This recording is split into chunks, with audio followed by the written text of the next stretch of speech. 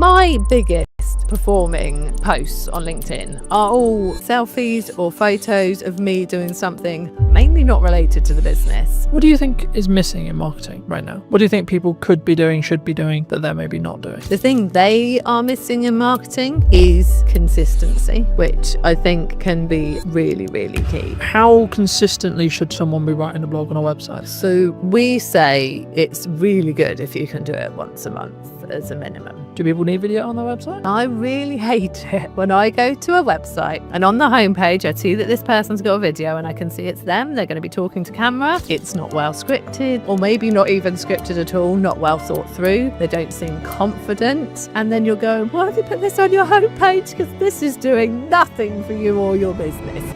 Did you know that 93% of you are not subscribed? So if you could please do me a favor and you're enjoying the show, then subscribing would mean the world to me, and it would allow me to grow the show and continue to get larger and larger guests and continue to bring what's missing in marketing today. Thank you ever so much for joining me, and I'll enjoy the episode.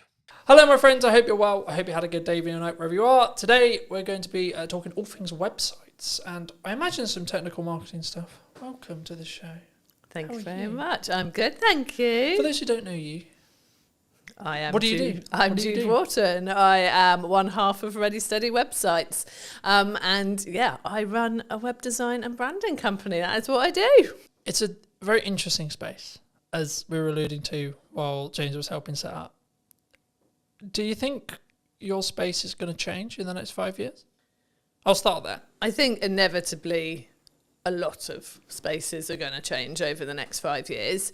I think we thought it might have changed more than it has done already by now. I think we saw, the rise of AI website builders, and obviously you could get a website out there just like that, absolutely free, content written for you, images put in, when you've just said, I want a website for a nutritional therapist based in Hampshire. But in reality, it hasn't happened, and I think there's a number of reasons for that. I think the first is that those small business owners who are completely outside of the tech world, they're not tech savvy, they don't want to deal with it themselves, they don't want to have to think about any of it themselves. They're not wanting to use it. They're not there. They're not ready for that yet. And so they still want people who can be there to help them and support them. And they want copy that's written specifically for them and images that are them working with their clients. And so it hasn't taken off, which I'm very glad about. But I do think that as time goes on, people are going to get more and more used to using AI in lots of different areas of their life. As we go through different generations, people are going to come out of school so much more tech savvy.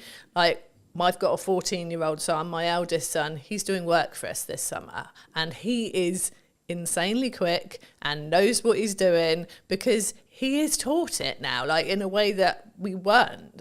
So I came out of school and web designers weren't a thing, so things move really quickly, obviously. So I think as time goes on, people will just be doing this stuff themselves because it will be so easy for them. But right now, not seeing it affecting us at the moment.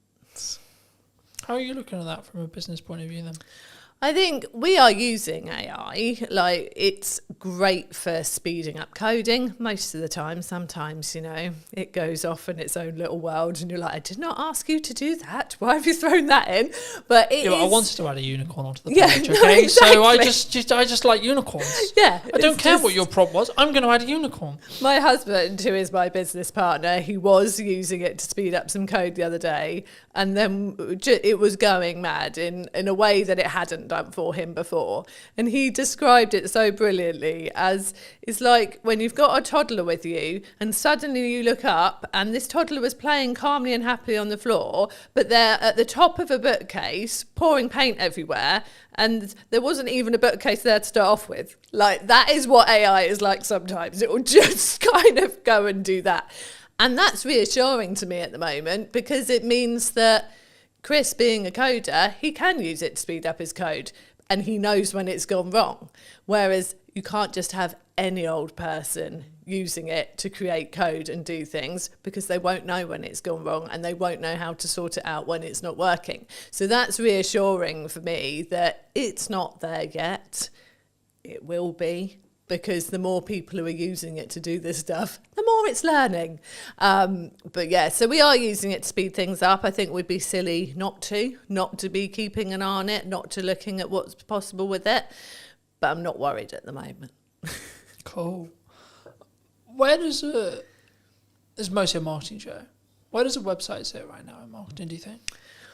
I think a website's key to sort of being the sort of centre point of where all your marketing's pointed to, really. I think it can be used as a marketing tool in its own right if you've got it working really well from a search engine optimization point of view, and it will just be bringing the traffic to you, especially if you are adding the right content to it regularly, like you're doing stuff like this, but you're putting it on your website as a blog post. You know, you've got those things attracting new people to your website, so it can be sort of part of your outreach marketing.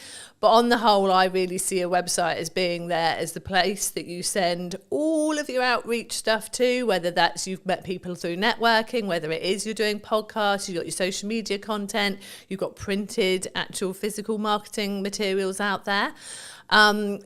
Because so many people want to see that you are a real, genuine, can be trusted business. And, you know, back in the day when people had offices and shop fronts, that did that for you. Like that was, you were there on the high street and people could see that you were real and genuine. But most businesses don't have that. Your website is a replacement for that. And I've seen various statistics and the percentages vary. But on the whole, it looks like sort of 60 to 70% of people won't consider using a business, even if it's been recommended to them by someone else, unless they can go and actually look at their website, see that their website looks good, is professional, is really representing them very well, and then they feel confident to approach that business to consider working for them, with them. And so I think that's why it's so important. Like your website just gives you that credibility and is a really important part of your marketing to actually get people to want to talk to you and consider working with you. Because I think we're in a social media landscape where I think there's maybe a cohort, maybe a percentage of business owners, maybe newer business owners who just look at it as but I don't need it because I've got a social media strategy, because I'm on Instagram, because I'm on LinkedIn, because I'm on etc, etc, etc. And for me, I think it serves a different purpose, right? Yeah. And I think, we touched on AI at the beginning, but I think for me, like traditionally we're looking at Google search, right? How are you seeing the shift to AI search? It's definitely happening. We've noticed it in our own analytics that we're starting to see more traffic coming from, specifically it was ChatGPT, than was coming from some of our social platforms. So it's definitely happening. I feel like though it's people, I don't think they're putting in, I'm looking for a fantastic web company in Hampshire. I think they're actually going, have you heard about Ready Steady websites? I think they're naming us to find us from the research that we've done. So it's people putting it into ChatGPT. Do you think it's more of a proof of concept at this point? Yeah. Okay. Yeah, I think it's people testing it, putting it into ChatGPT rather than chucking it into Google. And they're just putting the same thing as they would in there. So it's sort of, it's a different way of finding us, but definitely people are using it more. I know people who say that they will ask AI pretty much anything. Like they just want to see what it says, whether it's ChatGPT or Claude or whichever ones are out there. They just want to, see what it says, see if it like is sort of thinking along the same lines as them, see if it does bring up anything different. And again, it is completely based on what you've been talking to it before, because when Chris tested it and said, ChatGPT, I'm looking for a web company that can do me a website for around this price, straight away, we recommend Ready Steady websites, they're fantastic. Got one of our business friends to do the same and didn't bring us up at all until he then went, I've heard good things about Ready Steady websites. What do you think of them? And then it came back saying, Ready Steady websites does a good reputation. It has got these reviews. This is its price point, and then did serve up the information. I think at the moment it's just a lot of people testing it, having fun with it, seeing if it brings up the right things. I'm not sure that we're seeing a lot of traffic from people who are just genuinely using it as its only way into. Because I think there's a couple of ways of looking at it. I did a video a while ago looking at the behaviour psychology from the shift from Google to ChatGPT. Replace the word ChatGPT with Perplexity or etc. But the concept was people were looking at Google and they've tried to leverage it back with Gemini, but Gemini isn't, from when you use a Google term anyway, you're not using the actual bot. Yeah. It's not a chatbot. It will just service a summary of what it believes the top percentage are of answers, which is for some things in a closed question, like is it a yes or a no, or is it the answer this, then yes, that's maybe a good thing. Though I think the reason why we're seeing a behaviour shift towards ChatGPT and AI search as well is actually people want more nuance. They want to target more nuance with so they want to have a conversation with a search engine, really, in crux what they're doing, and that's maybe showing itself as people having ChatGPT conversations. You know, for me personally, I used it a lot for data analytics, data tracking, etc. But I found it does always, which is probably how it's designed in its nuts and bolts, it will always skew slightly more positive than negative. But I also think that's maybe a good thing, to be honest. Actually, now I sit here and think about it, because if it did skew negative, then you're talking about a negative spiral effect, because it will learn from itself and then so on, it will get darker and darker and darker and darker. I think the byproduct of it skewing positive is actually it will maybe over-egg potential results and potential good. But that is, as long as you understand that's what it's doing, I think that's a better reality than the latter, if that makes sense. And I think for people who are maybe looking at their website now, either they've had a website, they're maybe looking to relaunch a website, they're looking to rebuild, etc., and say that it's 6 months. Should we still be looking to target Google, would you say? Or are we just solely in a world where actually AI search is the only thing that matters? No, definitely still be targeting Google. Also, I think I always say this, like, have your website, obviously, have it written in a way that you're going to be attracting the right people, that the copy is written for the website visitor that's coming to you. You want to be ranking, obviously, but actually one of the things that will help you rank is by having naturally written copy that is obviously for the website visitor and not purely to try and get yourself ranked, like that's so picked up on now. But also, I have heard from search engine, like Chris is a search engine SEO expert, but from another guy that I do quite a lot of work with and chat to quite a lot, he has said that a lot of AI results, ChatGPT results, come from seeing people's Google business profiles. And so making sure that you've got that there, that is up to date with the right stuff on there, that you're using that frequently, putting new stuff on there as well, will help you come up in the AI results as well. So getting your website solid and obviously linking to that from your Google business profile, but having that profile up to date is really key as well. And I think this is the thing with all areas of marketing. You've got to cover all bases. You don't know where someone is out looking for what you do, whether they are the type of person who is just on socials, chucking something onto Facebook groups and things like that and asking people for recommendations, whether they're going to Google, whether they are going to ChatGPT. You've just got to do it all well to be better than your next competitor, really.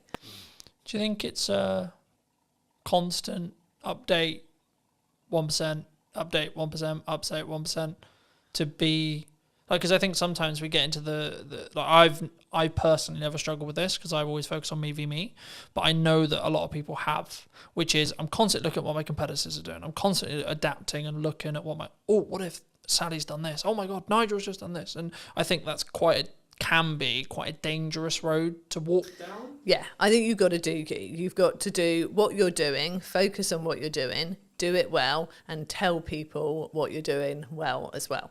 And yeah, I mean, the space that we sit in with Ready Steady websites, with having our templates out there and a do-it-yourself offer out there, obviously that puts us in a similar space to the Wixes and the Squarespaces and the like.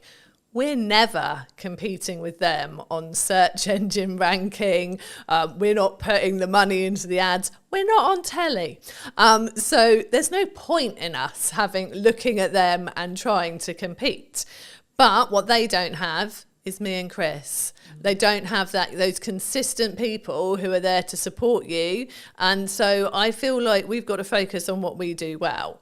And we use the fact that we are the people you will meet, we are the people you work with, that we get out there and we get to know people. And that's the way we choose to do it. We do obviously work hard on our search engine results for the things we know we can rank for. You know, we have specific templates for specific types of businesses. And so if you go and type in speaker website template, we do well for that. If you go and type in membership site website templates, we do well for that, because they're the things that we know there aren't as many people focusing in on that for their search terms, but we also know there are people looking for those things. So I think you've got to keep an eye on what's going on. You've got to look at those keywords. You've got to make sure you're putting the right content out there to rank for those.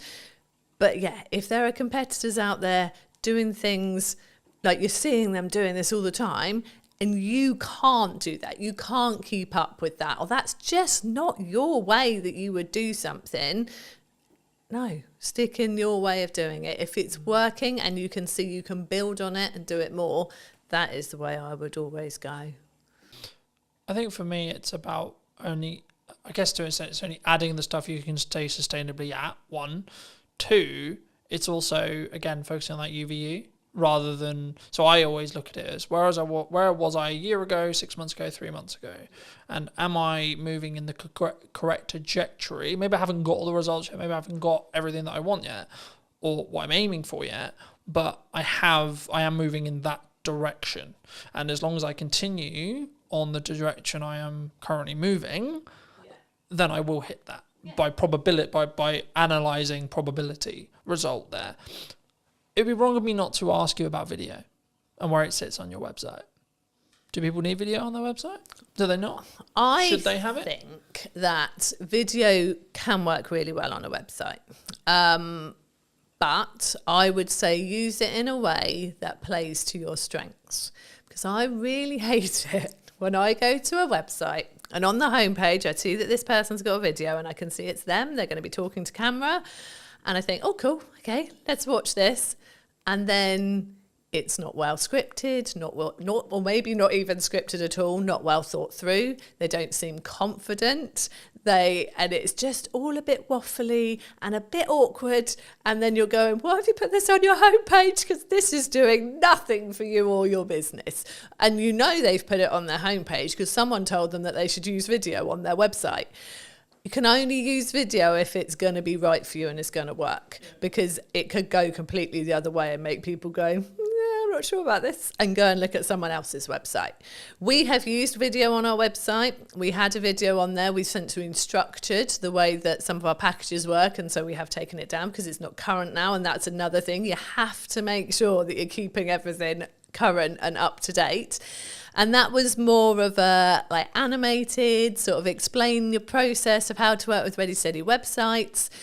And we were quite surprised actually that it didn't get as many people watching it as we thought. Like we really thought that more people would watch the video on the website than choose to read it. But actually, there wasn't as high a percentage when we went and looked at sort of the views and the people who had come to the website in the same period of time. There wasn't as high a percentage of people watched it as we thought there might be.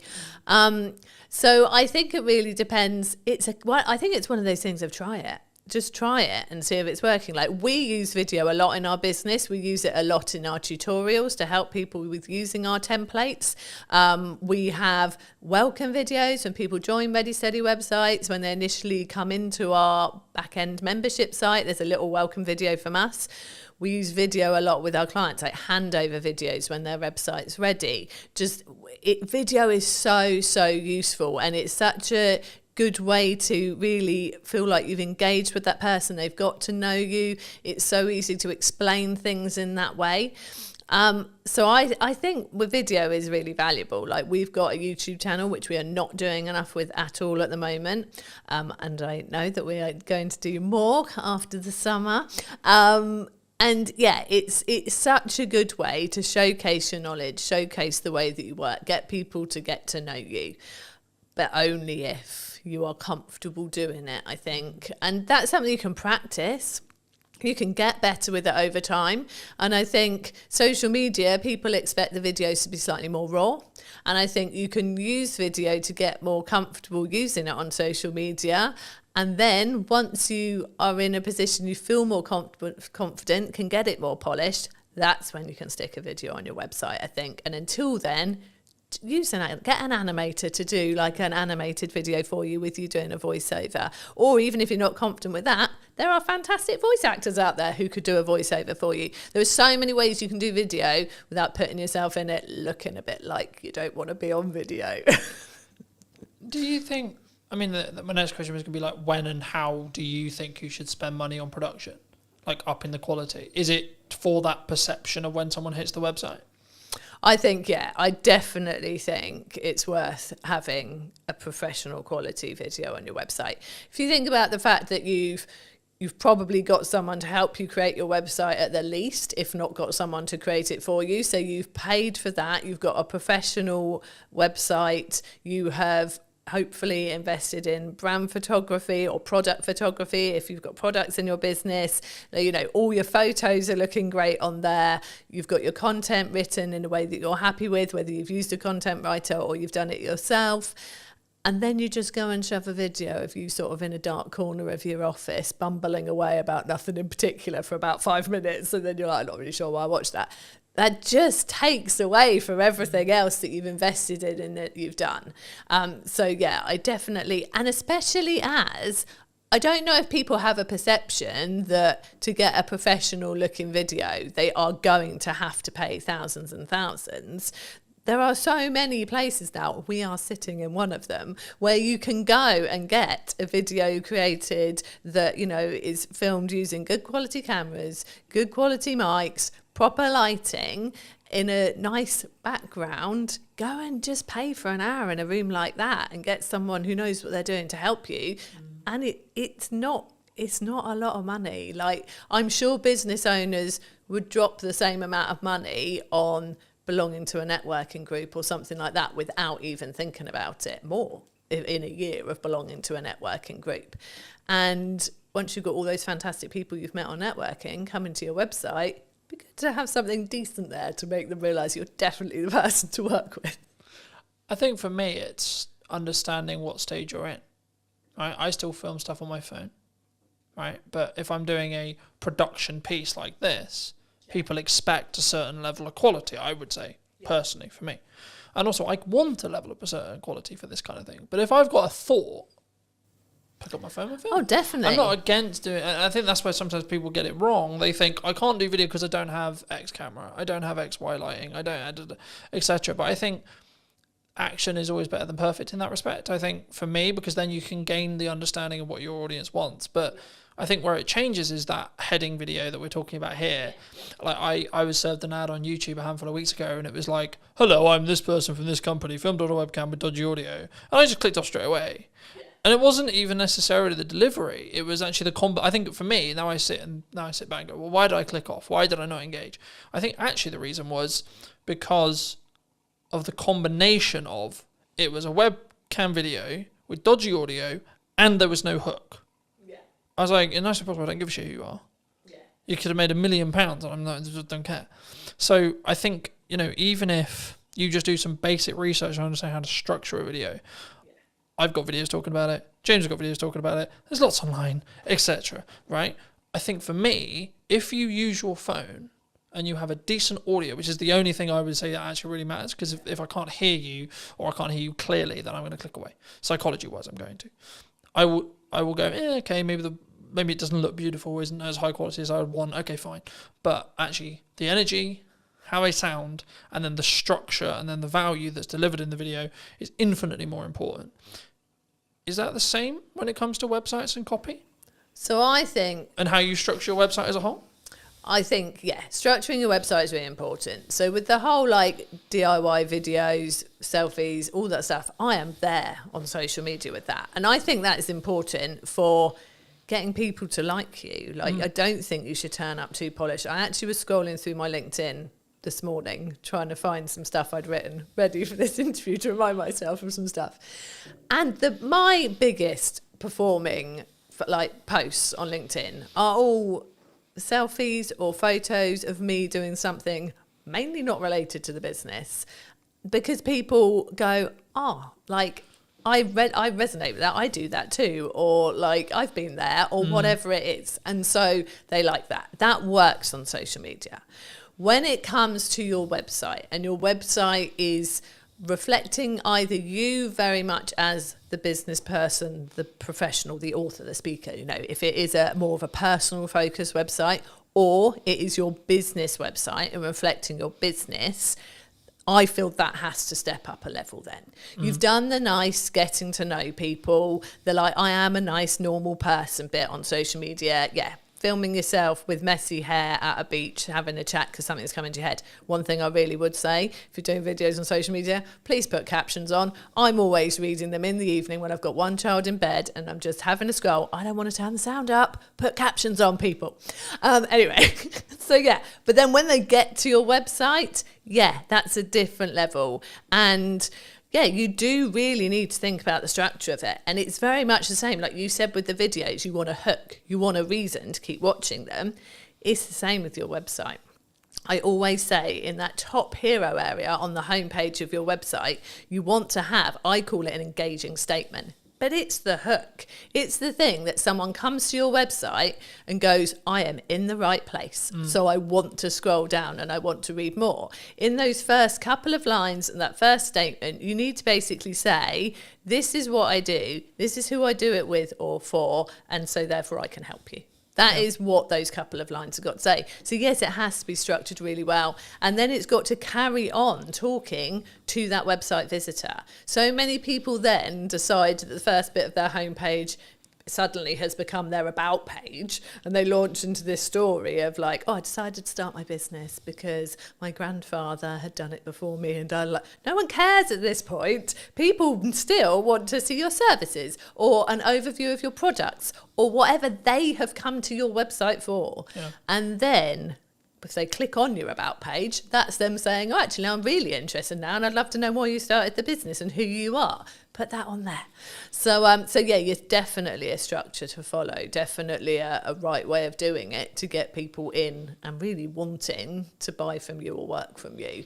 And yeah, it's got to be that at that professional level then. The DIY selfie in the garden approach, not great for a website.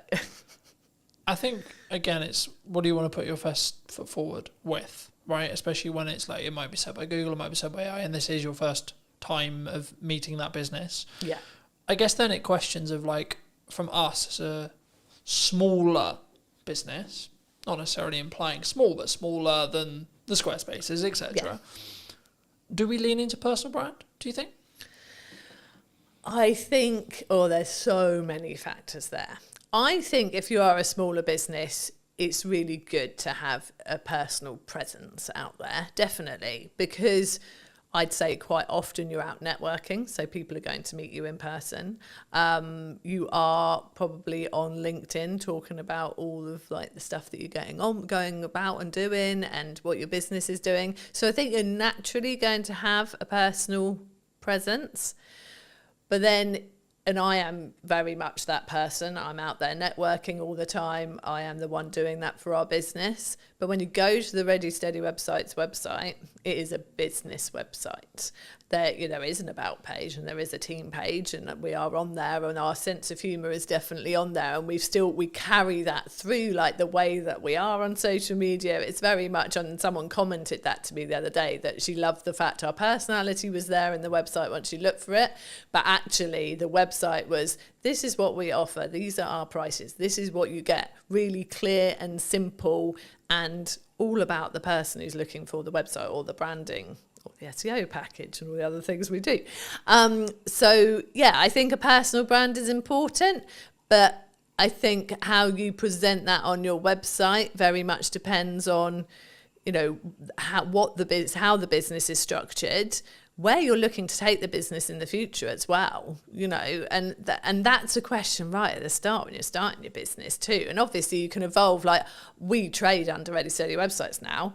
We initially set up as Second Floor Designs Limited, and our business has evolved over the 15 years. And that can happen. You can start out as, enter your name here, and then what you do. So, we have people who are Joe Blogs Nutritional Therapy, that kind of thing. But actually maybe over time you're getting more and more patients and you bring on more people to work with you, and then it turns into just JB Nutritional Therapy. It can evolve.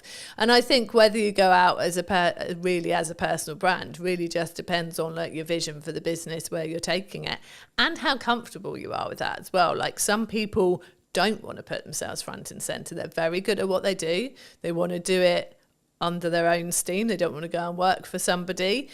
But actually, they're not this person. They're not out there doing the podcast interviews. It's not them. They actually they want to be a business and they don't want to be front and center. And I think that's fine as well. If you can find the right way to get it out there, to get your like seen and marketed, then that's great. But I think it's like with the videos, you've got to be comfortable to do a really good video. You've got to be comfortable putting yourself out there as a sort of personal brand, I think.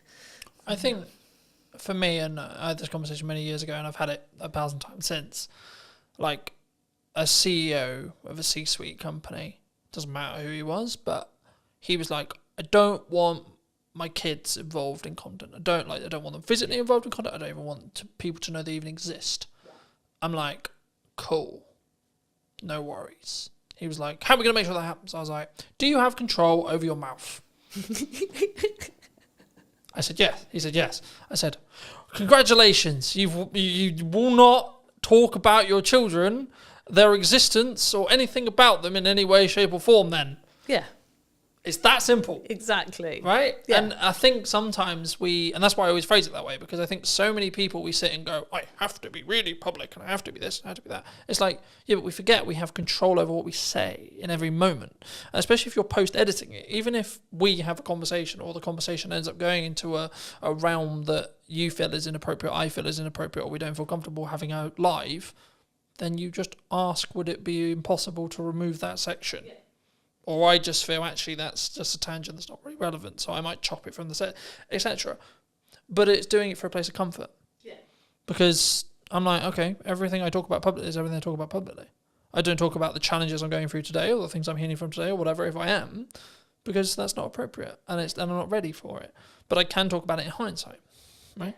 And in the same way, like, if you don't want the ability or the fact that you have children to be known, then don't mention it. Yeah. It's really that simple. It is. And I think, which I get, right? Like, I'd be like, no, but also, what's it got to do with business?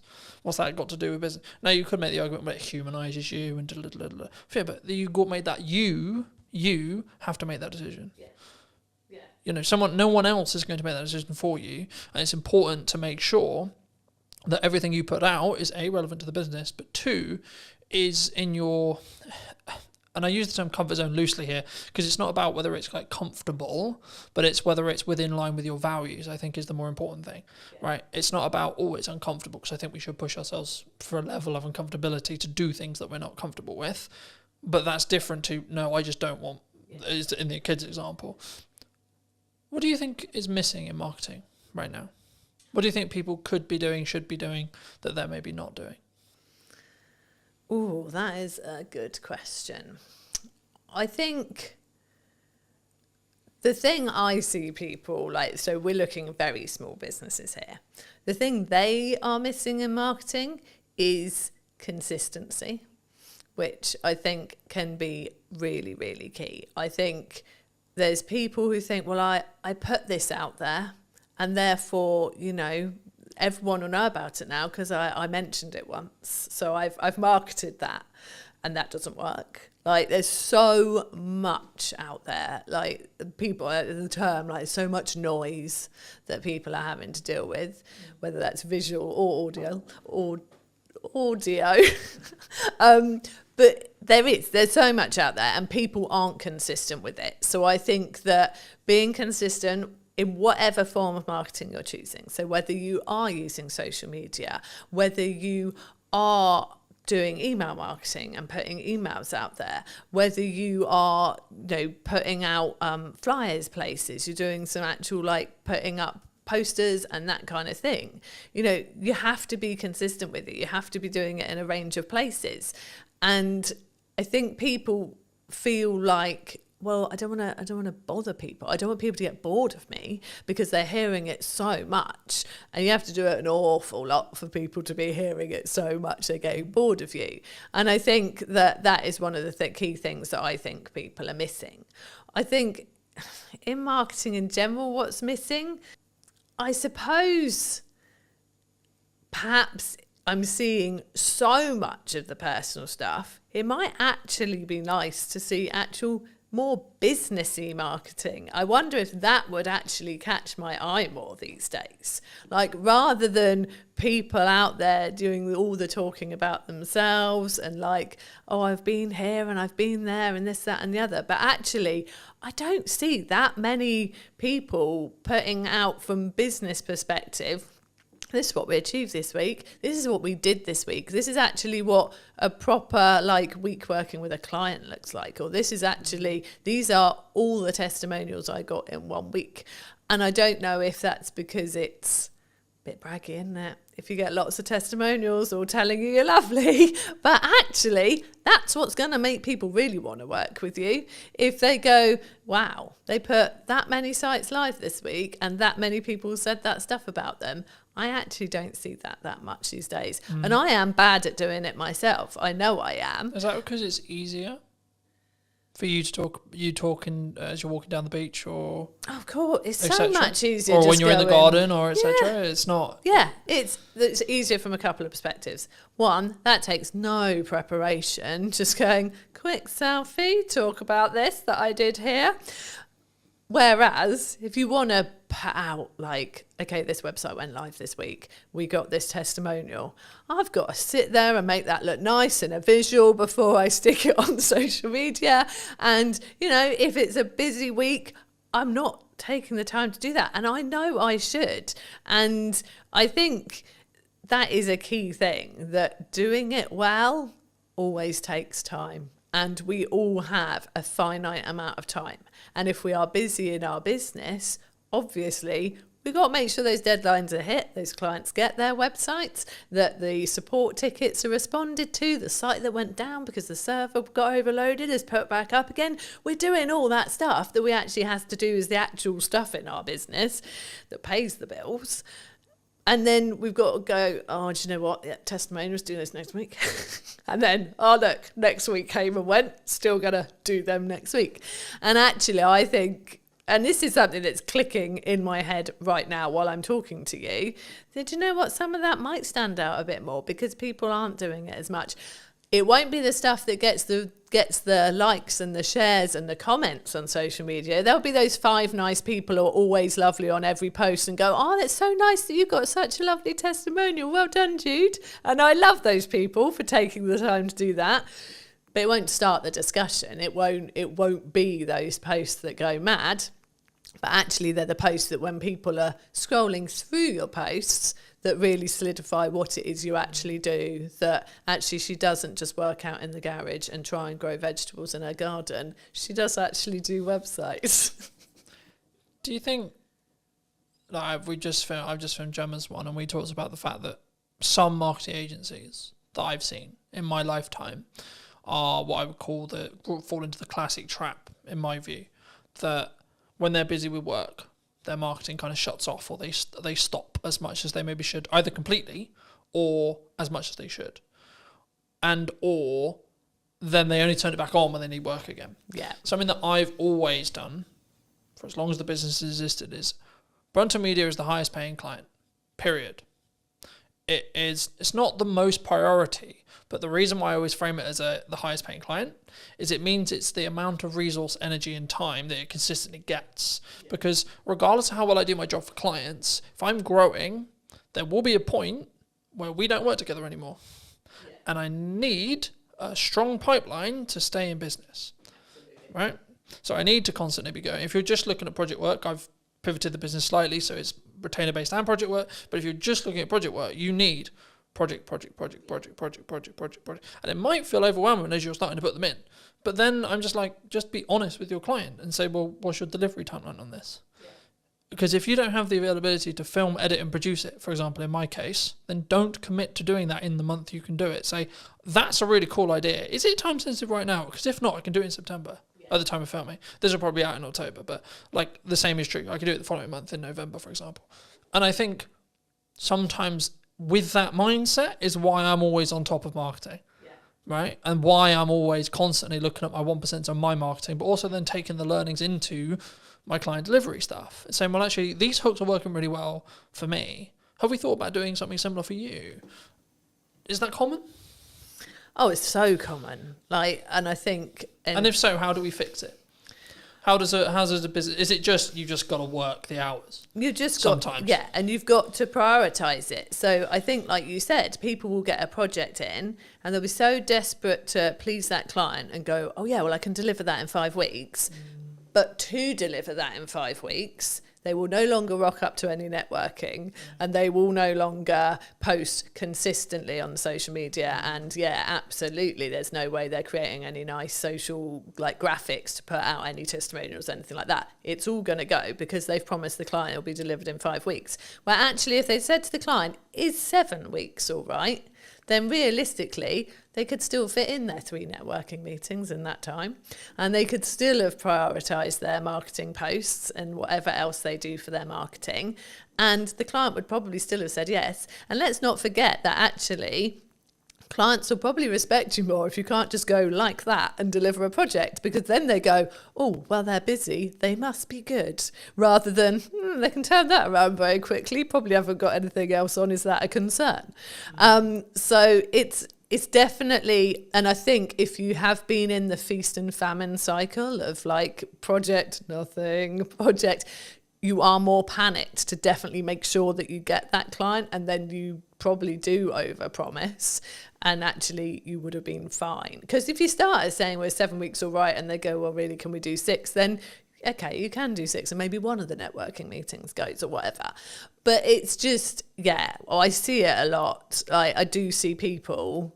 oh, sorry, I'm not going to be coming to the networking meeting this week because I'm so busy, I've got to fit this in before a deadline. And then you're like, well, if the deadline's approaching, have you got stuff coming after that? Or would actually have going to this networking meeting being a good idea, because maybe there was someone there thinking about chatting to you this time because they've got to know you a bit. And so, no, we do see it a lot.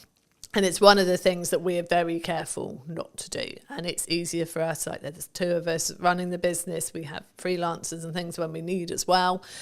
And so I am always focused. It's me mainly. Chris does do some of the networking, but I am very much focused. And for me, it's the school summer holidays now.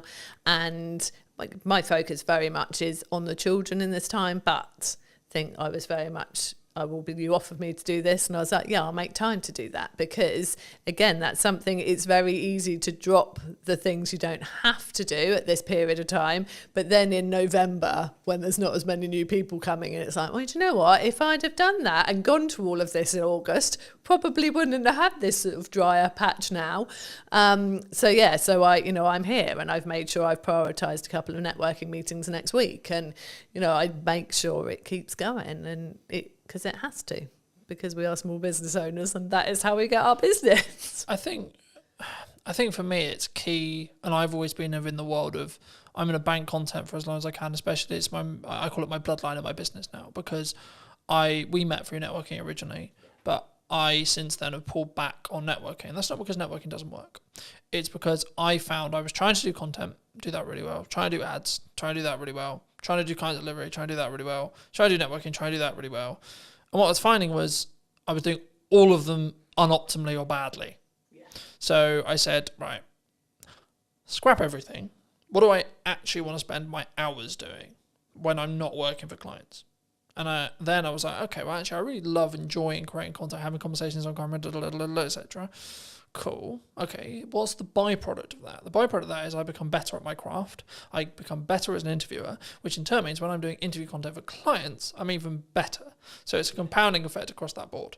But also I can then make sure that I'm consistent. So as we're discussing now, it's the middle of the summer holidays, but this won't be out until probably closer to October. And it's like, actually, I can have a really busy, I'm expecting September to be really busy because of the natural progression where you have a month where people are really focused on family and but then they're like, shit, I've actually got business stuff to do. And in September, that's normally what happens. So I'm actually prepping it as a perspective. I probably won't be filming much in regards to podcast my own content in September, but that won't matter because of how much content ahead I am.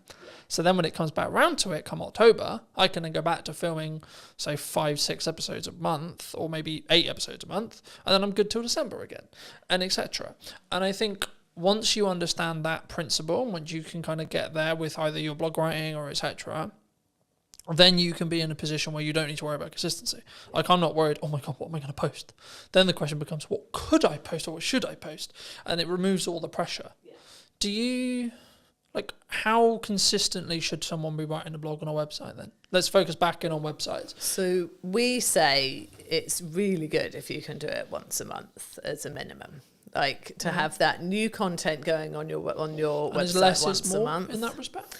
I think, well, I mean, I used to write posts weekly for Ready Steady Websites. People told me that they loved that they did go and read the blog post every week. And I maintained that for a good few years. But that's a lot of content. And I got to the point where I really felt like we were getting busier. And actually, if I had a post once a month, I could still pull bits out of that for social posts throughout the month. So I'm still putting stuff out there, sending people to the website, to a blog post. I could still pull different bits out of it for our newsletter, which is weekly. And Google likes to see something new on your website every month. Like, it just reminds Google that you're there. Something new's gone on there. It's something new for Google to index.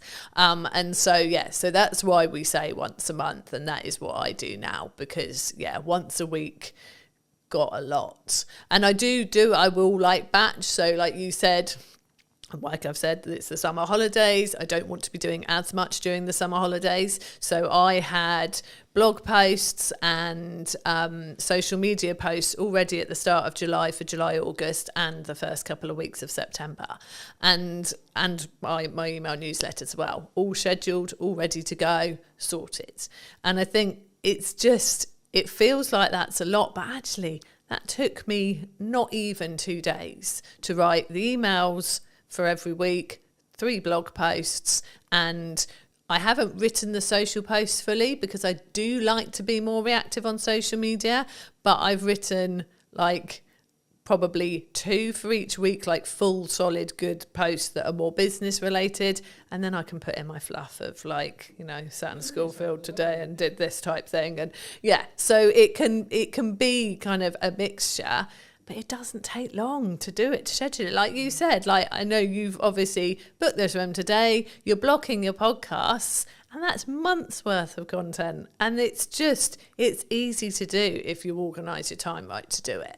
And I think it feels big for people who just aren't used to doing it. And the people who say to me, I'm not building an email list because I don't have anything to say to them. It's like, you've got so much to say. I am one for quite long emails. I talk a lot. I will write a lot as much as I talk. But actually, over the summer, they're shorter and sweeter. I've got a little thing going on of like a website tip a week.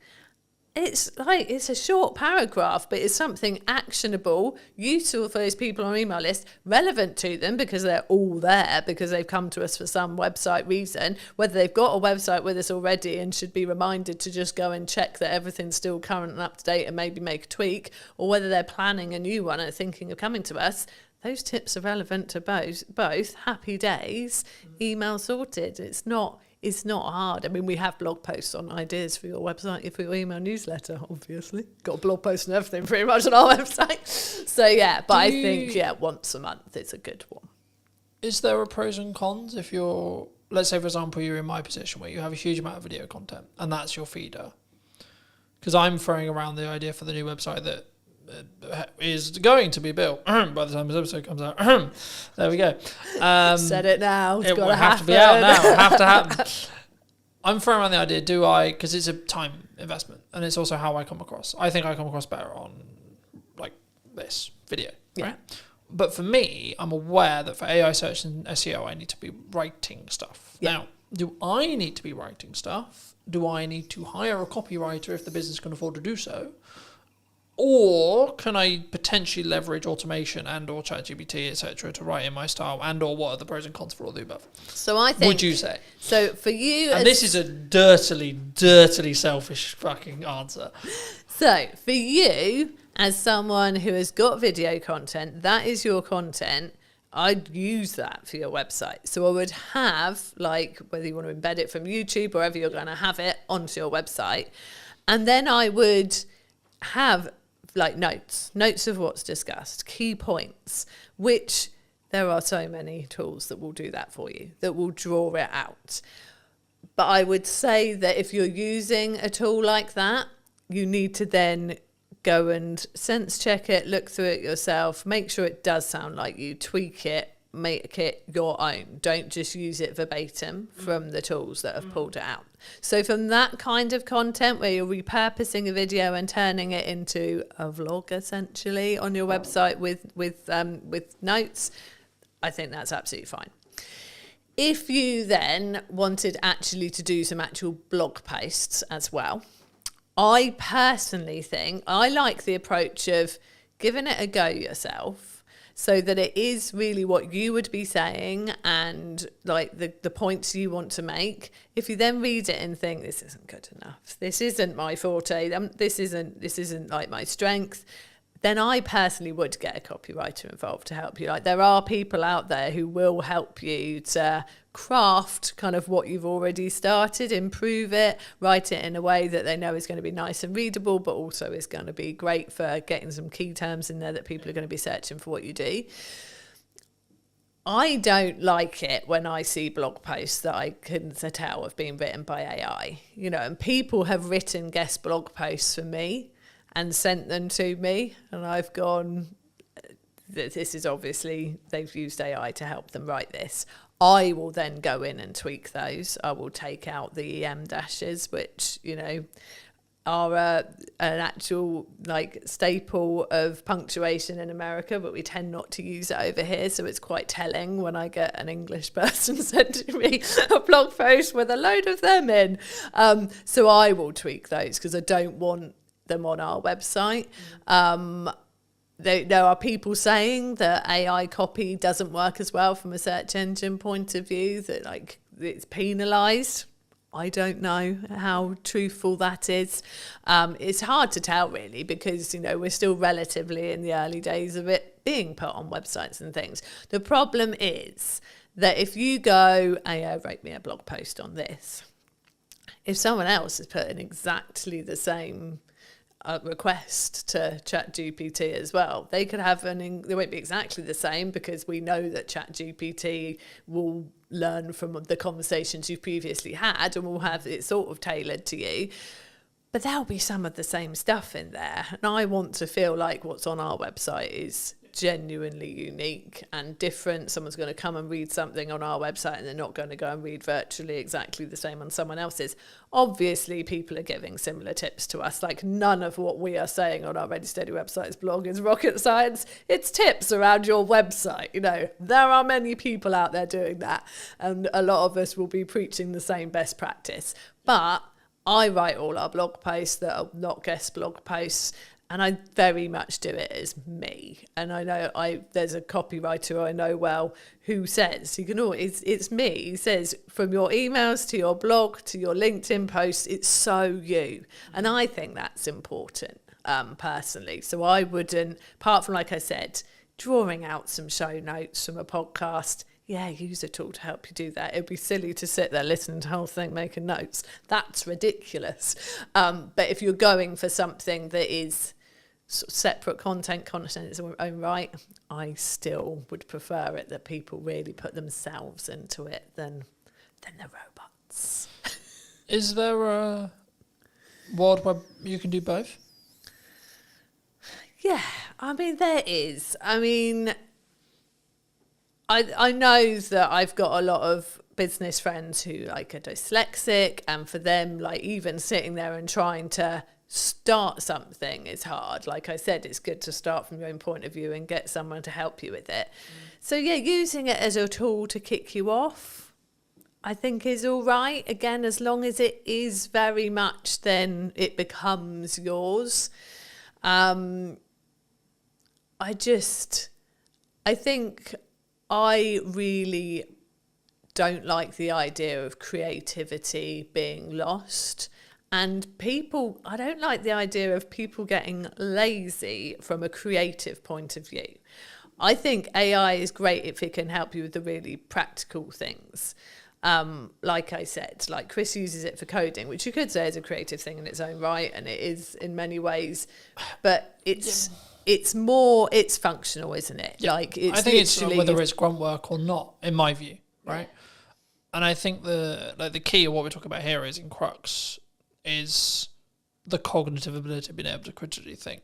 Yeah. So for me, I'll give you an example that I've probably used on other podcasts. Apologies if I have, but for me, I'm now basically solely only reading a physical book out of principle, because I'm aware that I'm utilizing AI in tech, and I want to balance the cognitive ability that I'm losing through using AI, but I'm gaining efficiency, but I still want the cognitive ability to be able to think and get creative ideas, etc. But I'm also leaning into like, let's do more stuff in person because I think the energy is better where possible, etc., etc., etc. And I think there's the conversation will flow better, so on, in that respect. And I think it's actually, to an extent, you can utilize both sides of the world as long as you're aware of the caveats. Yeah.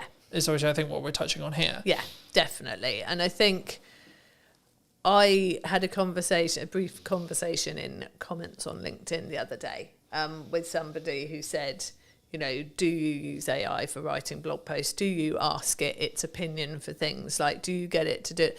And I said, you know, to a certain extent, but I'm really concerned that people will stop using their brains. But like you said, if you're aware of the fact that you're using AI for certain things and you go, do you know what, I do need this to keep working, I can't just let this computer think for me the whole time, then that's great. And I think there is that balance there, and that's good. But I'm letting AI do the day-to-day stuff I wouldn't really find that hard or challenging to think for me.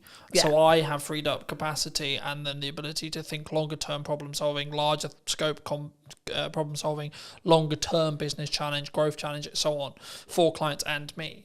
And I think for me, that's potentially where the people who are utilizing AI correct will rise to the top. Yes. Because I think, and there was this kind of AI is going to take our jobs-esque, the world's over kind of principle, I guess. I've been of the view that it's a tool. Right, and that's why I use the analogy of sharpen the knife and then use the knife yourself. So you're using AI to sharpen your knife, and then you're using it to cut up whatever you're cutting up, etc. And that allows you to then move forward. Yeah. That allows you to be more efficient, and that's kind of the, I'm going to work smart and hard simultaneously thing, because it's not just about. It is a level of, because I was like, in my head whenever I look at content, I'm going quality or quantity, but actually you need both to be able to understand data, to be able to then work out what the market thinks is valuable. Because I suppose it doesn't matter what you think is valuable. Yeah. It's what the market thinks is valuable. And the only way you're going to get there is through a level of quality at volume, in my view, at least. Because then you have, like, this video got 300 views, this video got 1,000. What's the difference, for example? You know, in that respect. But for those who've maybe really connected with this conversation, you know, really enjoyed it, or maybe they just want to check out what you guys are doing, where's best for people to reach out? Where's people to connect with you? Well, our website. It's got to be the answer I give, really. So our website, readysteadywebsites.com. If they want to have a chat, they can book a call there. But we are on socials. We are Ready Steady Websites on Instagram, on Facebook, and on YouTube. And I am Jude Wharton on LinkedIn if people want to connect. And I'd like to end the episode by asking you to give advice to your younger self. So 5 years, 10 years, 15 years ago, what advice would you give to that person? I'm going to keep it on a marketing theme. Like, we started our business 15 years ago, and I wish right then we'd started to build an email list. We didn't start doing it for about 5 years. And once we built our email list, that was when the consistency of work coming in massively picked up, because those people were there and we were talking to them every week and they were getting to know us, like us, really understand what we could do for them. And then they started coming to us consistently. So yeah, absolutely, I'd have built an email list much sooner. So that's my marketing, if I could go back and tell myself. Yeah. Thank you so much for coming on. Thank you so much for the time. And if you did enjoy this video and would like to see more like it, then I'll be back next week with a brand new interview talking about all things marketing, what you can be doing and where and what we're potentially missing as well, which I think is a really important part of what I'm doing here. So thank you ever so much for coming back and joining me once again. And if you would love to hear what you think in the comment section down below, and I'll see you very, very soon. But you've still got to spend money on marketing to be visible and put yourself in front of your customers. You can't just expect it. You can't expect them to find you without you talking out there. And I think for me, the important element with marketing especially is if you're really busy, that's when you should be accelerating your marketing. Yeah, I think everyone is guilty about not marketing themselves enough. You've got to go through some pain to really learn that lesson, and then hopefully you won't make the same mistake twice. You have to have a level of volume to understand what works, because something will over-index. A video will get 1,000 views when your average is 300. Okay, why? Don't wait for the perfect conditions, because there are no perfect conditions. Did you know that 93% of you are not subscribed? So if you could please do me a favor and you're enjoying the show, then subscribing would mean the world to me, and it would allow me to grow the show and continue to get larger and larger guests and continue to bring what's missing in marketing today. Thank you ever so much for joining me, and I'll enjoy the episode. Hello, my friends. I hope you're well. I hope you had a good day, evening or night. Today, we're back from a brand new episode of the podcast, and today I'm here with Gemma. Hi, Gemma. How are you? Hello. How's it going? Yeah, I'm really good, thank you. Yeah. I think marketing's an interesting space at the moment. I wasn't necessarily going to start here, but I think, is it an economic thing? Are people struggling to think, well, I've got to cut some corners, or I've got to maybe look at the ROI, or I've got to... I think we... To keep things afloat? Is that what you're feeling at the moment? I think it's definitely part of the influence. You know, people have to think about where their budget's going and be smarter with it. I think if businesses are still constantly searching for the hack or the quick wins, then that's where it gets really difficult, I think, for me as a marketer selling to clients.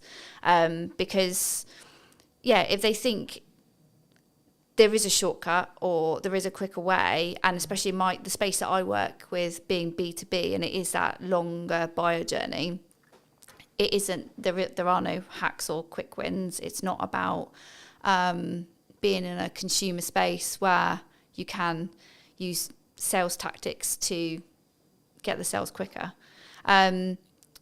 So yes, partly the economy is having an influence, like especially businesses where they've got lots of employees. They've had the impact of the national insurance contributions in April, so that has hit their bottom line.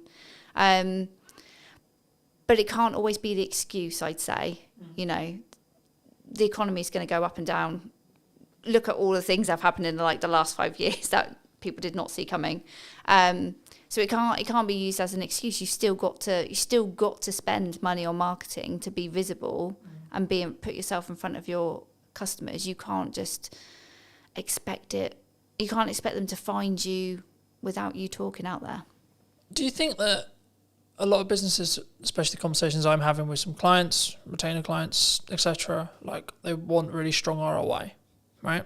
Return on investment. They want that strong return on investment. Do you think, though, when it comes to marketing, that people, because I'm seeing a world in the larger space for larger business. Now, of course, they've got more capital, they can burn it for maybe a bit longer, etc. But they're actually focusing on brand building, right? The larger space. But do you think the small business space is more driven towards strong ROI, like trackable ROI in marketing? Yes, I think ROI marketing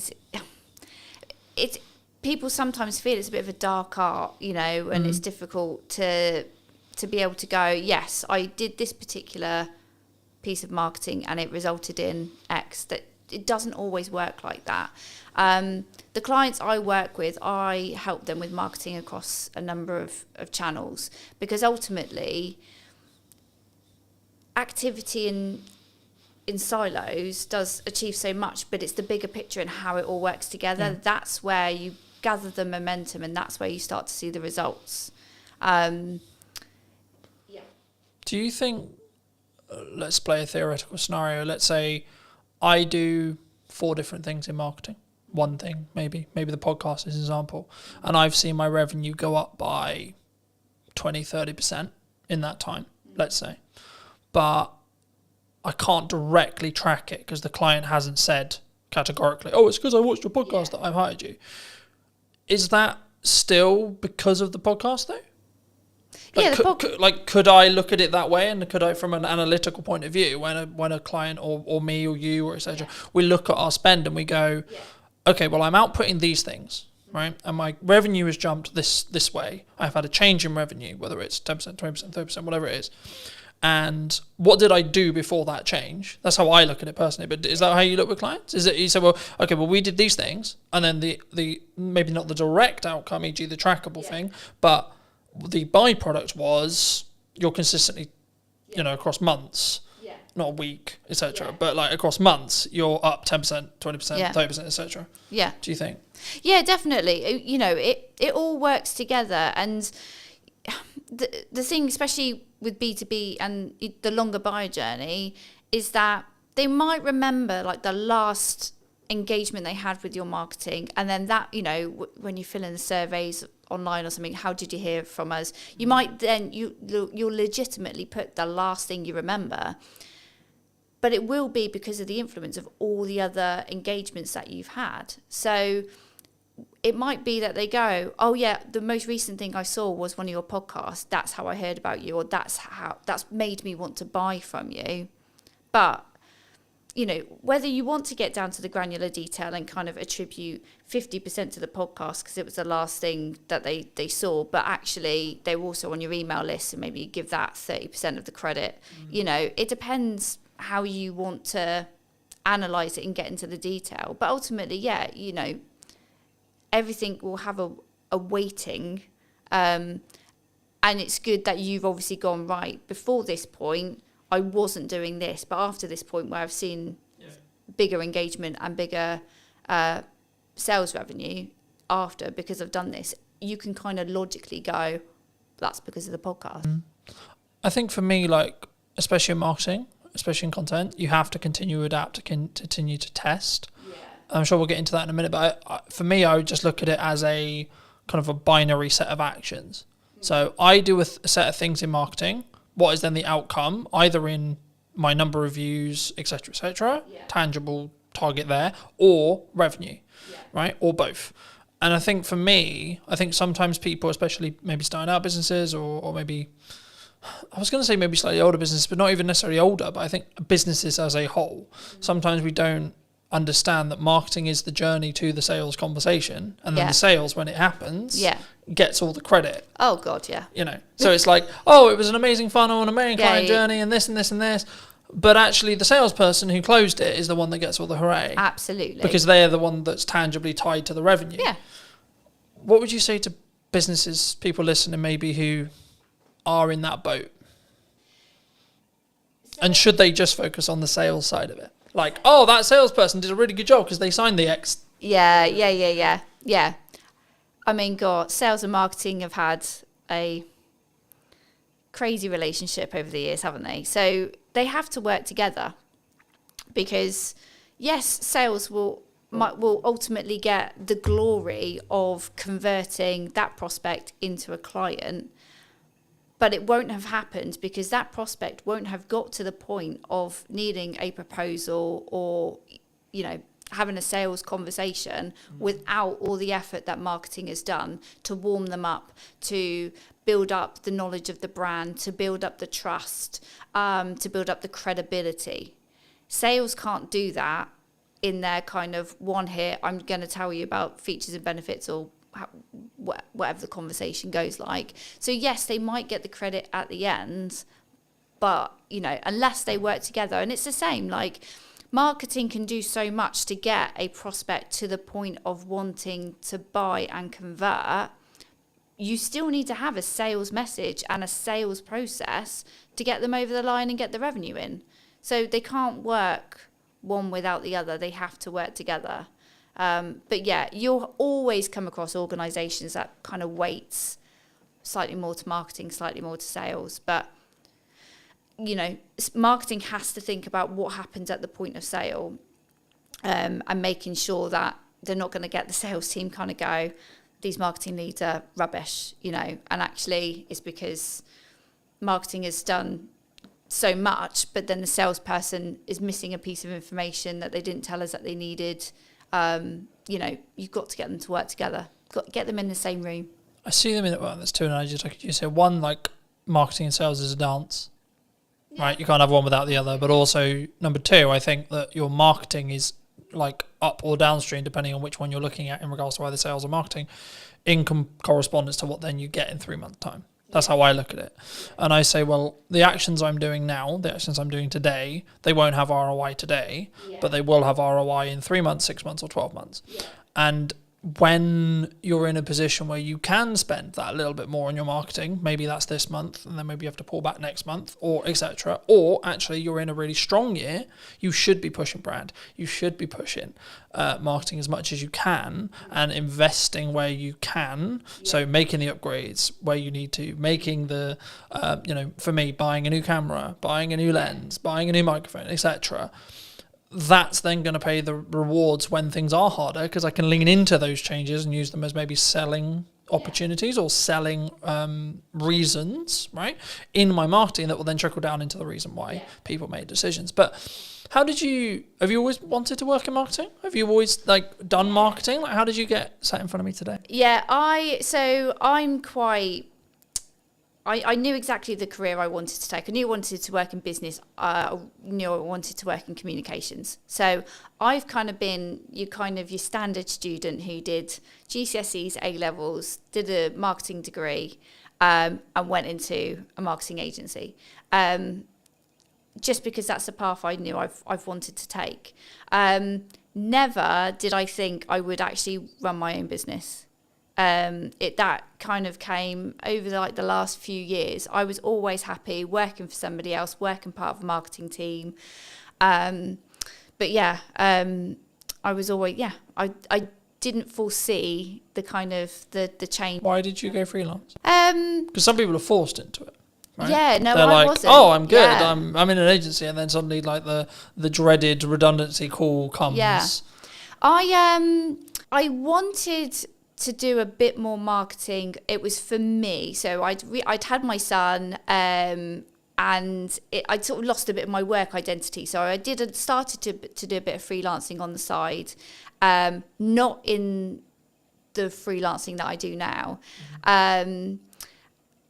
But then COVID actually gave me a really good opportunity, because I was at home. I could do loads of online networking. I could meet loads more people. And that just gave me the opportunity to pick up a few new clients, work with some other marketeers. I had an employer that was absolutely fine with me doing my little side hustle, no problem. And then I got to the point where actually I think I wanted to work with more different people, feel a bit more valued. So I sort of crunched the numbers, picked up a little bit more work, and then it was like, right, this is the moment. Let's go. Let's switch it over. My employer actually did become a client, so I was rather sensible with my sort of dip into freelancing. So I had a plan. I had a bank of clients kind of ready to go, and then it kind of went from there. Do you think people, maybe in the current climate, I'm always hesitant when I say that, right? Because I've been in business nearly 10 years now, which is a really nice place to say. Yeah. But also, I'm also aware that I've now got a bank of knowledge in my head, which is like, well, there was that thing like 4 years ago, there was that thing 3 years ago, then we had COVID. So I try to be nice and try to lead with empathy when people are like, it's really hard, I'm struggling, the economy's hard, but I'm like, there's always going to be something. Always going to be, the government's doing this, geopolitics is doing this, etc. So I think for me personally, I always focus on my inner work in respect to A, how's my client delivery, B, what's my marketing, and C, how much is where is my pipeline, where's my cash reserve, etc., things like that. And I think for me, the yardstick I always use, and I've been thinking about this like a lot over the weekend, it's like the problems I'm now trying to fix are drastically different to where they were a year ago. So for me, that's clear growth metric. Yeah. Because I'm trying to fix larger problems. I've got more, whether that's financial problems or delivery problems or etc. You always have problems, I think, in my view. Yeah.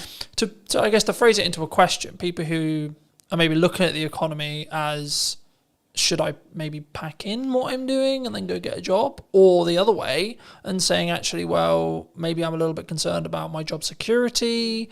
Maybe I'm seeing redundancy in the next 6 months, like either because their company's actually said that's going to happen, or they just have kind of a gut feeling that's like, I would feel more secure if I had something else. Yeah. What would you, is now a good time, would you say? Any time is a good, any time. Like, don't wait for the perfect conditions, because there are no perfect conditions. Employment, some people do look at it a bit more securely. There's more, law behind, to protect employees. I don't sit there and think, I don't think either or is more safer, freelancing or employment. I saw somebody post something the other day about, maybe I think they must have gone through a redundancy, and I just sort of commented to say, like, look, don't overlook freelancing, but also don't look at freelancing if you want to get some income in your pocket quickly, because it's not the quick result, unless you've got somebody that has got a project lined up, that they're going to be good payers. But I think that happens because you did the work 3 months ago. Yeah, no, that does. But that's what I'm saying. I'm saying, like, somebody that was like literally, okay, I've just been made redundant, I'm going to jump into freelancing, and it's like, that's fine, but brace yourself. You are going to financially, you're going to just. You need to live humbly.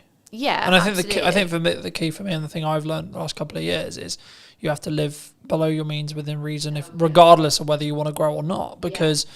If you're growing, that requires money, but also it's in a scalable fashion where actually if money starts to get tighter and you have to make cuts, then I'd rather be cutting the stuff I'm using to push forward rather than, I can't eat today. Yeah. I can't turn the heating on. It's interesting you say that, because at the end of last year, I had a couple of clients, they kind of fell out one after the other, and it was a little bit like, oh, this is getting uncomfortable. But it was a bit of a wake-up call for me, because I'd had lots of work come to me via referral, via other clients, but I could honestly say I wasn't doing enough marketing outbound to reach new audiences. So as sad as I was and I was panicking, I knew I had enough money to pay the bills. That was fine. But I decided to invest in myself a lot more. So I invested in a bit more coaching. I invested in some other kind of support marketing communities where I was going to meet other marketeers, learn from them, possibly grow my network and find other people to work with. And it was absolutely the best thing I've done. So it's scary to spend money when you know your income is reducing, but sometimes you have got to do that. You've got to invest in new systems and technologies and new ways of doing things. Yeah, I was going to say, I think it's like, what's your response? And I'm having this like constant concern, right? When things are going well, you should make wheat. Okay, cool. But then actually, maybe I've got runway of, let's say, 3 months or maybe 2 months, right? Or maybe a month and a half. Cool, right. Do I continue to move forward, continue to say, well, this is working, this is growing, and trust in that by the time I hit my end of my runway, I'll be fine, the work will be there. Yeah. Or I'll make the money, or I'll found a way through. In that scenario where you are, like, unfortunately losing clients, the project work isn't there. We're recording this will be going out probably nearly October, but we're recording this in the middle of the summer holidays. Yeah. where I naturally know there's going to be a lower demand for stuff happening, which is understandable to an extent because kids are home, things are harder, people are working less, people are enjoying either holidays or time with their kids, etc., which is completely understandable. But also I'm like, okay, when I looked at my financial plan, I was like, okay, I need to kind of plan as if there's not going to be any project work for the next 6 weeks-ish. Yeah. I guess to phrase it into a question, I mean, what's your response? It sounds like it's like lean into growth and lean into investing. Or have you always been that way? Or do you sometimes feel like maybe you should have pulled back on costs and gone, actually, I can live on this for 3 months now? The interesting thing is, if you ask my husband, I am captain cautious. So I am not necessarily a risk taker. Like you mentioned earlier about sort of like living within your means. So I think you've got to be sensible, and it is. I guess it's a personality type, isn't it? So if you're somebody that really likes to live on the edge, and you're quite comfortable, kind of going, it'll work itself out, then you might take more risk. You might spend more initially and kind of hope for the best. Know that it's going in the right direction. You're investing in the right areas. So for me, in November last year, where I had less clients, but I knew I had to do something different, and I knew perhaps I was probably hiding away from really putting myself out there. Because it is scary. It's scary to put yourself out there. I was going to say, did that come from like I've overused the word insecurity, but I can't think of another word to use lately. It's like, but is it an insecurity within yourself? It's like, what if... Because it's the classic of like, what happens if people comment nasty things or etc. Yeah. It's pushing yourself out of the comfort zone. So when I went into my freelance stuff, I had a bank of clients. I grew, quite quickly. I was quite fortunate. Maybe I use that word too much. I'm good at what I do. That's why people work with me. But I guess I was comfy. I had enough money coming in, but ultimately I didn't have enough of an eye on my pipeline. And so, and that was in like the first 2 years. So I've learned a lesson, and I'm happy that I've learned that lesson. I don't think there was any other way I was going to learn it. Like nothing was giving me the kick up the bum to focus on my pipeline. So when you say focus on your pipeline, what does that actually mean in tangible terms? What are you doing when you're focusing on your pipeline? In terms of having more conversations and lining up potential new clients, new work. So you're in sales? Yeah. So I think there's sometimes a misconception when we look at pipeline, which is like, I'm going to push marketing really hard. Because that is a approach to get more pipeline. My answer is yes and. Right? Yeah. Yes, and you should be doing more marketing. Yes, and you should do more outreach. Yes, and you should be connecting with your clients. Yes, and you should be adding more value to your clients. Yes, and you should be trying to go above board for all of the clients you currently have. Yeah. When things are good and when things are bad. Mm-hmm. Because the result is identical. But I think if you can financially plan it and or plan in such a way where actually absolute worst case scenario, you probably got close to 3 to 5 months, you're going to be fine either way. Because if you think about how long that time actually is in regards to actionable things, it's so unlikely, if you look at probability, that you're going to then not have any other work within that window of time if you're doing all the right things. Yeah. You would, you know what I mean? Like it would fill me with a sense of, okay, actually I'm going to be fine. Yeah. But also I think that comes back to the level of resilience you have, the level of experience you have. And this is one of the issues that I think maybe for starting out freelancers maybe have, is they don't have that evidence in their brain to go, when my back's against the wall, I need to make money. I know I can go in what I call going into the trenches, which is I'm going to have 15 cold outreach messages a day. I have stages. Like for me personally, I have seasons or stages, depending how you look at it, depending on where I see my pipeline, where I see things. When things are good, I lean into marketing as hard as I possibly can and try and add as much value in a short window of time. When I know that potentially I'm about to go into a season where I need to make sure things happen, like say like money hitting my account every month, then I'm like, okay, we're going to change gears now. Right? And I will potentially change the content a little bit, and it will be a bit more pushy, not salesy, pushy in respect to, hey, remember me? But also what I'm doing in the background of that is sending 10 to 15, maybe 20 DMs a day. I'm calling old clients, I'm going back through my old list, etc., to go, hey, what's going on? How's it going? Yeah. For people who maybe are listening to this, how could someone approach it, would you say, if they are in that position? Because it depends on where you are, I think, in business. I think you've got to make yourself as visible as possible, and just put yourself out there. Be confident, be yourself, but put yourself out there. And I would say get out from behind the screen. So it's great if, you know, you're doing all your digital marketing, you're sending your DMs. Hopefully you've built your email list and you're reaching out to them and saying, hey, I've got availability right now, grab it. But also it's being seen in person as well. Just try and be in as many places as you can. If you're really like, I need to get some money in this month, you've got to, and be honest. Like, I don't think there's any shame in anybody going, hey, I've got a gap. I've got a gap right now. I need to make some money. You know, my skills are going unused. Like, just be honest, because there are lots of people in the same situation. And like, there's no shame in there's no point lying and going, oh yeah, I'm fully booked until next year, when you're not. Like, that's not paying your bills. So, yeah.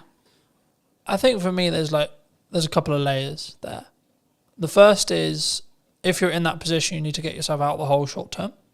Yeah. Second position, you need to take the lessons that you got where you got there. Yeah. And thirdly, you need to then understand that actually, even in a year's time, when you've taken the lessons and when you've moved forward and when you've done the money management, and I keep leaning back to money management because that in crux is what will fix the problem long term. When you make money, stash some away. Yeah. When you make money, stash some away. When you make money, so on. And that can, you know, there's loads of ways you can do that. But I think for me, the key is to understand that once you do that, you're then thinking longer term time horizon, but you still have problems. Yeah.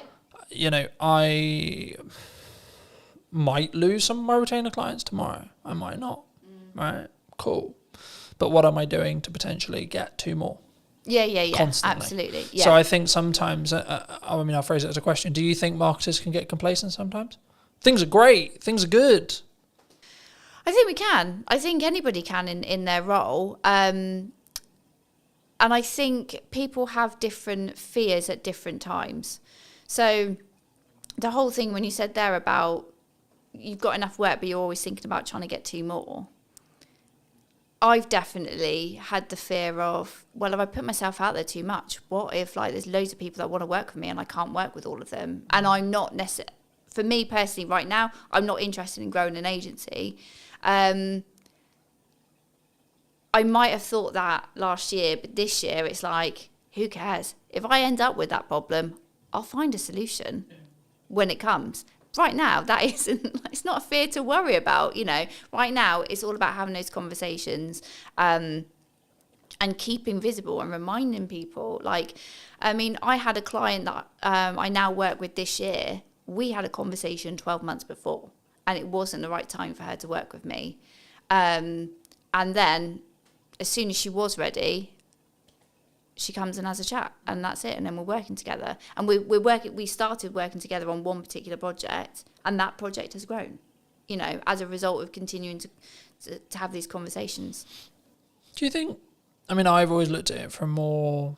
In some ways, I've seen myself as very unique in the respect of how I market and what I do, but also I've seen it on the other side, which is what I would call more traditional marketing agencies, where they sell marketing service. But they only market their own business when they need work. Yeah. And I think that's backwards, personally. Yeah. I think regardless of whether you're busy, regardless of whether you're not, you should be leading with your best foot forward as a marketing agency, if it's what you sell, right? Or a videographer, you should be posting your best content for you. You should be having the podcast, and you should, and look, I always focus on, for me personally, everything I do is 1% improvement, right? Little thing, how can I tweak the lighting? How can I make it look a bit better? How can I make it sound a little bit better? Etc. And sometimes it has a cost implication. And sometimes that's an uncomfortable cost implication. But I'm always like, is it going to make 1% improvement? Yeah. Because if I plan it in respect to I've got 2 months, let's just say, for example, 3 months worth of runway, by the time that 1% compounds, I'm going to be fine anyway. Yeah. Regardless of what happens with it. I could lose, touch wood, that won't happen, but I could lose all of my clients as of today. and actually I'll still be fine in 3 months because of the compounding effect. Yeah. Because as long as I've got enough cash to live that runway, then I'll be fine on the other side. Yeah. Do you think, is that common in marketing? Do people take their foot off the gas for their own stuff because it's just a application of resources kind of question? Yeah, and this is the reason why I'm a freelancer and people work with me, is because they might give marketing their best effort when they're really motivated. Like I say, they need the sales, they need the income. They win all that work, and then as soon as client delivery needs to focus, marketing, then they take their foot off the gas, and they're like, oh, we're fine. And then as soon as they are then at that next stage of growth, or clients have left them, they then go, all right, well, we'll just switch marketing back on. But that's not how it works. So everyone is guilty. I think everyone is guilty about not marketing themselves enough.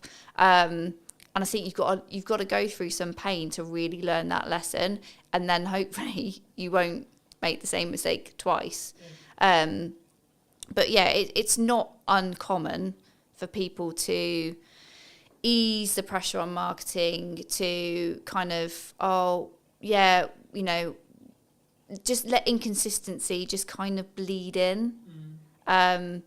And that's when you've then got to make a decision. Either are you doing your own marketing, or you need to really sharpen the tools and focus, or you need to outsource that to somebody who can do that for you so that you can put your attention on the other areas that are needing your attention.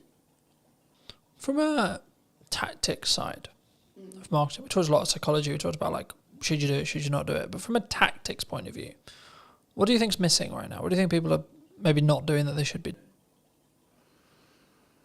That's a good question. I think they're still looking for like the hack, the shortcut. I think they're still kind of thinking, do I really have to do all this? Do I really have to put this effort in? And the answer is yes. So if the business owner, the director, doesn't want to, if you're not interested in marketing, if you're not good at marketing, don't do it. Give it to somebody who can.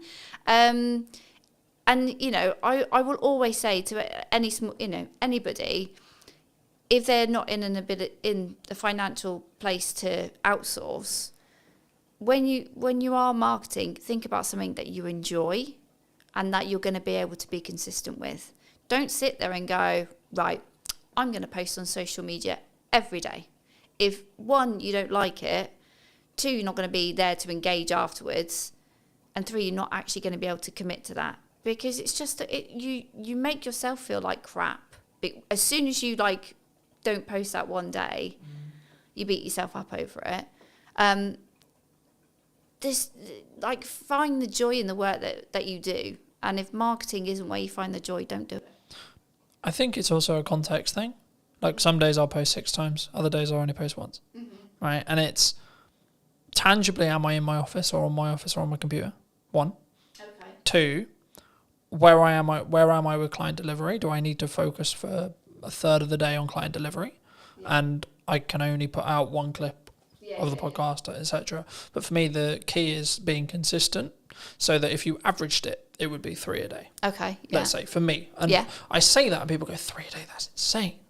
Yeah, but I have a system. Oh, but you've got different channels as well. This isn't like. Well, no, that's on 1 channel. Oh, okay. Fine. Right. So if you times that across 5, then we're talking 15 a day. Oh, okay. But the key is I've built a system.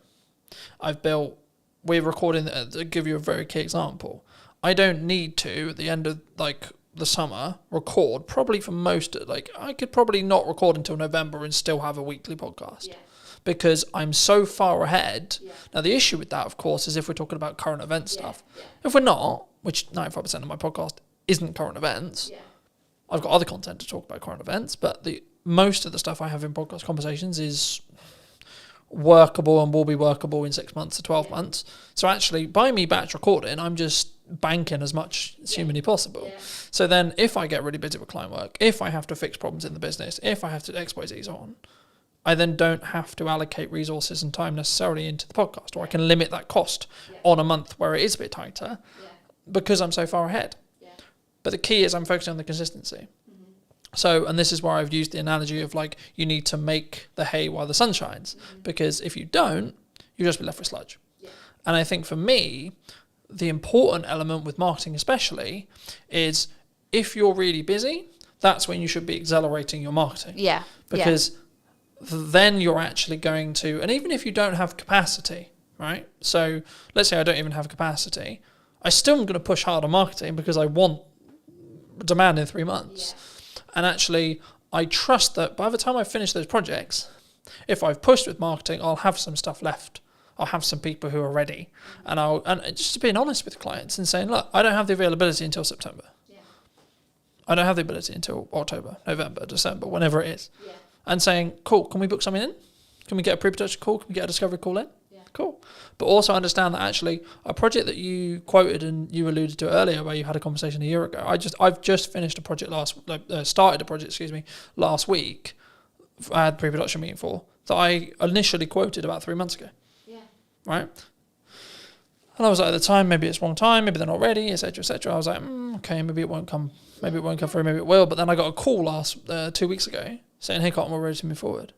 Fabulous, wonderful. Right. And I think for me, if I had, perhaps, I haven't asked them yet, but perhaps if I had stopped marketing, they wouldn't have been constantly reminded that I existed. That you're around. That we've got that project there. Yeah. And the same with a handful of other clients who are like, yeah, we really want to do something, but we're not quite sure what we want to do yet. And I think that's the key sometimes. And I think that's why when people maybe don't look, maybe they fall off their consistency. And I think the reason why the podcasts are very different this series than it was last series was I was in that boat of I'm trying to do too many things and not doing them well enough. So I'm very focused on 2 channels for the time being, which is podcast and my event promotion for my event in September. And by the time this come out, the event will probably have finished, and then it'll be about marketing the next event. But anyway, the crux, I guess, from a tactics point of view is what role do you see? Like, what do you value right now for your marketing or for clients?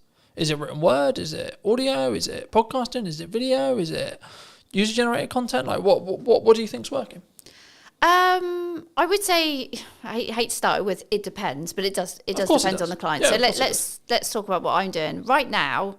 Obviously, we're having this conversation because I invested in some video content a few months ago. So that, absolutely, I am like you championing investing in video to have another format of delivering your message to your audience. It's great and it can be used in so many places. So it's it is an investment, but it's a worthwhile.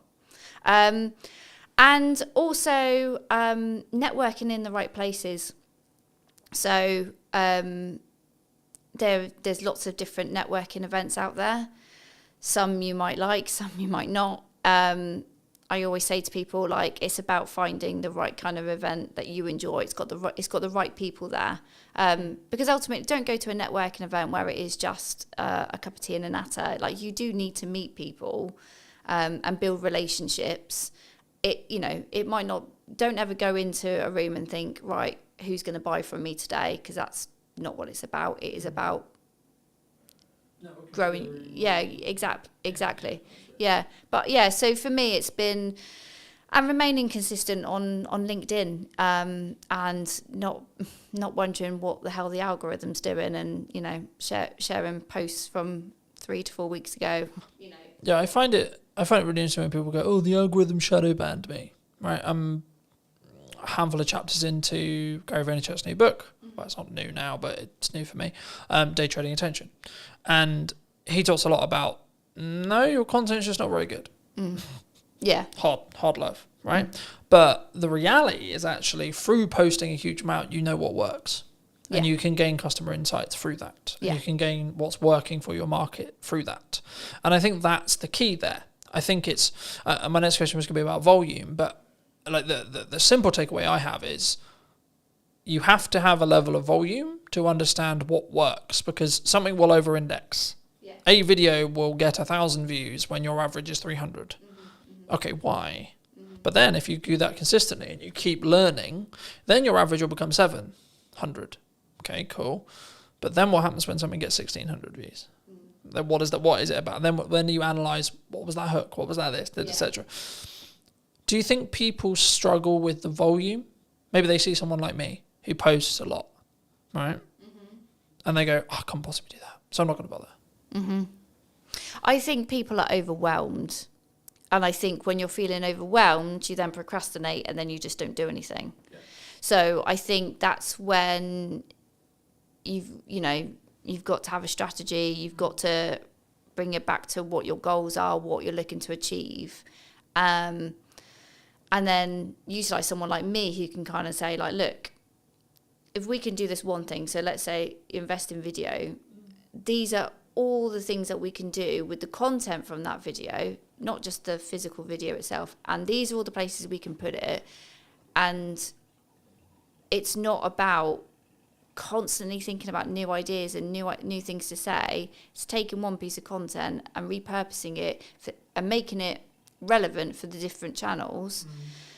That's where you get your visibility is amplified, but your effort is you haven't had to invest less than it could have been. Exactly. So I think people do panic and feel overwhelmed, and then that's when they just don't make a decision. And that's where you do need an expert then to kind of say, like, look, it's not, you don't have to be overwhelmed. This is the plan. This is what we're going to do. This is how it's going to be used. But ultimately, you just need to sit in front of me for 45 minutes and talk about what you do. Yeah. Easy. Where does AI fit into this? Because a lot of people are scared about it, right? People think they're going to take their jobs. Yeah. They're going to be out of a job. The robot's going to take over the world. Yeah. What do you think? AI is a tool. There are all tools to help you be more efficient, but ultimately they can't replace human creativity. I've heard some people talk about, AI is for lazy people. It's like, it's not. If you want to use AI correctly, you've got to invest the time. You've got to invest the time in understanding how these tools work and how you get the most out of them. And that is not just by going, chat GPT, please write me a blog about X, and taking that and posting it. Like, no. It's a bit like, I don't know, I was thinking about this today. Like a sat nav, okay? So a sat nav is a tool that tells you how to get from A to B. It's really great if you have no idea, but also you could work out using a map yourself, but it takes a little bit of the thinking time away from it. But you might also just want to go for a drive and enjoy whatever route you decide to take that day. So it's not, AI isn't there to replace what people do. And I think businesses that are looking at AI and going, I don't need to hire a copywriter, I don't need to hire a videographer, or I don't need a person to do something because I've got a tool, you're kind of missing a point there. If you're looking at it just from a cost perspective, you'll learn a lesson very quickly that basically what you've turned out is a load of rubbish. I think it's from my point of view at least, right? I think for me, it's understanding what tool is best for the job. And the analogy I've started using used to be, you don't want to necessarily put up shelves with a hammer, right? But actually, it's actually more, I think now, you want to sharpen the knife before you use it. AI can help you sharpen the knife, but you still want to be the one using it. And I think for me, the key, I guess, in that is actually, and this is where I think the trend sort of shifted originally, because originally it was, we're all going to be out of jobs because of AI. I think in reality, which I agree with, which is where the trend went, which was people who utilize AI as a tool are going to output more, be more efficient and be better than someone who doesn't. So in turn, it's human v human again, right? Yeah. And I don't like saying human v human because it implies that everyone's a competitor, sure. But for me, it's actually more about it's you v you and focusing on that mindset, just on a mindset shift really quick. But for me, I see AI as maybe a leveler or a tool rather than, it's going to take my work. If you're in a corporate landscape and your client's looking at you and saying, we need to cut some costs, or we're going to cut some costs and we're going to get an AI agent to do the thing you were doing. Okay. Ask yourself what you can control about that. The answer is probably not much. and then ask, actually, well, did the client actually value what you were doing as much as they probably should have done? Or actually, in the nicest way possible, are you actually that good? Are you actually better than a computer? Yeah. Right? And that's harder one to ask ourselves, I think, because we then have to be vulnerable with ourselves. We have to say, hold on, shit, I might not be. Yeah. Right? Do you think you're better than a computer? Yeah. Yeah, because the computer. And if so, why? Well, the computer hasn't got all that experience that I have picked up and all those situations and scenarios I have been in where I've had to think, what we're going to do about this problem, what we're going to do for this campaign, and pivot and react. It's not, that's not what AI is built to do. But AI is built to do what you tell it to do. So, like you, I use it as an assistant, and it's an opportunity, really, because if AI can do some of the heavy lifting in your job, in the work that you create, if it can do some of the stuff and save you time, you then go, I've got more time, what can I do with it? And whether that is I can take on a new client, great, more income, or I can upskill in something else. I can use my brain in a different way. And I think that's the way I'm sort of looking at it. I think for me, there's a couple of ways that you can think about it in general, right? And I think you can tell a lot about how someone looks at their business when that you ask them about what happens and how they feel about losing a client. My perspective personally, as someone who's been in business for a while, long enough to, I would hope, know what I'm doing, I would say there's a couple of ways you can look at it. You can go down the road of, that's a shame, but I added the value I could, I did the best job I could. And if you're being honest with that, then actually, what are you worried about? Because if you genuinely did the honest thing, and it might just be they have to cut some spend to stay alive, and you happen to be the thing on the cutting block. Now that you can go into the psychology of how much they value it, and if you want, sure. So there's that approach. A. B. Cool, I've got that time back. Yeah, maybe I don't have the income, but I got that time back. So now it's, how do I utilize that time? Because what we talk about a lot of the time when it comes to ROI or return on investment is return on money. We don't necessarily talk on return on time, right? For me, as I've looked and learnt more from really successful people, the thing they always focus on is time. Because money, yes, you need it, but the more you have, the longer runway you have, regardless of your expenditure level, right? So the more expenditure level, the more you need to have a longer runway, etc. If you're living humbly, then you have a longer runway with less money. But you still will have the same amount of time. Me and you will have the same amount of hours a day, right?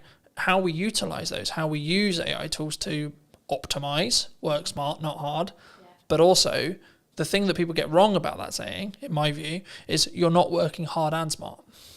So if we both work at the same amount of hours, but I'm working smart hard and you're just working hard, I will win. If you're working half the hours, but you're working smart and hard, and I'm working double your hours, I'm also going to win. Because I'm not just outputting more, I'm also working smarter and then harder on top of that. So I have a volume metric and then a optimization metric as well.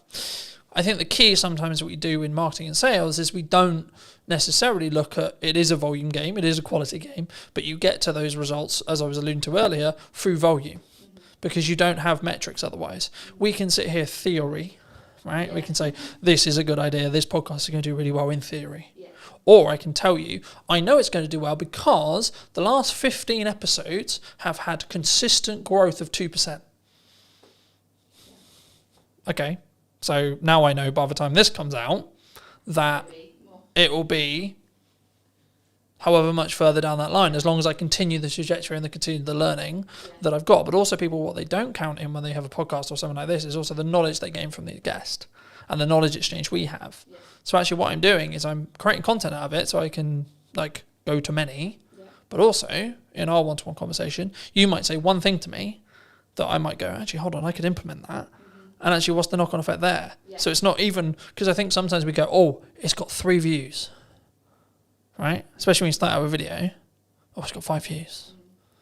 Does small numbers of views matter in marketing? In an ideal world, we want thousands and thousands, right? But yeah, like you want that, but don't ignore the fact that there's lurkers. Like that, you know, not everybody who sees your content goes, I'm going to indicate to you that I've watched this video, that I've done something that, you know, it's resonated with me, it's given me an idea. Not like people do on the periphery, observe from the background and go, okay, yeah. And they don't show up in the engagement, you know. And if you just only focused on, you know, analysing your engagements, comments, likes, all that kind of stuff, you go insane. You know, you need to be having the conversations outside of it. So, yeah, okay, people might have looked at it, but what else are they doing? How else are you engaging with them? And that's where it's like, you can't focus on one channel. You can't focus on posting one video. Like, you know, those 3 people might have seen it, but what else have they seen? What else have they digested? Yeah. What else have they taken on board? And are you going to talk to them? Because that's the other thing, is like, this is not one way. Marketing is not one way. You have to create that dialogue, find out, dig deeper. Get them to know you, you know. It's like, you know, today we're here, but we had a conversation before. So it was great to, you know, understand what we were both thinking, have a, you know, chat around a conversation, so that you obviously felt like, oh yeah, I think Gemma would be interested on the podcast. And I obviously feel comfortable being interviewed by you. I think sometimes, I think it depends on the context, right? Like if you're fortunate enough to get a guest who's quite high profile and they've done 100 million podcasts and they're very good at very quick rapport building, different conversation. But also, to be fair, you may not have a longer term relationship after that podcast episode. Because in most cases, they're there to film their half an hour section with you, or 45 section with you, that they're also going to use as content. And then that's it. That's the transaction. Cool, I'll come on your show, but I'm going to film it so I can cut it up for my socials. Cool, sick. But actually, potentially what we're doing is what I've now replaced networking with. Because in the nicest way possible, networking is incredibly good when you're not time poor. Yes. When you're incredibly time poor, it's not overly efficient unless you're in the very targeted specific room, and that's specifically what you really enjoy doing. Everyone thinks, well, some percentage of people think I mock networking. I did networking for nearly all of my business, and I still do now. I do it slightly differently now because I'm very focused on content delivery. But the reason why is because I sell content delivery service. So for me, the highest return on time, energy, and resources is content delivery, because it allows me to hit every single bucket I want to hit. But also, something which I was doing when I was networking and doing content, and this was I was doing them all poorly. Instead of doing one incredibly well and getting reap the rewards of doing those things well, I was actually trying to do all of the things really badly. So I think maybe as a takeaway, do you think people should do lots of things? Or do you think people should just focus in on, actually, I really enjoy talking to people, so I'm just going to go to networking and talk to people? I think the joy, doing something you enjoy is one part of it. So don't, you know, if you're doing something in marketing that you really feel uncomfortable and it's not your bag, find another way of doing it. And if that's outsourcing, or like if you've got a firm of people and somebody else really enjoys networking, make them the person that represents the firm out in public. Oh, just lost my thought then. So you were asking me about should they do lots of things? Should you do lots of things? Yeah. Or should you just narrowly focus on? So I'll give you. So Alice Mosey would say you just do content. Yeah. You just do ads. You just do networking. You pick one, and because you have either decision fatigue or optimization fatigue or etc. or performance fatigue. When you're trying to pivot from I'm going to do content, then go do networking, then go do this, then. So yeah, my answer would be no. Don't just put all your eggs in one basket, because I don't think that's efficient. And again, with my B2B buyer's hat on, they won't make a decision. They won't get to know you just through one channel. So you need to be in other places of where your prospects are going to be. You need to, because they need to hear from you directly, but also they need to hear from other people that have worked with you to kind of you get that stronger credibility and it's built up quicker when they can hear from a third party who might be a client or might be an advocate, to hear what it's like to work with you, and then to really kind of think, yeah, okay, this is a company I think I want to engage with a bit further. So I would always say, like, no, you can't just focus on one area and ignore everything else. But if you've got limited time, budget, resources, you've really got to go back to, well, why are you doing this? What are your goals? What are you looking to achieve? And you've got to be really critical and say, okay, I want to grow the brand. Okay, I'm going to focus on these activities. But if it comes back down to a goal, then you've got to focus, and then you've got a reason to help you make a decision. Like, decision fatigue happens when you probably don't really know what you're trying to achieve. I also think we don't give ourselves the time window. So I was alluding to it earlier. For the next 3-ish months, but just under 3 months, I've got 2 focuses. Podcast, event. That's it. Yeah. Nothing else. Everything I do is in one of those 2 buckets. Yeah. The byproduct of me doing that is I'll probably win more production work, I'll probably win more marketing work. Cool. But the main 2 content focuses is those 2 areas. Yeah. Now, after the event, when there's a bit of downtime between the event, I might add another one for 3 months. Yeah. But the thing I did potentially poorly in the past, and why my marketing didn't reap the rewards I wanted it to, was because I was constantly pivoting and adapting and changing what I was doing all the time, so I didn't commit to anything, which showed a sign to the market, if I'm really looking into it, that I didn't necessarily believe in what I was doing necessarily, but also I wasn't getting good enough at it through that 1% improvement consistently, right? So I think, to be honest, if we have another conversation in a year, I would hope that one of the channels I'm still consistently focusing on is podcast, because it's something I've committed to doing for the long term, not for the short term, because of the way I'm investing in it, because of the way I'm utilizing it, because of the way I'm testing it. It will reap the rewards in a window of time, either 6 months or 12, but I don't need it to reap the rewards now either, all right? But for those who maybe enjoyed this conversation, who want to connect with you, see some of your content, see some of the video content you alluded to, etc., where's best for people to connect with you? Find me on LinkedIn. That's where I am in my professional self. That's my main channel. And you can also obviously go onto my website. I do have a newsletter, so I don't bombard people. I send a semi-frequent newsletter, sharing tips and advice, and explaining to people how they can work with me. Fab. And I always like to end the show by asking, if you were going to talk to yourself 10 years ago, 5 years ago or 15 years ago, what advice would you give to that, Gemma? Oh God, if we went 10 years ago, my life was totally different, and I would tell myself, be more confident and value yourself more, because I think it was like one of the other questions you sort of mentioned before about like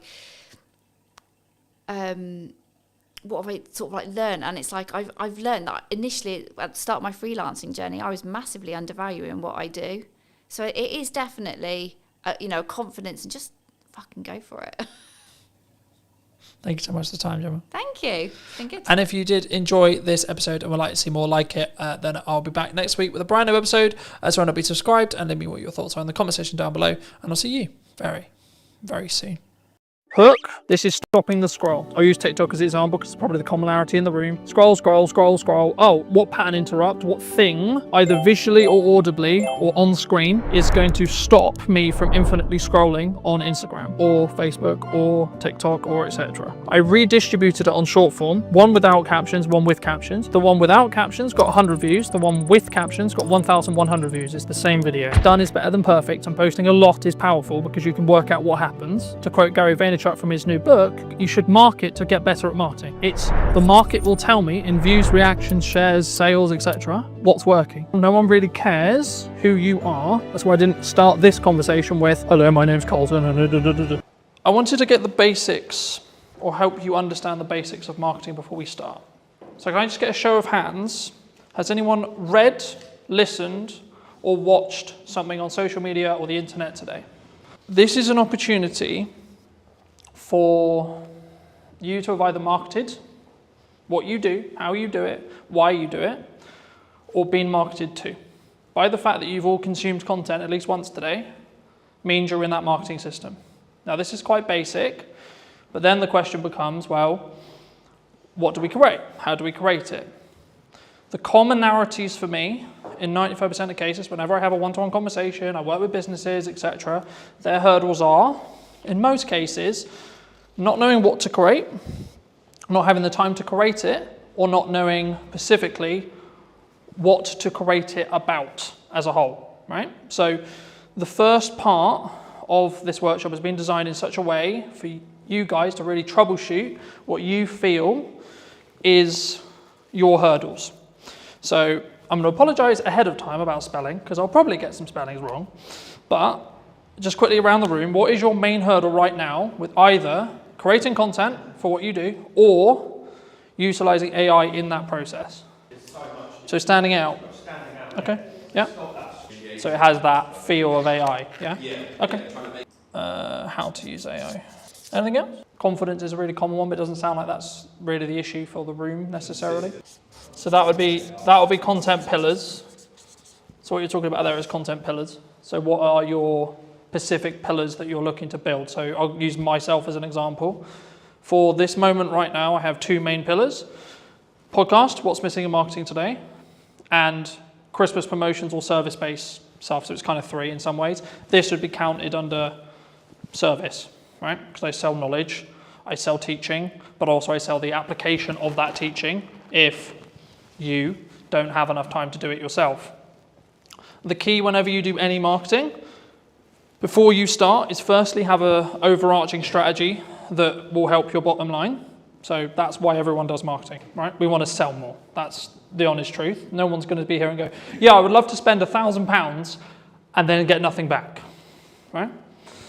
But the reason why in most cases, in my experience, why people don't have that is, I would probably say this. So they're semi-inconsistent. So they do that example that Johnny gave, which was, we're going to post really good when we're not busy, because we've got loads of time and nothing else to do. So we're going to post 5 to 10 times one day, then nothing for 2 weeks, then 10 times again because I went, shit, I forgot. Or life got in the way, etc. Right? But I think the biggest thing for us is the standard. Yeah. Okay. Standing out is, I'll do that next actually. That's quite simple once you understand how that works. So very quickly, this is mostly video, but the same is true of written content, etc. Whenever you format your content, it should follow this structure, right? You've got 3 chunks, okay? Hook, this is stopping the scroll, right? Scroll, I'll use TikTok as an example because it's probably the commonality in the room.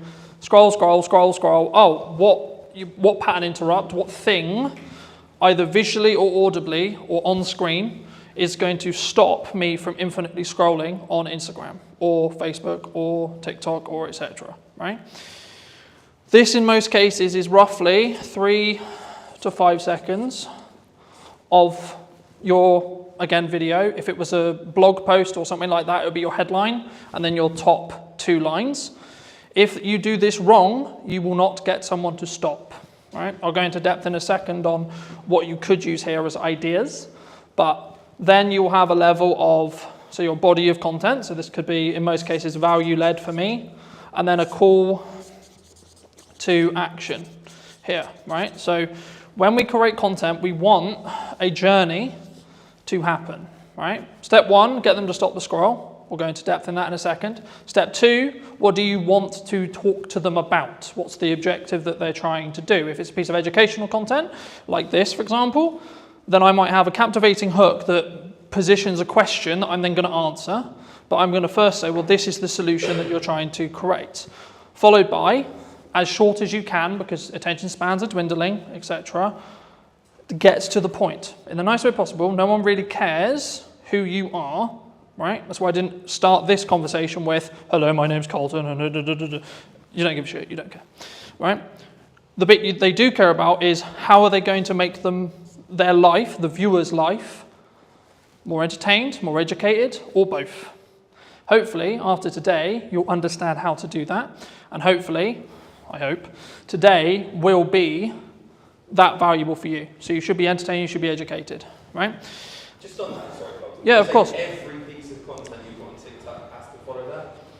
We've started getting good reactions, say on funny content. It's got no call to action on it. The only... Would you say that that's still valuable? So if I put my hand here and ignore the call to action, then yes, that would be true.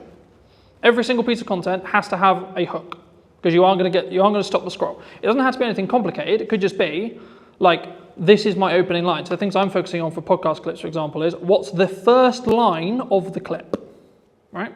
And because you'll see it as text, you're going to go, oh, so one that did really well was from Maddie's podcast a little while ago, and I was talking about how did I not become a drug dealer because I was dyslexic. So the opening line was, I'm surprised I'm not a drug dealer. So if you saw that on social, you're probably like, hold on, what the fuck? But then I gave the context, right, straight away, here. So ideally, it should follow this format, yes, in every post. So you would say for us to stop messing around and spending half an hour filming a Jet 2 on trend TikTok with no value? So this is mostly for thought leadership. I will come on to trends in a second, because trends is a little bit different, and it depends on where it sits in the funnel as a whole, overarching, but this is mostly focused around B2B thought leadership stuff, but you could also do it for everything you do as well, because if you follow this format, it's a known format, right? We were talking about marketing funnels yesterday. This is a mini marketing funnel that then leads on to so this could just be, so for example, a lot of the content I did for this event was, here's the thing I'm going to talk about, here's the value I'm going to add, hey, if you would like to see more like this, come here today. Yeah. Happy days. Right? Or try and blend the trend in almost, like the Jet 2, yeah. We could have finished it with, come and grab your pint here, yeah. It's happy hour. So it doesn't need to necessarily be, especially at the start, you don't necessarily need to follow this format. It's being aware that this is the ideal format, and then using it in the content where possible. When you specifically look at trending, so on TikTok, it's kind of controversial in some ways, because some people think, yes, you should trend jack, okay? I'm of the mind of, you should, if you see an opportunity, to be able to gain eyeballs that you otherwise wouldn't be able to gain, okay? But it should be additionally, not instead of, additional content to doing this consistently, right? This is where content creation gets hard, because you need a lot of it to be able to do it, right? If you can do this well, then you can do this. If you can't do this well, don't do this. Because I personally believe it distracts from this focus, right? For me, the issue with this is you're going to hit your demographical things, right? So I put out a video, I know it's roughly going to be hit by people in Salisbury because that's my following, right? The issue with trending is because you're in a trending sound, I'll use TikTok as an example, but Instagram, etc. is true too, you have no idea demographically where that's going to go. So you might get, let's just put a big number there, 100k views, okay? Wonderful, okay, but if we look at ROI on a business, and we ROI on time, what would you rather have? 100 views to 200 views on something like this, or 100k on a random video that's actually mostly spread across the Philippines, China, America, the UK, so on.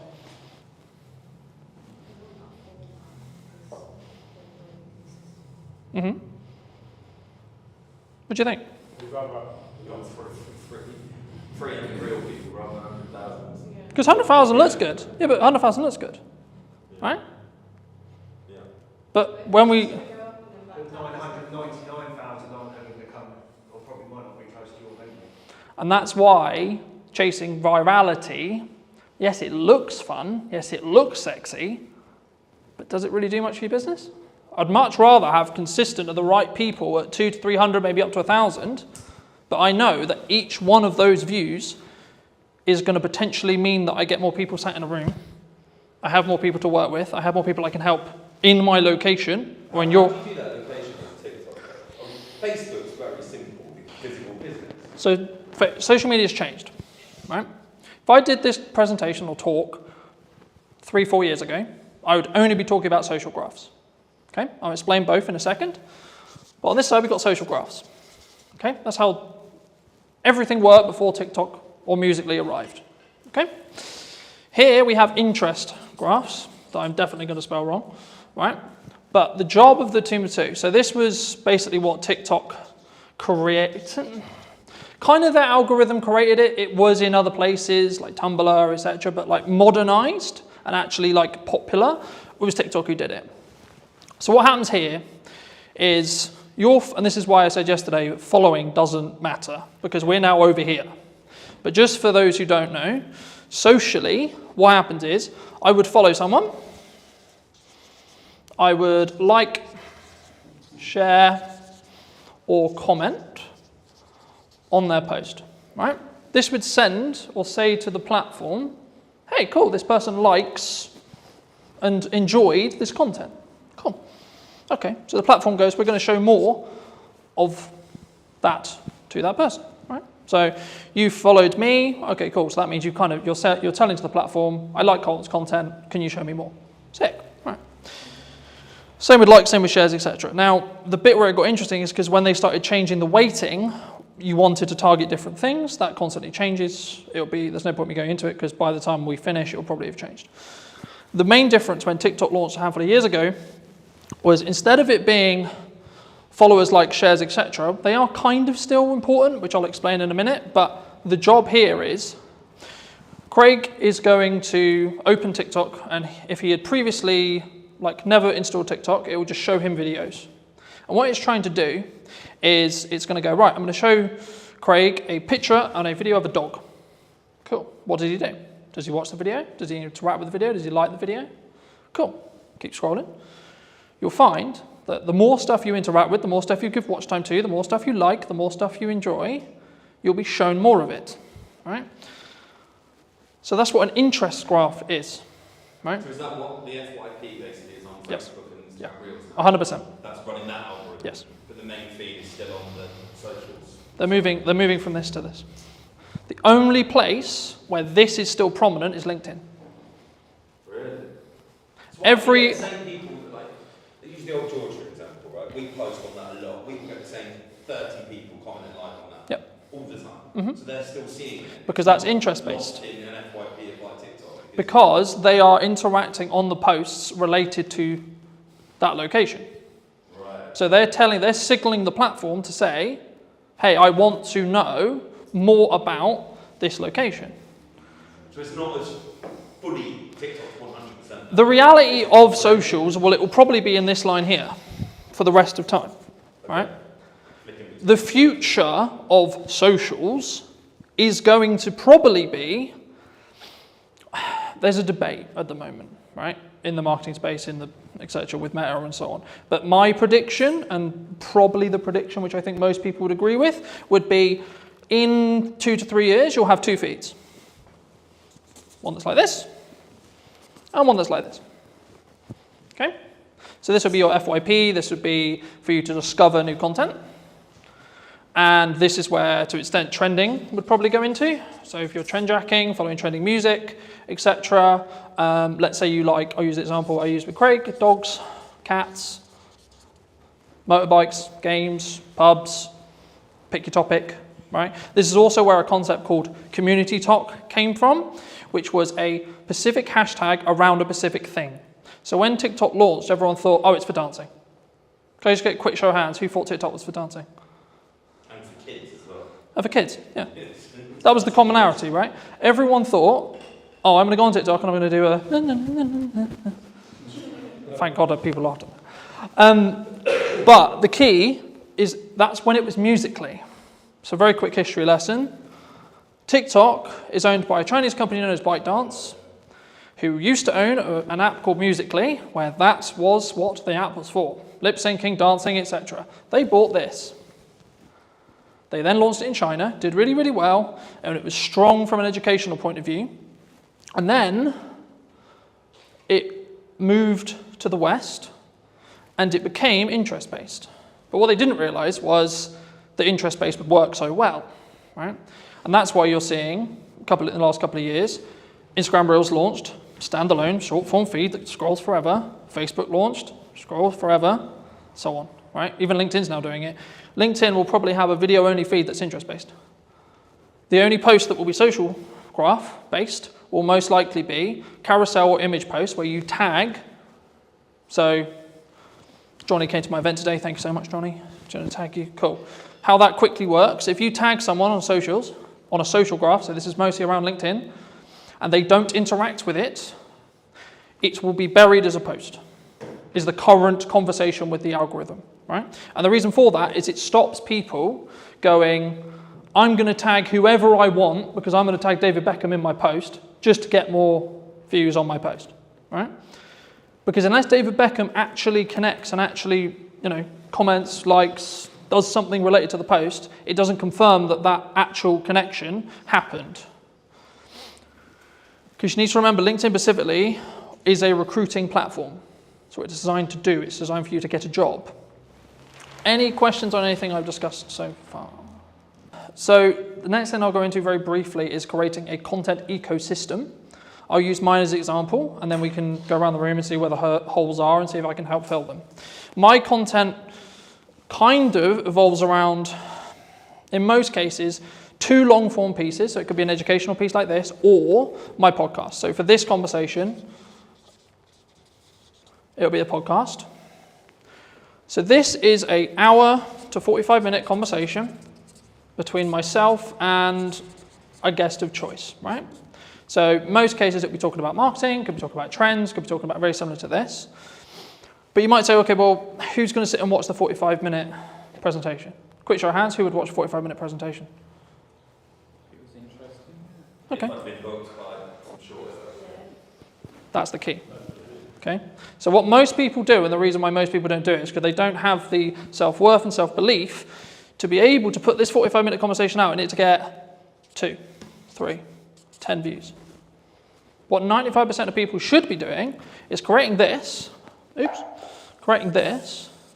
and then using it to fill their socials, right? I'll show you in a minute. And that's when you get when you scroll through on YouTube. Yeah. So that's called, that is basically about how you structure your short form, right? So very quickly, short form. I'll show you how to use AI to create 20 plus pieces from each one of these, because I do it, right? Every week I do it. For you specifically, you could talk, I'll use an event that you're running for an example, okay? You could talk about every single unique selling proposition and every single thing about the event that you think is really good, okay? Like a Q&A almost. Yeah, with your staff. You get someone to ask you questions. Okay. What's it going to be? What's it going to do? Film it, chop it down, and then put it. And you don't have to film it the way I would film it, with multiple cameras and pro audio and this and this. I literally mean, right, a phone on a tripod, looking at 2 people, right, stick person, wonderful, another stick person, you can tell I'm not an artist, right, 2 people having a chat, wonderful, okay? That will fill your socials, okay? Because it's this long piece here. Could be anything. Your long form piece could be, this is how to utilize 1 hour of content, especially if you're time poor, right, and you've only got an hour of content to deliver. You can film it once, then distribute it into short form. You're probably good for a month. And then if you want to hire an editor, like I do, I get a custom trailer made for each podcast. Some of you would have seen them. If not, go on my socials. There's one every week, right? And that is designed for the hook, which I showed you earlier, on the front of the podcast specifically. So that's meant to hook you in, show the best parts of the conversation, etc. if you come to the whole hour. But also it allows me to be on social media with short form. So by the nature of how the trailers are designed, I'm naturally going to get a higher retention chart, which will look something like this, which means people are watching the whole video, which in 95% of social media cases, if people watch up to 100% of a shorter video, less than a minute, it will then be served to multiple audiences, right? I'll go into that very quickly, but just quickly on this. Once you've got short form from this 1 hour, you can then do lots of stuff with it. You can pull out the audio and have it as a standalone audio podcast, right? You could also get it transcribed, and then using tools like ChatGPT, you can get it into blogs, etc., in your own tone, etc., right? And then also, you can then take that blog, turn it into 20 tweets, 15 tweets, right? Or standalone social media posts on their own. Hey, in this conversation, it doesn't even have to have the video, you can just take some pictures afterwards and say, in the conversation we'll be releasing next week, we talk about X, Y, Z, right? This is a very key example of hooks don't have to be anything. You need to do them to then see what works for your audience. Because what works for me is not going to work for you, and vice versa. So that's a social question. 95% of the time, socially, we watch videos in our breaks, when the kids are asleep, etc., right? So you don't want... Yeah, so or the telly's on or something else is on. So in a social scenario where you wouldn't necessarily want to blare out your reel, but you still want to know what's going on, right? And just to give you some numbers behind this, I re-edited some Christmas content that I did, I think about 4 years ago. I redistributed it on short form, one without captions, one with captions. The one without captions got 100 views. The one with captions got 1,100 views. It's the same video. Okay, that's a 10x difference in views with one change. And this is how I'm starting to test stuff. The one thing people get wrong with marketing all the time is they go, this is our ideal profile, this is the person we're trying to talk to, and I know what they like. Do you? You may have known what they liked 2 years ago, but is that what they're into now? Does your ideal profile change through time? Mine does. Personally, my content consumption habits and what I consume will change on a weekly basis. When I want to go really deep on AI, I'll be watching nothing but AI stuff. Okay? When I want to go really deep into content and delivery and how to do it, shift again. So on an interest graph, my feed is going to change dramatically across 2 weeks. On a social graph, I'll probably get some of the same content.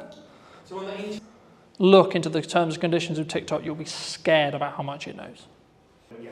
Well, this was actually a big problem a couple of years ago where I was aware of it, where people would be watching a specific video. So I'll give an example where like maybe it's a motivational video or like maybe they're feeling a bit sad, etc. They're watching something that may be a bit sad. And what the TikTok algorithm did, and they got in a lot of trouble for this, but they would then start feeding more and more, and you would go down this loop of negativity, right? Like I don't want to go into detail on it today, but it's the same with like the quote Redfield spear, right? You are fed what you watch. So people are like, oh my God, my TikTok's so annoying because it only shows me X, Y, Z. I'm like, okay, log out, reinstall the app, watch stuff that you don't want, like so watch the stuff you want, and then the algorithm will catch up. Or just when you're on the socials, just stop consuming and interacting with the stuff you don't want to see more of. Or search what you do want to see. Yeah, or manually go in and search, I want to see pretty kittens. I want to see dogs, I want to see positivity, I want to see quotes, I want to see etc. To start, put your video everywhere. Put your blog everywhere. Put your piece of content everywhere the same way. Because the first thing you need to get into the habit of is doing content consistently and getting consistent, right? Because that's where the results will come from. And concentrating on video. I focus on video because it's my best, like building off Emily's point, it's my best way of communicating, and it's what I will also consume, and also I know the power of being able to leverage it because I can use it a million ways. Some people say, I don't want to be on video. Okay, that's okay, don't be on video then. But if you're a good writer, then write. Okay? Like, you don't have to reinvent the wheel. The content quality will always rise to the top if you're A, consistent, B, talking to your target demographic, and C, adding actual value. Not fluff, not this looked nice, this was wonderful. The goal for me today is to give you as much valuable the stuff you want to learn as much as possible. That's it. That's my only objective today. Very quickly on how like algorithms work in most cases. This is a video algorithm, but the same will be true in blogs, the same will be true in articles, and you can swap the words. So whenever I say video, there is a similar algorithm for every other form of content and will work very similar to these principles. Okay? So when you post a video, I'll use Instagram Reels, for example. This is your video. Okay? The first thing it does is it will send it to, these numbers are rough because they change every week, right? And we actually don't really know. It's roughly about 10%, maybe lower, maybe 5% sometimes, of your audience. Okay? Now, depending on what happens will then depend on if you get a new audience or not, right? So in most cases, if, let's say this video is I don't know, 30 seconds, okay? If someone watches up to 25 seconds of that video in this seed audience, so this is called a seed audience.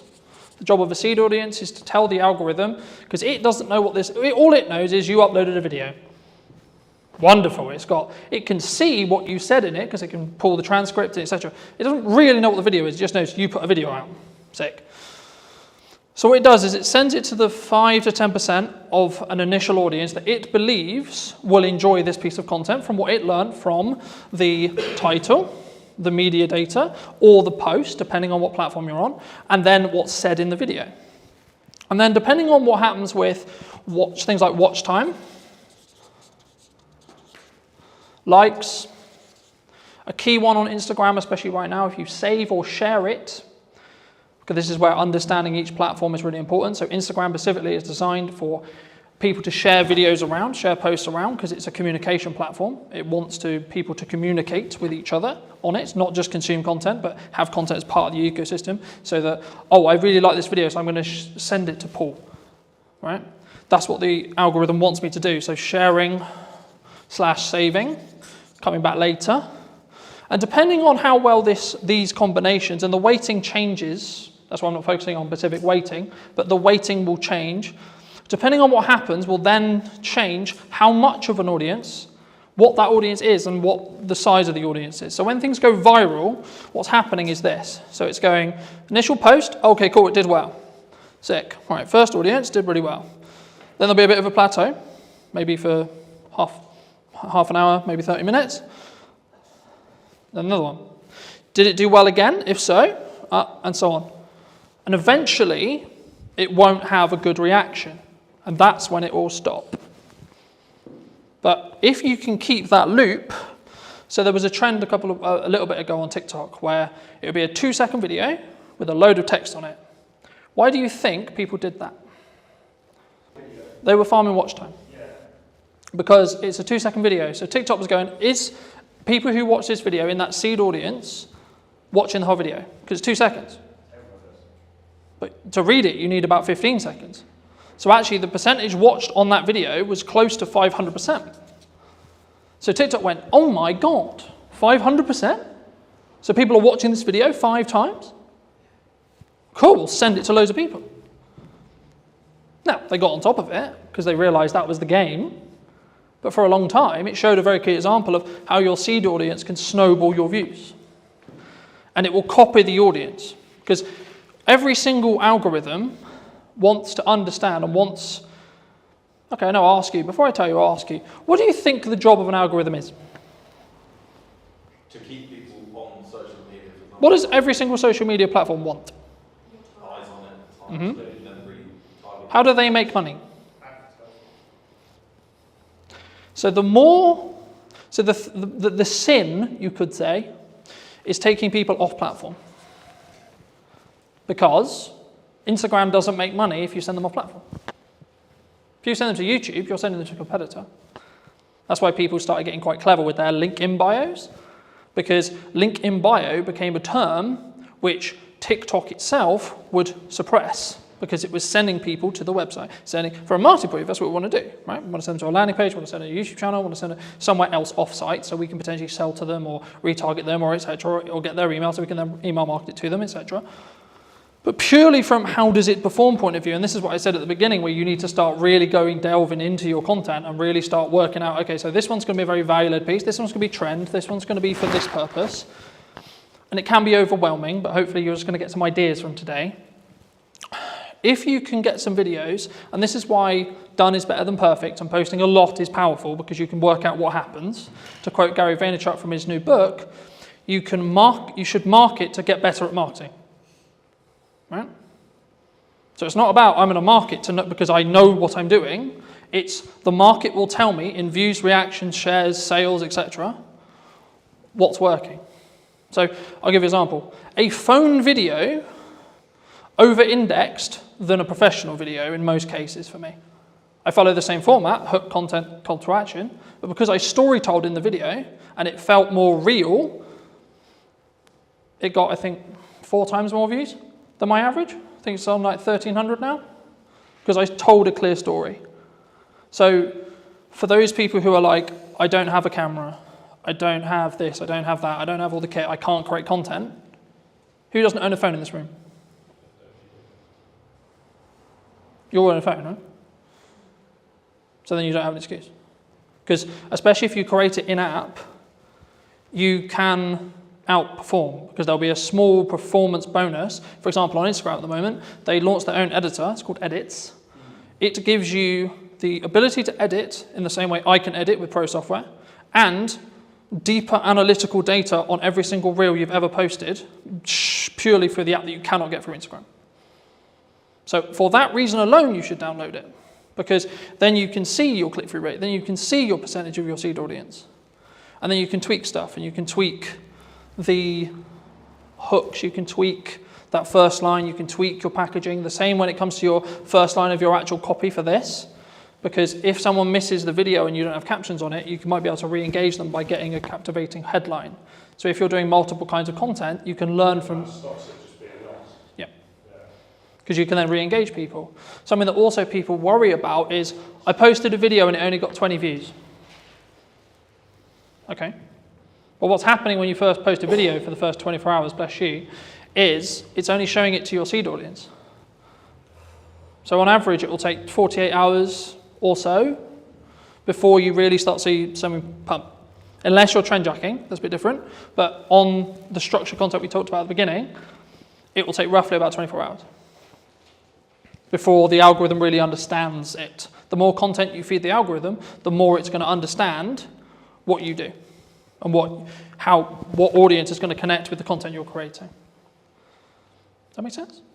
So what stage do you start paying for it then? So at the minute You don't need, nothing I've talked about today is paid ads. I know, that's what I'm trying to think.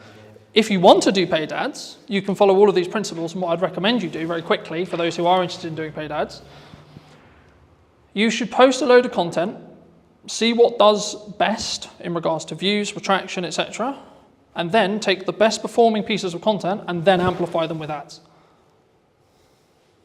Because then you don't have a question mark on whether the creative or the video or the blog or the post, etc., is actually going to do well or not, because you already know, because it did well organically. So that way you're not wasting money on amplifying bad creative, because you know that it's going to be good, because you've already tested it organically. Does that help? Yeah, no, But if 10,000 people saw it organically, you go to millions if you pay for 10. yeah, but the key there is to understand that is that 10,000 the 10,000 that you want? Moving back to my original analogy of, do you want 100,000 or do you want 10,000 or 1,000? If the metrics align, as in you got 10,000 of the right people, absolutely you should pour money on it. Because you've already done it. You already know it works with the target sector that you're trying to talk to. So of course you know. And then it's just taking the guesswork out of paid ads. Yeah, you should tweak the copy, you should tweak the text that goes next to it, maybe add a stronger call to action on the end to be a bit more salesy if you're going to, or maybe tweak the hook slightly, or tweak the video very slightly. But you know the bulk of the content's going to work for creative because it's already worked organically. How important is something like LinkedIn for a business owner or a filmmaker? Yes, LinkedIn is essential, I think, for any business owner. I've been posting regularly there for 8 years, I think, something like that. How do they up their prices? Because they struggle to actually put that into practice. If you're paying a freelancer £300 a day, that's way more than 30 grand salary for a full-time editor. Did you reach out to the brand you were looking to do the spec ad for? Because I think some people, when they look at spec ads, there's kind of like two approaches. One is like, do it, tag them in it, or send it to them and sort of see what happens. How did you navigate that initial process of making that spec ad? Anybody looking to scale their video business needs to double down on the brand, and people want to work with the brand, not necessarily just me. Does speed really play a factor, or is it more kind of standard to think about? Did you know that 93% of you are not subscribed? So if you could please do me a favor and you're enjoying the show, then subscribing would mean the world to me, and it would allow me to grow the show and continue to get larger and larger guests and continue to bring what's missing in marketing today. Thank you ever so much for joining me, and I'll enjoy the episode. Hello, my friends. Hope you're well. Hope you're having a good day. Today I'm talking to Carl from over in Manchester specifically. He runs a really, I would say a upper class or like premier video production agency on the higher end. And today I really wanted to talk to him about specifically branding, but also how I think a lot of filmmakers, we're stuck in this rut of like being quite maybe lowball or midball or just working on ourselves. I mean, how does would you say, and feel free to give any context you want, Carl, and do you think that people really struggle to sort of scale their business as a whole? Firstly, I've never been called upper class in my entire life, so that's really just thrown me off big time. We're definitely a premium offering though, so I get what you're saying there, so thank you for that. So yeah, I run a production company called Dead Pixel Films, doing video and photography for a variety of FTSE 100 clients, online brands, TV commercials, that sort of stuff. And what was your question? How do they differentiate themselves? Yeah, because I think a lot of people, they're very maybe solo space, and they're maybe worried about like how do they up their prices, because I think that's maybe the dream or the objective of a lot of filmmakers, but they struggle to actually put that into practice. Yeah, absolutely. So for context, we're a team of 5. So I'm not a solo shooter anymore. I started off shooting weddings, same as a lot of videographer journeys, I guess, shooting corporate videos, went to universities, then jumped into freelancing pretty early on. So I was a solo shooter for 4 years. I did weddings, corporates, bits of football, bits of TV, all sorts of stuff. And, I made a really good living doing that. And there was nothing wrong with that. And I loved doing it. And the wedding specifically was amazing. I was working with really like happy people, and it was really, really good fun. But I eventually reached a cap where there's only so much time in the day I have. There's only so much I can charge.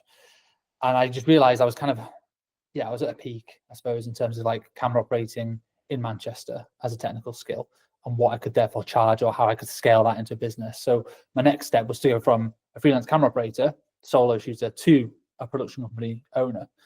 And that was a monstrous leap because I alienated all my clients literally overnight, because all my clients were other production company owners. And so suddenly they're like, oh, hang about, now you've gone from Cal Thompson camera operator to Dead Pixel Films, video production agency. You're now a competitor. You're not a collaborator. At least this is how it was perceived 8 years ago when I first set up the company. So I had to kind of start again, really, in terms of like finding new clients and developing those relationships. I had some crossover for a year or two, but eventually it just fizzled away, and I had to then go after bigger and better clients that would, and then focus more on relationship building and then scale it over time. And it's taken 8 years to get to where we are now. There's 5 of us full time. We've got a production studio downstairs. So I'm in it's like a meeting space that we're in at the moment. And then we've got a 1,000 square foot production office, and that's where all the edits are being done. And then this downstairs is a 4,000 square foot studio space. And that's taken years to be able to have the cash flow and the regular clients to be able to build to that point, to be able to afford to have a studio. We've been in the studio 2 years now. And, we use that as a bit of a marketing tool as well to generate more opportunities. It's very challenging because it's very expensive to sort of keep it going and making sure that it's not just burning through cash. But it's all part of the journey. It's really good fun. Yeah, I mean, I was going to ask you about cash, because I think, like, as cash flow as a business owner, right? Because I think there's a massive difference, obviously, from a solo shooter who's maybe positioned themselves as an agency, or maybe the traditional, I think, from the sole videographers that I've spoke to about, they're looking to get work through other video production companies or agencies, similar to yourself. Did you always have good money management skills, or because the story that I found is people normally get it wrong before they get it right? Yes. Cash is king with any business, and it's definitely applicable to video production and photography services. I've always been good with money. You have to be a business owner fundamentally, but even as a kid, I was always quite tight, I guess, with money. Didn't intend to be. I always did what I wanted to do. And I went traveling all over the world and stuff like that, and I had some great experiences in my 20s. But I've always been quite strict with money. I've never been spending it on like designer clothes. I'm not really fussed about anything like that. I bought my first house when I was 27, which I was really pleased to be able to do. Me and my wife got a mortgage together. So I've always been quite good with money. And that has served me well when running a production company. It's like whenever an invoice gets paid, immediately save the 20% VAT. That goes into a reserve account. Immediately save roughly 20% corporation tax. That goes into the savings account as well. And then I've got the cash account of what we actually use for day-to-day spending and paying payroll and expenses and overheads and stuff like that. So there's always been a reserve account. I'll always have a figure in my head of the minimum amount of cash I'm comfortable with, and that's taken a long time to build it up. And obviously, you know, when things like COVID come around, and that is a world-changing experience where you can't have all the cash that you've always wanted. You might have to dip into it, or you have a few quieter months. But in order to run a company, for me, to sleep well at night, I need to make sure there's months and months and months worth of cash flow sat there. And some people might disagree. They might say, well, you should be putting your money to work and making it work for you, so you're earning money in your sleep. And obviously we invest in the studio facility, we invest in our marketing and invest in our team and training and all that sort of stuff. But having a good cash buffer for me just makes me sleep much better. And it means I've got the mental capacity to pursue opportunities that I want, and don't just have to take any project that comes our way because we need a quick 500 quid. Yeah, I think, yeah, I mean, I think that does lean on to my next question, was going to be around like how does one attract larger brands to work with us, either consistently or as like maybe one-off projects in general. But just to build on what you were discussing there, I think it's very key to understand, and something that I have struggled with maybe for the last couple of years, but not this year specifically, has been understanding your numbers, but then also giving yourself a little bit more like cash cushion than you think you're going to need, right? Like, oh, I'm going to be fine on X amount. And then in reality, if you have just a little bit more, then something will end up happening that takes that cushion, I think, for me. But just to reiterate the question, I mean, how, for maybe someone listening to this who's maybe solo or maybe looking to scale up, how would you say they should look at maybe working with, the Red Bulls of the world or equivalent in that respect, in regards to like the size and the scale of the actual brands that maybe they're looking to attract as a client? I mean, this is changing loads over the last few years. From what I've seen, is historically the big brands would only ever work with big agencies for the longest time, and that is still the case for a lot of places. Like Coca-Cola will only ever work with WPP, or they have done for forever, because they feel like they need the resource. They need the WPP, are one of the largest advertising agencies in the UK, in the world. They feel like they need the cushion and the experience of a big advertising agency, and they probably do. They need the strategy thinking and all these different resources they're going to pull upon. But what I can see is over the last few years, more and more brands are doing more in-house, and they don't necessarily need the big agencies or the big thinkers, from what I can tell. Now, I could be wrong, but a lot of brands are now doing that big thinking in-house, and they're bringing more smaller, independent specialist agencies. So rather than just like one overarching agency that handles everything in terms of their marketing and their branding and strategy and their content, they might have, okay, there's an SEO agency there, and there's a production agency there, and there's a web design agency there, and they manage it themselves rather than an agency managing that. And they just make sure that's all sort of aligned, which means that smaller companies have access now to bigger brands, and they're able to work. And basically, once you've got one, it's easy to get the next one, or easier. You still have to chase for it. It's more competitive for sure, but once you have a few bigger brand names under your portfolio, and the work can start speaking for itself. So we're able to attract bigger name brands because we've worked, like we had our Premier Foods Group, which is a FTSE 100 company that we did over 15 YouTube pre-roll videos for those guys back in, it was like 2021, I think. And that's for their whole suite of brands: Ambrosia, Oxo, Bisto. Anyone in the UK will have heard of these brands. They're in every shop ever. So we did loads of ads for them. And by doing work for those people, it opened up doors to more foodie brands. So then we're still able to work for BBC Food. There's another project we got off the back of that. Yeah, we had to pitch for it. We went up against 27 different agencies and a public tender to win that particular project, but suddenly we got that. And then I marketed the fact that we worked with BBC Food for a 9-month content retainer on LinkedIn. That then led to one of our current biggest clients, which is Uni, and they're the pizza oven company based in Scotland. And that's because I put out one post on LinkedIn about working, like a blog post about how we work with food and break down that process. So it went from one to the next to the next. So you can, when you look back, when you're in the thick of it, it's hard to tell what's going on. It's just like, shit, you know, where's the next client coming from? And you just want to do the best work you can. But when you kind of step back, you go, okay, I can see how that one has led to that one, has led to that one, has led to that one. But it's been I've been self-employed for 12 years. It's 12-year experience to be able to get to this point alone. And some people are way further on than me in terms of their career, but I'm really happy that we get to work with like some world-class brands. And just by working with one does tend to lead to working with the next. So I bet your next question is, well, how did you get the first one? Because that is the challenging bit. And the way I would say doing that is work for free, which I know everyone here is going to hate.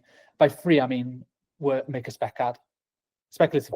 I don't know if you've ever done it, but you basically need to prove your skills and your services and the quality of your work off your own back. So that's how we won we started getting to super slow-mo. That's one of our core specialisms, which works with food and drink kind of content, is the 1,000 frames a second super slow-mo videos. We shot an ad for free with Whitley Neal Gin in a little corner of a studio. Me and my business partner at the time just kind of messing around, working out how does the kit work, how does the lighting work. This was years and years ago. And we put together a little 20-second montage. We partnered with a kit hire company who lent us the camera for the day. So that was very generous. All it costed was our time and the ingredients. And then we pieced that together. And we used that piece of work as a marketing asset, piece of collateral, to then go and win the next one, and then win the next one, and then win the next one. And that just snowballed. We then became the specialists in super slow-mo and food and drink, which then led us on to the next project and to the next one. So that's always my advice to anyone looking to get into it. How do you attract bigger brands? Is you can't just go to university, study a bit of film, and then go, well, now I'm just going to either have my own agency or go work for another agency, and I'm going to be balling working on these big bad projects. Like, you've got to prove it. Education, you've got to prove it with your skills and your portfolio and your work.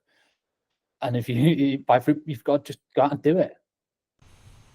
Yeah, no, I completely agree. And I guess the question that comes from that is, did you reach out to the brand you were looking to do the spec ad for? Because I think some people, when they look at spec ads, there's kind of like two approaches. One is like, do it, tag them in it, or send it to them and sort of see what happens.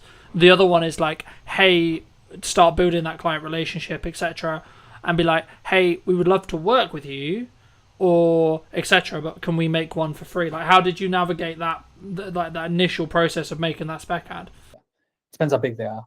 If they're massive, if they're like a high street name, if you're suddenly I want to do a spec ad Gymshark, they've already got amazing commercials, an amazing in-house team.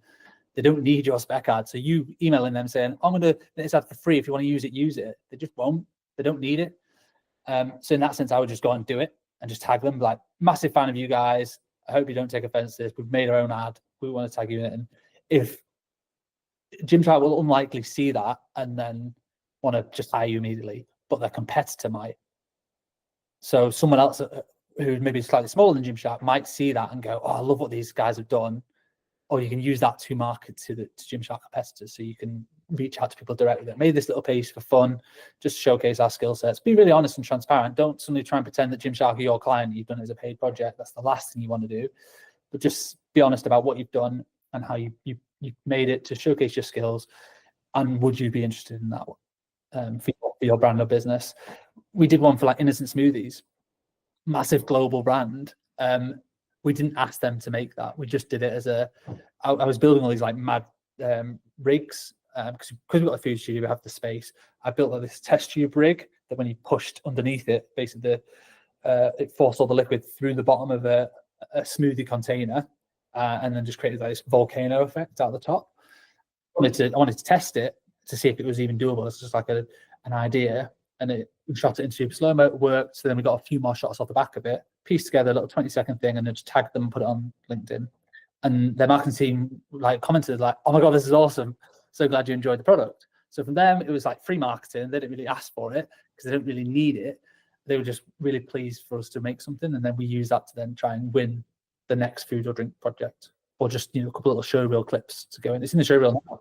Do you think you've mentioned LinkedIn specifically a handful of times. Do you think that some people are worried about either putting up a spec ad or like maybe creating content that's not specifically for a client or for a production company, etc., that could showcase their work, could get them that next level, but maybe they're like concerned about either like what would the reaction be, or like where people see, because I kind of see it in two respects from my experience with filmmakers.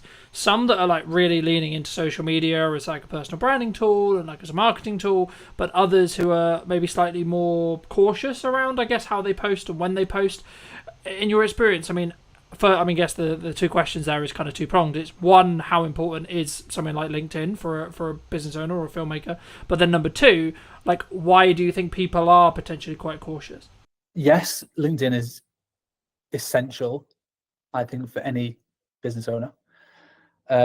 It's still quite untapped resource. I've been posting regularly there for 8 years, I think, something like that, and built up a sizable following.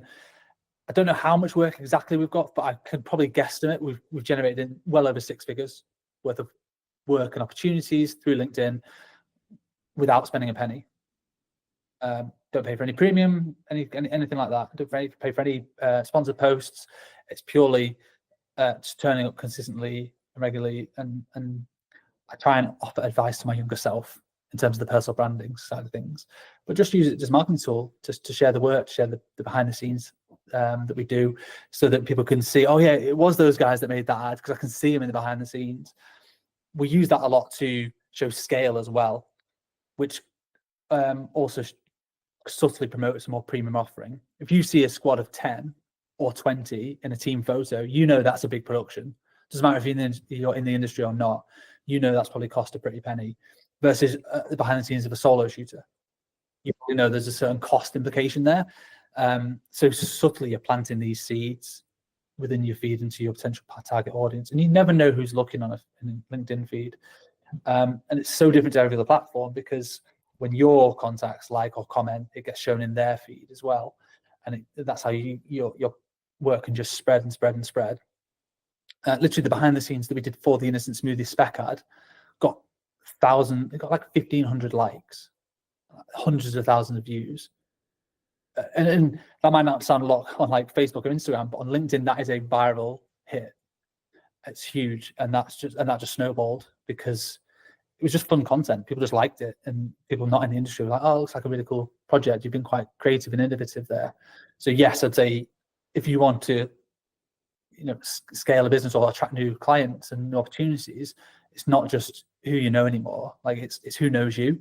So LinkedIn is so valuable for that, and anyone could do it. Yeah, I mean, just because I think traditionally so much of filmmaking was like go to filmmaking meetups, meet another filmmaker, meet a gaffer, meet a sound guy, etc., and then you sort of build your, I guess, referral work from there. But for me personally, I've actually seen it as a builder now, where you should be doing that, absolutely, but you'll potentially get to a scale, especially as a production company, where you actually, and I guess it comes back to like who's your target client, right? So if it's another production company, then actually knowing other people is probably a better use of time. Maybe I'd be curious on your thoughts.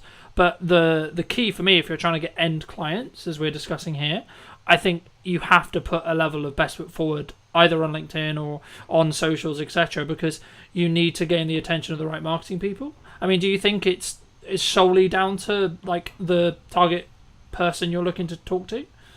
Yeah, it's 100% that. Like, who's your ideal customer?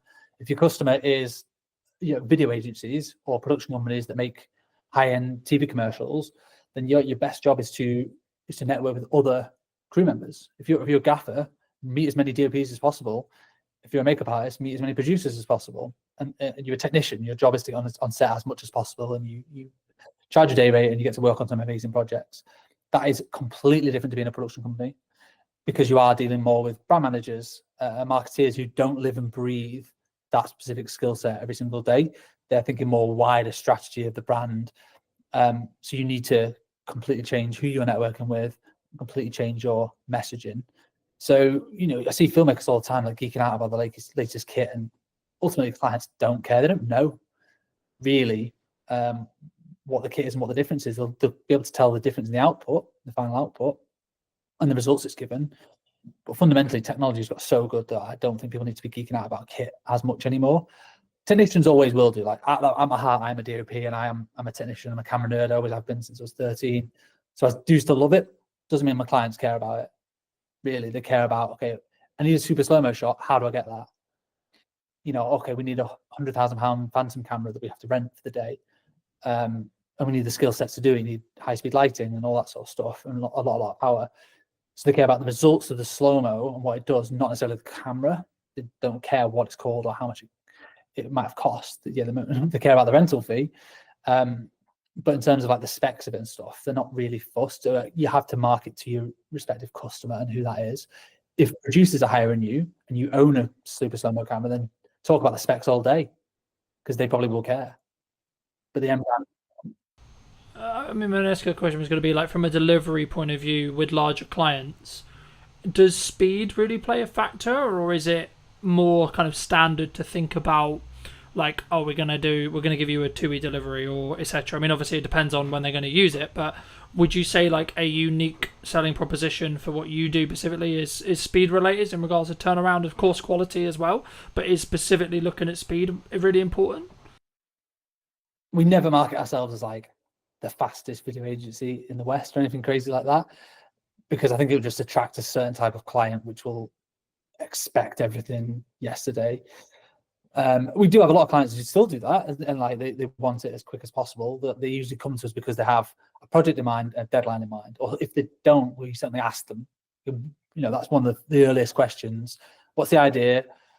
What's the budget bracket that you're kind of working with, and when do you want it? And then we can work backwards from there and go, okay, well, when can we slot it in? You know, we have certain projects that we're producing one now that we're not shooting until September, and the deadline's not until the end of September, and that's marketing for a Christmas ad. So we're talking about that now. Other ones we're shooting tomorrow and we need it live by 1st of August. So that's quite a fast turnaround, because there's 5 20-second ads, like montages with like heavy edits and a lot of content going into it. So speed is important, but I think clients prefer more like a stress-free production. And are you going to handle the brief? Are you going to deliver on the concept? And are you going to be obviously professional and make them look good to their boss, ultimately? People might not say it, but they kind of is what they mean. That a lot of brand managers are sticking their neck out certainly with a new agency they're working with. They're putting their neck on the line. They've said, right, we really like these people. They're going to be great. You have to deliver on that. Yeah. You have to. Yeah, I think the key is you have to follow through on the content or the promises that you have like said that you're going to do, but then over deliver on those. So I've always followed a motto for a long time, and it might be why I'm doing quote unquote okay in business, because I've always under promised and over delivered with every project that I do.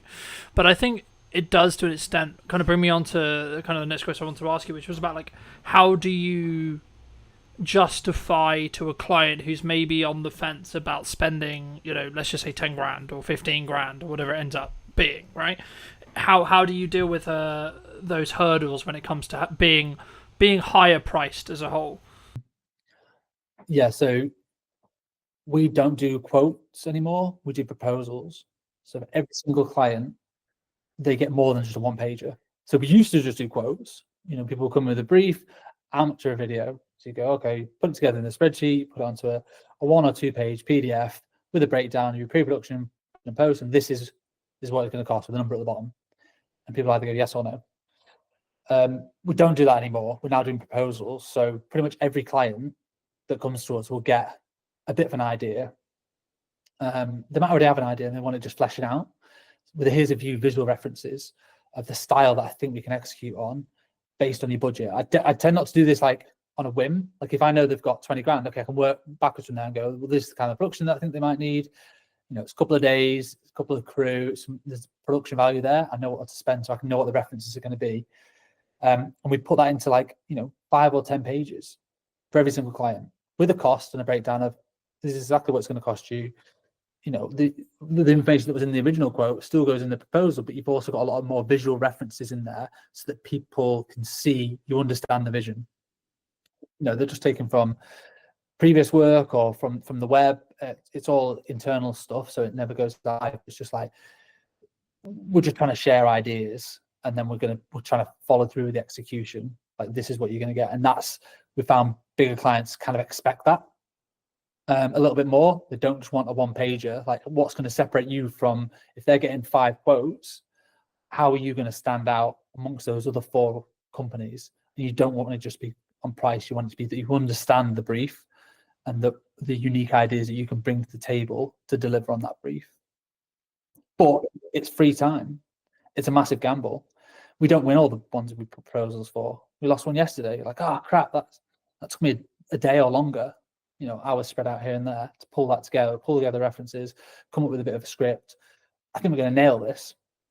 I thought we'd nailed it, and then they still didn't go for it. And you're like, oh, well, not sure what we've done wrong there. That's the game we're in a little bit. Some people might disagree with that. They might say, oh, you should be charged for that time. And we charge for creative development time, but sometimes that initial spark, we often give it away for free. Do you think that's one of the reasons why you do just stand apart? But is that the same? I guess the next question was going to be around like the confidence of maybe charging more or being value-based price rather than necessarily the time. Obviously, there's always time that goes into it, of course, but it's more about, I guess, in some ways, when you look to attract those higher-paying clients, it's also about it's the entire, in my experience at least, it's about the entire process and journey and the perception that client goes on with you, rather than necessarily just the production day. And that's, I think, where it comes back to where you and I both agree, which is like, they don't care that much what it's filmed on. They care about what it's going to do for their business and what the return on their investment is going to be. But for you, when you started out, was there a confidence kind of hurdle for you to say like double your day rate, for example? Probably, yeah. Not really thought about it. Often we just do it. I started off charging £250 a day. So it was like a corporate filmmaker, if you like. I charge a lot more than that now. So yeah, there did just become a time you can base it off APA rates as well. That's a good starting point.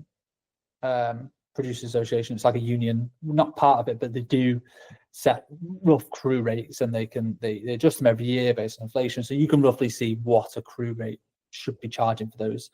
And it varies between like commercials or dramas or photography or whatever. Everything's slightly different, and communicating with other people in the industry as well, asking other fellow filmmakers like, what sort of rates do you normally charge, is a good way to at least set a benchmark.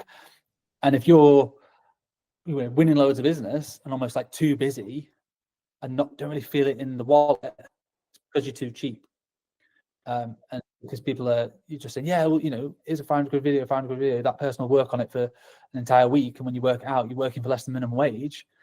That's not a very good business model. So at that point, you need to pause and go, what do I need to change here? Well, I clearly need to up my rates and probably reduce the workload, and I'll still be earning the same, if not more money in the long term, because I'll have more time to focus on delivering that project to the best of my ability, and then creating marketing collateral to then help generate the next one, or more account management time to work with the clients to be able to communicate the ideas better and fairly, so that when it goes from ideation all the way through to production to post, that client feels like they've been looked after throughout the whole journey, not just been sold a dream and, oh, you're going to get your edit in 6 weeks time and not heard from it. It's more communicating every other day. This is where we're up to. This is what the deadline is. This is how we're doing. And that was 6 time. I can't do all that myself. And that's very hard to do as a solo operator. There's 5 of us here. There's 2 people full-time editing. And there's a producer and a studio manager. So they do a lot of the account management side of things in terms of liaising with clients and communicating and getting edits through the post-production workflow, and then back to for amends and all that sort of stuff. So that does take a team to do it to the level that our clients demand. Yeah. When you were building your team, because you said at the beginning that you went from being solo into like developing the team, did you scale it from like 1 person, then 2 people, then 3 people slowly? And then if so, did you focus on systemizing how you did it yourself? So originally it was myself, and then I partnered up with somebody else. So we then became 50% business owners. And that was just the 2 of us for probably a year. And I was literally doing all the shoots and the edits, and he was doing business development and operations. And that was fine, around COVID time, just surviving. But eventually the edits got too much. So it's like looking at the business model and trying to work out where are we bogged down with in terms of time. And it was edits. So it made sense to hire an editor. Great, let's work out what the finances are going to be. It can be quite daunting when you look at your first hire, like, oh my God, how am I going to find 30 grand or whatever you're agreeing that first initial salary is? But you tend not to look at it on a yearly basis. You just have to look at it on a monthly basis. Oh, I actually need to find 2.5 grand or whatever it works out at. Because obviously including tax and all that sort of stuff. So that's much more manageable. And it's a bit easier to think of it like that, or what do I need for this quarter to be able to hit that, rather than thinking about the larger scale side of things. And editors are amazing, hardworking people, and that is quite an easy way in terms of a business model to, as long as you keep them busy, they will pay for themselves very, very quickly.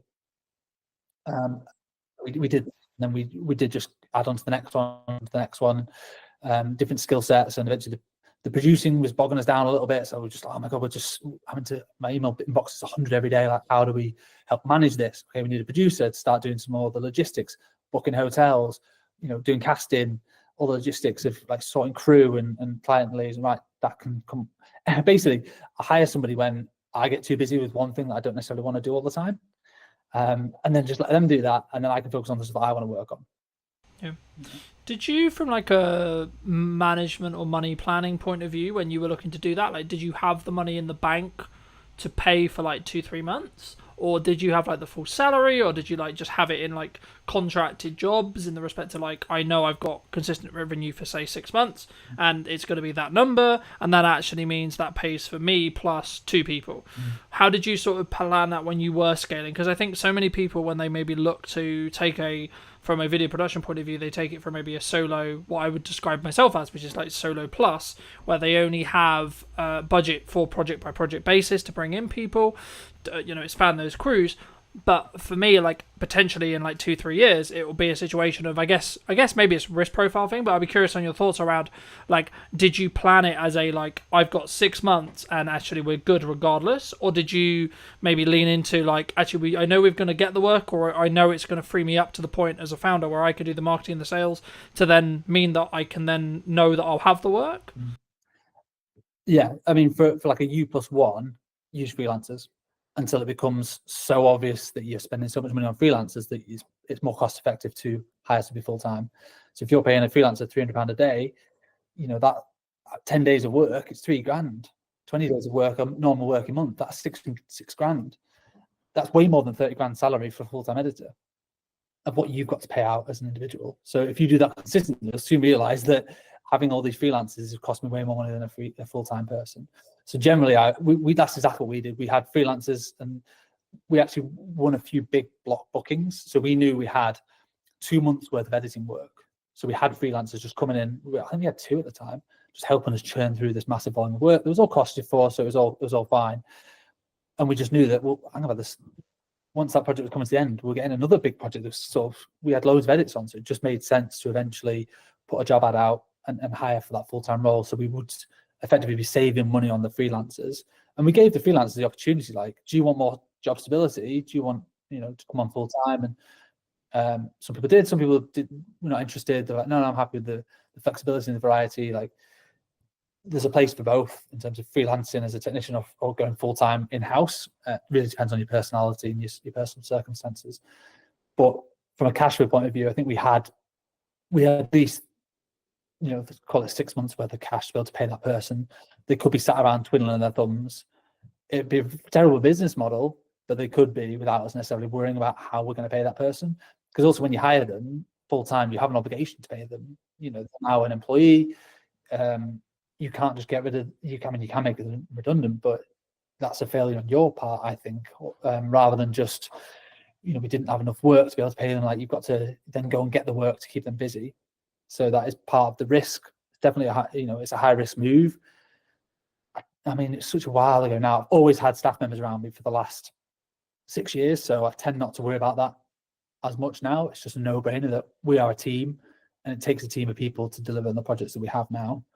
So if it does sound scary to anybody as an initial thing, I'd always just say, bring on freelancers until they become too expensive to not just hire. It's a no-brainer to hire somebody full-time.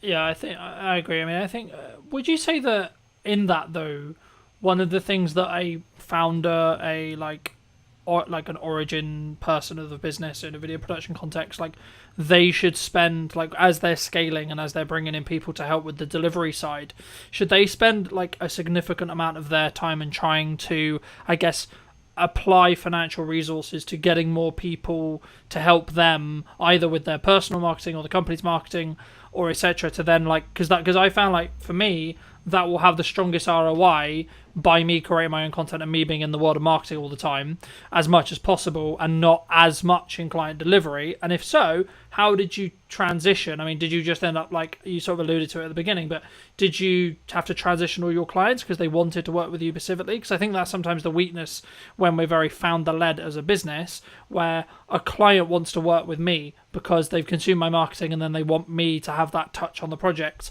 And how do you sort of balance that with also then scaling it with a team?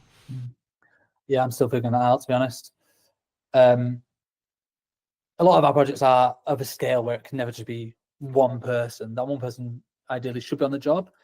That was a big USP for the longest time, is we weren't necessarily just another production company that brought on loads and loads of freelancers. It was like, you know, if you see us in the initial call, you're going to see us on set, and we're going to hold your hand all the way through the project.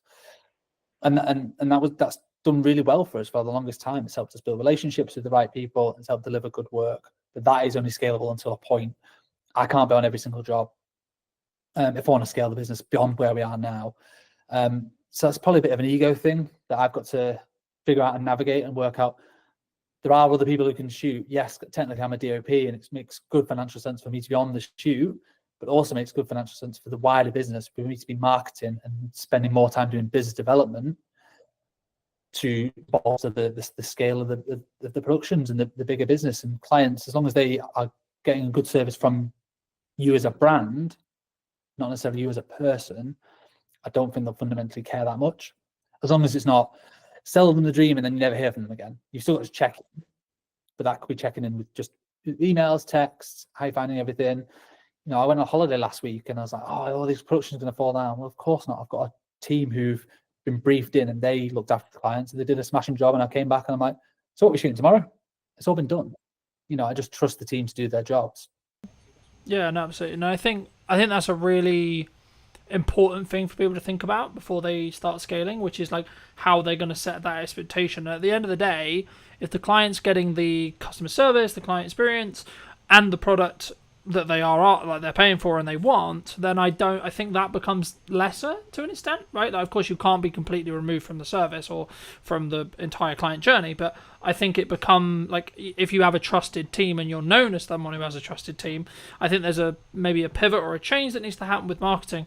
But for those people who are maybe interested in seeing, you know, some of your work or looking to see some of these LinkedIn posts, etc., where's best for people to reach out to you or connect with you? I'll come on to that in a second. I just want to echo what you said about, just build on what we talked about in terms of individuals and stuff. And I think it depends on your role. So if you're a photographer, quite often you are hired because you are, I don't know, Cal Thompson photographer, for instance. Not me, because I'm not like a world famous photographer, but an individual is often hired. From what I can see, people don't necessarily hire. There's a couple of very good ones in the north, but photography agencies where it's a different photographer every time. They just want that individual. Whereas video production, because it seems a bigger scale often, and there's more people involved. Clients aren't hiring just one person necessarily, unless they are just looking for a videographer. It depends on your clients. If you're just doing event videography, it is often that, okay, well, I'm expecting you to turn up on that day. If you're doing commercials, which is what we do, yes, I might be there, but I might not be, because there's also 10 other people that are going to be there. So that's a bit of an easier one to navigate, I think. But yeah, so I hope that answers. It really depends what your specific roles are, and you know, you don't go to Amazon and expect Jeff Bezos to be serving you on. You know, it's the brand and the strength of the brand. So I think anybody looking to scale their video business needs to double down on the brand, and I think that's one thing we've done quite well over the last few years is Dead Pixel as a brand and a reputation, that we just do good work in the north, and people want to work with the brand, not necessarily just me. I am the face of it quite often, but I do bring in everyone else from the team, and I make sure I tag everyone else. Like the edit was done by Kate, it was produced by Jazz, and we do some culture pieces as well as not just sharing. You know, we got on team days out and we share that, so people feel a closeness to the whole brand, not just to me as an individual. Same with Instagram. Like, we don't just post just my headshots all the time. Like, it's obviously it's the work, and it's okay, it's been with us 2 years, it's a nice little celebration post or whatever. So strengthening the brand will only help strengthen you as a company. Yeah, no, I completely agree, and I think it's about understanding really and being very crystal clear on who you're looking to serve at the time that you're doing the marketing. And if you are looking to maybe shift into going from, say, you work with video production companies and you want to shift into end clients, as in you do a lot of the whole process and you're more perceived as a video production house or video production agency or however you want to phrase it, then you need to be crystal clear on who that is that you're serving, but also, number two, what content you need to then create, because it will be different to what you were creating in that respect. But for people who want to connect with you, where can they do that? I'm on LinkedIn, just search Cal Thompson, CAL, short for Callum, but nobody ever calls me Callum, not for like 20 years.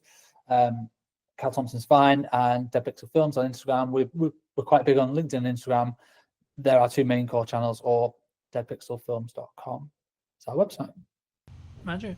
And as a final thought, if you were going to talk to yourself 10 years ago, what advice would you give to that person? Yeah, I love that question. I think about that every day. Not every day, but a lot.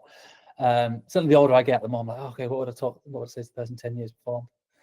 My advice to anybody looking to, suppose, get into the industry is network with everybody. Be a nice person and be patient, and don't expect that just getting a degree you're suddenly going to be Christopher Nolan doing feature films. Like, it's going to take time to develop skills, not just in filmmaking, but in like people skills and management and all those other softer skills that make you a better filmmaker, are essential to your growth. So that's what I would say to somebody sort of myself 10 years ago is, take your time, be patient, and be a nice person, and just do good work, have fun. Don't take yourself too seriously as well. You know, we're not curing cancer, ultimately. We're just making videos. Appreciate the time. Thank you ever so much for coming back and joining, ladies and gents. I hope you took value from this video. Leave me your thoughts and comments down below. If you're new, want to be subscribed, and I'll see you very, very soon. Where we sit now with deepfakes and AI, etc. But before we get too much into that, I mean, what do you think's missing today? I think creativity at the moment is the key, and being really good at using the tools. What would you say to people who maybe looked at AI or looked at X, Y, Z and said, oh, it's just a trend, it will die next week? I think they're massively wrong. I don't think it's like crypto. I guess, is it a doomsday scenario before we started, where I could have, in theory, not actually invited you? I could have used whizzy AI tech to create this Stuart. I think that's going to be a future problem, and I don't think it's as far away as even 2 years. I think we've seen with certain hacks happening out in Hong Kong, Singapore, where people are being invited onto calls with their entire board, and that call with their entire board was deepfake. Did you know that 93% of you are not subscribed? So if you could please do me a favor and you're enjoying the show, then subscribing would mean the world to me, and it would allow me to grow the show and continue to get larger and larger guests and continue to bring what's missing in marketing today. Thank you ever so much for joining me, and I'll enjoy the episode. Hello, my friends. I hope you're well. I hope you had a good day, evening, or night. Today, I'm with Stuart talking about what's missing in marketing today, of course. And also, I guess to an extent, Stuart, it's about where we sit now with deepfakes and AI, etc. But before we get too much into that, I mean, what do you think's missing today in marketing? Well, coming from Origin Secured, we're always going to say trust and verifying trust. I think one of the things we're seeing with lots of marketing agencies, lots of companies, is this model of make as much noise as you can, say whatever you want to say, no one can really prove whether it's true or not, and hope that it catches before you get caught out. And I think that's the biggest issue we see with marketing at the moment, is bringing the trust and the verifiability back into it. I mean, because we were alluding to, I guess, is it a doomsday scenario before we started, where I could have, in theory, not actually invited you. I could have used whizzy AI tech to create this Stuart, you know, which I haven't done, by the way, for the record, anyone watching. But there is going to be a potential world in maybe 5-10 years, or maybe, you know, technology moves quickly, so it could even be as little as 2, if not 1.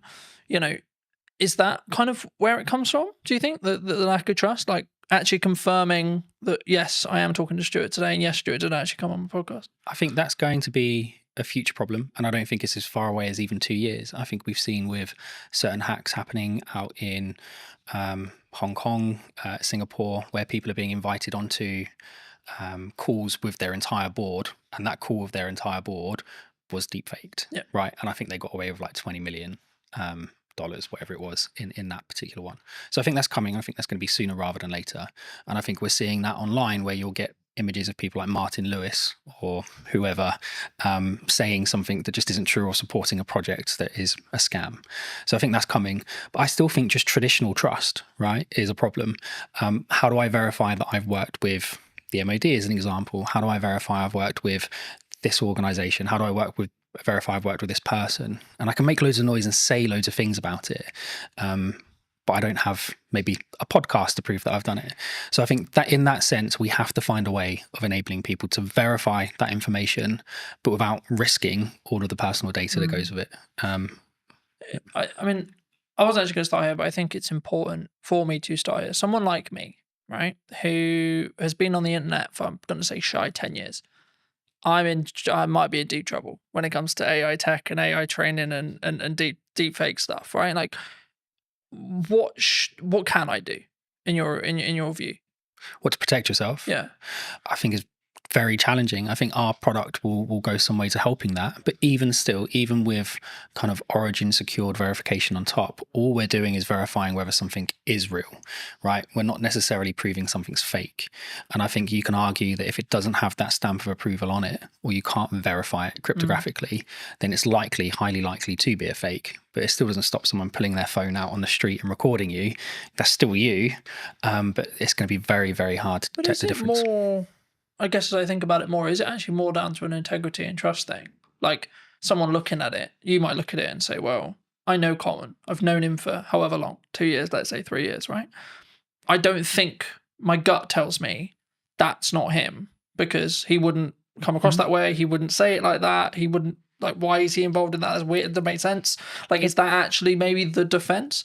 Maybe, but I think if you look at the way things happen in the media and the press, that's typically not the approach that most countries take. It's very much kind of someone's appeared on an online platform doing something they shouldn't be doing, and they're instantly vilified, regardless of whether it was them or not. So I think there's an element of education and adaptation that we need to go through as a community. Absolutely, that will help. I think technology will assist. I think that will go some way to proving it as well. I think it's really going to be education. I think we need to teach people to be safer online, and to be able to identify when something might be a fake, which at the moment I just don't think we do enough. I think we rely heavily on third-party organizations who we think represent security, and in some ways they have been secure, but when you've got trillions of dollars flying around markets every day, if you carve off even 10%, even 1%, right, these are huge numbers. Fraudsters are going for them. So I think we need to adapt and find new ways. Do you think maybe as marketing, or as maybe as like just a medium to small size business, what can I do then? What can you do? I think, again, having things like this will help. I think having endorsements from organizations will help. And again, going back to what Origin Secured is about, it's about having endorsements, right? How do I verify that I've worked with this organization? How would you verify you worked with Origin Secured? Well, you can have my video with you online. But outside of that, it would be a case of, you could put my quote up on your website. But again, how do I verify that was real? You might have to get one of your customers to come and talk to me. So I don't know if we actually have an answer to that question at the moment, other than we know with Origin Secured we can cryptographically prove you've worked with us, and you don't have to pick up the phone and call me to get me to prove it. So it's difficult, right? You know, Absolutely. I think everyone thinks trust and brand, and, you know, like, I'm a big advocate for trust and brand, and I think that the only really, like to quote Gary, the only thing that matters, or the only thing that will be left, will be brand when everything is commoditized by AI. Yeah. But will even that be left? Because if you look at some of the AI tools that are coming out now, I mean, we're looking at them. We use AI throughout the business. And I know a lot of companies say that, but genuinely, from cursor all the way through to the front end, products like Replit are coming out. You can take an existing front end and you can copy that, and it might take you 2 weeks, maybe a month with a couple of half decent devs. So you've spent millions investing in this product, in this brand, and then someone comes along and just copies it. It's a carbon copy. And if their marketing skills are better, if their social media skills are better, if they're better at hacking that kind of influencer side, well, where's the value then? Like, is it more valuable to have a really good kind of marketing team? Or is it more valuable to have a really good brand? I think they don't always go hand in hand. You can have a really great brand, security, integrity, strength, and it can be destroyed in minutes. I think that's difficult, right? Isn't it? I think that's, I hate to use Bud's term, but like that's where personal branding comes in. Yeah, because like if I'm saying and I'm endorsing something, yes, it could be AI'd, but then as I say, maybe it is that. Like as I say and think about it, like maybe it is just that because of my track record. Because like then people, I guess the question there though is it then down to the person consuming it to make the decision? Well, that's kind of the approach we've taken. Right. So the approach we've taken is it's down to the individual to choose who they trust and whether or not they believe that's true. Right. So we can have, and we'll get into the tech more later, but we can have a series of endorsements for yourself. Right. So we could endorse you cryptographically. You could be endorsed by the passport office, right, or by an ID service provider, or by the DVLA, or by your bank or your solicitor. All of these endorsements build up trust over time. Right. And the more of those you have in sequence in the right time frame, the more people will trust you. And I think a big question on top of what you've asked is, if we're moving more to a solution where you need kind of integrity and trust built over time, how do people break in at the beginning? Because at the moment, the big reason that companies do that is they're trying to make a name for themselves. They have a great product, they've got a great idea. It's not always fraud. Often it's just a small company trying to make it. We need to be able to create environments where those companies have an opportunity to prove themselves. Because if we just say, well, you have to have brand integrity and you have to have a history, and you have to be around for 5 years, etc. Then it's going to stop that from happening. It's interesting because I'm rapidly approaching like 6 years full time and 10 years like doing the thing. And I'm like, oh, it must be really hard for people starting out. But like genuinely, like when I was starting out, AI wasn't a thing. Yeah. And that's the big conversation with AI at the moment. It's like completely obliterating those grunt jobs that people did as junior editors and junior tech people and etc. Is it down to us then as providers, like medium and larger, like to say we're going to choose, or is it purely just it's going to get commoditized because it's efficiency? I think there's going to be a huge amount of commoditization. I think there's going to be lots of consolidation, right? More importantly, there'll be lots of consolidation. I think standing out from the crowd is going to be challenging. I think it already is challenging, right? If you can have the best product in the world, but if you can't get the message across, or you can't convince people what it actually does or how it does it, it's not going anywhere anyway. I think we need to create more of a fair opportunity for smaller companies. And I know that the government have got lots of programs in place. We're working with the MOD at the moment. They've got loads of programs in place to try and fast track SMEs and give them opportunities to deliver. I think we need to do more of that. And I think we probably need to have better controls over, well, how are these contracts won? How are they tendered for? Because ultimately they're geared up for companies who have got hundreds of people to spend hours and hours and hours of time building this kind of knowledge up over time, and then you've got a small SME that's run by 3 people with no experience. But also, I guess you could flip it on the other side when you look at AI or things like ChatGPT, large language models, etc., where actually that could be the greatest equalizer that you've got, right? Because someone who's maybe solo or 2-3 people, then arguably, if they're leveraging AI and they're early, they could actually be keeping up with 100 staff in regards to workforce because they're working quite smart. Well, they can. And I think, look, we've certainly benefited from it, right? Lots of smaller companies are benefiting from using AI, but so are the larger companies. And I think if you, I'm going to get in trouble for talking about this, but one of my favorite TV shows is The Wire. And there's a scene in there where one of the characters is out of jail.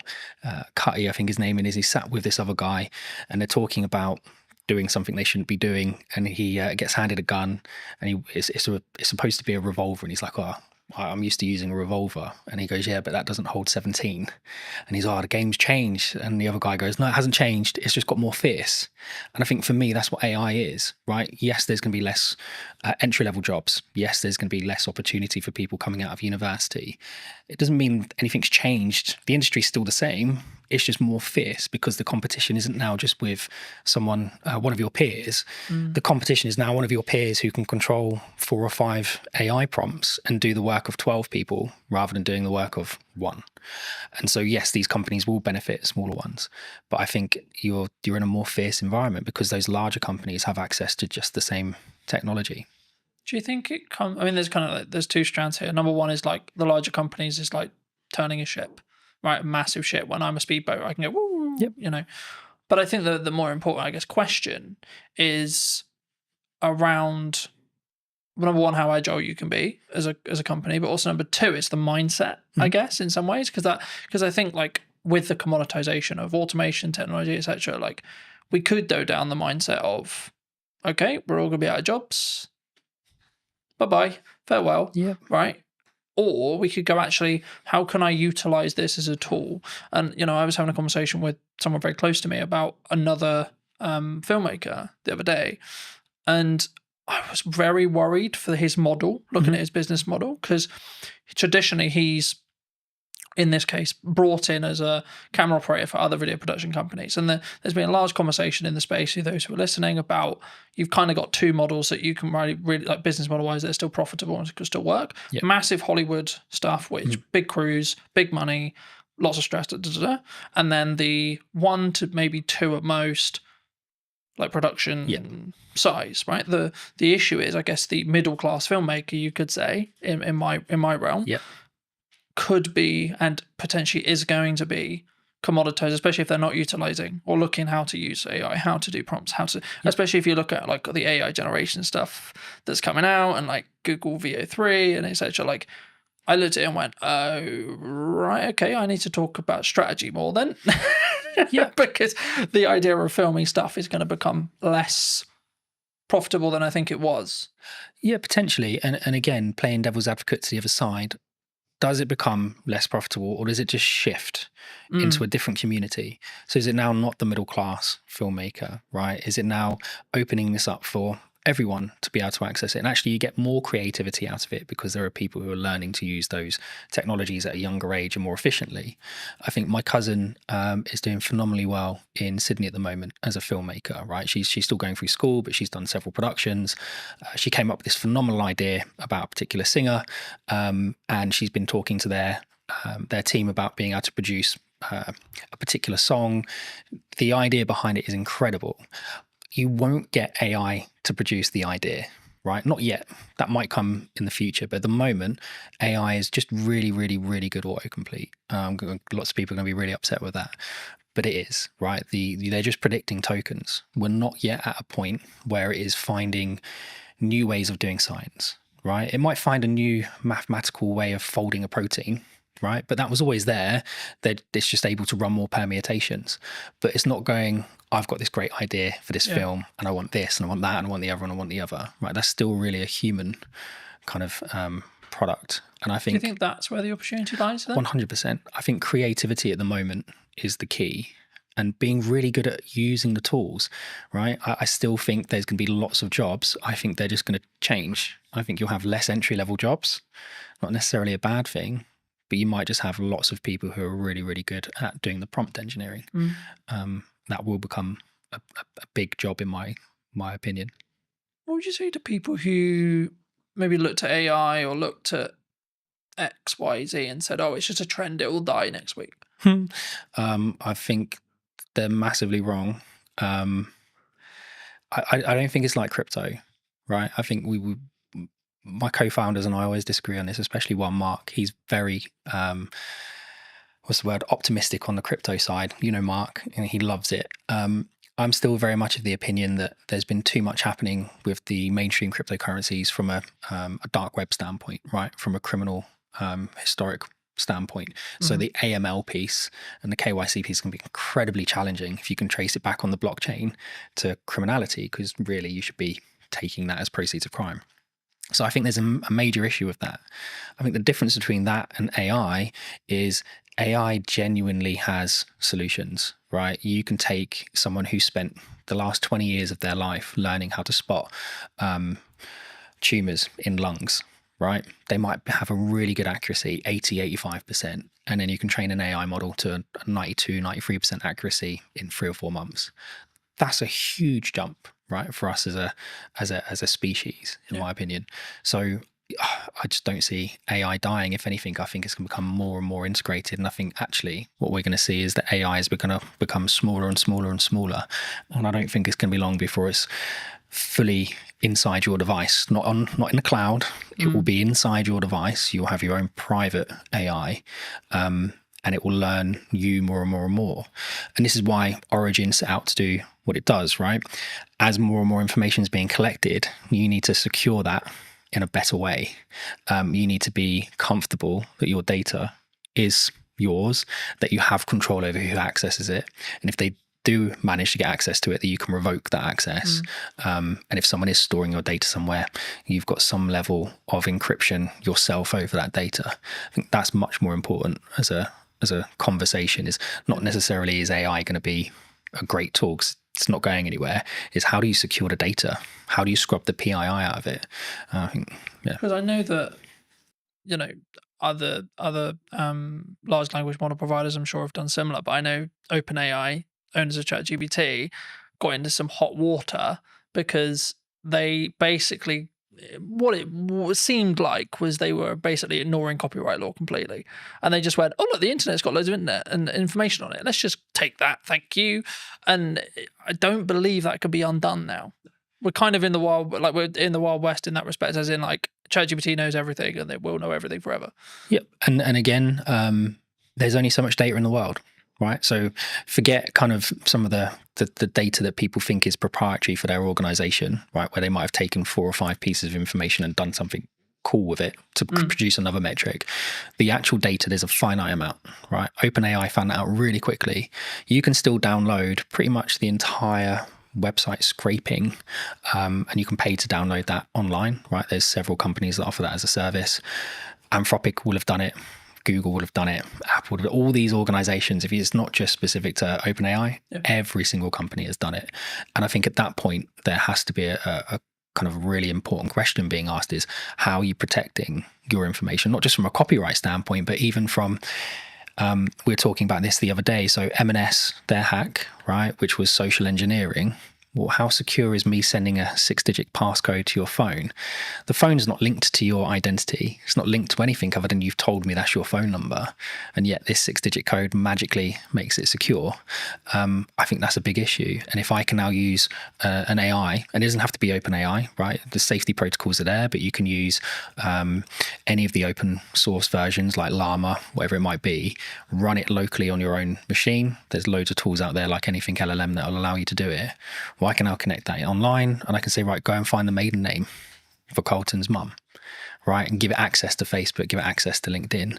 And what we were saying before about kind of marketing, whoever makes the most noise, whoever's connected to the most people, well, you don't know who half those connections are on LinkedIn. Yeah. So now if I can connect into you through all of these fake accounts that are being kind of managed and hosted in really not very nice environments, then suddenly your maiden name of your mum is not a security kind of question. Yeah, it's actually a security risk, right? First name of your dog, whatever it might be. School, so on. So I think that's really dangerous. And so we need to move away from just usernames, passwords, and security questions.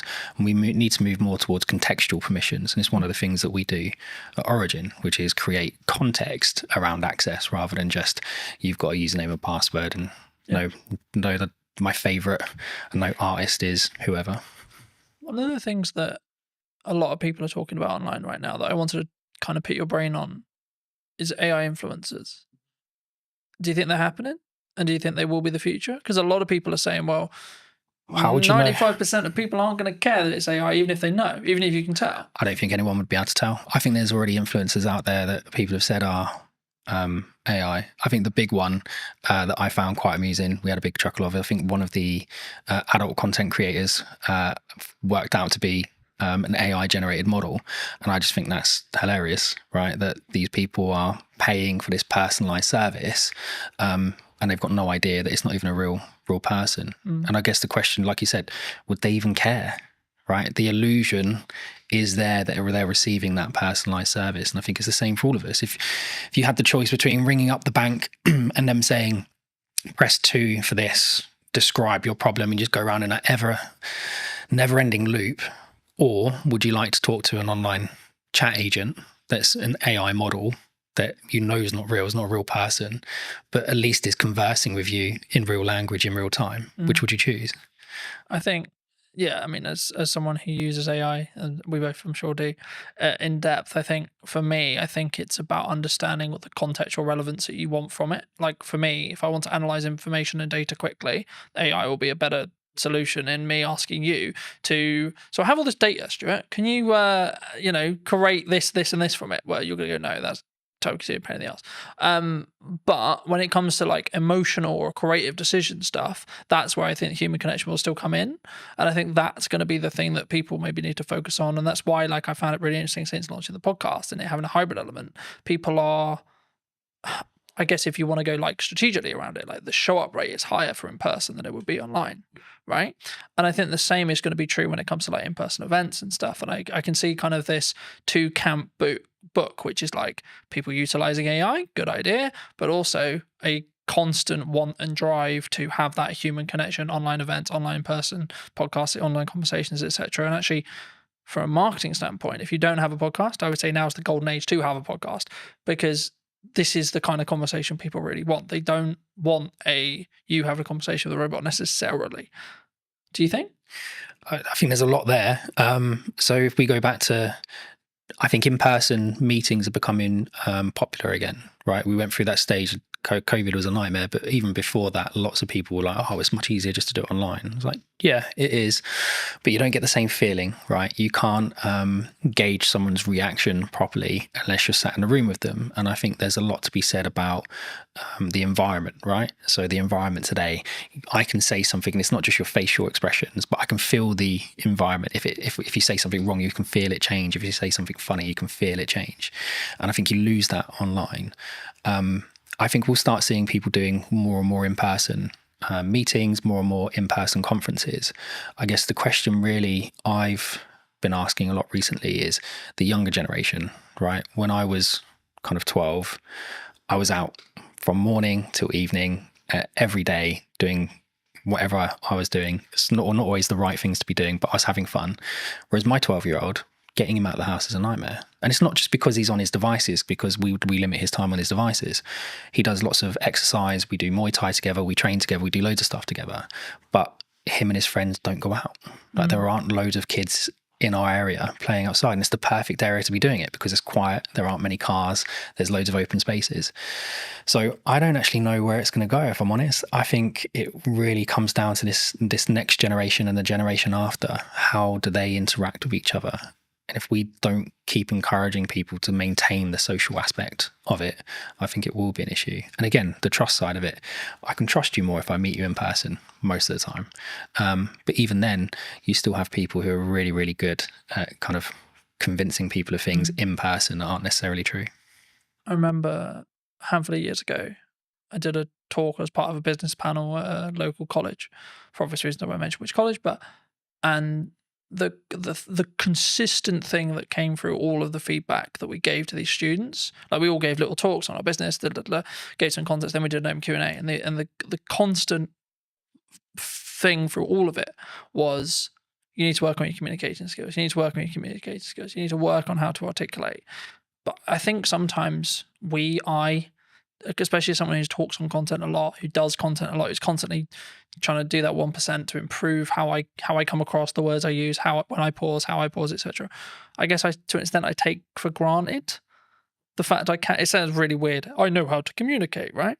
But I do. It's even the little nuances, like how I do a stupid noise, or how I pause, or when I pause. I mean, is that something that, like, and if so, like, if that's, we need to either invest that in our children or put that into like schooling level, and or when we're in the workplace or looking for careers, etc. I mean, is that something that's, do you think, weaker as humans? Obviously it's a broad stroke, but do you think it's something that we all need to improve on?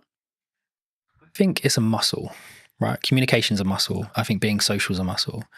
That's not to say people who suffer from any anxiety aren't right to feel the way they feel, or that there isn't an underlying issue there. But I think a lot of the time it is a muscle, and I think the only way you can exercise that muscle is to push yourself past the comfort zone and do it. And we aren't pushing people to do it, right? I think we've got to an age where someone can self-diagnose as having a problem, and then we go, oh, okay, well, we won't talk about it anymore. Like, it suddenly just stops the conversation, and suddenly it's not, well, that's the end of it, right? Well, I think that's a problem. And I think that goes back to what you're saying before around kind of school-age children. Yeah. I think my wife and I foster, right? And we've just had a 2 and a 4-year-old that will be leaving us shortly, and we've had them since March. And when they came, like, the little girl was nonverbal, the little boy had some issues with kind of speech and understanding and some other bits. And in the last 6 months, my wife's done an incredible job getting them to a point where you wouldn't really know that they're that far behind. Like, they're not as far behind anymore, right? If you were to put them into a mainstream school when the little boy's starting soon, yes, he's going to need a little bit more help, but he's not that much further behind.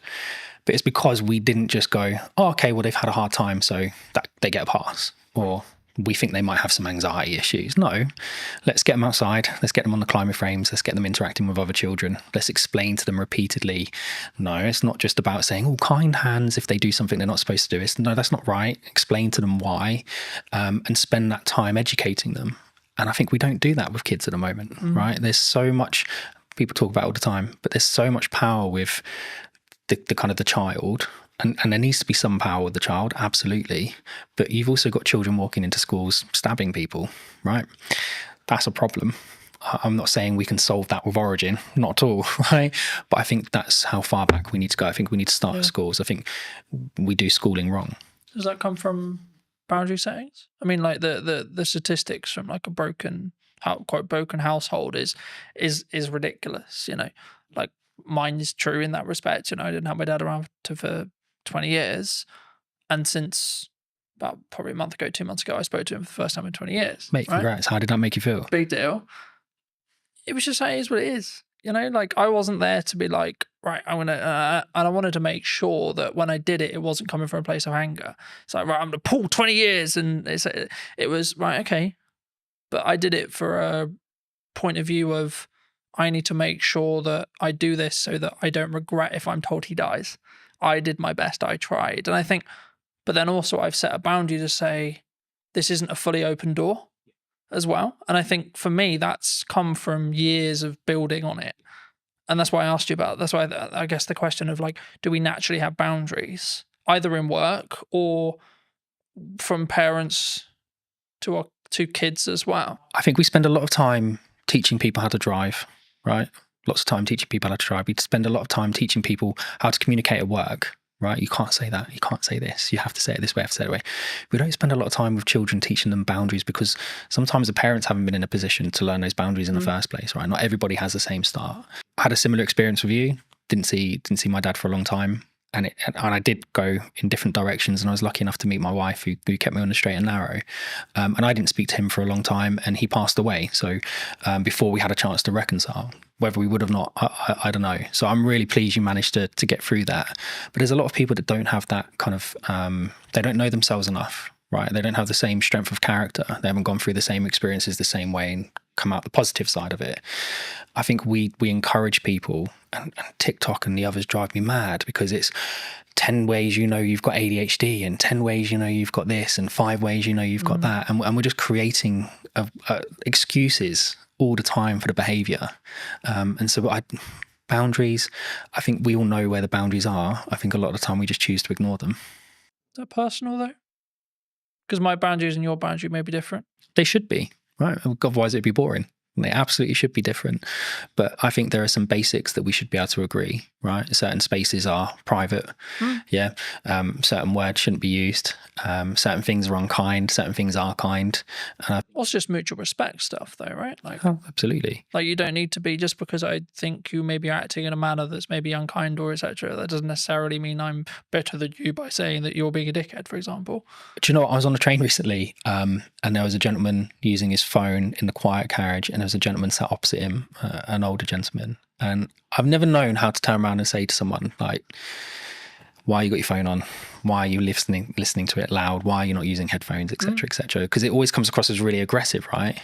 And the old guy just literally just leant over and went, "Excuse me, I just wondered if you'd seen that sign." And the guy looked up and saw it was quiet carriage, and he went, "Oh, sorry, mate," and left. And that was it. There was no big like hurrah. There was no shouting. And I thought, well, that's a mutually respectful way to approach that situation. Would he have approached it the same way if it had been a 13, 14-year-old teenager listening to his music loudly? Would the teenager have responded the same way the man did? You don't know. But I think we should approach things in a respectful way. And again, that boundary issue, mate, that's a hard one, right? There's people that have spent their entire lives working on that to try and find a solution, and they still haven't figured it out. I think I keep coming back to this whenever I talk about something like this, and I keep coming back to it's self-love, self-development, self-you. It's reflective of you. So, but from that perspective, I guess it's kind of down to you to do the work to then see the different reality, if that makes sense, right? And I think for me, that's sometimes where people struggle, where they for whatever reason they want to bury it, they don't want to deal with it, they don't, etc. And I think everyone has a level of trauma. It's I don't like using that word, but the level of trauma will either make or break you, and then it's up to you to see how you deal with that to then move forward. So I think I'm smiling because it actually brings up a really good example. You remember you'd go to the gym, right? I want to lose weight. You go to the gym, you're trying to lose weight, and the guy go, well, if there was a pill you could take that would make you lose weight, everybody would take it overnight, right? But it doesn't change the fact that you need to create these habits and these kind of self-motivation that drive those behaviors, right? Because this is really important. And then we had Ozempic and Mounjaro and all these other things come on, and people have utilized it. And I think it's a great tool. If you need to kickstart that process and you're nervous or anxious about going to the gym because of how you look, great, kickstart it with that, but don't rely on it. And I think we've created an environment where I feel depressed, here's some tablets. I feel anxious, here's some tablets. I feel overweight, here's an injection. I feel this, go do that. I hate going to the gym. I hate working out. I'm not someone who enjoys it. If I haven't eaten properly during the day, I will throw up. It doesn't matter how much I train, right? My body just absolutely hates it. But I push myself to do it because I want my son and my daughter to see me go through those hard things and realize sometimes short-term pain gives you long-term gain. It gives me an extra 5 years with them, and it's important. And my dad was 41, 42 when he passed away, and I hadn't spoken to him for a long time. So I don't want to be in the same boat. I'm only 3-4 years away from being in that age category. So I'm going to do everything I can to. Do you think we need to not live with regret then? 100%. And if we can take actions that are maybe uncomfortable today to mean that we're not going to be regretful in 5-10 years? Yeah, I've lived a lot of short-term pain for long-term gain. And if you ask my wife, she'll tell you that it's been kind of lots of long-term pain for not very much gain, but actually we're starting to see the fruits of our labor. And I've got lots of friends who I've grown up with who haven't always taken the same approach. There's one or two of them that absolutely have, and they're smashing life and they're doing really well. But there are still an incredibly large number of people I know who are living month to month, and whether that be just kind of taking out finance on a new car because they want another car, or they're not taking those kind of short-term pains of, well, actually maybe I'll just hold this car for another 5 years. Nothing really wrong with it. The plate might be, I don't know, my plate's a 17 plate, right? I've got no interest in selling my car. I love my car. I've had it for a long time. But you don't get the, oh, that's a cool car. Oh, well done. You got a new car. Tick box from your social circle, though. No, you don't. But again, it's that confidence of being able to say, well, I don't need it. And again, you go back to what you're saying before about boundaries and how you're brought up. Lots of people don't have that. And again, from a trust standpoint, well, who's going to give it? Right? Because you do need a parent or someone you trust in your life to give you that validation. And if you're missing it, you're going to be looking at it from all the wrong people. Do you think we come from a place of like strong, I guess, I'm just thinking of the best word to describe it, but like for me, it's like we can only think about this way because we come from a sense of privilege.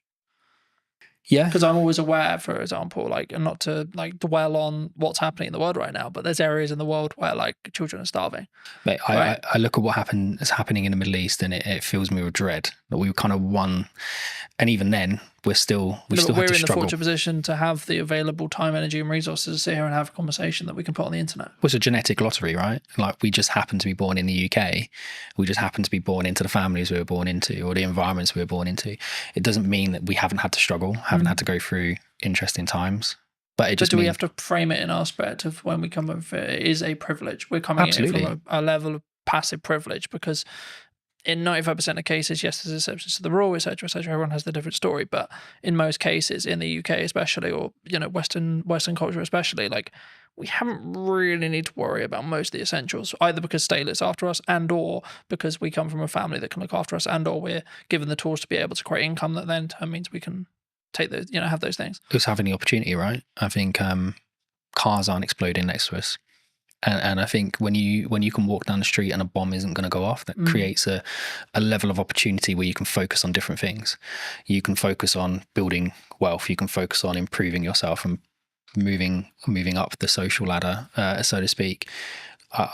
My upbringing, my parents, my mum, my stepdad, everything they could for us, but we still went without certain things. But my dad loved holidays, right? So we did one big family holiday every year, and he loved to travel. He loves politics. He loves history.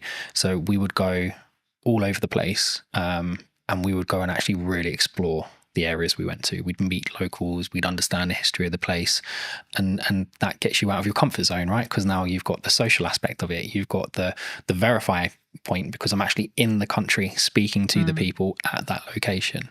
And I think that kind of shapes you as an individual, whereas if you spend your entire life just seeing everything on TV, you can just turn it off, and it's not the same. So I think we absolutely are very privileged. Even if you're going through hard times, you're still not necessarily worrying about the same things other people are. But it doesn't mean your story is any less challenging. Though.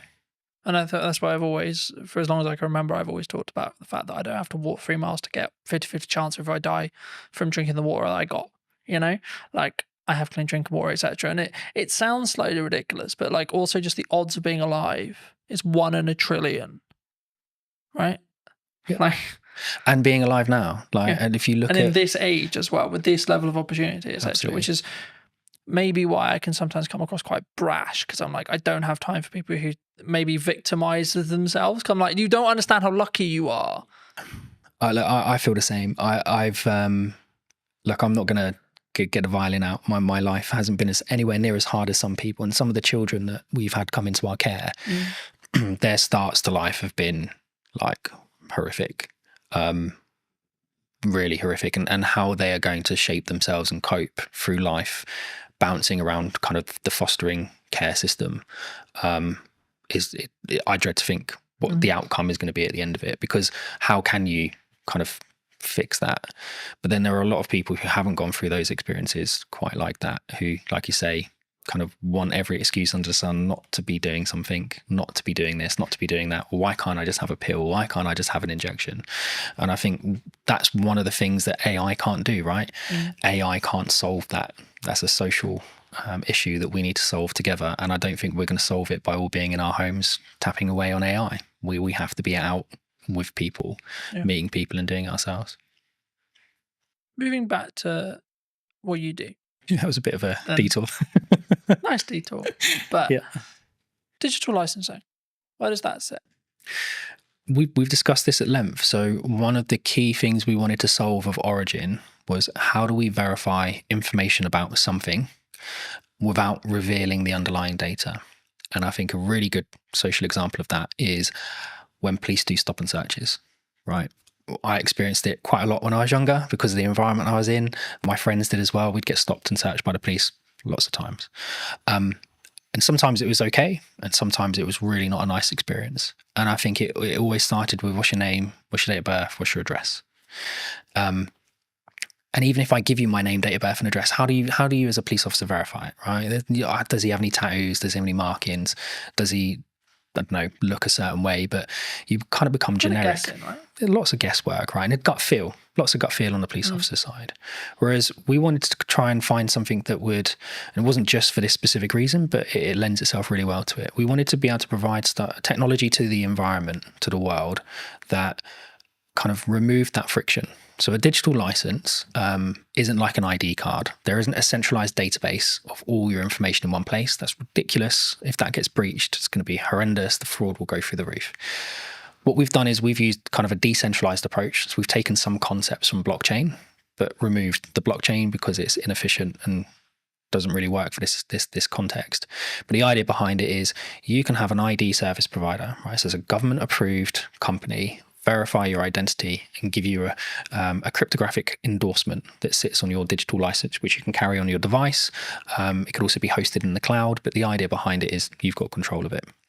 So now if I was to come and stop and search you, you would be able to present that credential to the police without revealing your name, your date of birth, or your address, but the police would know to a degree, he lives within a 5-mile radius. There's no outstanding warrants. He's verified that is his identity because he's done it with a biometric check on his thumbprint. And we can see that biometric check that's linked to that IDSP hasn't been changed on that device. And then we can link it to other credentials. He's got a full-time job with an employer. Don't need to know who the employer is, but he's employed full-time.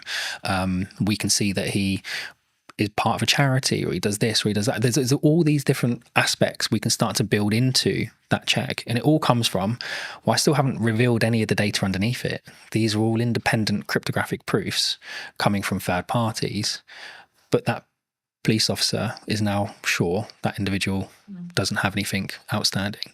And I think that would help. I'm not saying it's going to solve the issue, but it certainly would help remove some of the friction.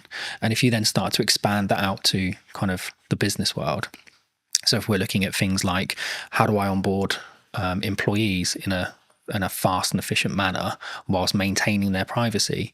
So one of the tools that we're doing for the digital cleaners license is we do the right to work checks. We do a modern slavery check by making sure that the bank account name matches the name on the ID. Real basic check, but lots of organizations don't do it, right? And that's one of the flags for modern slavery. We then can go and endorse all of your employment history. Right. And again, we're not the verifiers. We're not verifying the data. We're not storing the data. Right. But we're going off and having those independent third parties endorse you. Same for your certifications, your training. And I think in that environment, when you're dealing with disparate workforces where English quite often is a second language, not your primary language, these people, they kind of get left behind, right? They come along with their paperwork and they have every right to work. They have every intention of working, but it might take 5 or 6 meetings and 10 or 11 copies of their documents. Now, where's all that documentation going? They've got no idea where it's being stored, no idea who has access to it, no idea what copies are out there, but we're expecting them to just continuously do this. And if they're now working 3 jobs, we're extrapolating that 3 times over. So for us, it's about digitization, yes, but without just copying the existing paper process and doubling the problem, right? You have to do it in a different way. That would fix the problem we opened with? What, going for back? Someone like me, for example, who, let's be honest, if deepfakes become mainstream in AI, someone points an AI with that mindset, I'm screwed. Yeah, I think there's definitely a way of being able to verify something's real. But again, there's then nothing stopping someone from creating an AI deepfake and just putting their endorsement on it anyway. Right? They haven't had to do the work. Like the AI has done all the work.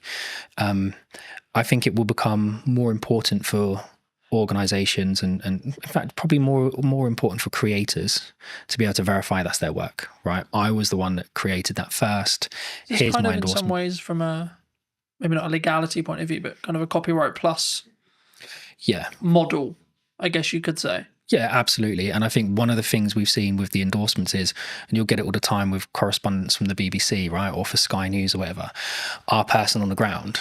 Well, that's great, but I don't know who that person is. I don't know their credentials. I don't know where they're from. I don't really know if they're from that country. I don't know what their background is. Whereas if you were able to say, here's the credential that's been lent to this article, well, now I've got, well, yeah, he's got an IDSP verified in that country that he comes from that country. He's got a university credential that says he went to that university. He's got an employment credential that said he was employed there at these points in time. That's not to say people can't build those profiles up at a state level if they really wanted to go to that level, but it becomes much harder to do, right? The threshold for access to fraud becomes really, really high, because when we're actually taking these interactions and monitoring them, we create an encrypted hash of the interaction, and that gets stored on what we call event chains. So not blockchain databases, but the event chain is a point in time. And so you can't go back in time and put something on the event chain in the past. It has to be done in time. It's temporal.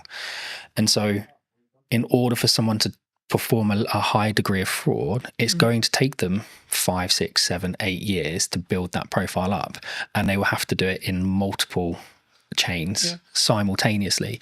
And they're just not going to be able to do that. And I guess it comes back to that like point, which is like, it sounds horrible whenever you say it, but like you're making it less likely that you're the one who gets targeted, because the burden of likelihood that your stuff gets stolen, etc., is so much higher than Barry, than Sally, Correct. than James, so on, you know. And that's, I hate to say it because it's like, oh, go and steal their car, not mine, because mine's a pain in the arse to steal, for example. There is that, but again, from our standpoint, I mean, we want to give it to universities for free. Right? We want to give it to schools for free. You have the Online Safety Act that's happening at the moment, and I think you've probably seen some degree of access to adult content reduced. But it's seen VPN usage go through the roof, right? Because we know how people are accessing it, just going around the issue. And I think they had, was it Keir Starmer's driver's license got leaked online, and people using that and a picture of him to be able to skirt around the sides of it. That's the same tech, by the way, we were talking about at the beginning that some of the retailers are now choosing to use to verify their staff, right? It's not with an IDSP, it's just a localized check that looks right. I guess this was a big conversation like a handful of years ago, and I've covered it in the social media show and etc. But like, there was this big conversation, and lots of jurisdictions across the world have said, below 16, you're not on social media. And that seems to be the future, because it's like, we're now like half the world has basically got that. How do you verify you're under 16? Exactly. Right. And again, with Origin, it's one of the things we were saying, if we give it away to students for free, you can have a cluster of credentials, right? And so from our standpoint, it's about enabling the verification of a credential to create context. And contextual permissions is something that we've kind of started to patent from using our tech. So the idea behind it is, I can access a system. I don't need a username and password, but I need a credential from an IDSP. I need a credential from my employer. I need a credential for someone linked to that system. I need a credential maybe from a school or university. All of those credentials must confirm specific assertions about myself, right? I'm under 16. I'm a UK citizen. I go to a particular school in a particular area. That means we're putting the control of the people that need it, schools, etc. But we're not then enabling people who have bad intentions to come along and manipulate that system, because they would have to manipulate it in 5, 6, 7 areas at the exact same time. So now, if you want to access the internet, well, you could have your Origin handle with all of the credentials on it, and we would know straight away how old you are, right? And parents mostly can be trusted. So your parent could create a credential for you. But if that doesn't match your school's credential, well, then that's going to create an issue. So you don't have the permission to access that service or that particular piece of content. And that for us is really important. Context is much more important than just, well, we think you might be over 18 because you clicked the button. Yeah. For those people who've enjoyed this conversation, who may want to see more of the content, delve into a little bit in more depth that what you and the team are doing, where can people reach out? They can reach out to us directly, so they can come to us via the website, or they can reach out to us on social media or LinkedIn. I think we're starting to put more video content out there. So going back to what you were saying before, about kind of verifying trust, how do you prove it in the marketing world? Well, for us, it starts with video, right? And yes, there are deep fakes out there, but from our standpoint, I mean, we're able to verify our technology in our videos with our technology, right, which is important. We're certainly seeing kind of proof of concepts with the MOD gain lots of traction. We're talking to Ofdia, the Office for Digital Identity and Attributes, about shaping kind of how the UK consults on digital identity. And I think all of those aspects are important. So it's not just about us. I think people should be looking at digital identity as a whole in a much more holistic way. And reach out to us, reach out to the IDSPs, reach out to everyone. I think is something that people need to understand more, is that digital ID is more than just, here's my JPEG of my passport and driver's license. But yeah, reach out to us on social media or online. Just before we wrap up, I mean, obviously you have worked with us in the past and you've done some video content. I mean, now the other side of it, maybe a year on, how was that experience? What was the things you maybe learnt from except like how was it as a whole? Like, not putting words in your mouth, but I'm actually curious because obviously we haven't touched base since actually doing it last year. And I mean, was it how you thought it was going to be from firstly from the perspective of what we did, but then also like, was there any byproducts that actually came from like working with us specifically? I think we realized really quickly that video was the best way. Yeah, 100%. And I think working with you guys and working with Lucas for the day, it kind of got into our minds a different way of thinking about things. And we were just on the cusp of really understanding how to talk about our product and how to talk about our technology.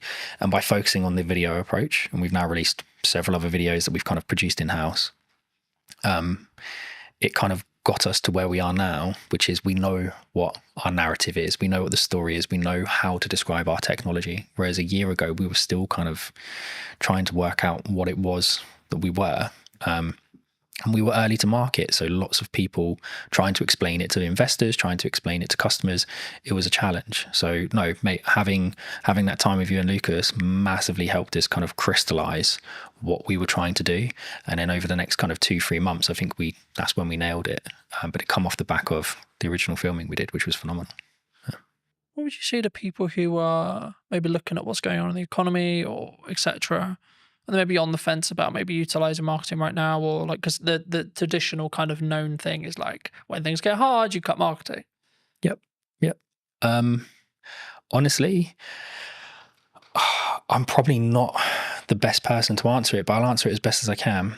I think you absolutely have to have a presence, right? You have to, unfortunately at the moment, it's about noise. Right, we spoke about it earlier. The more noise you make, the more you get noticed, the more the algorithm picks you up and the more it promotes you to the top. And it goes back to what we we're saying as well about the SMEs, like how do you get spotted? How do you get noticed if you have to have that kind of credentials proving you've done something? I think consistency, right? And we had this chat about podcasts a year ago. I think it's something like most podcasts end after 11 episodes, something along those lines, right? So 11 weeks, 11 months, whatever it is, that's the kind of podcast limit. And people go, oh, it's not growing, right? You have to push past it. And it's the same with the marketing. And yes, some people are really fortunate and they do growth hacking and all of a sudden they're a viral sensation overnight, but that's not the norm. And I think the only way you can build your message is consistency. You have to be in person at events. You have to be putting stuff online. You have to be writing articles. You have to be talking about it. You have to be meeting new people and spreading the word. So I don't think marketing just stops with video. I think it's something much more holistic, and it's something that you have to consistently do every day. And we have a great marketing team, so Hannah does that for us, and she's excellent at it. If you were going to wind the clock back to speak to Stuart 10 years ago, 15 years ago, what advice would you give that Stuart? It would probably be trust your gut. I think we've had hiccups along the way with everything that we've done, right? Whether that be businesses my wife and I started, with raising children, with kind of investors, whatever. There's always going to be a hiccup. Something's always going to come up that you weren't expecting, but you have to trust your gut. And even if that is completely in the opposite direction to what everyone is telling you, sometimes you just have to go with your gut, because at least at the end of it, you don't have the regrets, right? If you listen to everybody else and they turn out to be right, that's great. But if you listen to everyone else and it turns out to be wrong, you're going to spend the rest of the time going, oh, I wish I'd listened to my gut. I wish I'd trusted my gut. So I think take people's advice on board, listen to it, kind of take the best strategies, build them together, but ultimately trust your gut. Yeah. Thank you so much for the time, Stuart. You too. Cheers, Carl. And if you did enjoy this episode and would like to see more like it, then I would love to hear what you think in the comment section down below. Why not subscribe so you don't miss next week's episode? And I'll see you very, very soon. When you truly become comfortable in your own skin, that's when you become a more potent, authentic, and influential communicator. Why do you think storytelling is important? The storytelling is 100% something I focus on. It's just a part of a larger puzzle now, or a larger body of work. But stories are important for so many reasons, man. What is the excuse that we make for the reason why we don't do the thing? Have the podcast, write the book, run the business. So the 5 habits, number 1 is transform your internal story. The second is ask conscious just questions. The third is unearth your charisma. I think it's really interesting, right? Because a lot of the conversations I've been having the last couple of months has been around done is better than perfect. I'm a multifaceted human being. I'm not just one thing. And often labels can lead us, man, to shrinking, playing small and saying, I am this. But what if you're more than this? Did you know that 93% of you are not subscribed? So if you could please do me a favor and you're enjoying the show, then subscribing would mean the world to me, and it would allow me to grow the show and continue to get larger and larger guests and continue to bring what's missing in marketing today. Thank you ever so much for joining me, and I'll enjoy the episode. Hello, my friends. Welcome back to a brand new episode. Today, I'm going to be talking to Ravi, who talks all about communication and actually why is it important. So that's going to be what this conversation is going to be about. But welcome, Ravi. How are you? Good, man. I feel like we should have started rolling about 10 minutes ago because we had some good conversation about marketing, communication, books, all that good stuff. But I'm feeling good, man. As I told you in the green room or the coffee area, this has been a minute when it comes to me being on podcasts, given I've been focused on writing my book, being a dad, and all that good stuff. So it feels good to be here, man. It feels good to be here. Well, thanks ever so much for coming down and for the time, of course. I mean, it would be wrong to not open the show with what you feel is missing in marketing today. I mean, we touched on it in the pre-show conversation a bit, but just to reiterate for the audience's sake, I mean, what do you feel is missing today? When you asked me this question beforehand, giving me the material to prepare, I had to sit with this. And I had to sit with this for quite some time because I didn't want to give you a generic answer or one that's been heard before. And the one word that came up for me was intentionality. And actually, that's not just in marketing, that's in life right now. Intentionality. I mean, if you just scroll on social media, log on to LinkedIn, log on to Instagram, whatever it could be, there's an addiction to instant gratification, meaning, okay, I want to grow my follower account now. I want to achieve XYZ now. And as a result, I may put out AI content, which feels perfect, which feels like it's going to connect with people. But the truth is there's a disconnect because perfection doesn't exist, man. Perfection doesn't exist, and imperfection equals connection. And our intentionality behind things, our death grip on our desires, and the instant gratification that comes with it, it's just leading us to this place where, and it's funny to say this, the bar is so low in some senses that the number one way to stand out is by tapping into human connection. I think it's really interesting, right? Because a lot of the conversations I've been having the last couple of months has been around done is better than perfect. And I think that sometimes we look at the podcast idea we have, we look at the event idea we have, we look at the business idea we have, look at the book idea we have, etc. And we think, yeah, I'll add that to the list. Yeah, I'll put that on my to-do list. Do you think people need to is there a level of just you need to start doing stuff? Like you need to just choose one of them or two of them or three of them and say, I just need to do that? Because I think sometimes we put it on we kind of pin it up and we go, yeah, I'll get to that. But then we never maybe do. What's the question behind the question? I'm curious. The core, I think, is do people... So I guess what I'm actually asking there, and this isn't planned, so I've just come off the fly, but I think it's what is the excuse that we make for the reason why we don't do the thing? Have the podcast, write the book, run the business. Maybe someone's watching this and they're in their 9 to 5 and they're like, I've got that really business idea. I'm really passionate about X. But they don't start working on it in the evenings. They don't start because maybe they're worried about what people think. It's actually, these are the common answers I get. But is it just that? I'd say it could be many things, and I can't answer it from everyone's perspective. I can only answer it from my lens. And I would say the two things coming up for me are, number one, fear, like we spoke about, where, I'll give you an example. I know of somebody who has a specific idea that they knew in that season of their life was in alignment. But there was always a reason why they couldn't pursue it. There was always, for lack of a better word, an excuse as to why they couldn't pursue it. And that excuse gave that individual the reason why, I can't do it now because of X. I can't do it now because of Y. But what those excuses and what that narrative was grounded in was fear. So there is definitely fear.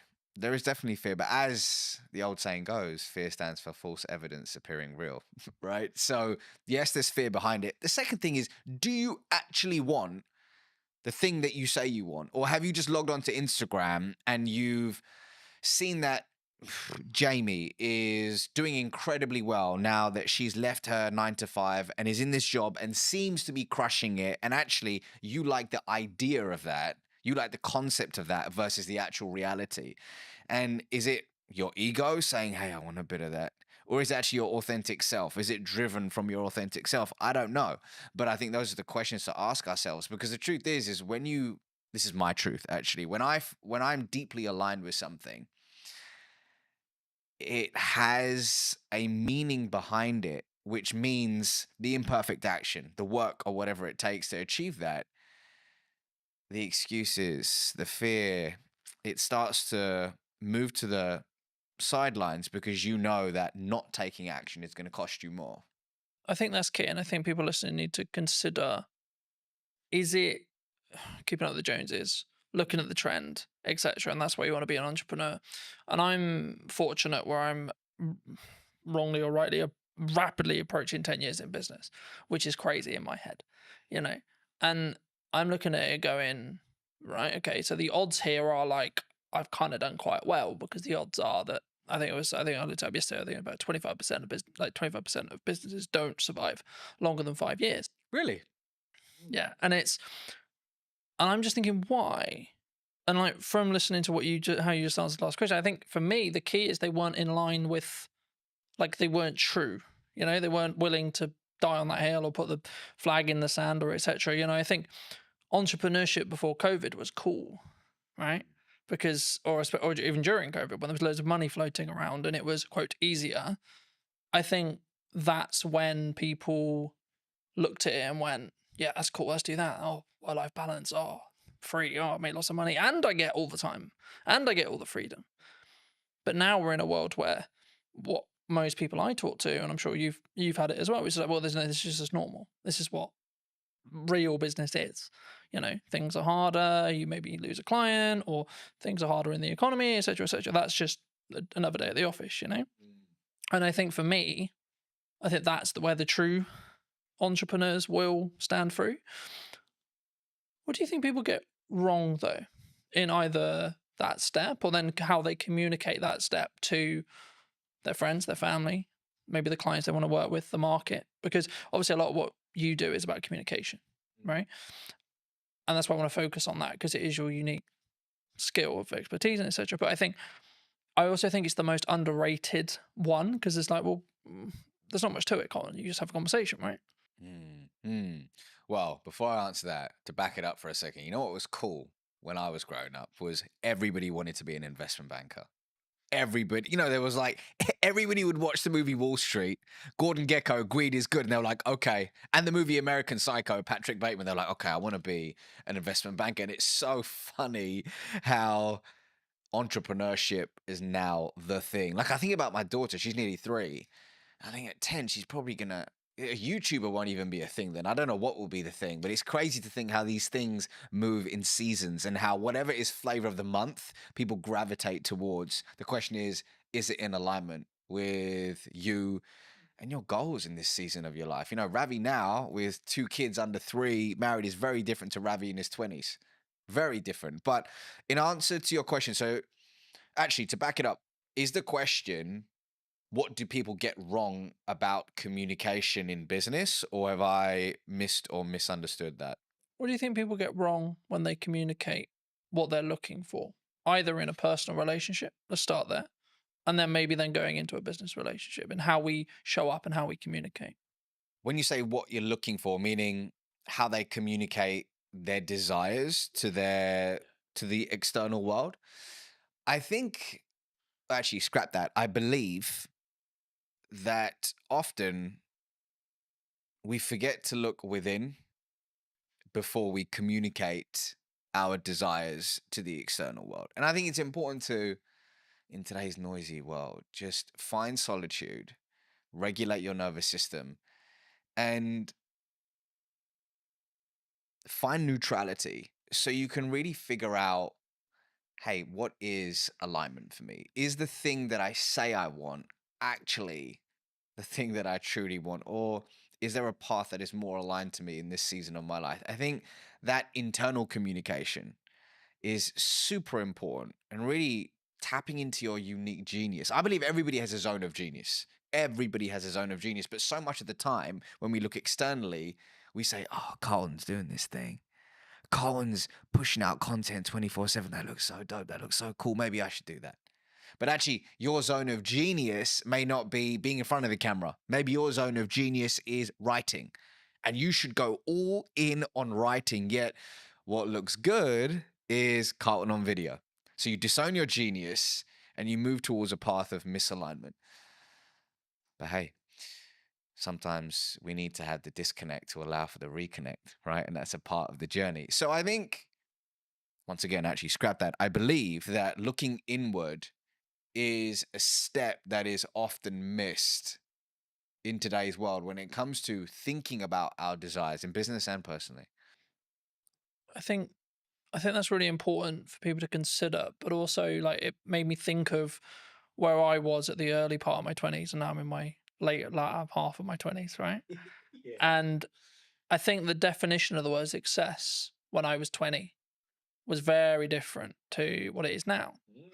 And I find, like, I can say this now, like, in hindsight, but I find that really interesting in how it's developed and changed. And I think that's kind of, to an extent, what some people misunderstand, right? When they look at maybe, I'm going to do this business, and maybe it didn't work.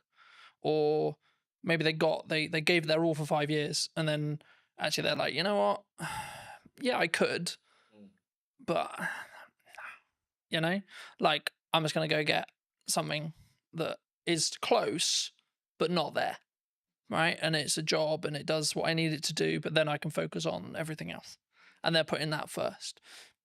Do you think that people sometimes struggle to, I don't want to say the word abandon what they used to call success, or what their definition of that used to be, but do we need to, as we move forward in the seasons of our life, do we need to constantly readapt and constantly be okay with changing what success means, do you think?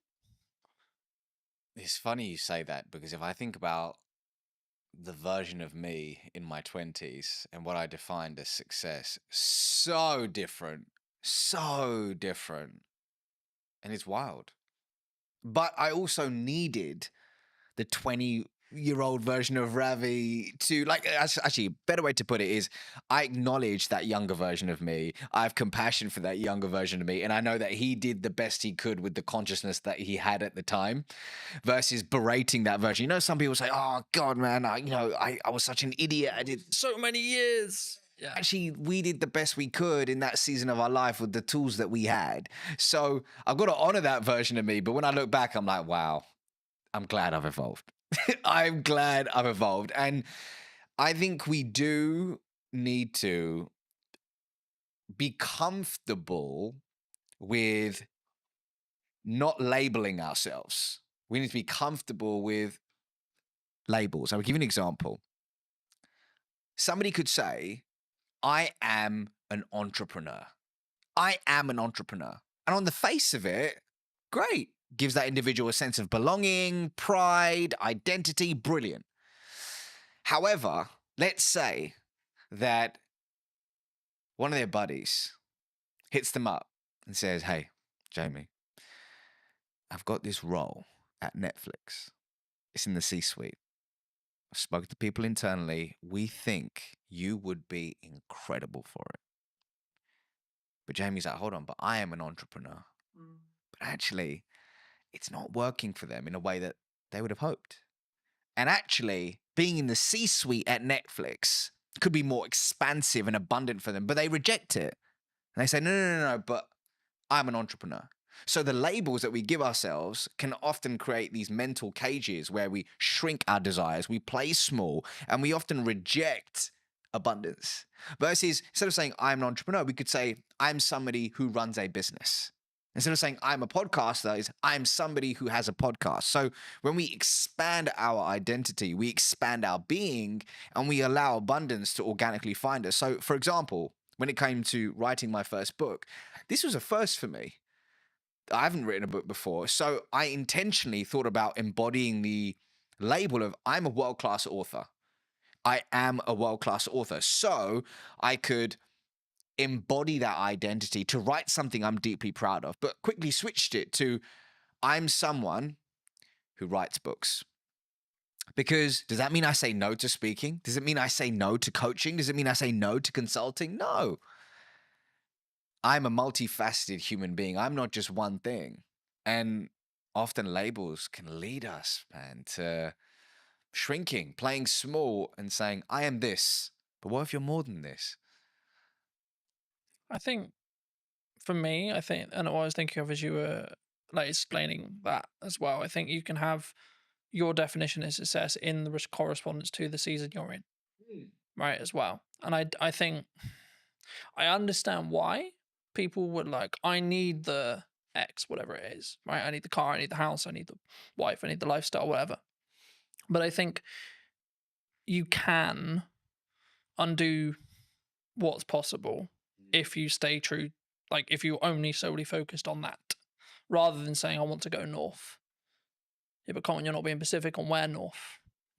Okay, but I know I want to go in this direction, and then see what opportunities then arise from there, and then reflect on what happens. So at this moment, yes, I run a marketing company. Sure. Okay. But if you had a conversation, this same conversation nearly 10 years ago, I would have said, I do video production. Right. And if I had just locked into, no, I only do video production, that's all I do. I work with other video production companies and I help them create content. Cool. Then it would have pivoted or changed what horizons I could have met or gone to. And what I found was that people, they tie what they're doing and their self-worth to it together. And I think that can be sometimes the issue. Massively. Because then you're tied to, like using your entrepreneur example, then you're tied to, oh, what if I'm not an entrepreneur? Now I'm lesser, right? Because that kind of implies you failed. And then to you, that means actually me as Colton has failed. Not the company has failed, or not the company served its purpose and it got me to the Netflix role, or etc. Colton has failed. Colton will not be able to win. Colton will not be able to be, quote, successful. Do you think we need to, is that a inner work thing that we need to do? If someone is listening to this and going, shit, that's me. They've tied what they are to them and their own kind of self-belief, self-worth, self-love. Two things are coming up for me. Firstly, picking up on something you said earlier. Something I talk about in the book, inside of Habit 1, is about being fixed on the desire, but flexible on the path. So let's say somebody says, I just want to generate more revenue. Broad, but more revenue, okay? And they have the idea that the path to get there is landing net new business. They build this whole team around it, but all of a sudden, this beautiful opportunity arises with their existing client base. If they are fixed on the path and go, no, we're just going to acquire net new business, and they reject this abundant opportunity, they may not reach that idea of more revenue. But the idea of pivoting, being open to the infinite possibilities to reach that said desire, which will evolve, and it's okay to evolve it, is super key. Yes, that requires inner work. But going back to your question about self-worth, I used to work in investment banking. And one of the reasons why it took me a long time to hand in my resignation notice back in August 2016 is when I left that world, was I had pinned so much of my identity and self-worth to I am an investment banker. I'm somebody who works in an investment bank. So much pride, status came from that, which stroked my ego, and it was beautiful until it wasn't. But that experience, I'm so grateful for it, man. I'm so grateful for it. And it was, I believe that everything, this is my belief, that everything's happening for you, not to you. Whatever you're experiencing right now is a lesson that you need to learn to be able to transform your identity into the human being that can receive and sustain their true desires. So somebody listening to this right now may say, man, I'm so annoyed that my team member or my employee just keeps doing this frustrating thing. They keep being late to work or they keep missing XYZ. And you're getting frustrated. Why can it not be like this? It is not fair, you keep saying. However, you may have requested from the universe, whatever your North Star is, that I want to be an influential leader. Well, you've requested it.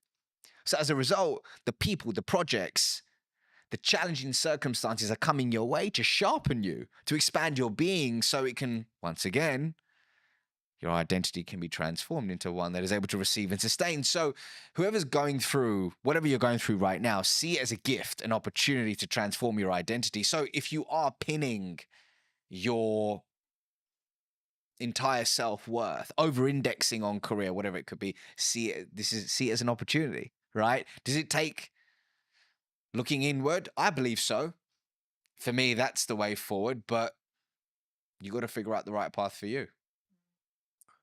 I think for me, lacking in the business world, and this is a very broad stroke, there's obviously exceptions to the rule, but I think sometimes is lacking is the self-accountability side of it, right?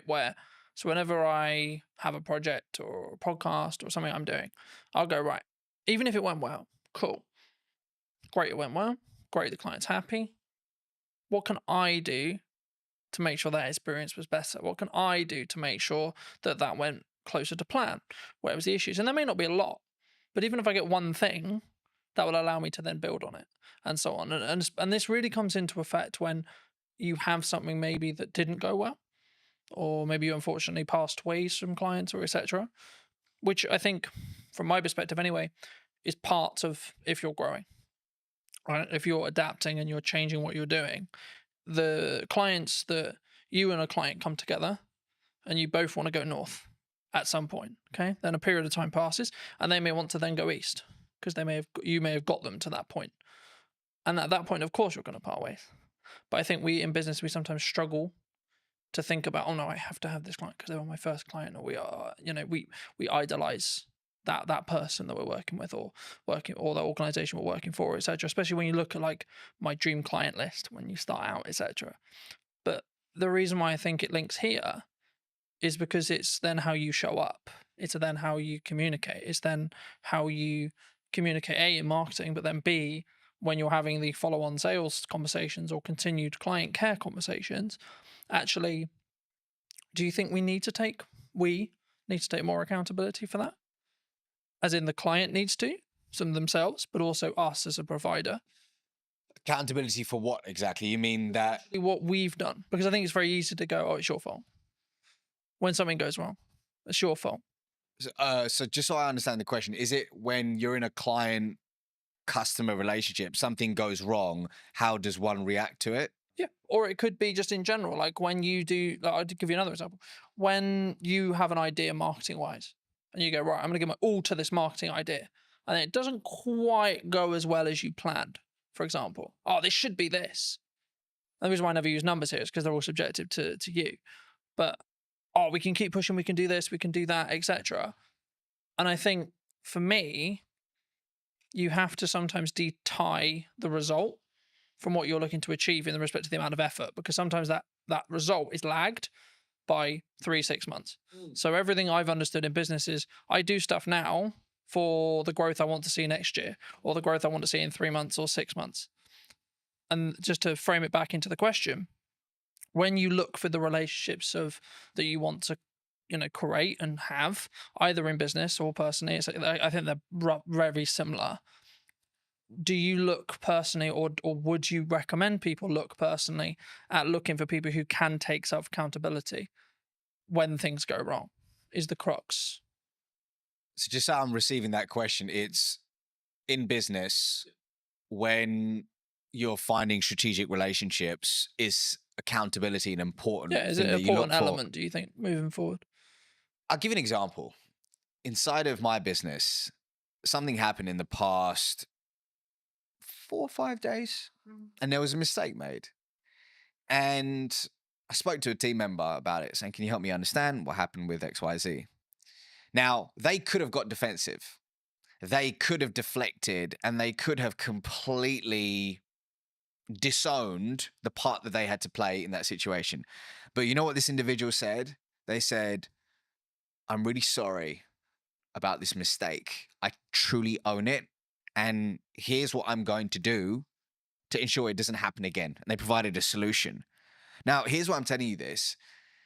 That was the most beautiful response, which told me the story about the following story about this individual, that they have a character of intention. And it told me that moving forward, I can deeply trust them. And something I talk about in this book is that when it comes to trust, one way to establish it is through the 3 C's: connection, character, competence. In this imperfect moment, which is a gift, I got the opportunity to learn something about this individual that would have never happened if everything had gone perfectly. I learned that they're self-accountable, and I learned that they're open to owning their mistakes. And they showed up with a character of integrity. It was brilliant. Simultaneously, I had another challenge, or gift, shall I say, in the business that happened about 2 weeks ago with a third party. That didn't occur, which told me a different story about the individual in question. It told me a different story about that company, and it really has left a sour taste in my mouth, and I probably won't be partnering with them in a different season of my life once this project in question is over. So it's everything, man. Accountability in that sense is everything, because it leads to trust. And I don't know about you, but I don't have a meaningful relationship in my life that isn't built on trust. Yeah. I think, I think for me, of course, everyone's really happy when it goes well, right? But the reason I wanted to go there is because of what happens when it goes wrong. Yeah. And I think what someone does, what a person does, what you do, will tell you a lot about A, the person, or B, where they hold that relationship, right, with you, if it's someone else. And I think that's why I always look at, okay, let's look at what I could have done better, but then let's maybe look at where the other elements, because everything is a two-way dance, right? But I think in some ways, whenever we bridge that across in business as a whole or in personal, maybe we don't necessarily go into each relationship when it's a new business relationship or a new partnership, etc., without the, I don't want to use the word baggage, but the residue maybe from previous relationships. I mean, do you think that people don't give themselves the time to reset sometimes? Like when it comes to either like you had a long-term relationship with a client and maybe you've got some other clients, but in that sector that you don't step back and say, okay, well, kind of building off that accountability question, you think sometimes we need to take that time to step away? Can you give me an example? Yeah. So let's say, for example, I've worked with a client for a year. Okay. And for whatever reason, our relationship has ended. And I could, and again, it's kind of a level of privilege, of course, that can come from it, because if you're in the position where you can step back, it means you've got enough financial resource to survive, at least for a period of time. So there's nuance to the rule, of course. But if you can do that, do you think you'll show up better for the new clients in your next season, or the new business, or the new opportunities, or the new content, when you can kind of step back? Because I think I talk a lot about self-accountability, but it comes from a place of I can give myself that space to say, okay, this is where I went wrong. And maybe if it's because I'm trying to mend a relationship with a client, perhaps, or maybe it's actually a relationship has ended, or a new one is about to begin, and I want to look back and see how I don't. Maybe the issues were, okay, how can we set up this relationship so it's more likely to be successful by learning from the past? The definition of reactive reactive behavior in accordance to the spiritual wisdom of Kabbalah is engaging in any behavior that is grounded, and I'm paraphrasing, in fear, lack, or scarcity. So if we are operating consistently from a place of fear, lack, scarcity, we're engaging in reactive behavior. And I think, rather, I believe, a lot of our day to day, especially when we're flying through our day on autopilot, meeting to meeting, doing XYZ, we can unknowingly slip into reactive behavior. We can unknowingly and unconsciously end up having unconscious conversations, and we don't leave this space to look within. So, in your example, let's say if somebody has lost a client and they haven't really sat back and said, okay, let's look at the facts here and what part did I have to play in that, and truly owning it, then they're going to make the same mistake over and over again. And they won't have the opportunity to transform their identity into the person they need to become to achieve said desire.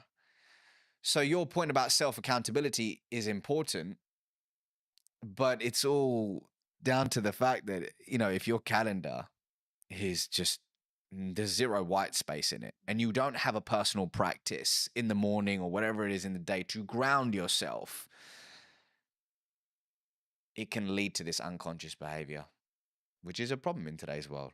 Because in our conversations, one of the biggest problems is engaging in short-term behavior that kills long-term reputation. Do you think that people have too many busy things happening? They take too many meetings. They take too many opportunities. They don't know how to say no. I can't speak for everyone. I can speak for the clients that I've worked with. I can speak for the people in my world and through my lens and expertise. And what I can see in today's world is the addiction to being busy is real. And often work can be a form of escapism to run away from something we're experiencing, something we're feeling, or whatever it could be. However, I believe we've confused being busy with being productive. I believe that often the inability to say no isn't just, I just love working on several things at once.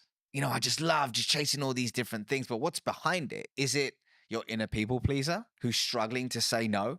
Is it a story that you're telling yourself of I'm not enough, which is triggering, which is a launch pad for these behaviors? What's interesting is I heard a quote a little while ago, which is, stop setting yourself on fire to keep others warm.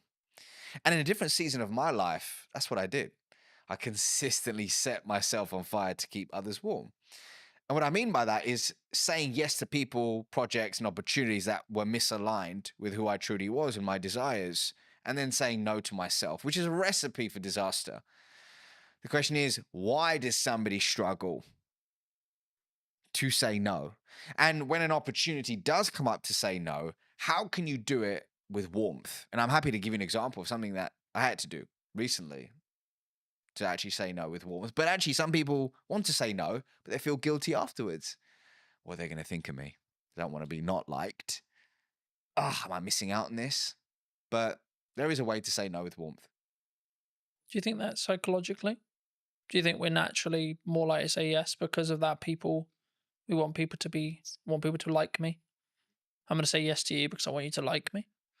If somebody is struggling to say no, on the face of it, people give advice that like, okay, well, what is it costing you by saying yes to this?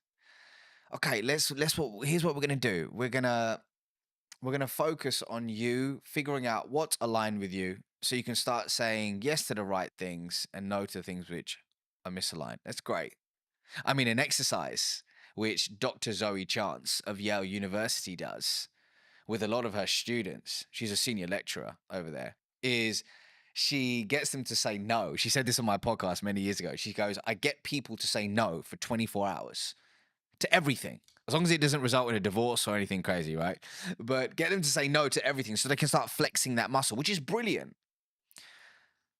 And that's great on the face of it, looking at all those things. And then there's going slightly deeper is, okay, but why do I struggle to say no? What is the story that I'm telling myself? Is it true? How long have I told myself this story? How do I reframe this story? How do I find positive evidence to start stacking evidence for the new story I want to tell myself? How do I reinforce that story? And is that work, that messy inner work that often people don't want to do? But for me, when you commit to a journey of introspection, that's when the beautiful things happen. And that's when organically becoming no doesn't necessarily make it easier, but it feels aligned. And you start wanting to do the inner work because you know the fruits that come with it. I think for me, it's a mindset, right? I see it as something that I've tried to do is like, I have a certain window of time, let's say 3 months, and I'm only allowed to say yes to 1, maybe 2 things at maximum during that window. So is this really worth those 2 shots? Yes or no? You know, and I think it's not like something you can like if it's a job offer, etc. And like look and go, okay, is that going to help? Am I the right fit for the client? And sometimes I'll go, I don't actually know. That's when you explore more, you have more conversations, etc. But the key for me is making sure that whenever you do work with a client, or whether you do a body of work, write a book, run a podcast, etc., that it sticks into what you were starting to talk about at the beginning of today's episode, which was, is it authentic? Is it connected? And it's kind of I hate using it because it's kind of become a buzzword now, right? Being authentic on social and being authentic in content, but only you know whether you are. And something I did want to talk to you about, and I know it's maybe something you're maybe trying to move away from, and I would love to hear if that is something you're moving away from, potentially why, but like, why do you think storytelling is important? Well, actually, storytelling is the 4th habit in my book. So the 5 habits are, number 1 is transform your internal story. The 2nd is ask conscious questions. The 3rd is unearth your charisma. The 4th is tell stories that inspire change. And then the 5th is become the trusted guide. So to hit on your point, storytelling is 100% something I focus on. It's just a part of a larger puzzle now, or a larger body of work. But stories are important for so many reasons, man. But let's take it back to the work of Zoe Chance for a second, Dr. Zoe Chance. So in her body of work, she highlights that human beings all have a gator, an alligator, and a judge within.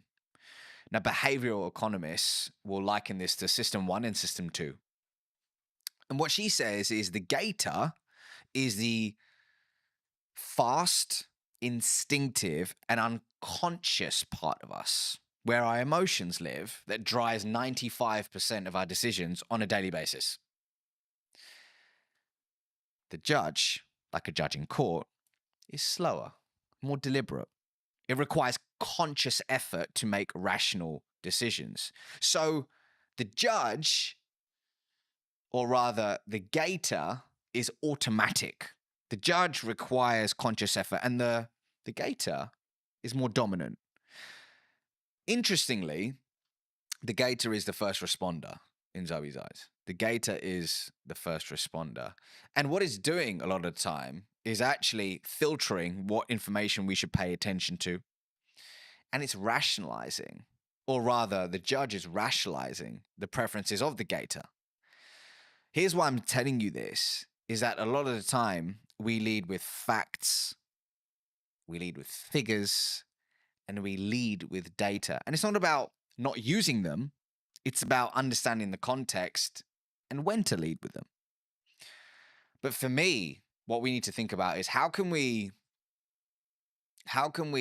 prioritize the needs of the gator so that we can then appeal to the judge. And one of the most potent ways somebody can do that is through impactful storytelling. But the $1 million question is how do you tell a good story? So from a lot of the work that I've done, whether it's training teams at Oracle NetSuite, T-Mobile, Sherwin-Williams, they all want to know, how do I tell a good story that inspires prospects, customers, and people to take action? And through my work, came up with a checklist. I call it the Acorn checklist of what really a good story in a business setting needs to have. There's several things. There's hundreds of things that it could have. But if I just had to pick 5, it would be these things. So A of the Acorn checklist is actively interrupting somebody's trail of thought. So that's through an effective hook at the start of the story. C is your story should contain a story. Contain a story arc. And the story arc that I traditionally teach is the 4 C's: context, conflict, change, conclusion. And we can talk more about that in a second. O stands for organically adding business value. Does your story organically add business value? Because this isn't this one time at Bandcamp and you're telling a story and it spirals off to Pluto and it adds no business value. It needs relevance. It needs relevance. And then R stands for, does your story revive a 2-way dialogue? Not just talking at somebody, but does it spark a 2-way conversation? And then N, which is very important, does your story naturally, noticeably make the main character the hero, not you? And when you embody these ingredients, it really paves the way for somebody to tell a great story, which moves people. And hey, what are we trying to do when it comes to our prospects, our team members, our customers, our partners or shareholders? We're trying to inspire change, moving them from a current set of series of behaviors, to a new series of behaviors. And change is hard and change is messy, but storytelling can start that process and make it stick. Do you think, because something that I hear from people who are starting out on video a lot is, yeah, that's great, but my story is really boring. My origin story is really boring. My day-to-day is really boring. I'm an accountant. I spend my life looking at spreadsheets. I spend my life looking at tax returns. I spend my life looking at paperwork. Is that true? It might be that person's truth in that specific moment. Is it, we gotta honor that that's their truth. That's their truth in this season of their life. However, is there validity in it? I don't know. I don't think so, right? I'm sure we'll be able to find cracks in the story that they're telling themselves. So I was recently speaking at an event called Atomicon. Incredible event, really cool business conference. And at the end of my keynote, this individual came up to me and they said, it's really interesting when you were telling stories about your kids and this and that or the other, there was humor in it. There was fun in it. It wasn't like, oh, I went through this immense pain and this happened and that happened. And that's what I struggle with. I was like, what do you mean? Tell me more. And they said, well, I'm struggling to craft my origin story because I don't have this huge moment in my life where, oh my God, I was down and out. I was at rock bottom and look where I am now.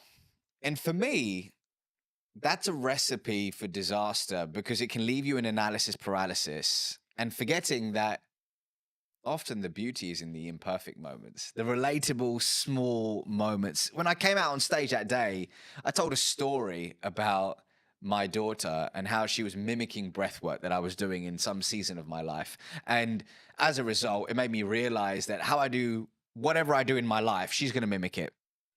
And my job isn't to tell her what to do, it's to show her who to be. That was the crux of it. But that came from a seemingly insignificant moment in my day-to-day life. So I think what it boils down to is creating a story bank. And I have a process for that, but creating a story bank where you're collecting these insignificant moments, figuring out which one of them can be transformed into a story and testing them versus sitting there trying to think of that one story and then going, I don't have it. I'm going to wait for it. And then just doing nothing. So everybody has a story to tell. The question is do you have an intentional, going back to our question at the beginning, do you have an intentional approach to finding them, identifying them, and then delivering them in low stakes scenarios to test and tweak and iterate for high stakes scenarios? It's a real process. And I think it's something that you'll adapt as well. Like as you move through the seasons, right? Like you might not talk about the current season or the season you just come out of, but you potentially will talk about maybe season 1, season 2, season 3, etc. And I think for me that allows you to tweak and adapt and show that you're a non-finished article as well. Building off that, like my level of success at 20 was very different to now and will be very different in 10 years. And I think that's the constant thing. And the thing that kind of goes through the core of that is, what's my improvement today? What's the 1% thing I can do? What's maybe the thing I heard from you today, or the thing I picked up whilst watching something, or the key takeaway from the book I just read, or etc. And I think sometimes we don't give ourselves that time. That's why I asked you about the kind of the busy schedule thing. And something that I've tried to do is book less, like put more barriers in the way of those meetings, put more barriers in the way of guests coming on the show or etc. And then have more of a filter of who comes on, why, who am I having a conversation with, why, how can I be present in content, what content am I doing? And the reason why I do that is because then I can be more present and more focused on, and doing less work means I'm more present in the work I'm doing. And it means actually I'll be more transformational, so to speak, to that client, to that customer, to that guest, etc. I hope, I believe, anyway, in that respect. But for those who've really enjoyed this conversation, where's best to reach out to you? Where can they get the book? That kind of thing. Yeah, so if you click the link in the description, I'm sure you'll put it in the description, but you can pre-order my book now, which is available on November 4th, and it's called Relationship Currency. And really what it's about at the core is teaching people in any conversation how to build trust, cultivate authentic relationships, and master the art of communication along the way. So, hey, if this conversation has aligned to you, then pre-order a copy and I'll see you on the other side. But otherwise, I'm on LinkedIn, YouTube, Instagram, TikTok, all the places, just at the Ravi Rajani, and you can find me there. Magic. Thank you so much for coming on. And if you were going to talk to either yourself 5-10 years ago or someone who's your junior, what advice would you give them? About life, about communication, because I could take this so many places. Wherever you want. Let's stick to communication. And I would say the following. I would say you can listen to podcasts like this. You can watch videos. You can absorb books, courses, and all that good stuff. But if you truly want to be able to communicate with influence and with intention, it doesn't begin with that. It first begins with a journey of introspection. And for some people, that can mean seeing a therapist. For some people, that could mean journaling, seeing a coach, or speaking with a friend where you can speak freely and remove the mask. But here's my truth. When you truly become comfortable in your own skin, that's when you become a more potent, authentic, and influential communicator. So start within and then look at all the cool stuff, such as the podcasts and the books. But hey, if you can't look within first, there's no hack, gimmick, or trick that will save you. Thank you so much for the time, ladies and gents. I hope you took value from this episode, and thank you for coming and spending the time with us today. And I will see you very, very soon. If you did enjoy this conversation and would like to hear what's missing in marketing, probably tomorrow or today, then be sure to be subscribed. I'd love to hear what you think in the comment section down below. And I'll see you very, very soon. What would you say to people who maybe are on the receiving end of the obsession? I think you've got to be a part of it yourself and experience the ins and outs of the day to day, rather than just when the person comes home and they've had a bad day. I think that's true in anything that you do. You know, marketing or fitness or writing or driving or whatever the skill is that you're trying to build. With consistency and with showing up when it's harder is when it will work. I think what you touched on there is a really common misconception in marketing. I'm not a fan of it. I'd much prefer the in-person world. So if you were going to speak to either yourself or someone 10 years your junior, what advice would you give them? So I'd say take the risk, take it sooner. I waited too long. So I left it and I left it and I left it, and then I went, okay, I am going to do this now. Did you know that 93% of you are not subscribed? So if you could please do me a favor and you're enjoying the show, then subscribing would mean the world to me, and it would allow me to grow the show and continue to get larger and larger guests and continue to bring what's missing in marketing today. Thank you ever so much for joining me, and I'll enjoy the episode. Hello, my friends. I hope you're well. I hope you had a good day, evening, or night. Today, we're filming a brand new podcast, as you have seen, with Matt from Involved Health. Thank you so much for coming on. My pleasure, Colton. Thanks very much for having me. No, you're very well. Good to be back. For those who don't know you, Matt, how did you get to sit in front of me today? I'm sat in front of you today because I've sat in front of you before. We've done some work together before. You've helped with some of my social media marketing.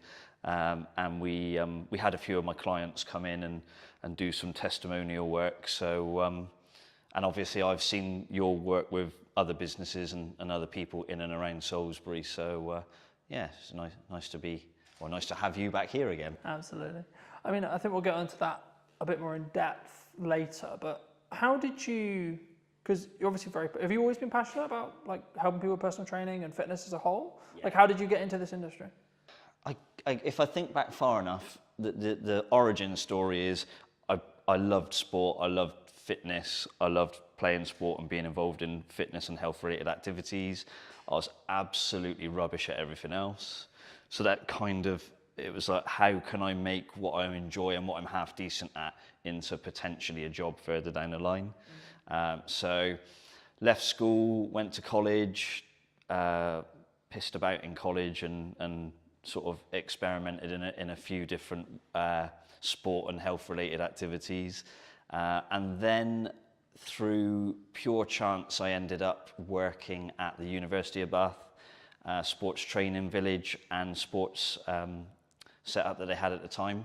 That was back in 1996, I think it was, 1997. So I'd have been about 17 years old, showing my age now.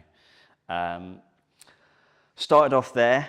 Ended up living there on campus in a sports house with the Great Britain Olympic swim team, and being part of that campus and being involved in the university gave me a massive exposure to high performance sports, a lot of different athletes from a lot of different sports and disciplines.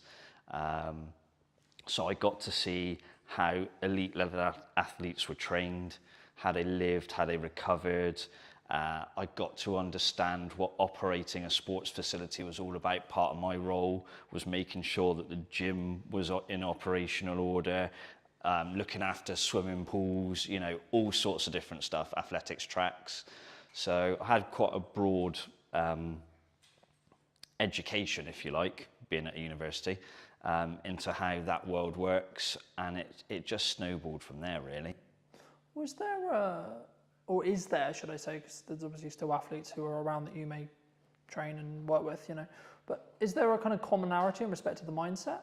Because I think athletes and high performance people, I think there is some standard traits. Maybe it's like the cliche, wake up at 5 a.m. kind of morning routine stuff, or it's actually their mindset as a whole, would you say? I mean, I couldn't comment for everybody because everyone's got their way of doing things, but I think there's dedication, there's discipline, sometimes obsession, and I think all of those things are quite interesting to me. I feel like I'm a relatively driven person. I work hard. I put in a lot of work over the years in the industry and with this business in particular. Some would say potentially sometimes I might be a little bit obsessed, but I think that's a good thing. But you certainly that's necessary for high achievers. Yeah. You can't be a high achiever and not be obsessed. You have to throw yourself into whatever it is you're wanting to do or build or grow or be a part of. And if you're going to deliver a highly successful business or an environment, depending on what aspect you're working in, I think you have to be obsessed. I don't think it works if you don't. Not at that level, anyway. What would you say to people who maybe are on the receiving end of the obsession?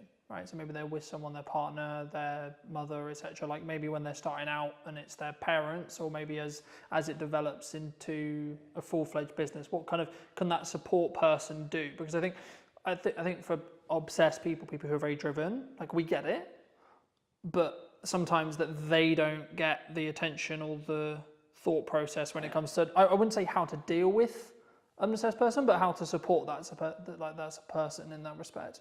Of course, in your own experience. Yeah, I mean, first off, I'm not a parent. I don't have any children.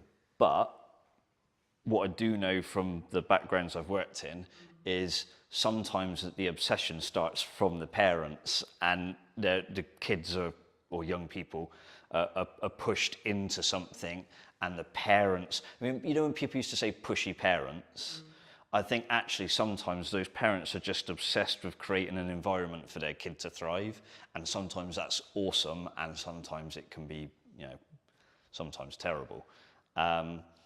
So in terms of how to support someone who is obsessed in trying to deliver high performance, tricky one. I think you've got to be a part of it yourself and experience the ins and outs of the day to day, rather than just when the person comes home and they've had a bad day and they, Is use the phrase uncomfortability kick and the cat stress almost. that kind of comes from that? Is that normal though, for a high achiever? Is that a sign or a byproduct of them being high achieving? Stress. Yeah, like so from a partner's point of view, or etc. Like in that respect. I think there's elements of stress for sure. They will be stressed about delivering an outcome on a performance. If they're trying to compete, they want to win. They're stressed in the build up to a competition, can be stressed at the competition. And then there's the stress if the competition doesn't go so well. So yeah, stress definitely plays a part.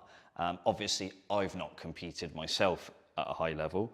I've experienced and lived around those that have, and more often than not, I think the stress is a positive, like the person has responded to it. But I definitely saw a couple of occasions where maybe it didn't. And obviously, maybe with high achievers, and especially in athletes, they maybe get knocked or they have an injury or equivalent. I know you do some, support in that realm. I mean, how was that kind of a byproduct of what ended up happening as you were learning more about training? And yeah, the manual therapy side of things has come in relatively late in my health and fitness and therapy career. Initially, it was fitness-based provision, be it circuit training. Back in the day, it was circuit training classes. Then I got more and more into the personal training side of things. And the therapy aspect for me has probably been the last 10 or so years, 10 to 15 years, I reckon. Whereas I've been in the fitness and PT industry for I've forgotten how old I am, 24, 25 years. So yeah, pretty much since I walked through the doors at Bath University, I've been involved in fitness since, and that's changed, throughout the years. Therapy's become a big part of that.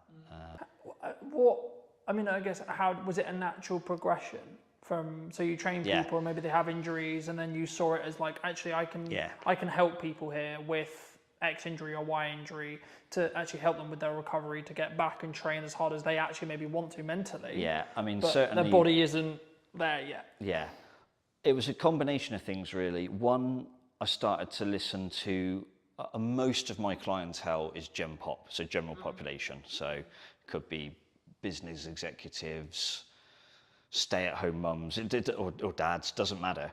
But it's across the board, probably age 25, 30 plus, up to my oldest client's 94. So they would always mention niggles and aches and pains. And it was like, right, how can I train around it? How can I train through it? And then I was like, hang on a minute, why don't I just try and help them deal with it more directly? And because of the nature of my client base, the need to be able to do therapy work was becoming more and more clear to me. So I'd say around about 15 years ago, I really started to delve into the therapy side of things. And 15 years later, that's probably a fairly significant part of Evolve's business now. Do you think that's one of the things that makes you unique in comparison to, say, another personal trainer, another gym, another etc.? I think when I first came to Salisbury, for those that don't know, I didn't grow up in Salisbury. I wasn't born here. An opportunity came, where are we now? Probably around 2014, 2015 maybe, to start getting involved here in Salisbury. So what I realised through that is a lot of places had personal trainers. There were some gyms around. Sadly, there are fewer gyms around at the moment. That's another story. And I realised that nobody was really creating an environment where it was seamless. So you could be down here in the gym, maybe having a therapy type workout. You could be upstairs on the treatment table. You might have ligament damage that needs hands-on treatment and things like that. So the ability to put the two things together is really, really important, because as a professional then, I can manage and help the client through a myriad of different options. So I can be involved in their fitness training, I can be involved in their therapy work, I can guide them on their stretching and flexibility, and it all has a carryover. It's better for the client because you've got one set of eyes keeping an eye on things. I'm not saying I can be all things to all people, but it does assist. But also from a finance perspective from the client, you know, if you have 1 or 2 PT sessions a week, then you've got to go to an osteopath, then you go to somewhere else for a massage. Most people know what these things cost these days. That's serious money on a weekly basis. Whereas within a visit to here, they can have a PT session. They might need just a few minutes of hands-on work or some help with a stretch. And they've spent a fraction of what they would spend if they had 4 or 5 different professionals helping them. So it's almost trying to create a multidisciplinary environment, but the one person is delivering that multidiscipline. I think for me, like, that's maybe the unique selling proposition of what you do, but it allows that synergy. So if there is an injury that happens, either unfortunately with during training or like outside of training, and then when they come into training, then it can be maybe tackled like faster or potentially better, you know, in that respect. But do you think, I mean, I guess then, the next question I was going to go into was like how consistent or like how focused should the average person be on fitness?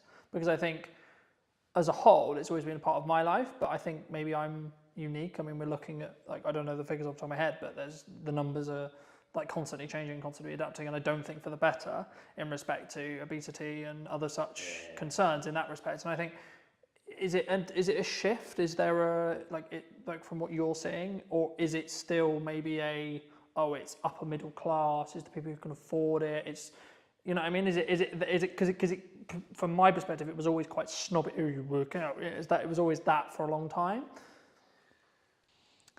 I think what's changed is the media. So you look at anything in life now, the media get their claws into it, and that can be good or bad. There's definitely an increasing problem of lack of physical activity in schools. I can remember when I went to I can just about remember when I went to school, primary school and secondary school. I was lucky. I had great PE teachers. I enjoyed sport, and the provision was there to do it, and we did it for a few hours a week. But talking to clients now who've got kids in certain schools, and they barely get an hour a week of like taught physical education or the chance to just explore different sports. And I think these days, a lot of that seems to be happening outside of school. And then it becomes choice. Then it becomes, can the parent potentially afford it? If you're in a school environment, it's kind of delivered for you, to you. But to have to choose to go out and take part in a sport, it's not just the kid's choice, it's parents going, I work 3 jobs, I can't take you to wherever you need to be 3 times a week, or I can't afford for you potentially to have all the kit you need. I saw some kids walking along, I'm pretty sure it was hockey, and the stuff over their shoulders and what they were carrying and what they were wearing, I'm thinking, if you've got 2 or 3 kids, that is costing you some serious money. So the chances are you are in a slightly higher class. I don't like this class differential that people have, but Yeah, it's definitely a problem. And I think, you know, I understand from my perspective what I charge for the work that I do is reasonable, and it certainly isn't affordable to the masses. Do you think the key is the educational piece then? Even if it's just like having resources or having more people talk about bodyweight workouts, calisthenics, etc.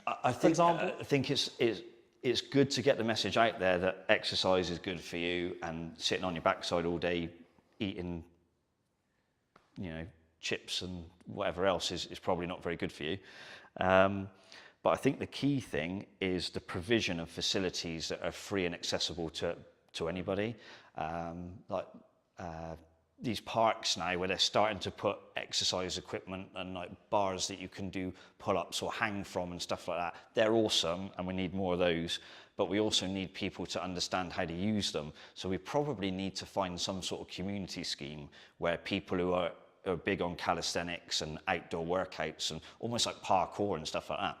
If you've got people like that who are helping kids from quite a young age get into that, then there's probably going to be a natural progression as the child gets older to, I want to carry on doing stuff like this. I want to go to the gym. I want to play in a team, or I want to partake in an individual sport, but I'm prepared to put in the work to do it. These are all the things we need. They're not being provided, not at the level they need to be. I'm quite lucky. I'm fairly well travelled. And a lot of places I go, you go to places and they've got outdoor, again, environment comes into it, climate, things like that. But even countries where the climate's a lot like ours, they've got outdoor parks, they've got outdoor physical activity. We're a long way behind in this country in certain areas, and that needs to change, and fast. Do you think, because for me, it's like number one, it's a priorities thing. Number two, it's a mindset thing. Like, there's one thing having the education. Once you've got the education, you've then got to have I'm really busy, but I need to do it anyway, right? Because I look at it from a perspective of I'm very fortunate where I'm younger and I've had a level of fitness in my life for a very long time. But I understand that if I want to continue to be able to do the job I do, I need to be in better physical condition than... So I can continue to do it for 10, 15 years. Absolutely, but what I'd say to that is, if you get the exposure from a young age... And it's a positive exposure, not, oh, I hated PE, they made me do PE in my pants and socks or whatever. I can remember, you know, back in the days when I was at school, if you forgot your gym kit, it was plimsolls and pants and socks and off you go. There's no way that's happening now. It wouldn't be allowed. You know, it's if you expose somebody to a positive health and fitness related activity from a young age, and you can do that consistently for a while, then the likelihood is you don't have to worry about mindset, motivation and things. It's almost inherently in there, ready to go. There will be people who went to school and hated PE and hated exercise who have grown out of that, and some will have gone, actually, I need to look after myself and my health because I've got a family now. And there'll be other people who go, well, I hated it at school and I hate it now. And we've got to get those people back then.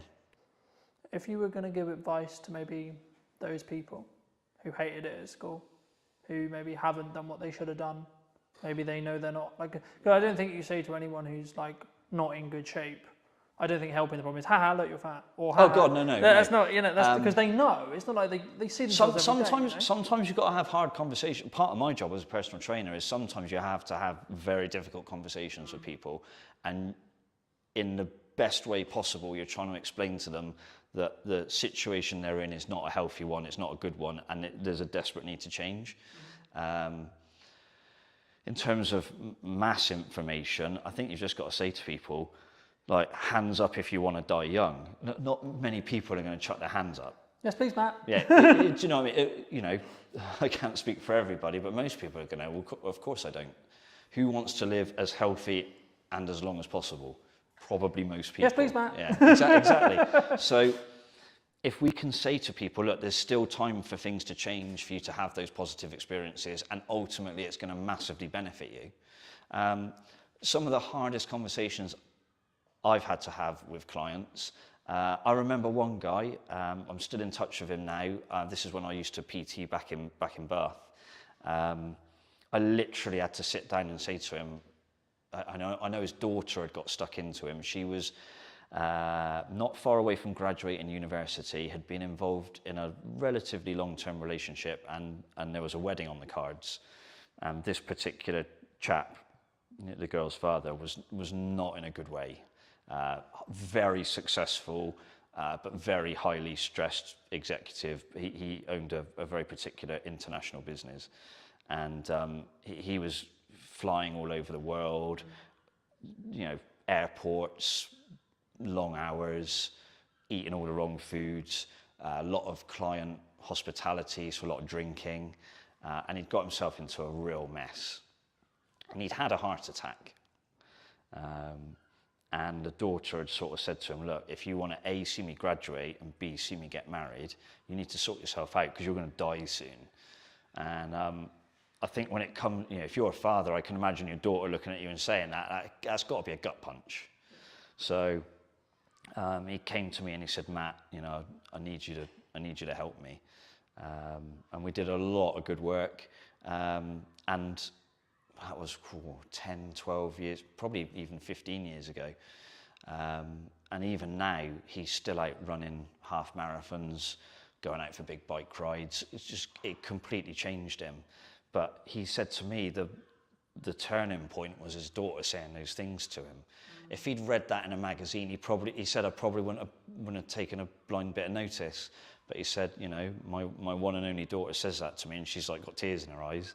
It's like, I won't use exactly what he said, but he had to sort himself out. So sometimes you've got to be fairly hard on people, and other times it's how you create a different message or a different environment that might encourage people to get involved. Thank you for sharing that. And I think even just through that message, I don't want to use the term wake some people up, but hopefully you'll wake some people up to maybe, my next question was going to be around like age, and I think the science is semi-conclusive and you probably did confirm or deny, but like for me, as far as I look at it, like the healthier you are in your 20s, the better your 30s and so on, right? But there is a point where it becomes harder, but I think that could be perceived as, well, I'm not going to bother then. Is it that, or is it actually you just... there's no doubt that as you get older, things get slightly more difficult to do. Yeah. Within reason. It doesn't have to be that way, and it isn't just a linear decline. You would find in your 20s, not so much in your 30s, 40s are getting bad, 50s onwards, you're bollocks. That's not true. Obviously, if you haven't done anything for a long time, and then you come into a gym environment or a fitness environment, maybe you take up running, you're going to find those things slightly more difficult, slightly more comfortable at first. And if people tell you it's all going to be easy and sunshine and rainbows, no, it's not. And you have to be honest with people about that and set the right expectations. So part of any personal trainer's job, but certainly how I look at it is, you have to set expectations. Sometimes you have to put a limitation in place because sometimes people attack it too hard and they can do themselves damage. And sometimes they can attack it so strongly that it actually becomes less healthy. So it's striking a balance, pretty much like everything in life, really. You want to try and find balance where you can, knowing full well that the perfect balance is not achievable, I don't think, for anything. Sometimes you've got to be a little bit obsessed, like I said earlier. Sometimes you have to rein it in a little bit. But it's just finding that balance and working with the person. And it's building a relationship. So it's not just turn up through these doors and go, hey, Matt, just bark at me or tell me what to do. You have to build a relationship. There's an element of trust both ways. The client needs to trust that I'll provide them with safe and effective exercise or safe and effective therapy treatment. And I need to trust that when they leave here, they're not going away and doing 10 times more stuff that maybe they shouldn't be doing, or their lifestyle is bad because they go, I can offset it by going to see Matt, so I can carry on drinking heavily and eating all the wrong food. So it's a relationship, and the relationship's built on trust. And that trust comes with me establishing at the start of the process what are their expectations of me and what I expect from them. And it does go both ways. So that's crucial, I think. Do you think some people struggle the long-term mindset of the results? Because fitness is, from how I look at it anyway, it's a compounding thing. Like once you're consistently doing it repeatedly, then the results will compound. But there is, like, I would say probably a month, maybe 2 months, maybe 3 months where you maybe don't see, it's the question as you go to the gym, you do a thing, nothing changes. You go the next day, you do the same thing again, nothing changes. But there is a day where it does start where there's a change. Yeah. It's consistency. I can write the best fitness program, the best strength program, the best flexibility program for somebody. But if they're not consistent, they won't get the result. It doesn't matter how good one session is, it matters how good 20 sessions are. So most of my clients have been coming to see me for years. I mean, I've still got clients who are training with me now that we've opened the doors to 12 years ago when we first opened, and they're still training with me now. That's consistency.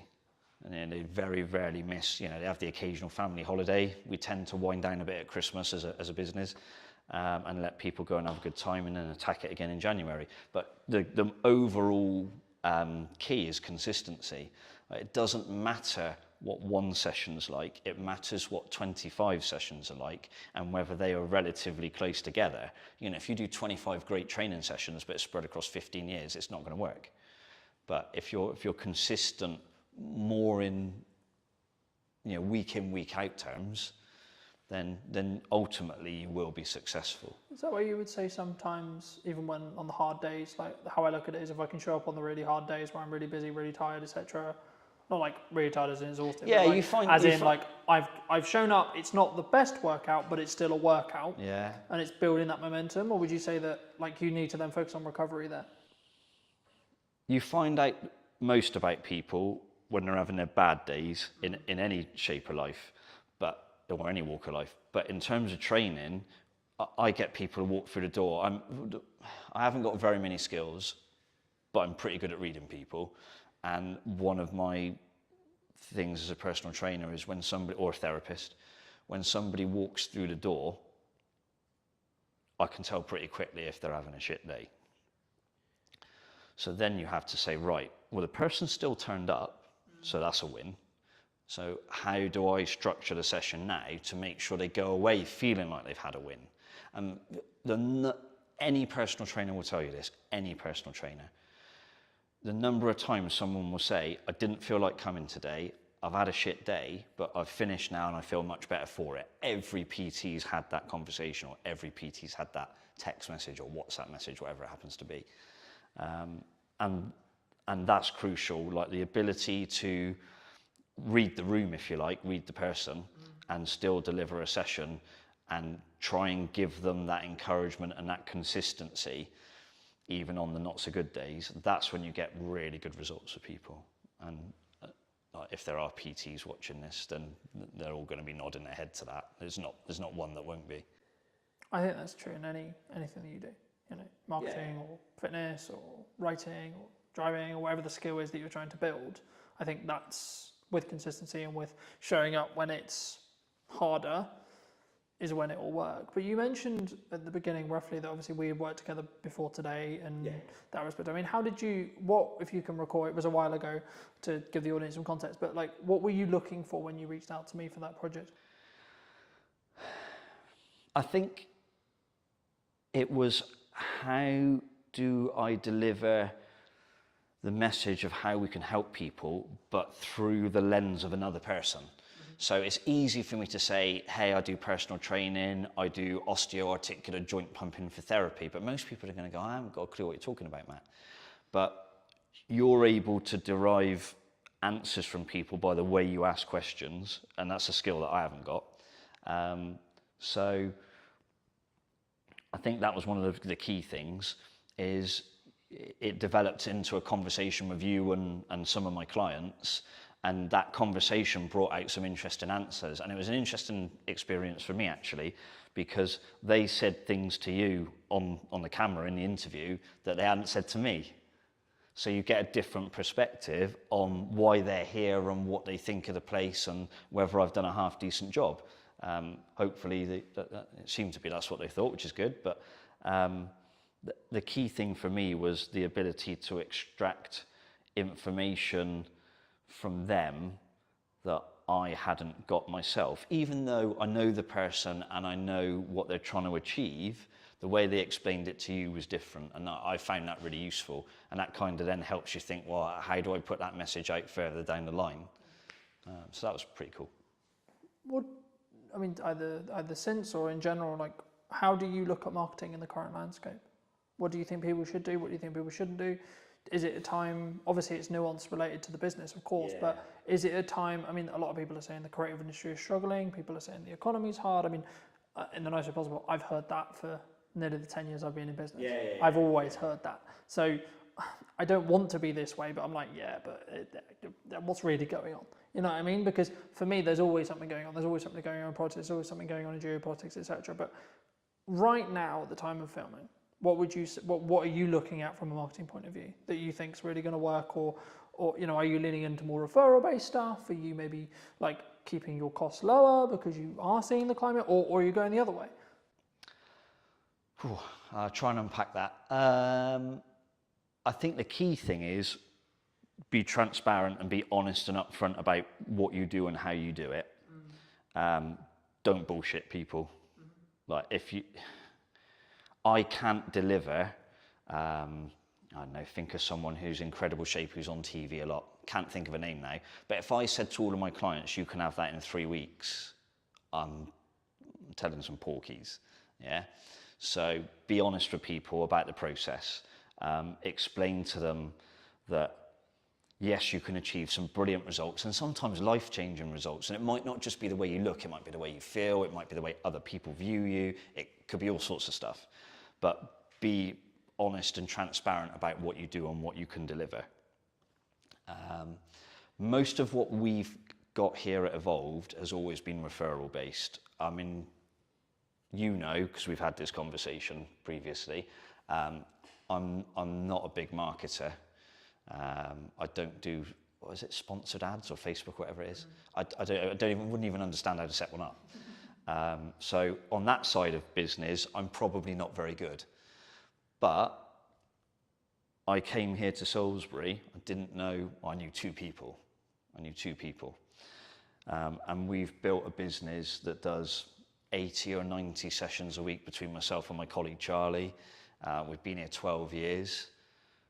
That's referral, that's not marketing, that's referrals. It always has been, and I suspect it probably always will be to a degree. I think the challenge for me and how I grow Evolve now is I need to market to the people who don't know I'm here and that people can't refer to because they don't know we exist. You know, you can only get referrals from people that know you're here. So I should probably try and get more people to understand that we're here. You know, if I had a few quid for every time somebody comes and said, I didn't even know you were here, Matt, till someone told me about you, I'm like, oh, I really need to do something about this. But yeah, I think marketing for me now is being able to explain to people what we do and how we do it, and saying to people, do you want to come along on the journey, as opposed to come and get fit in 6 weeks, which I hate that message in the fitness industry. It's rubbish. I think what you touched on there is a really common misconception in marketing, that people think it's either referrals or it's word of mouth or it's ads or it's content or it's this or it's that. The reality is all that content's going to do, all that marketing's going to do is apply fire to your word of mouth. Yeah. If you have good word of mouth, happy days. Yeah. If you've got bad word of mouth though, you can kill your business very quick because it's just going to make things better or continue things moving faster in whatever direction the business is currently going in. So what I say to clients when I start working with them, and I think we had this conversation when we initially started thinking about working together, I said, okay, well, are you moving the trajectory you want to work in? One, and then two, how can we utilize video content that's scalable that allows you to then do that upon scale? Yeah. right? So instead of you having to trade one-on-one time with each person, you can say the stuff you want or get your clients to say the stuff you want on camera to then be like, okay, cool, this is what real people think. And social proof, which is what you're talking about, getting your clients to talk about it, is infinitely more value in a marketing context than you saying it. Yeah, exactly. In the nicest possible way it is, because in the same way with me saying, I'm going to say video is a good idea because I have a monetary tie to whether it's good or not. Yeah. In the same way you're going to say PTing is a great idea because you have a monetary tie. We don't even necessarily do this deliberately, but we're naturally going to because it's our natural sales process, marketing process, however you want to articulate it. And that's why hearing from clients, that's why I ask people about marketing, is really interesting and really important, because then to an extent they're making the decision all on their own. Yeah. And I think for me, as the landscape changes, as the economy does what it will do, I think and it's more of a mindset thing and seeing how people either want to shift or don't, because, and I guess actually this is a question of, in your case, do you actually need to market? I would argue you don't even need to market, because from what it sounds like at this stage right now, at the time of recording, you're close to full capacity, if not full capacity, and you don't really have enough space or staff or both to scale. No. So actually, should you market? Yeah, tricky one, isn't it? Yeah. Maybe, finding maybe good... if you want to create a waiting list and you're trying to develop another product and you want to keep things going, but you wouldn't market in the same way as if you were trying to fill a new class, for example. Yeah, finding good people in the industry locally is quite difficult. So it is something to factor in. Because I think for me, it's a key on whether it's a scaling issue. And that's why I think any marketer listening to this, they need to ask the clients they're talking to and the people they're talking to, what does their client, the person they're doing marketing for, helping with marketing, what do they actually want to get out of it? Yeah. Because there's one side of it's like continue with the reputational gain that you can gain from doing video, sure, but that's a way of doing it. And then it's a bit more punchy or a bit more maybe paid ads or etc. would work if you were trying to fill a class in quick time. But actually in the position you're in, for example, you wouldn't want to do that necessarily. I mean, again, that also kind of changes to an extent of what stage you are in business, which will come to the next question, which is like, do you think businesses like have stages? In the respect of like when you're starting out, you're constantly looking at growth, and then you maybe get to a size and you're like, oh, actually, hold on, maybe I don't want to grow beyond this? Either speaking about what you've done or in general? Yeah, I think it depends on the type of business. This is a people business, it's a service-based business. Can I produce 10 of me to look after thousands of people? Not really. So there's that element of I can only grow to the extent that I am able to deliver sessions for people in some regards. Could I bring other people in? Potentially, yes, but there's challenges with that. Could I go online? Possibly, but I'm not a fan of it. I'd much prefer the in-person world. One of the things that COVID taught me was I don't like Zoom very much.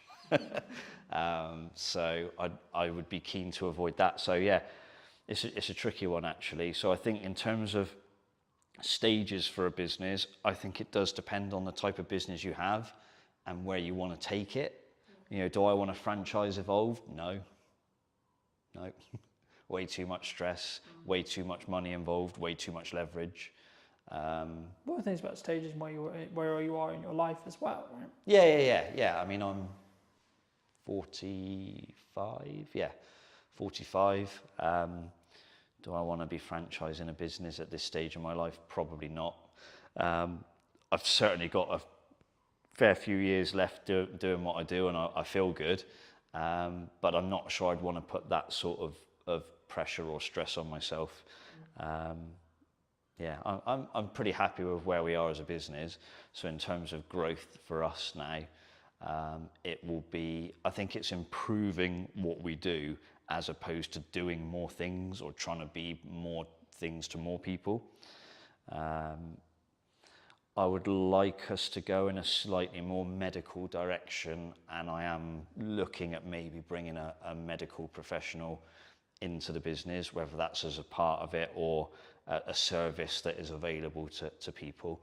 I won't go into the exact details of that because I know someone else will just jump on it anyway.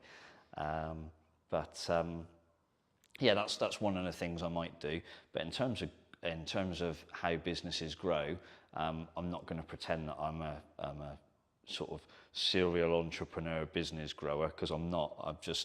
I've worked really hard at this one thing, and I've tried to be consistent. I tried to do the right things by people, and it seems to have worked so far.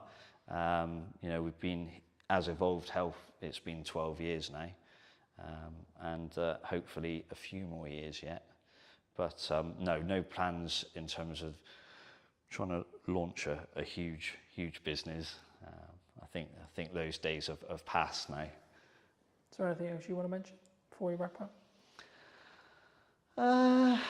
Being in Salisbury has been quite interesting, actually, because it's a very different dynamic to where I was previously in Bristol and Bath. Obviously, it's a little bit smaller. Everyone in Salisbury tends to know each other.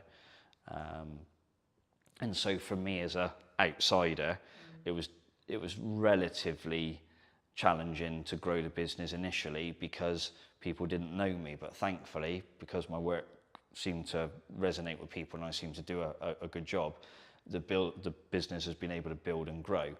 But I think if you're a young person trying to start a business in Salisbury now, I don't think there's ever been more opportunity, but I also don't think at any stage it's ever been harder.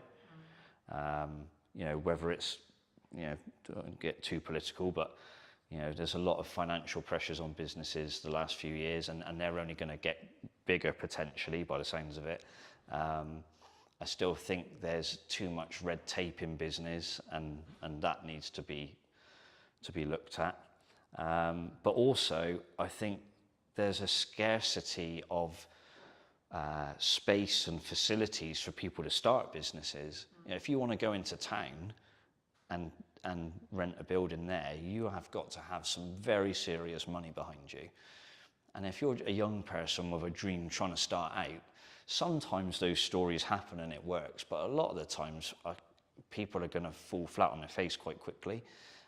So I think there needs to be some way in which young people who have an idea and something that can really grow are supported locally. I don't just mean by national government, but you know, maybe there are some property landlords who've got a space in town and think, actually, I could divide this building up and people could have, you know, some really cool startup businesses in here, and I'll help them.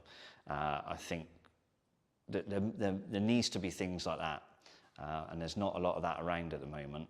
I don't know if there are any groups in Salisbury. I'm sure there's like a small businesses association or group in Salisbury that might be able to, you know, jump in and say, actually, Matt, we do that already. But I think we've got to try and support young people in Salisbury, because one of the things I have seen over the 12 years I've been in Salisbury is that the demographic is getting older and older and older. And young people now leave Salisbury, and I've seen it in the time that I've been here. They disappear, they go to Bristol, they go to Southampton, they go to London, wherever it is they've gone, but they're not here. And that's because they don't see opportunity. And I think that's really sad. I mean, like I say, I'm an outsider, but Salisbury's my home now. I live here now. I've lived here for a couple of years or so. I eventually got fed up of commuting to and from Bristol. But I think we need to make sure that we create an environment for young people. And I don't just mean fitness-wise. I mean any business. I think the local council needs to do more. You know, the local Salisbury, Wiltshire Council as a whole could probably do more. On a national level, I think they've got to look at things like business rates. It is seriously expensive. You can have business rates that are higher than the rent you pay on your building. That to me is insane. Like, that's just stupid. So I think someone somewhere needs to get a hold of that. But yeah, anything to try and make the city, I should say, more vibrant would be a really good start. And there are a few businesses coming into Salisbury now, and in the town centre, different food and restaurant businesses and a few other bits and bobs. So there are some positive signs, But a lot of these people are older and have got money behind them, or they're chains potentially.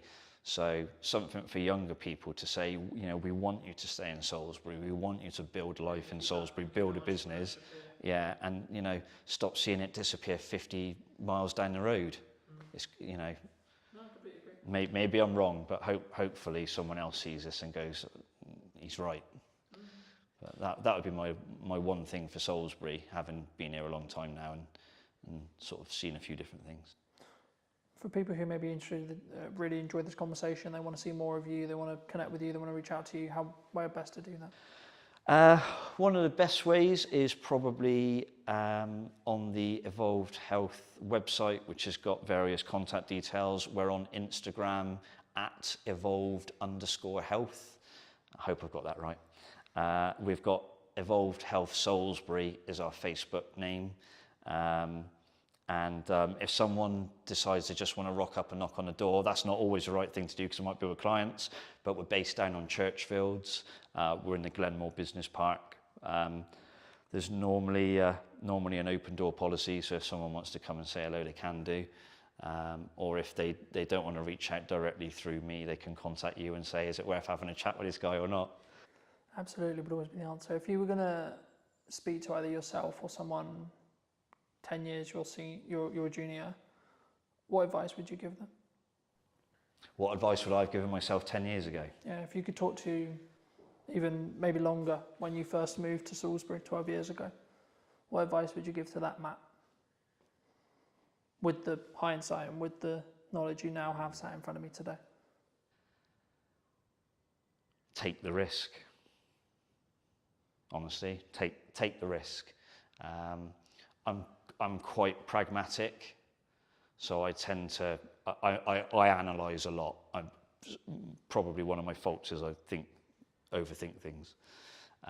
So I'd say take the risk, take it sooner. I waited too long.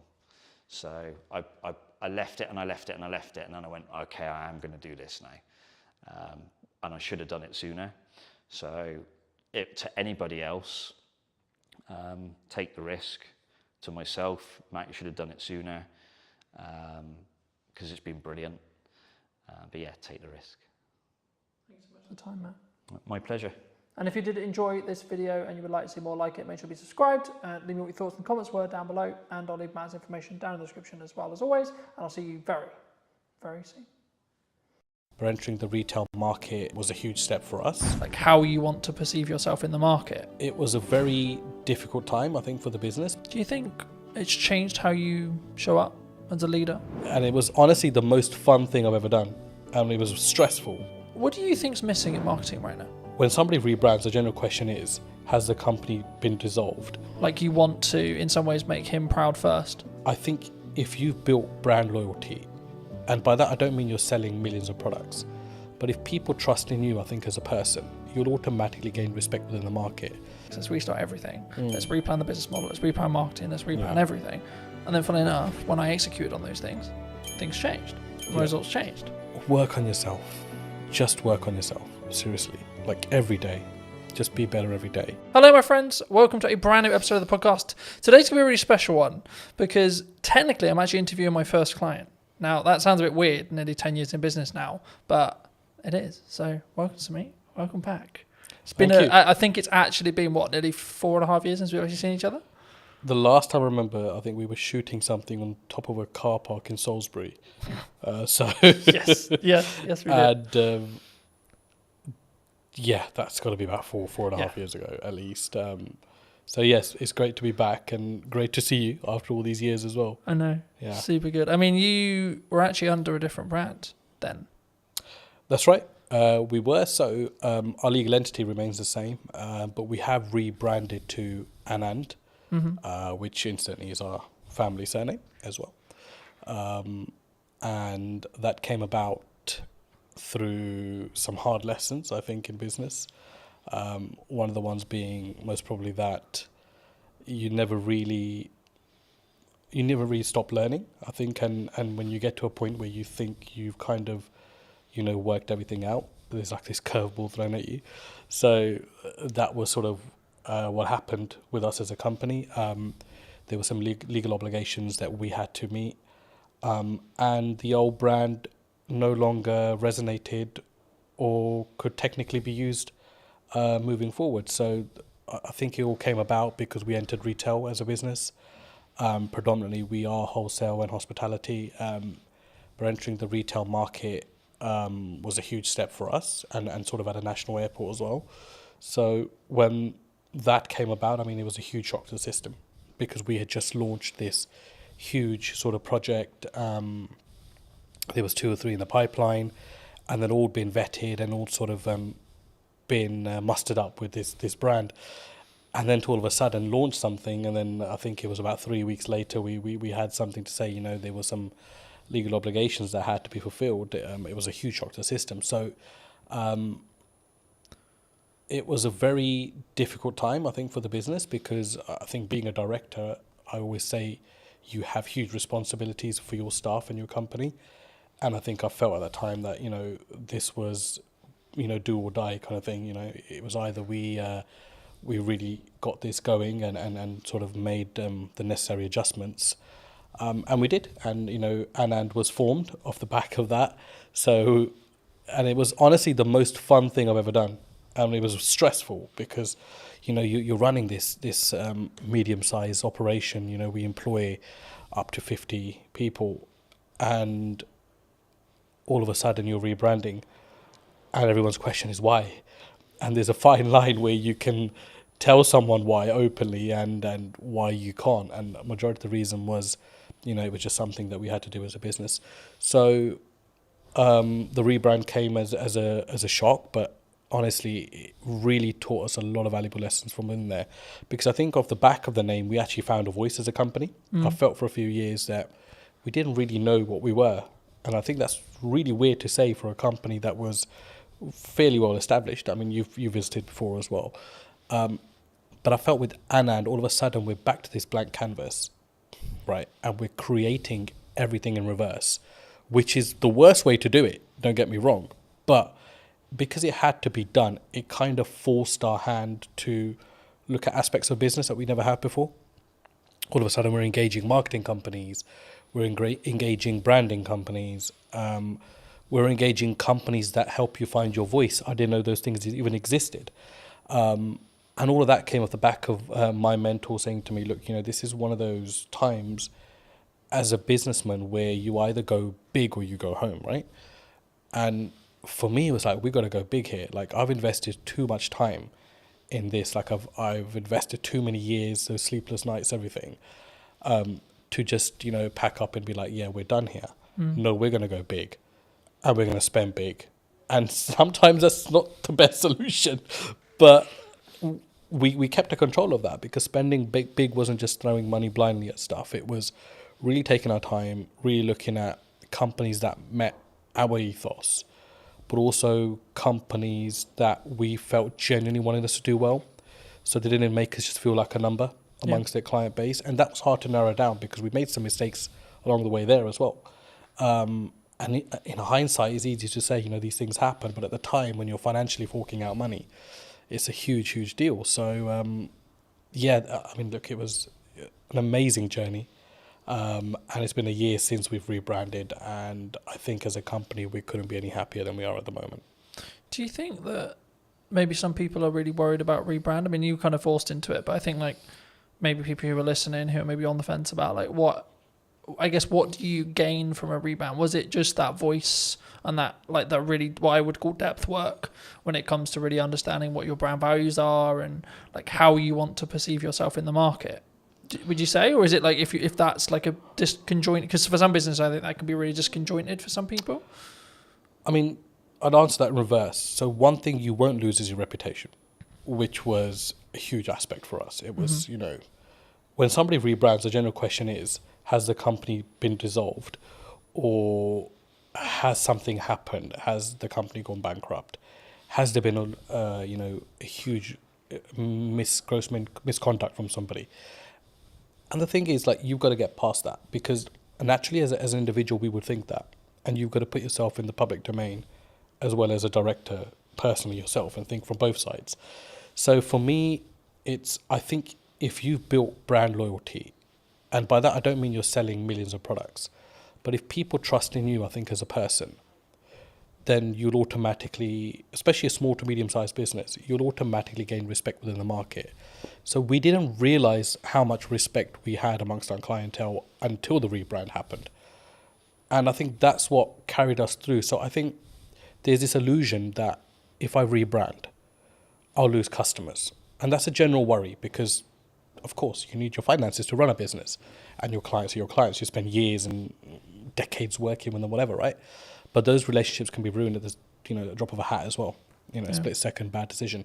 So I think what I've learned the most is that if you are genuine and you are genuinely there for your clients, and if they're not just a number to you, which is how we do things at Anand, then you will be absolutely fine because people will carry through. And that's what I noticed, that all of our clients said, we don't care if this company is called ABC tomorrow, but we want to work with the same leadership that we're working with within this company.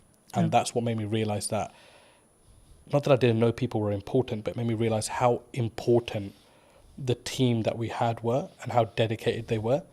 And that all stems from, I think personally, from you as a director and what your attitude is within the business, how you look after people, how do you go about daily life, and how much do those people matter to you as well.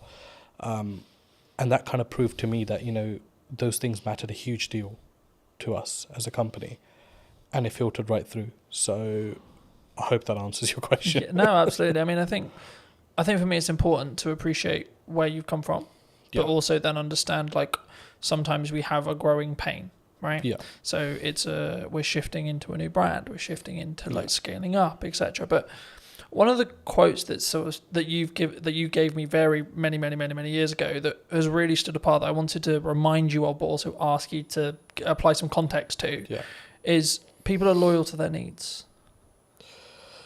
Yep, absolutely. I mean, how did you sort of, I guess that's a life lesson for a lot of people, but where's the story behind that? So I think just sort of, I've been in business for about 10, 15 years myself, and I can't put a number on it now, to be honest with you, but it's been a very long time. And one of the things that you realize very early on is that it's very much a dog-eat-dog world. Like, as much as, you think you might be out there to set the agenda straight or to start this new, loving relationship with every single person, it never works out that way. And we realized very quickly that as a business, after surviving the first 5 years, like, a lot of people are just loyal to their needs. Like, when those needs are met, they will either move on or they'll no longer engage with you. And I mean, that's absolutely fine. It's a natural thing to happen as well. But to put it into context, I mean, if I look at how we operate with our clients at the moment, I don't think there's a single client that can say that, if their volumes drop with us, that we change our attitude towards them. Mm-hmm. Whether it's the smallest client on our sort of, accounting system, or it's a big renowned sort of company, it makes no difference to us. We work personally with every single client and every single person that we work with. And that might mean along the way you have to accept that once their needs are fulfilled, that they no longer will engage with you. But to put it into sort of context, that quote at the time came from, it was one of the things that we've always steered away from as a company. Don't be those kind of companies, or that company that is all over a client when it's hot. Yeah. And when it's not, they don't want to know, or they don't want to help them out with anything. And there are some clients that we work with that, we did millions of pounds of business with before, and all of a sudden, they have engaged another company, but there are times where they still engage us when there's an emergency, and we would never turn them down, because you've got to remember that whether they've moved on as a client to another supplier, they were also once your client and made up the DNA of your business to be what it is today. So yeah, I mean, it's something you have to get comfortable with, I think, in business, and grow some thick skin around that, because people are loyal to their own needs. and it's just the way of the world. For me, it's something that sort of, at the time, I think when you initially told me, I didn't really get it. Yeah. Right? And now I can say 6 years, 7 years down the road, Yeah. I get it. And I think for me, it's one of those things where it may not even be deliberate from that person, that client, customer. No, yeah. I think it's more around actually sometimes you just there's only so much value you can add to that customer, client, etc. Absolutely. And people have personal lives, and it's well, it's easy to say, don't involve your personal in your work life, but it's a very difficult thing to do as well. So sometimes we do forget that people might have stuff going on in their own lives. People move on, and all of a sudden a new person comes into that role in the company and doesn't see your business to be as valuable as the previous person. So there are elements of that as well. Yeah. But I think I've always found there's no use keeping hatred and negativity about somebody moving on. I think you've got to accept that and look and think, how can I learn from this? And how can I get better from this?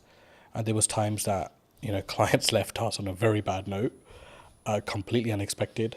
Some that didn't even pay, the thousands of pounds they racked up in accounts, not to mention any names. And, that didn't mean that we were not going to look at what we could have done better as a company. So I think it always starts with what's going on at home before you look anywhere else. Yeah.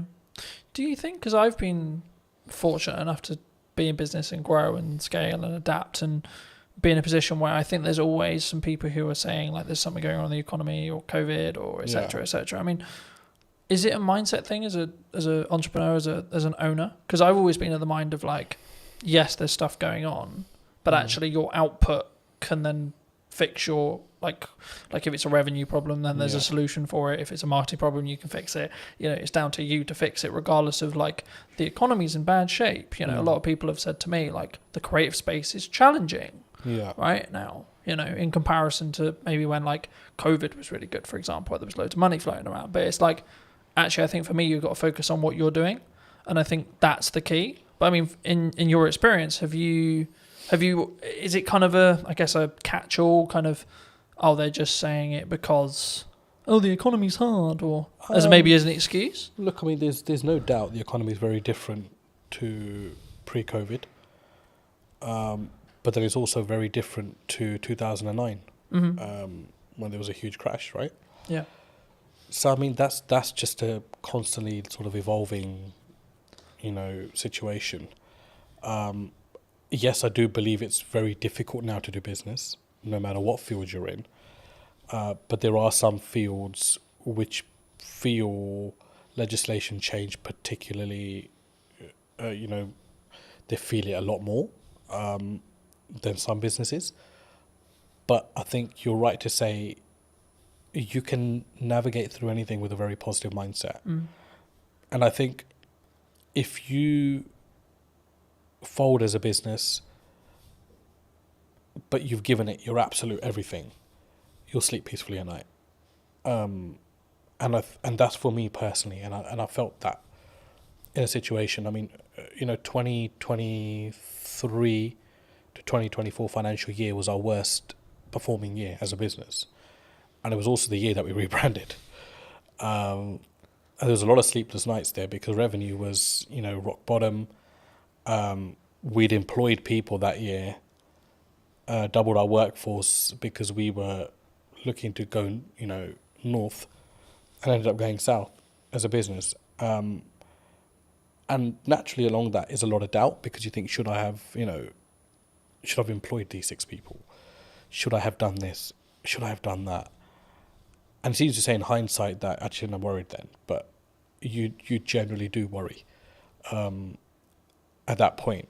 So I think it's a mindset and how you navigate. And the thing that got me through was just mindset. I think I am just so resilient, to anything. I think right now in my life, where I'm just do you think that comes from your years of experience in business and knowing that actually sometimes you've just got to what I would call grunt it or push for it to you just figure it out?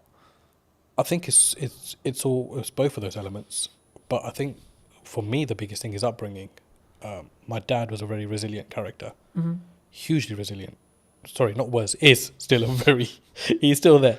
He's an extremely resilient character, and a completely uneducated man, which I must add to this story as well. So to see him, you know, as a migrant in this country with little to no education, he still doesn't speak English fluently. And it was like, this guy struggled, and he struggled so much, but he made it. You know, he made it in his career and in his life. And it was like a lot of that played on my head at that point. And I don't think those things sit well with you, or you don't draw on those things sometimes in life. But when it really matters, those things will come in, and you'll know what your metal's like at that point as well, and how strong you are. Do you think that was like a key in respect to like how well you've now done? Like that, having that upbringing and having that, I guess, those values, or or what could be described as the correct values being installed into you?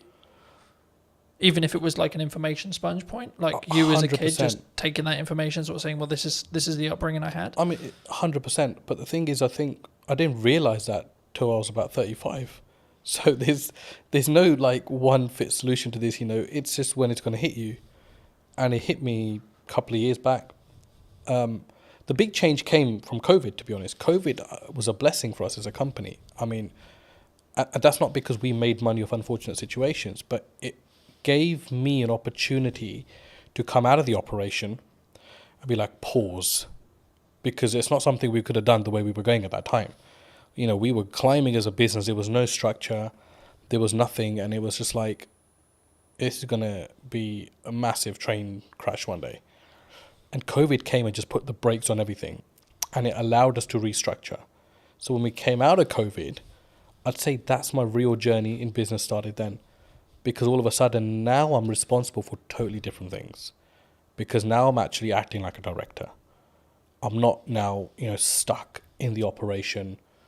And there were so many things that were falling off the side. So it was about coming in, containing that, and then restructuring the business through that. And then certainly, obviously, the rebrand came behind it.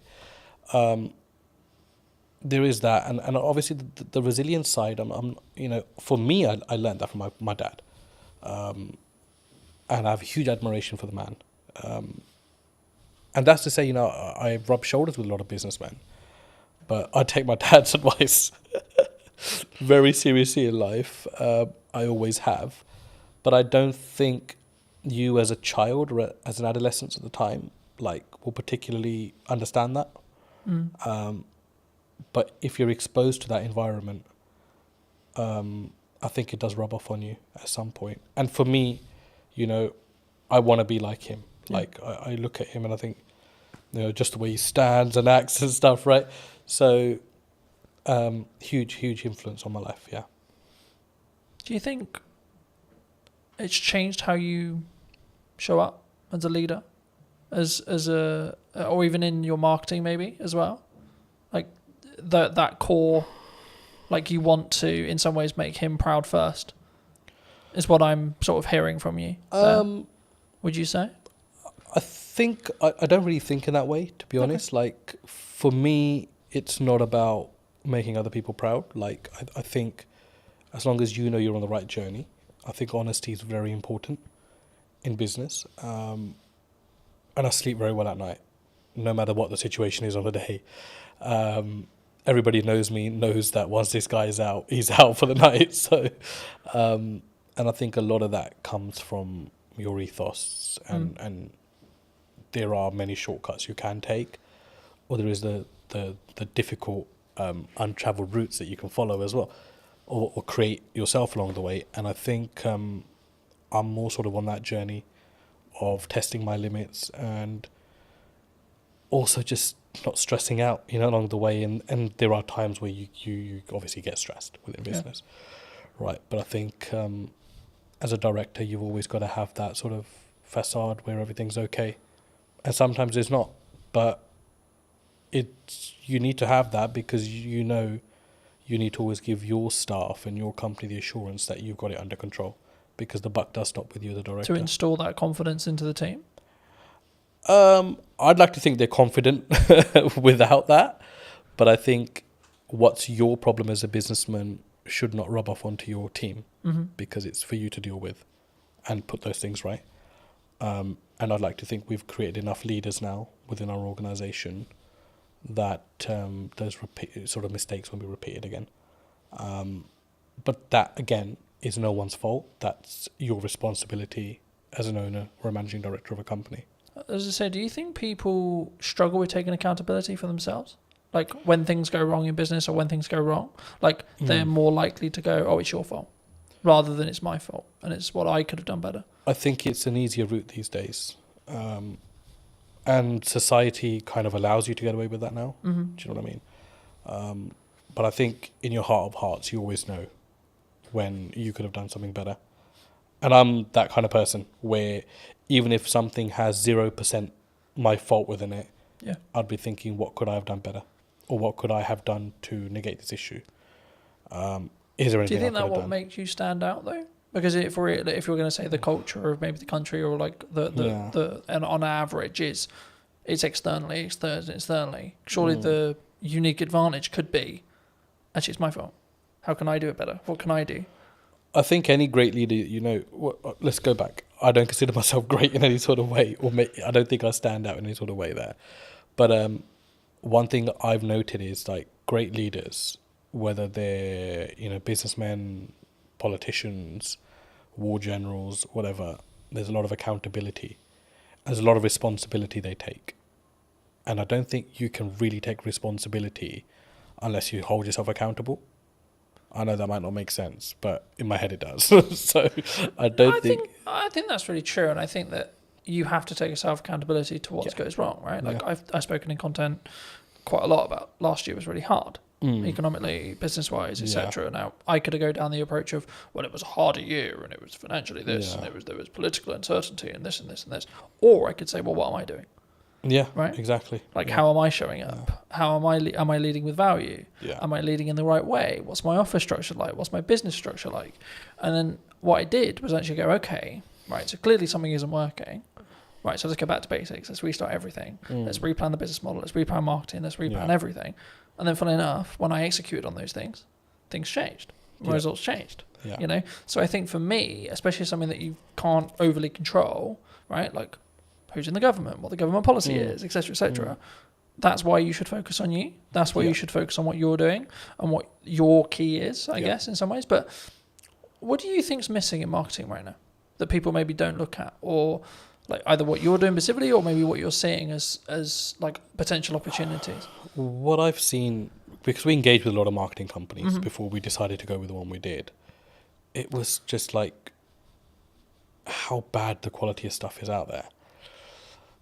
And I don't know whether it's just that people settle for, whatever's kind of fed to them, or don't challenge back enough on things. And for us, I was like, no, I don't want to look like a Pret or a Starbucks, because those things are fucking done. Like, I don't want to be that brand. No, I don't care how they're presenting their material. It makes no sense to what we do. And, the comeback from some of the marketing companies was, oh, yeah, but, you're operating in a different domain. Yeah, we're operating in the aviation domain. It's a huge domain to this country. I mean, you saw what happened when aviation shut down with the ash cloud. Yeah. I said, we're operating in a very high marketable area. But I don't need to be another one of these brands. So there's this whole, I think in marketing, they've kind of got these slots in their head. Where, oh, okay, you're in hospitality, so let's just follow the footprint of this company. You're in travel, let's follow the footprint of this. No, it needs to be personal to you as a company. And I think no matter what size you are, I think you've got to have that arrogance and you've got to have that strength to be like, no, this is shit. I'm sorry. Yes, you might be saying to me this is going to cost me £5,000 a month, but I do not value this at £5,000 a month. Like, this content is shit. And it was until we took that stance, we were able to filter out the companies that we actually wanted to work with. And it ended up actually being a company that had absolutely minimal experience in marketing, had a very strong presence in videography. They did some of our content. We sat down and said, we'd love the opportunity to market for you. And I was sold on the directors of that company. And I think that's a huge valuable lesson, that don't just go out into the market and think, I'll go to the marketing agency that does marketing for X, Y, and Z. No, that will not be the necessary fit for your company. You need to find the necessary fit for your company. So overall, I think it's a huge gap in the market there. If somebody's willing to come in a company and work personally with smaller businesses, I think it's a huge market, because everybody wants to catch the big fish. And big fish will potentially have the budgets just to pay and be like, yeah, the campaign didn't really work out. But as a small business, you can't really afford to do that. Every campaign has to work out. And whether you're small, whether you're a medium-sized business like we are, it has to work, because you're paying a lot of money for that to work. So huge gap in the market. I think there aren't many companies that I would look at and think there's a good reputation there, even though they work with big brands, because they will just consider you a small fish and think that they can pull the wool over your eyes. And I think it's very important, no matter what size you are, that you're the captain of your ship. Yeah. No matter how small it is, how big it is, you've got to lead by example there. And if you have to have the loudest voice, then you've got to have that as well. I'm glad you mentioned video, because I think sometimes people, they're overwhelmed by it, they're concerned by it. Yeah. They're like, well, why do you use it? Right, was the key, the question there. But I think there's so much that there's from my experience, there's psychology around oh my God, I sound like a dick on camera, or I don't like the sound of my voice, or this is how I look. But there's also then the tactics, or the tech side, right? Now, obviously, if you're bringing in a videographer, you don't need to worry too much about the tech side. But I still think you should, at some principle, you should understand it. I mean, why did you? Because you mentioned that you leaned into it. I mean, why did you lean into it? I was obviously introduced to yourself into videography. I didn't have any. We know videos get made, but it wasn't something you ever gave, second thought to. For me, it was just kind of okay, I need to stop worrying about how I look or sound on camera. Just be genuine to who you are, what you're talking about. If it produces great content, it does. If it doesn't, whatever. It's not the end of the world. And obviously, it was a changing landscape at the time as well. I think all of a sudden, Instagram changed its algorithms, videos and reels, and all these new terms are coming out, and I'm like, what the hell's actually going on? And it was just something that came about. And for us, because we're hospitality and retail catering, imagery and videography is a huge aspect of what we do, as part of marketing as well. Of course, you can't just keep marketing with, let me take a picture of this and just keep sticking on social media. It doesn't really work that way. So for us, it was okay, we need to open our horizons here and actually look at things that work, and just keep yourself open-minded in the process. I think it's something that people should always try, and then see what the data then tells you, right? In whatever the campaign is, whether you're doing short form, long form, etc., etc. But I think it would be important when talking about data to think about AI, right? We're seeing an AI boom. Do you see it as we're all maybe in trouble, or some people, you're very obviously service based in respect to what you do, so it might not be as relevant, but is there elements of AI in your business? Do you utilize it, or have you gone the other way and said, actually no, we're going to lean into the fact that we are doing it ourselves and we're not maybe using it as a utilizational tool? Because I see it as a tool that can be sharpened rather than it replacing you. I mean, there were people in our team that were huge believers in AI, and there are elements of it that we use, no doubt. But I feel with what we do, if we invest too much into or rely too much on AI, I think it will stop your mind from working. And I think it's very important that you're engaged consistently. From just a cognitive ability. Cognitive ability. And I think you don't want to get into a situation where, you're relying on technology to tell you what to do, because then all of a sudden you're not problem solving yourself. Or, use it where you can, don't get me wrong, if you're stuck or whatever. But I just think that there are certain aspects of business, old school values, that no matter, they've tested all elements of time and survived. So technology important, AI important, but I don't think it's do all and end all.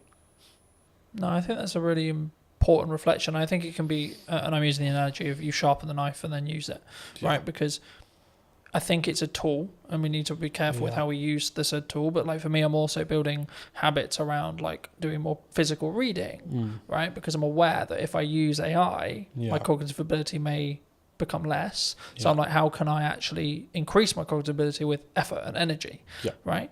And I think for me, that's the difference, and that's why I think like you can still be sharper. But were you always maybe looking at like, because I think when we look at maybe the arbitrage, or maybe we're looking at for an advantage as a whole, were you always someone who maybe looked at technology and saw the opportunities it could give? Because I think sometimes people, they sort of put their defense mechanism up and go, no, you know, we're not going to use it. We're not going to do that because it's scary and new.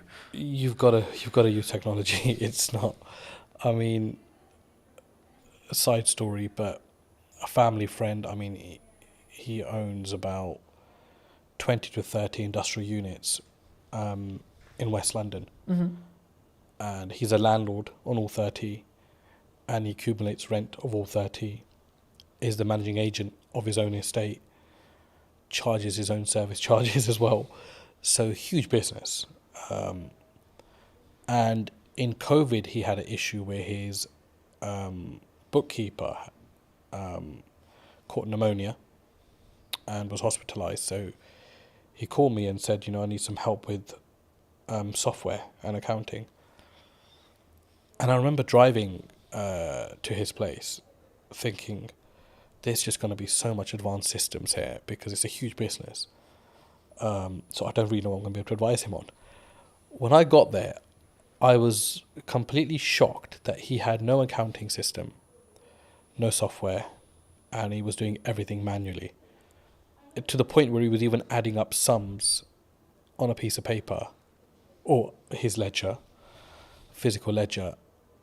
And I was like, and these are not small figures, 7,200, 9,229, and he's calculating all this on paper, and he's got this account running he's got a book per tenant running, and I'm like, shit, there's no way they can't be mistaking this.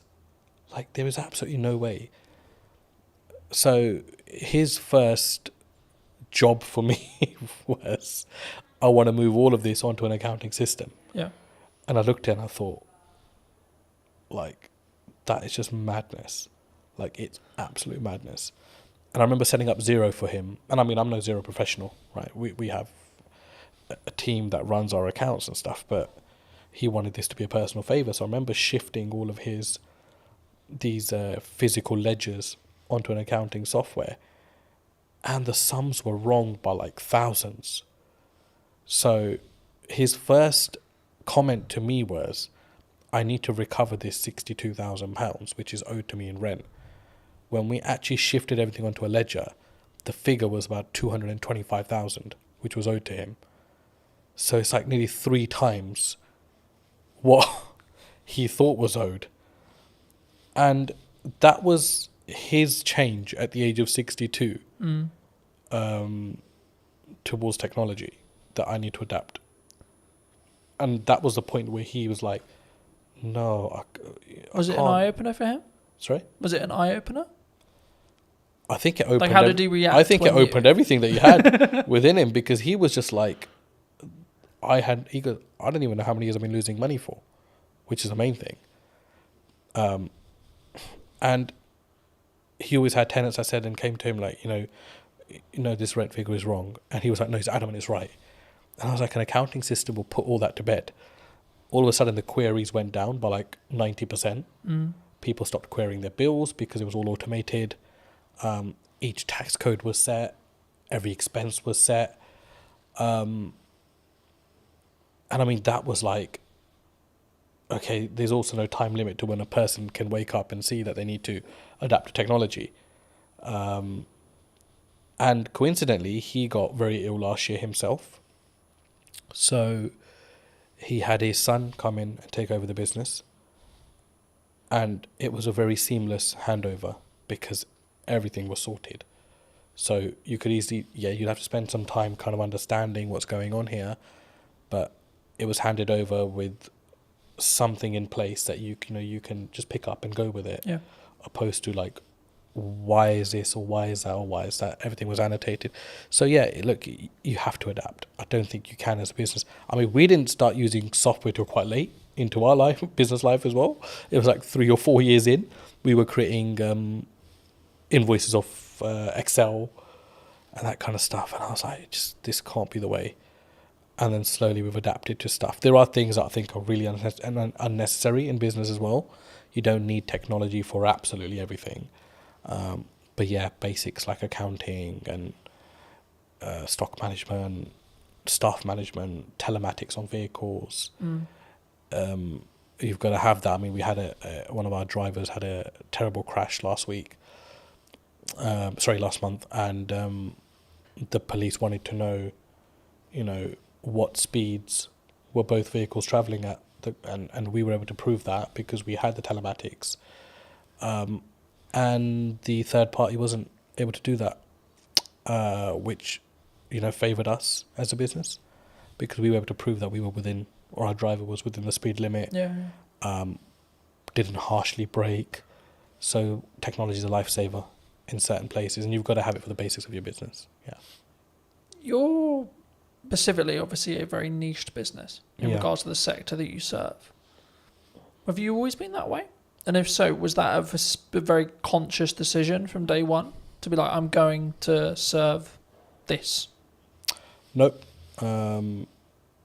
Aviation just came about, to be honest. Well, I say it came about, but I kind of think you set your own destiny in some ways.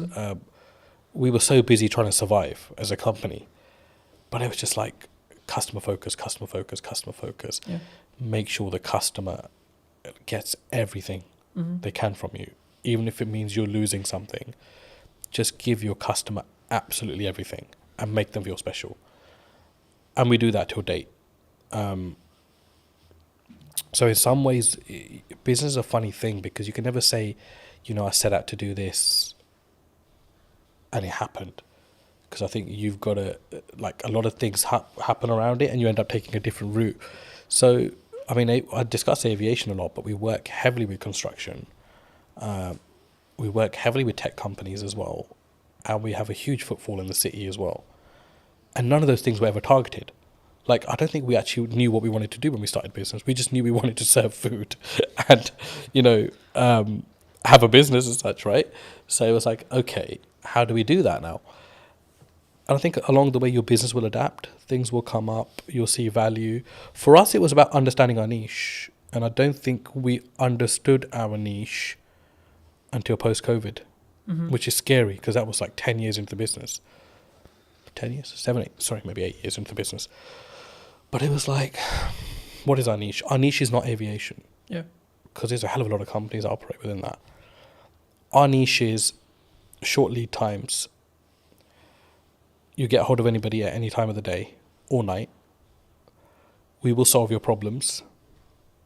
And if we don't, we will make sure we've done everything possible to try to solve that problem for you as a client. Now, there are some clients that have my number specifically, and they will only call me in situations, because although I'm the director of the company and we have an amazing workforce, I've built that relationship with them personally when I was building the company out. And I can understand why they only want to come through to me. I totally get that. But my attitude towards them doesn't change, irrespective of my position in the company. And we distill that through our staff, completely distill it through our staff, that nobody's bigger than the company. We help a client in any given situation that we can. If we are closed for the day and something comes up for somebody, we will do everything we can to make sure that we solve that problem for them. And we've become that. I think that's been our niche. Our niche is we are problem solvers. And that's helped us also recruit the right people. And people don't come to this company thinking, I'll just spend 9 to 5 behind a desk and I'm done. They're problem solvers. And we make sure they become problem solvers. And our retention rate's amazing. I mean, we've had one staff member leave in the last 2 years, which is incredible. It's absolutely incredible. I mean, there are obviously niggles. There are obviously things that, staff feels management can do better, or management feels ownership can do better. But I think that's a healthy relationship, and it's good to have that open dialogue. But it's so important to treat your staff well. And that doesn't mean just money or pay. I think just an attitude, sometimes just asking people how they are, talking about the football, or having a normal conversation makes people realise that actually you're a normal person yourself. Yeah. I was going to say, I mean, I guess in a business your size, is there a level of all the directors are in today, kind of like, oh, it's really scary, and then if so, how do you either defuse that or lead with empathy to be like, hey, I'm a human too? I think because I've never really come in like wanting to feel important. I think because I was, working the fields, as you can say, when I first started. I've kept the same attitude now. If someone's a new starter, or hasn't been around, or hasn't got to know me because of the size of the business now, so they don't probably interact with me as much, they're put to ease by the older staff, because they're like, this guy is actually really calm and really chill. Like, he'll come in and be like, let's order some pizza. Or, did anybody watch the football or the cricket or whatever? I mean, it's like we have our company WhatsApp groups, and I was at the cricket India-England the other day, and I'm sending in the group chat, a photo of myself at cricket, but that helps people just feel like, I'm not intentionally doing that. I'm just doing that because I've always done these kind of things. And there are staff that say, they don't feel like sometimes that I'm the owner of this company just by how I act, how I am. I'm very relaxed. Mistakes are fine. I think we've always said that, look, it's fine to make a mistake, but don't let it become a repetitive mistake and we're not learning from. So it's that yin and yang. I think you've got to find the balance. For me, it's very hard to be serious with people, especially my day-to-day staff, because I think their life is serious enough without me having to add to it. Our work is serious enough without me having to add to it. So I try to, just be chill around them. If there's problems, I'll take that up with my higher management, and we'll deal with it away from our team. But I think it's very important to have that balance as well. Do you think, as a founder, as a director, as a leader, that maybe not you specifically, but those people in the question, leadership founders, they maybe have an ego problem, and if so, like, is that maybe their undoing sometimes? Like, they have a massive ego, they care about the car, they care about the house, they're keeping up with the Joneses, but they don't necessarily lead with maybe the correct, what I would describe at least as the correct values? Yeah. Do you think that has a strong impact as from a leader, from a founder, from a kind of how you show up for your staff, your employees, your higher management, etc.? I think so. I mean, the people with, if you've got the nice car, the big house, you've made it in some elements in life, and that's amazing for you as a person. I'm really happy for people that are able to do that. But do you think it comes from an insecurity sometimes? From insecurity, did you like say? They're doing it like, I've got the car because I don't maybe love myself as much, or like I'm trying to fill a hole potentially in their own self. I think everyone's trying to fill a hole in some way within themselves. I think we all have that. I mean, there isn't a perfect person out there. No, of course. Let's start with that. We all have our blemishes end of the day, and there are things that we can always improve on. But I've been in business long enough to see both aspects. I've seen people that feel like they need to show their hard work or remind people how hard they've worked by showing possessions. Yeah. And they do that more for others opposed to themselves, which is sad. I think it's quite sad. And I don't mean that in a horrible way, but I genuinely think like I'd hate to be in that position myself as a person. Starting out younger, I was obviously the general perception around business, one day I'll have a really nice car and I'll wear those clothes, and I'll wear, I'll buy this and I'll buy that. But I think once you're fully invested in your business, all those things would just not matter anymore. Like, for me, it doesn't matter right now that I'm wearing discounted Next Aspidrills or I'm wearing a certain branded top. It matters nothing to me whatsoever. Because is it more about the quality of the person then? I think... Or the quality of the founder, the quality of the leader? It's like, what's your higher purpose? Like, you've got to think, that's what you've got to think of. And I think if your purpose goes beyond materials, you've got a bigger purpose in life. You're not thinking, I mean, I get absolutely no joy. I mean, I love my car. Don't get me wrong, I love sitting in my car. But if I get a phone call, the problems are still as bad as they would be on a bus or on a train. Yeah. So all of a sudden, that materialistic thing matters in no way. Yeah. Right? So for me, I think it's like, you've got to be like, okay, why am I in this? But what am I about as well as a person? And people lose one of those two aspects somewhere along in the business. They either forget why they're doing what they're doing, or they'll forget who they are. And for me, I can't do that, because I grew up eating dinner on the floor. I never sat on a dining table, because traditionally, my dad grew up, there was no dining tables, in his household in 1960, whatever it was, in India, because he was from a very poor background, post-partition of India, Pakistan. So they grew up sitting on floors and eating. So he distilled that in us. And there are times where we're just out and about and we're having a working lunch, and I'll just sit on the curbside, because I'm totally happy with that. Like, because I don't need to change as a person, I feel, to show my status or to show who I am. Like, for me, I'm another person in this world. Do you think by having that level of humility, that like humbleness, will keep you, I guess, in some ways empathetic or like connected with every layer of your company in respect to management and the people and the staff, and gives you more, I guess, humanity in respect to how you lead? Absolutely, because you'll be a human before you're anything else. A human that actually feels other people's pain and their situations, opposed to just your own consistently. Yeah.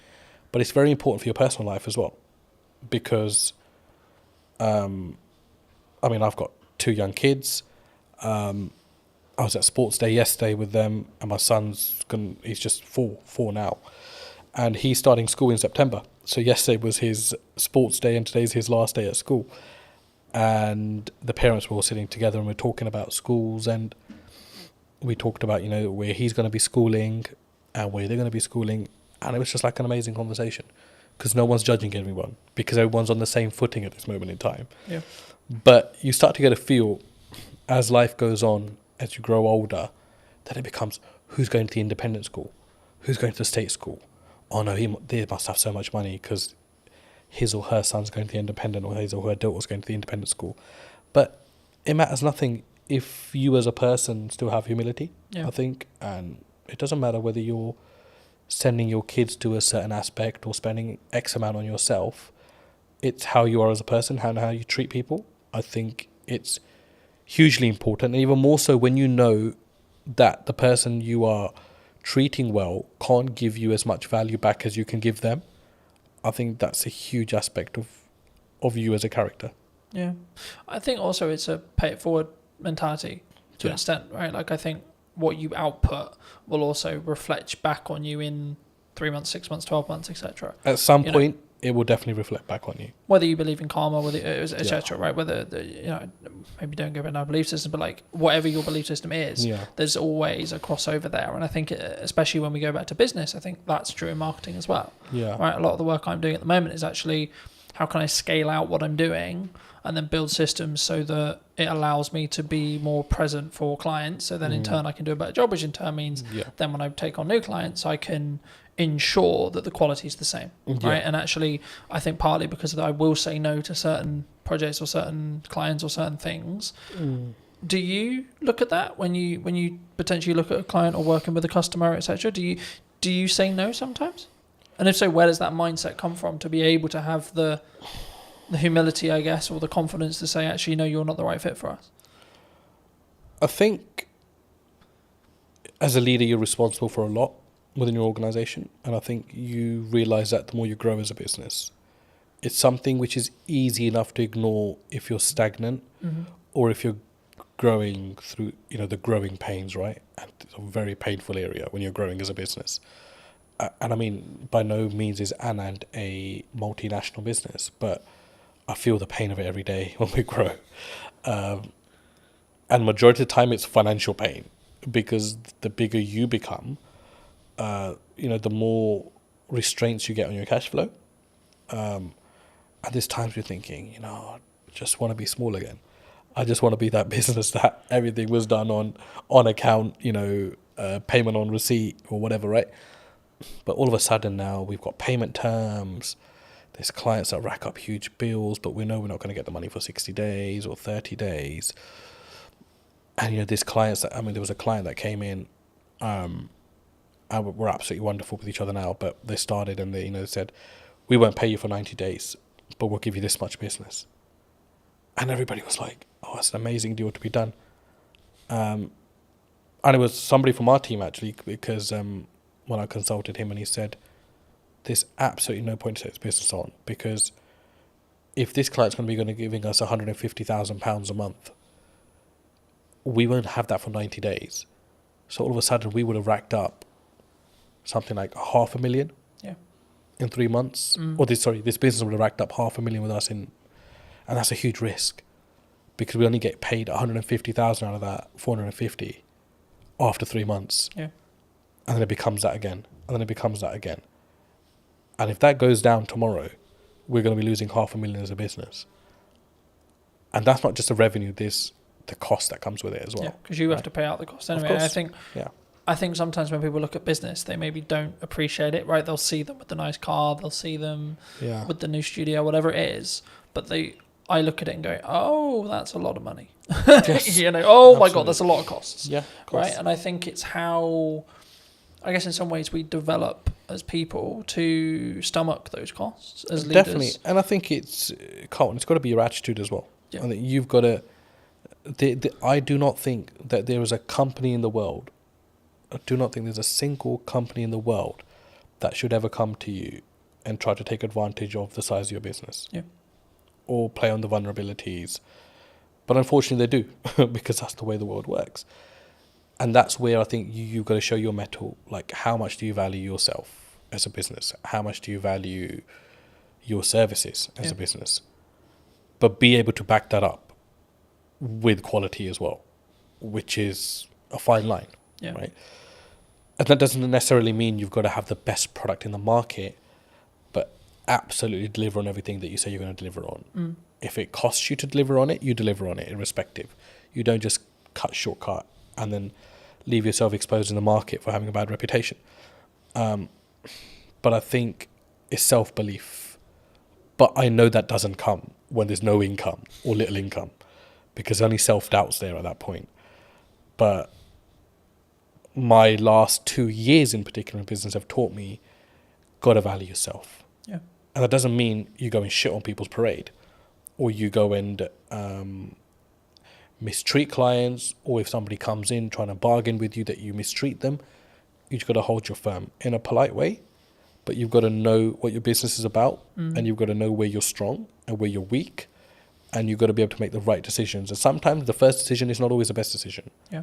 But leave the ball open where you're still able to have dialogue with clients. There's times where we've made, mistakes. We've misjudged, and we wouldn't be human if we didn't. But it's how do you react to that? Yeah. How do you go back and manage that? How do you have the humility to say, we got this wrong, but still be able to have that relationship with your client? I think as well, and I had a very fortunate conversation a couple of weeks ago about this, and it was like, we just worked with a brand new client, and one of the things they said to me about why they chose us or me, however you want to perceive it, is that because I was the most expensive out of the ones they were talking about, and for like maybe a newcomer or etc., that sounds weird, right? Because it's like, why would you win the work but you're the most expensive?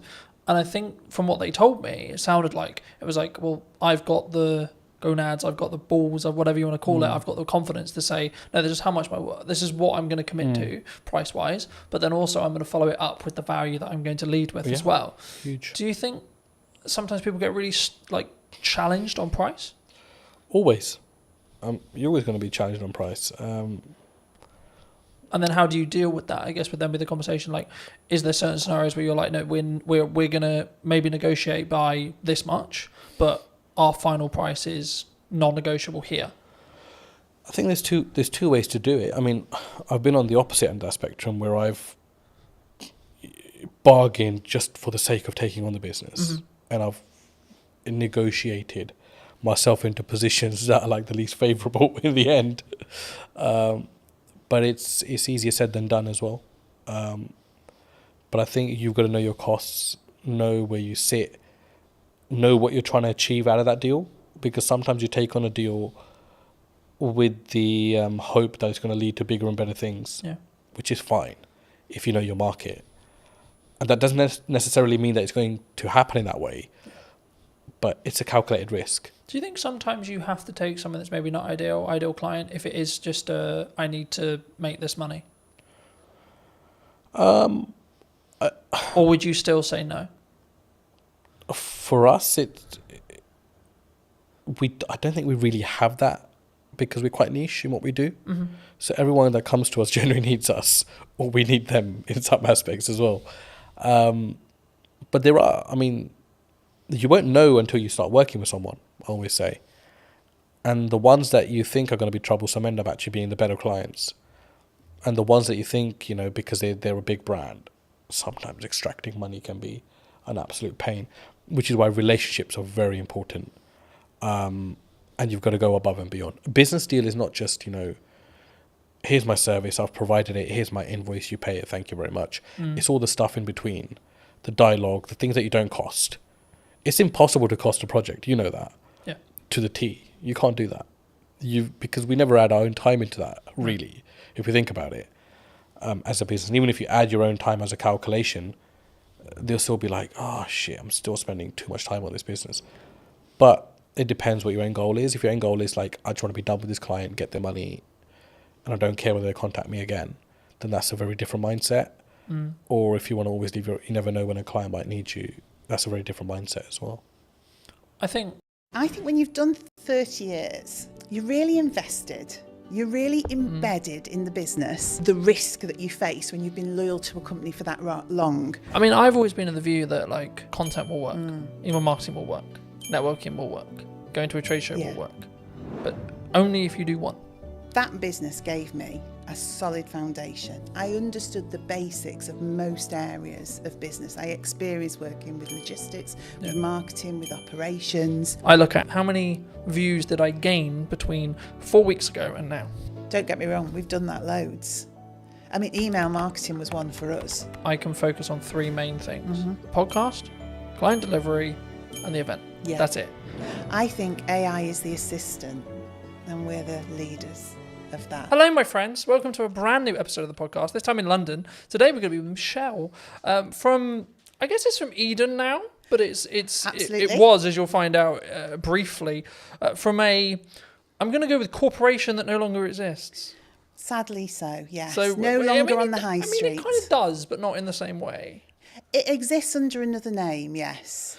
Should we stop being elusive? And we should definitely stop being elusive. It's W.H. Smith's. For those of you that didn't guess, it's W.H. Smith's, yes. I'll start here. I mean, how did it feel? Because obviously you were, correct me if I'm wrong, but you were a regional manager. Yeah, so I looked after the north of the country for W.H. Smith's, yeah. I mean, I was with them for 30 years, so I grew from being a Saturday girl on the till to that position of looking after all the stores in the north. But yeah, at the point I finished, I looked after about 304 stores in the north. And what made you make the leap? Did you transition out? Because I think when you're in a position like that, maybe the money's good, or was it just like, oh my God, not this again. I hate the inside of my car. I don't know really, because I think when you've done 30 years, you're really invested. You're really embedded in the business. You are earning really good money. And you're super comfortable. And the reason you're comfortable, and this to me is the sort of the risk that you face when you've been loyal to a company for that long, you've kind of got into the zone of corporate muscle memory. So I didn't really have to think that much anymore. Yeah. So I was earning a good wage. I was doing a job that I liked for a company I was really invested in. But ultimately, I'd kind of lost the ability to be myself. The company had changed, I'd changed. And it was just time, I think, to find something that was me. I guess there's a natural kind of, sometimes there's maybe a disconnect. Like you were who you were then, you grew 30 years and then you wanted to go this way, but they wanted to either downscale or go that way. I don't know if it was a case of they wanted to go this way and I wanted to go that way. Because in all honesty, I could probably have done another 20 years for them. Because genuinely, I was really embedded in the business and I loved it. I loved the people. I mean, you literally know everybody when you've done 30 years. You know every store, you've been to every place. But I just sensed that it wasn't going to be right for me in the future. You know, I think you just get a knowledge of, I've got all this experience, I'm getting my own mind, my own voice more, and that needs to be somewhere else for it to develop and grow. Yeah. It's not going to be develop and grow here. Or I can stay and carry on doing what I've always done for another 20 years. So was it, I guess, in some ways a personal development shift for you? Because we were talking just while we were setting up about, you know, the difference that you now have with where you are with Eden. Yeah, I didn't know it at the time. I honestly didn't know it at the time. So it was a leap of faith moment, really. And then the weird thing for me was COVID literally happened on the Friday of the week that I left. So I gardened for about 12 months. So in that period, I really did start to think, well, what's going to work for me now? And do you know what? It is not an easy thing. I now see people going through that same process of leaving something really big and corporate that they know well and then trying to find their way. It's difficult. Do you think that it comes with a... Because we were talking before we started that I'm going to find it very hard to go into corporate now because I've got the freedom of self-employed. I guess you could say I know what works marketing-wise, especially right now. Yeah. And I would have to fit perfectly into a team culture-wise for it to work. It would depend what you'd want that for. For me, that business gave me a solid foundation. I understood the basics of most areas of business. I experienced working with logistics, with marketing, with operations. It taught me to be resilient. You know, they were a company that was adaptable. I mean, they survived on the high street. So it did give me an understanding of how you support a business to survive, to protect its people, to protect the brand, etc. But yeah, on the other side of it, the thing that you're talking about, having your own voice, that freedom to shape a culture, shape a business, shape the dynamics of what the team are doing. For me, that didn't exist in that type of business because I think they have to have really clear communication, real clear clarity of message. Yeah. And if you're someone who wants to divert or disrupt that can be very regardless difficult. Of maybe how good the idea is. Regardless right? of how good because the idea is. Because it is a triangle in that respect. You know, you have to follow the top. And I always found I was always in a box. I think so. And as well, and you can have, and also it's the ability to push that idea through because some ideas do make it through. But what do they say? It's like steering an oil tanker, not a speedboat. Yeah. So it's the perseverance, it's that just ability to doggedly slog through with that idea till somebody says, yeah, we can make that work, and you get people behind you. But you learn so much from that. So I could see you going into corporate and learning a ton of stuff. But because I know you, I can't imagine you there because you're more entrepreneurial. Yeah. You shape things. You do things that you believe are right, not what people tell you is the right thing to do. So Smith's was all about just execute, and deliver. Whereas now I get to shape and change and mould and mentor and support elements of that in a business like WH Smith's, but now with a lot more heart and my own voice behind it. Do you think, I mean, obviously, for those who don't know, you've moved into Chief Strategy Officer. This is the first time I've heard of it. I mean, in a nutshell, what is that? What is it? What does actually your day-to-day look like and feel like? I guess it's about, ultimately, it's having the long-term plan and strategy for that business, so the growth plan. So looking at quick wins, middle term, long term. So saying, where is Eden as a business going? But then from that, understanding, I guess, some of the fundamental change. So what are the operational and robust things we need to put in place to get it there? Yeah. But also having the freedom to be inventive, to work with the team, to generate ideas. So I would say I'm the person who knows the long term, but I'm also the person that wants to generate all the bits in between that move us in that direction. And some of it is quite simple. Some of it is really quite complex. It's about building teams. It's about building roles and responsibilities and processes. Yeah. But then it's about looking at innovation, deciding what we want to do, NPD, all the fun side.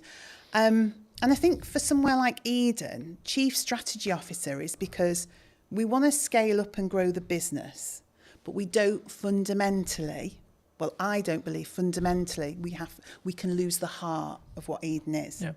It started in somebody's house with the founder and his partner and a couple of people working for him.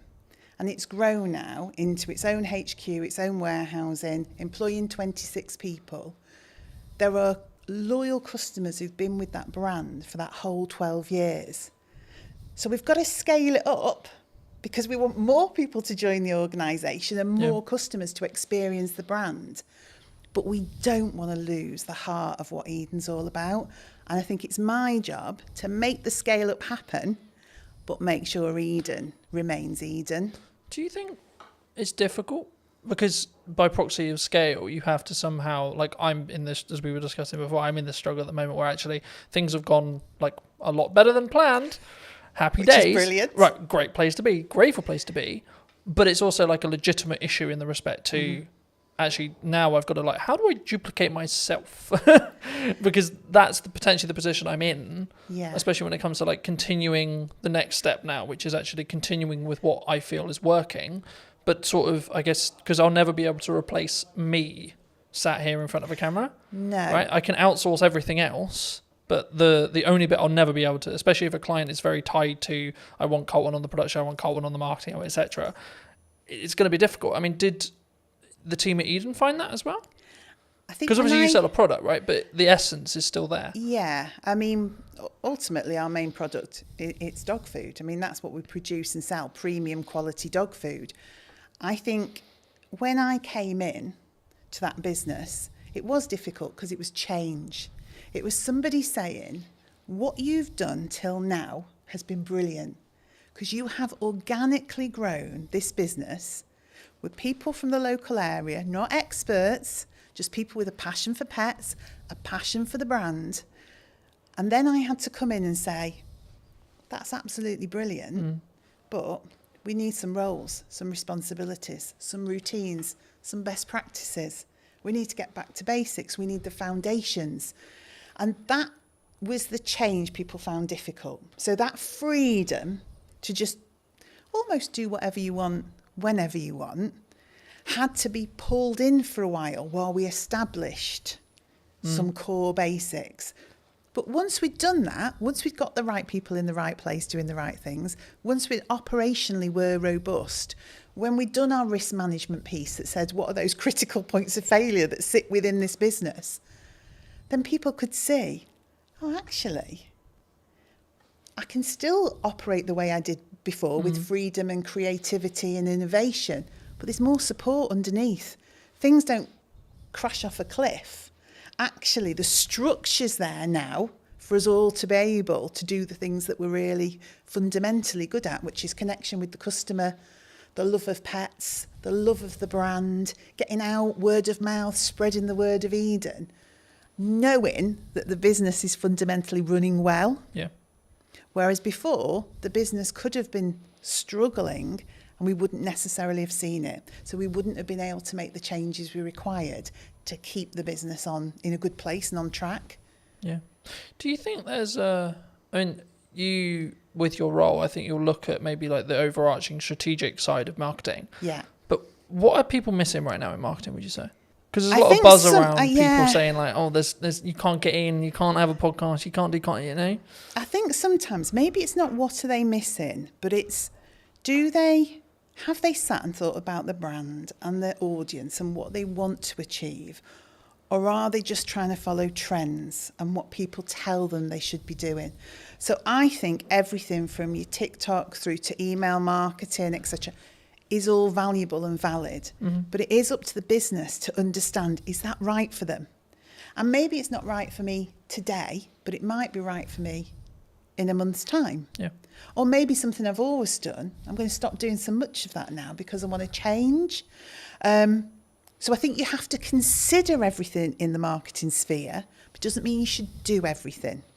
Because if you do it without authenticity, I've seen many TikToks where I just think I could literally crawl under a rock with embarrassment. Now, I'm sure some of that actually works sometimes. But if you're just doing it because you think you have to, I don't think it works.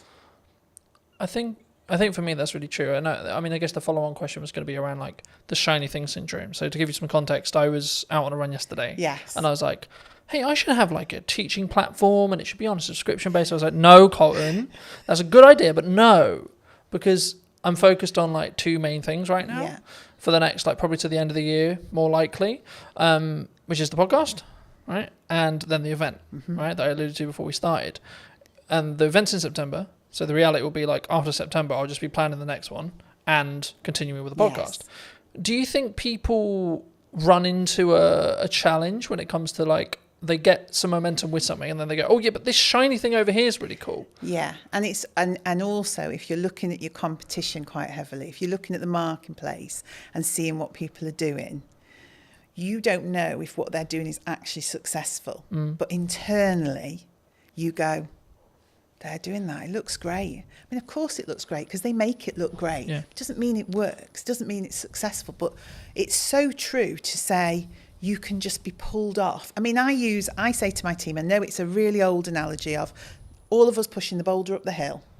If we all run off in different directions, we're going nowhere and probably going to get squashed. Yeah, who's going to get squished? Who's going to get squished? And that's what I say. Look, we've got some key pillars. Let's stay focused on that.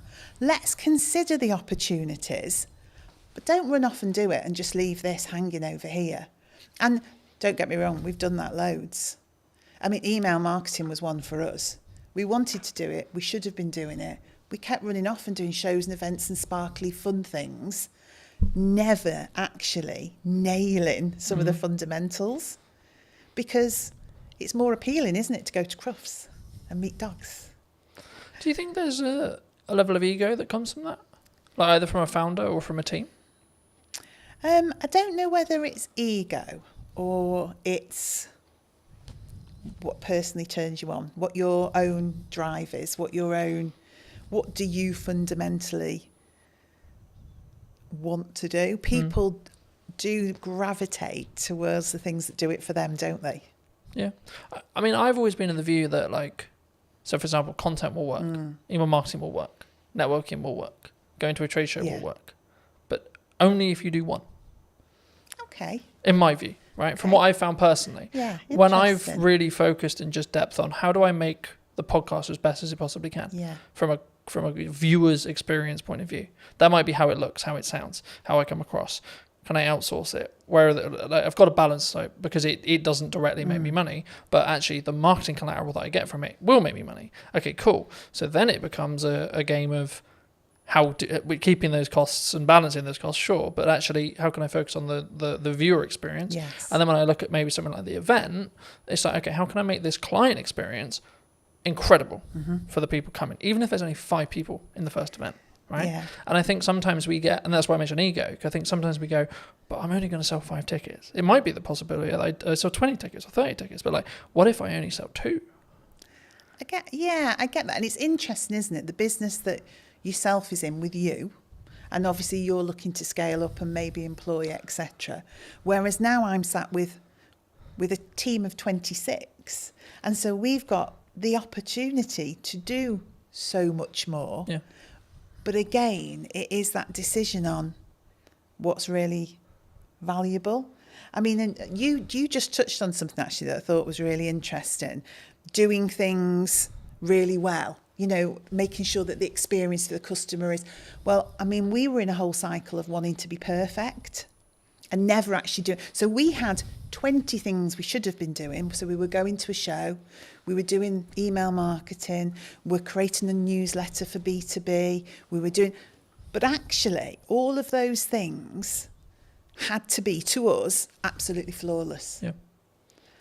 And we were not delivering anything.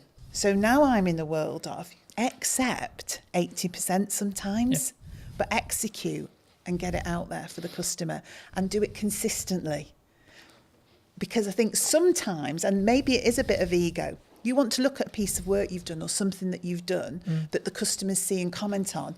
And when you're getting all the praise and, oh, that's so beautiful and that looks amazing and your brand is absolutely, but you've achieved very little, it's not really worth anything. Yeah.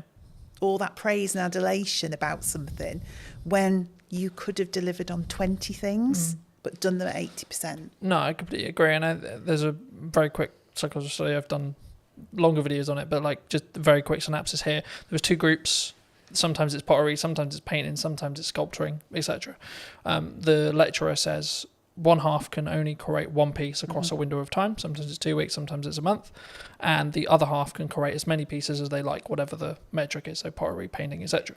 And the result of the study was that the group that could repeatedly create something had a better piece objectively than the group that had only that window of time to create the one thing. Completely agree. And that's where done better than perfect is better. Yes. And when I say I'm looking at, like, I think it's a focus point for me on how can I create the journey or the viewer's experience or the customer's experience or the client's experience as a whole to be better across a year, not per episode, not per event, not it's the overarching strategy. So I don't look at this reel got 1,000 views.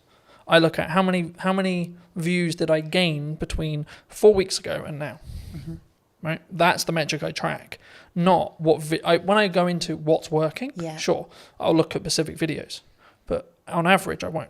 I just focus on the output and then focus on how can I build each one to be 1% better than the one before. Yeah, and I think we do similar. I would say we start to look at consistency of communication.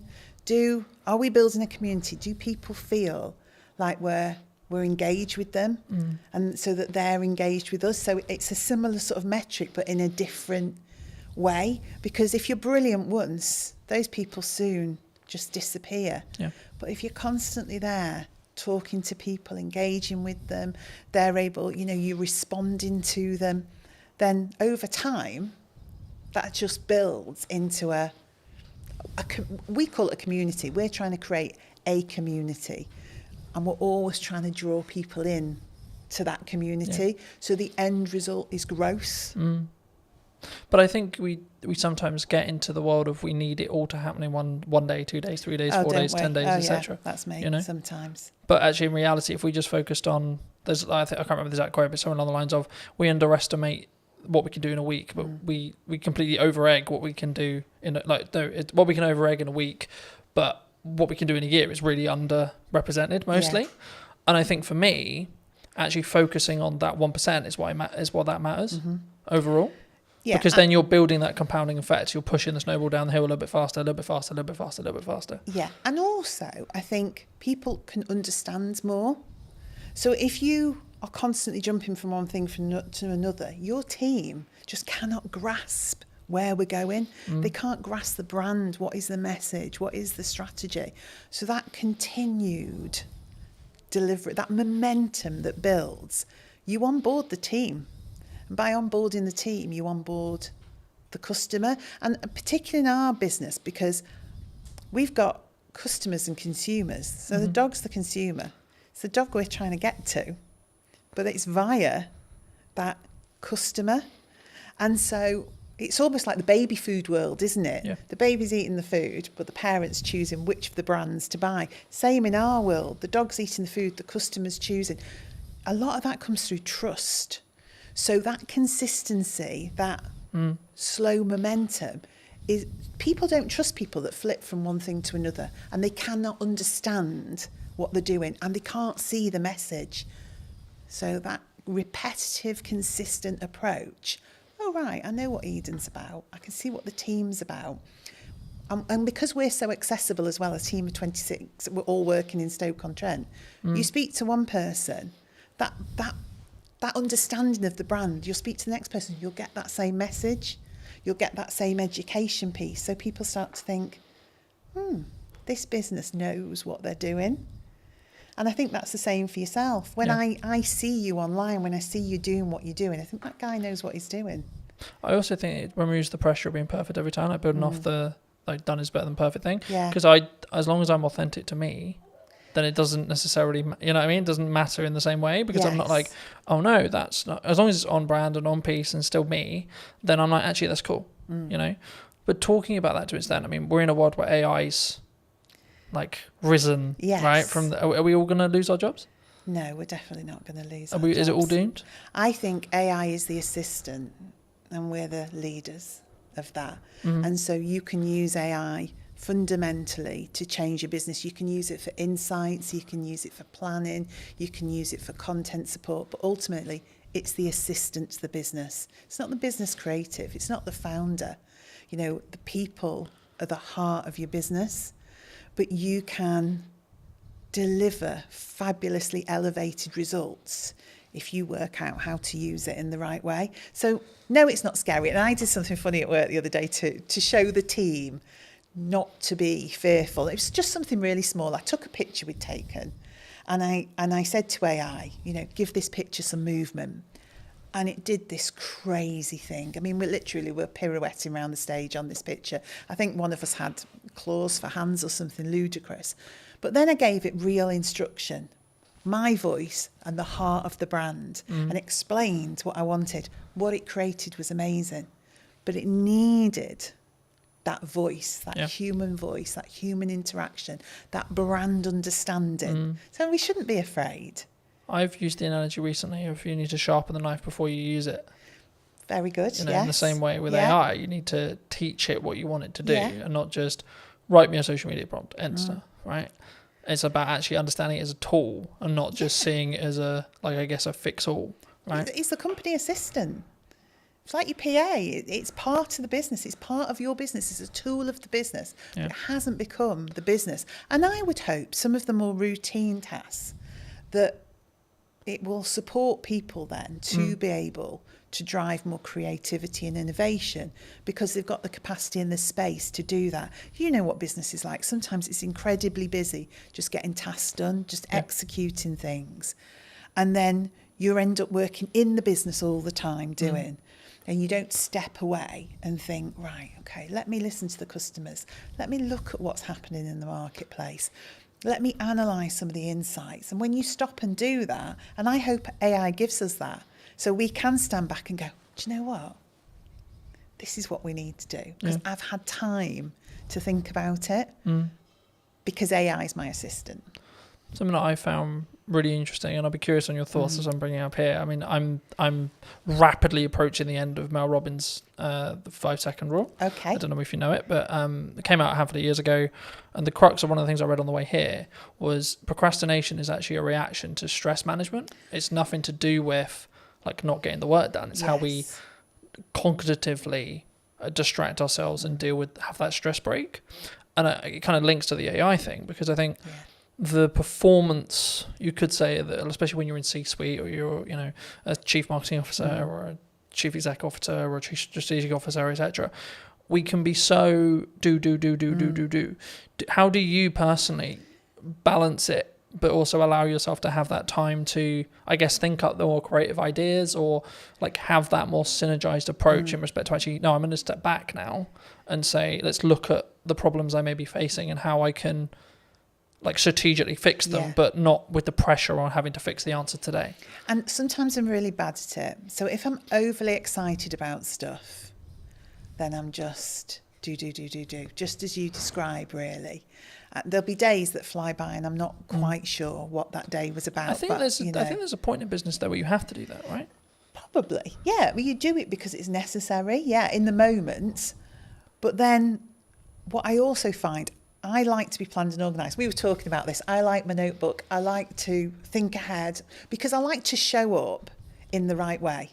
Yeah. I am myself. I'm always the same, but I do give thought to how do I need to show up tomorrow? What are the things that I need to achieve? Am I planned and organised around that? And when I am, that gives me those periods of time to step away with people. Do that for people in the business as well. Say, hang on a minute, let's just stop. Should we just go and grab a coffee or should we go for a walk? Because we probably just need to think this through a little bit. Is that an environment thing, do you think, as well? Like you need to physically remove yourself from the office, the home, the to get a change of scenery? For me, it is.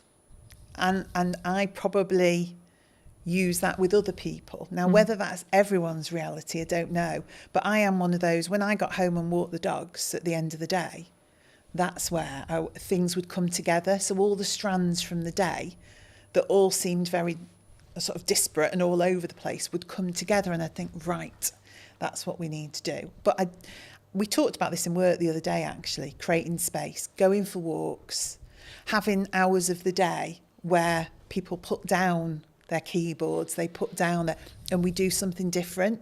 And whether you want to call that a team exercise or just chilling out and having a coffee, but forcing people in a way to have space. Because your natural reaction is you're being paid to do a job. You see yourself as, I must be productive. I need to be able to demonstrate the things that I've done. But that's not the case. What you need to be able to demonstrate is an understanding of what the most important and priority things that we should be doing. Not that you've done 100 things, that you picked the 10 most important things and did those. And do those well. And do them well, yeah. But don't do, like we said before, don't do them so well you don't actually deliver on anything.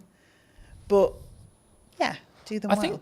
I think you need to personally ask yourself, I mean, I'm looking at it as I say, like, I can focus on 3 main things, right? And that's what I'm really leaning into across 3 months, 3 things. Yes. Right? And it's like, right, the podcast, client delivery, and the event. Yeah. That's it.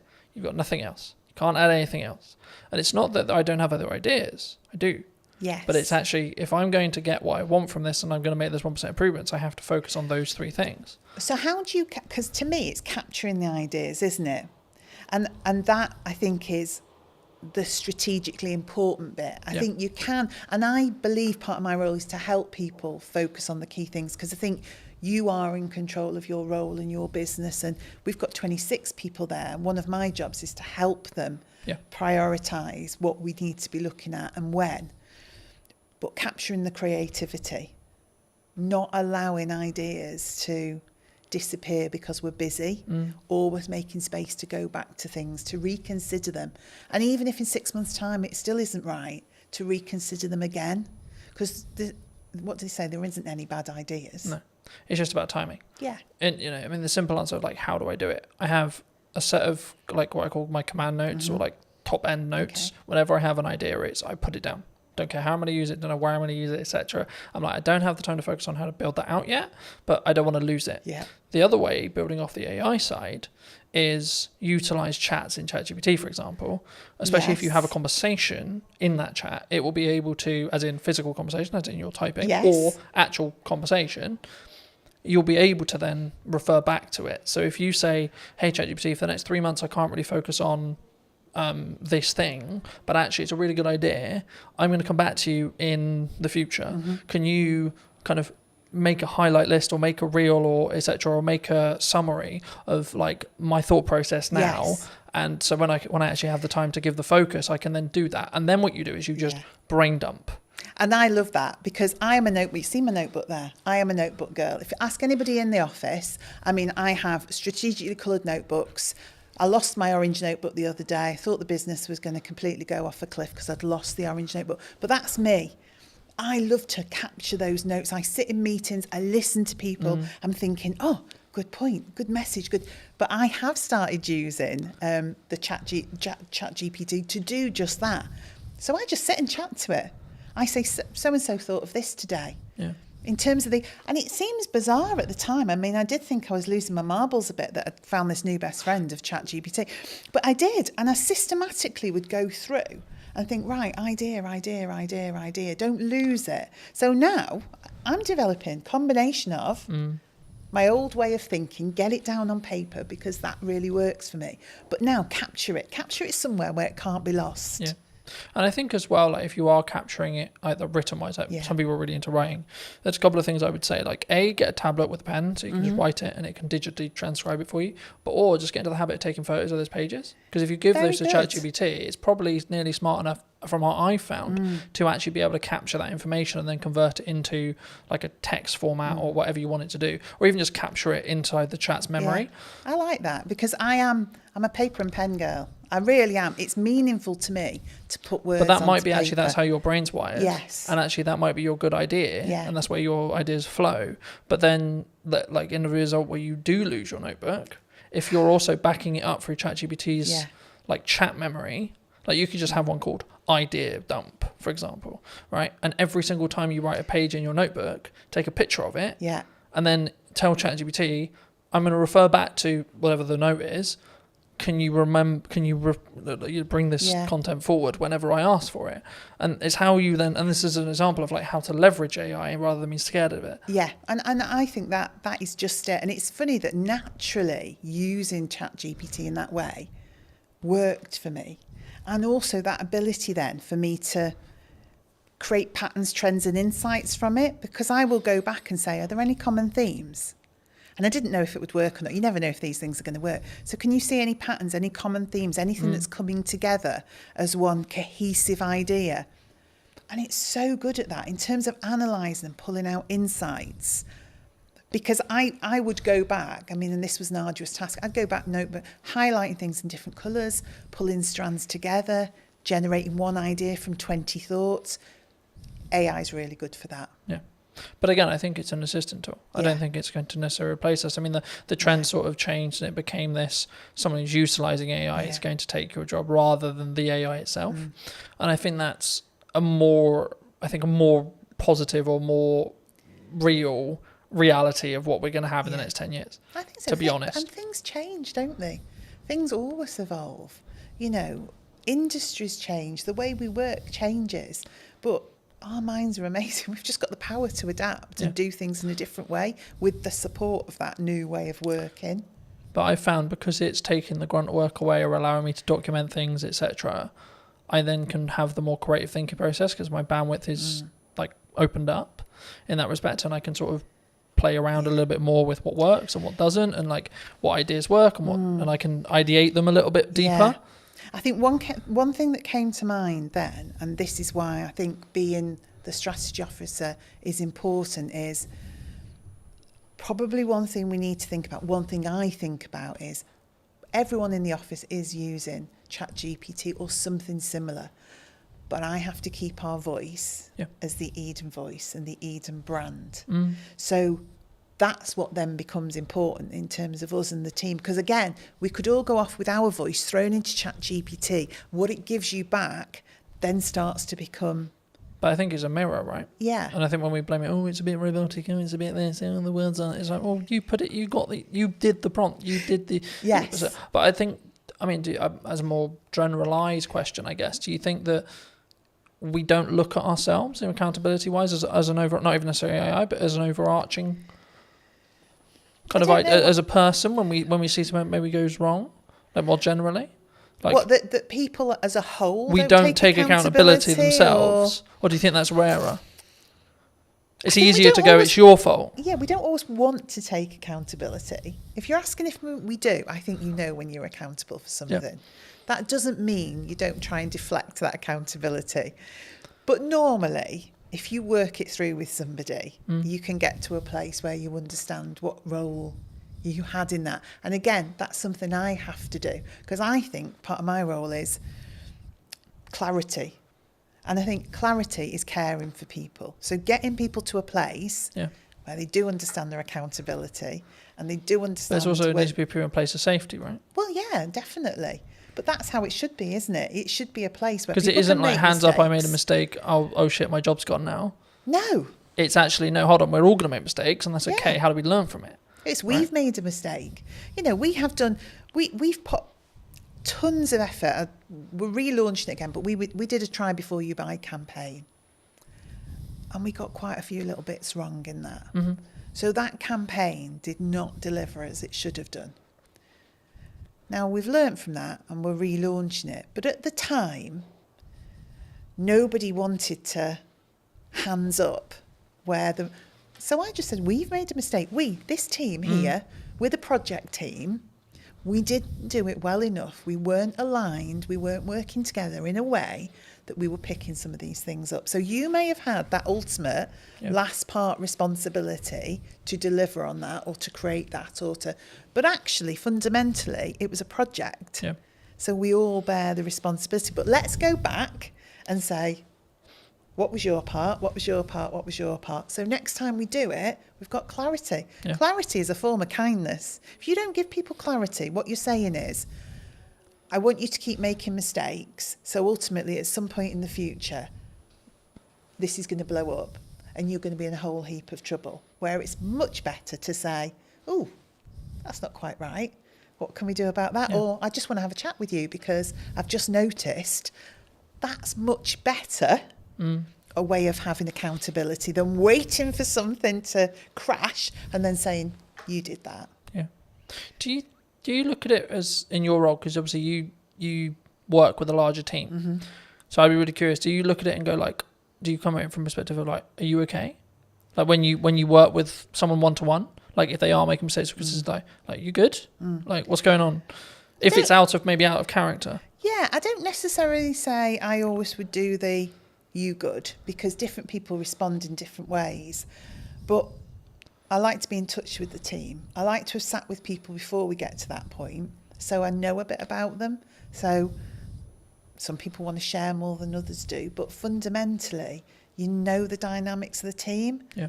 And you can see if they're having a good day or a bad day, if they need a bit of space but a business, and also SME, I have to say, one of the things I noticed about being in a small business, it is a lot more personal and emotional to me, because I know all those people. I know their dreams, their passion for their role, but equally, that's really positive as well, because just as you described, there are days when I can say, hang on, that's not like you. Or do we want to just take 5 minutes? Or actually, is there anything we can do today? You know, is there anything you just... So, because I feel differently about a small business. I definitely feel it. There's a lot more heart in a small business because that connection is so close. I'm so close to the team. I'm very close to the product. I'm much directly closer to the customers. Yeah. So those decisions you're making, those things you're doing are much more personal. So I would say it's made me more thoughtful. I use my own voice more. I use my own judgment more, and I deal with things in different ways at different times, rather than a blanket approach because I just need to get things done. Yeah. Do you think that do you need to, I guess, lead with empathy as a leader in some scenarios?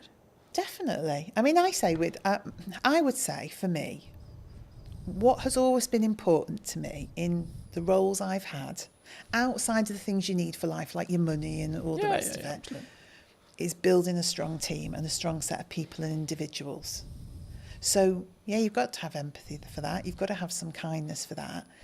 You've also got to you want to drive people. So motivationally, you do want to stretch and challenge people. So it's equal hands of empathy, kindness and support, but drive and challenge and creating a buzz in people where they can see a future and they can start to really push themselves forward. So I think it's in equal measure, really. Yeah. I think sometimes we don't necessarily look at the empathized way of looking at it. I mean, I think we'll wrap up soon, but do you think people are purely just, you're here to do a job?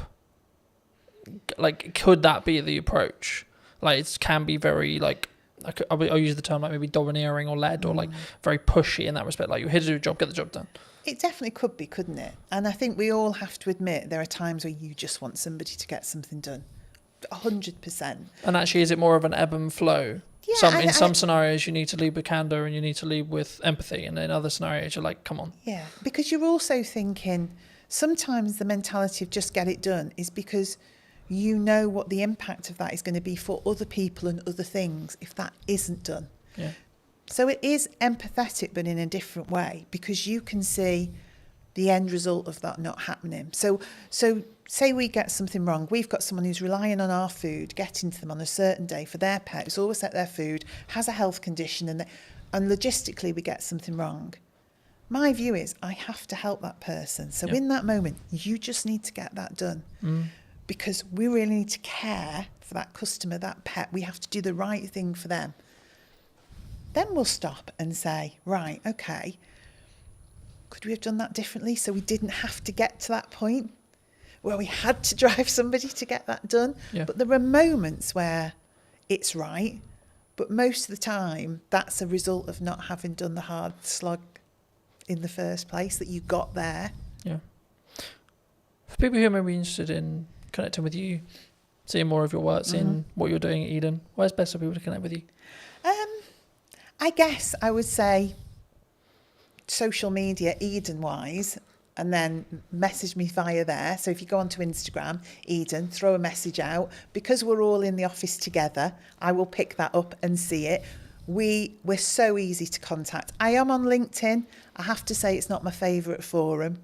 So I'm much happier to see messages come through on that social media platform, and then I'll be in touch. Fabulous. If you were going to talk to the person who was in corporate maybe 10 years ago, 15 years ago, and you give them this advice today, what would you say to them? Gosh. As a final thought. Allow people to have a voice. We all care about business at whatever level we work and are operating in that moment, and let that individual have a voice. That would be my message. Thank you so much for watching. If you did enjoy this episode and would like to see more like it, make sure to be subscribed. Let me know in the comment section down below if you enjoyed it and what your clear takeaway was, and I'll see you very, very soon. The reason a podcast is valuable is the trust building element to it. I don't think any other format builds trust in the same way that a podcast does. Sometimes done is better than perfect if it's a barrier. Talking to people about their own personal relationship with money. How do you break that down? You will know this better than anyone. You need a hook to get people in. It's not glamorified. It's not you put out a video, it got 1 million hits, and then you get 20 phone calls. Right? Absolutely not. No one's calling me at this stage. Definitely not. The super niche stuff is a super niche audience. What content can you create on a consistent schedule? So now I'm like, how can I best spend today? And how can I be as efficient as I can? Hello, my friends. I hope you're well. I hope you had a good day, evening, or night. Today we're talking to John all about podcasting. Hi, John. Hello. Yeah, good. Thanks. Yourself? Yes, super well. We were fortunate enough to meet through James, whose space we're in today. Studio man. And I was debating about how to start this, because I think sometimes like podcasting could be a really challenging thing, right? And I think for me, firstly, I mean, I guess why should someone actually have a show like this as a whole? But then because I think there's a psychology kind of hurdle in the respect of creating content, but especially in a podcast environment. But also then, like, what is the ROI, I guess? Yeah. Would you say? I think it's the format dictates that more than anything else. Mm-hmm. So the reason a podcast is valuable is the trust building element to it. I don't think any other format builds trust in the same way that a podcast does. For a couple of reasons. First of all, you are sort of having a long form chat. So you can go into subjects way deeper than you can in other stuff. Sometimes even videos and documentaries and stuff. If you're watching a documentary, there's kind of like a point at which you need it to move on. With a podcast, you could sort of effectively ask questions forever. And if it's good content, it keeps going. Do you think it's the first or easiest step into content creation, would you say? I think audio only, yes. Mm-hmm. Simply because of the barrier that is video in terms of skills and everything, and you've got to think about camera setups and everything like that. Whereas if you do audio only, so easy to get a mic, so easy to talk to someone online, virtual on a video call. Mm-hmm. That's so accessible that actually, it's quite an easy first step into it, I'd say. Do you think you're limiting like yourself though? Because I don't know whether I question audio only, unless obviously you're on the platform, but when you're looking at maybe social posts like LinkedIn or Instagram or Facebook, is there an audience, would you say, for audio only still? Yeah, definitely. Because I think the thing in terms of marketing, like you say, and promoting the show, without video nowadays, it's hard to get it out there, definitely. But a lot of people, myself included, view the podcasting format as something you listen to while you're doing other stuff, while you're hoovering, while you're driving, that kind of thing. Yeah. So I think it's definitely still there, and I don't think that's going away. Would you say then it's more of a step by step? So someone could start audio and then where's step 2? I think so. Yeah, I think so because, for depending on who you are, if you're a business, it's a bit different. If you're an individual, you kind of learn the time required to sort of get to each step. So once you start on the audio step and you're like, actually, it's taking me too much time, it's not worth it for whatever reason, it's not for you. If you then introduce video purely for clips, so you film the whole thing but only use clips, then you can see what time the promo takes, and then when you should go to a full video, you can see how long that takes. So I think that's why you'd do it potentially in that step if you're coming at it from a completely new perspective, if that makes sense. And then, I guess you then can grow to the Diary of a CEO style, full form trailer-esque piece, right? And I think sometimes we get so, and this is true for any marketing, not necessarily a podcast, but it could also be true of a podcast. I think we get so hemmed in I need it to be Diary of a CEO quality instantly, right? Yeah. And I think that we struggle with the idea of, I'm going to take one step, make a 1% improvement, next step, 1% improvement, one step, so on, right? And I think for me, especially with what I've done with marketing, it's always been so this is the results I've got previously from this output. Okay, but what happens if I double the output, right? And it's constantly that testing period. I mean, in your experience with podcasting, how would you recommend people, or how would you look at like working with a client, because I know that's some of the work you do, to actually help them actually work out, should they have a podcast, but then secondly, like, what are the nuts and bolts of their podcast in regards to topics and like theme and etc. And or does that matter now? Yeah, so I think in terms of the sort of nuts and bolts, you kind of have to have the reason why you're doing it first, then you go into the nuts and bolts. So like I said at the start, the reason why is the building trust element. I think you need to, if that's what you want to achieve, and you have, say you're selling a particular service or a product that can be gone into in depth, then it's worth doing from the start. Then the nuts and bolts from there all depends on how you want to package that, I guess, to be unique or to kind of be the same, because everyone is kind of getting used to this kind of format. So there's options on the table for sure. I think there's obviously that psychology thing that we've talked about a little bit as well, but I think for me, I didn't overthink it. I was like, I enjoy talking about business, I enjoy talking about content creation, I enjoy talking about marketing. And yeah, I've evolved it, and yeah, it's sort of changed, and depending on like the guest, will kind of tailor the conversation slightly. But I also don't overthink the conversation, because I trust in myself as an interviewer to ask, I guess, poignant questions, or like what naturally comes to my mind. And I think sometimes when we look at content, it's not in this box, right? I watched a video this morning talking about the fact that like one of the reasons why the person in question wasn't on YouTube was because he was constantly concerned about, he sells video production, so it has to look good, has to sound good, and I followed the logic of yes, sure, but actually sometimes done is better than perfect if it's a barrier. Do you, like, how do you, when you look at either, and I'm sure we'll get onto the podcast you're launching, but like when you work with clients, or when you're maybe looking at your own podcast, like, how do you balance that line of, okay, it's done, but actually there's these things that that could be better? Do you hold a podcast back? Would you reshoot a podcast? Like, where's your line? Yeah, I think you'd want to know that before even starting, frankly.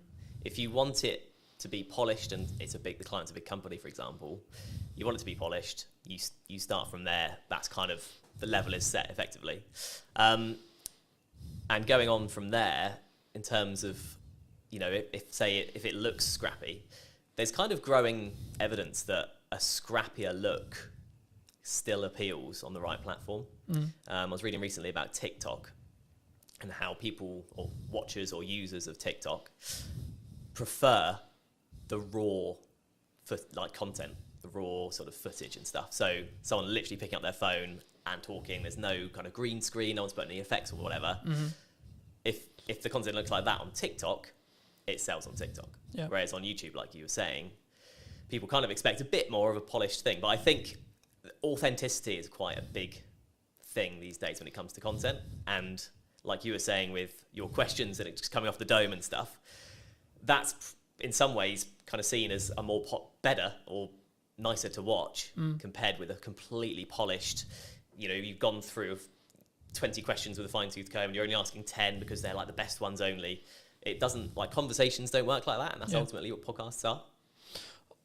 I think that's an important point. I think that there is obviously a line when it comes to like the quality of, like, especially if it's what you sell, like what I sell is video production. So there is a line, but I also think that there's an opportunity cost of refilming a conversation that isn't the first one, for example. Absolutely. Right? So to give you some context, last week or so, I filmed a podcast with my mum, and that post, me announcing the fact I did it, did really well, which kind of doesn't surprise me to an extent. It doesn't, but there's actually a tech like challenge with that podcast because one of the cameras isn't in focus. So my camera isn't in focus. So I was in a position last week, and I think I pretty much made the decision I'm just going to work around it.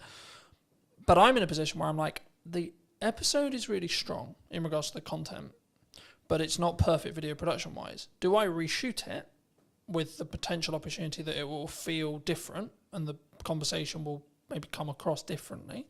Or do I work around the fact I've got multiple cameras and I fix it that way? Or do I just go with, okay, it's out of focus. It's not far out of focus. It's maybe an inch, like a tiny amount. But is that an approach some people should take? Do you think they should get like out of the way of the content sometimes? Because I could really sit here and like lose my shit over the fact that one angle's out of focus, but it is what it is. Yeah. I think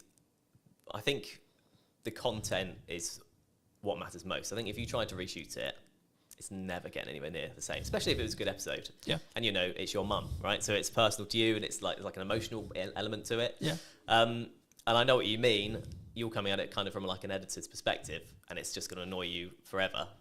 But the average watcher probably won't bother them that much, I'd say. So actually, if the content's really good, I guess like you say, you could in theory refilm your bits of like, you could pretend you're there again. Yeah. But unless you're a particularly good actor, it's it's not gonna work. Yeah. So I would say no. I'd say take the hit on the because slightly blurry I image. also look at it from a perspective, from my point of view at least, by saying, okay, well, in the grand scheme of all the episodes I've got in production, that's one episode out of 20, right? Like this week, I think I'm filming like 9 or 10, right?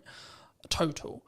And I think for me, it's like the action will always outweigh that, and maybe that one with my mum isn't perfect from a production point of view, but the conversation, the content's really powerful. Yeah. So I think that's the thing people need to focus on. I think that's when, especially when they start, I think they get in the way. Like they get in their way sometimes, and they're constantly like, it needs to be £40,000 of production. It needs to be this, and I only need 45 because Stephen Bartlett's known for like what he did with Direct Every CEO and like how he then scaled that to the point he did. But I think we don't look at the journey sometimes that Stephen went on specifically. If we're going to use him as an example, anyone with a big podcast, we don't look at the micro testing that happened through the journey to then get to the point where they're at today. I mean, have you confirmed like where you are with the podcast? Like, where's your podcast? So yeah, yet to officially launch, but all the stuff's going on in the background basically at this point. I've got first bunch of guests booked, I've got the studio booked, and in terms of the background work, in terms of questions and what I'm thinking in masking and how I want it to look, that's all sort of down in my head. Yeah. So it's I've got to start it now. I've got the dates booked in, so it's just a case of starting when it starts. Happy days. That's super exciting. I mean, for people who may be interested, I mean, how did you come up with the idea? What is the idea? Like, what are you going to be talking about? Like, where's that? And I think it's really important to also highlight, and something I try to do is like collaborate with other people rather than, because some maybe will be watching this and go, but Colin, that could be like technically you're a competitor in some ways, right? Yeah. But I'm like, no, actually, because I think we can both work together to actually create a better show as a whole, right? And lean into each other's skills where it makes sense. But I mean, just to reiterate the question, I mean, where, what, and how is your podcast going to be about? Yeah, so it's called How Do You Money? And that's the idea. That's the sort of opening question somewhat. So it doesn't actually make grammatical sense, obviously. But I think most people can get from that. It's talking to people about their own personal relationship with money. Strictly not an advice show, because I'm not an expert with money.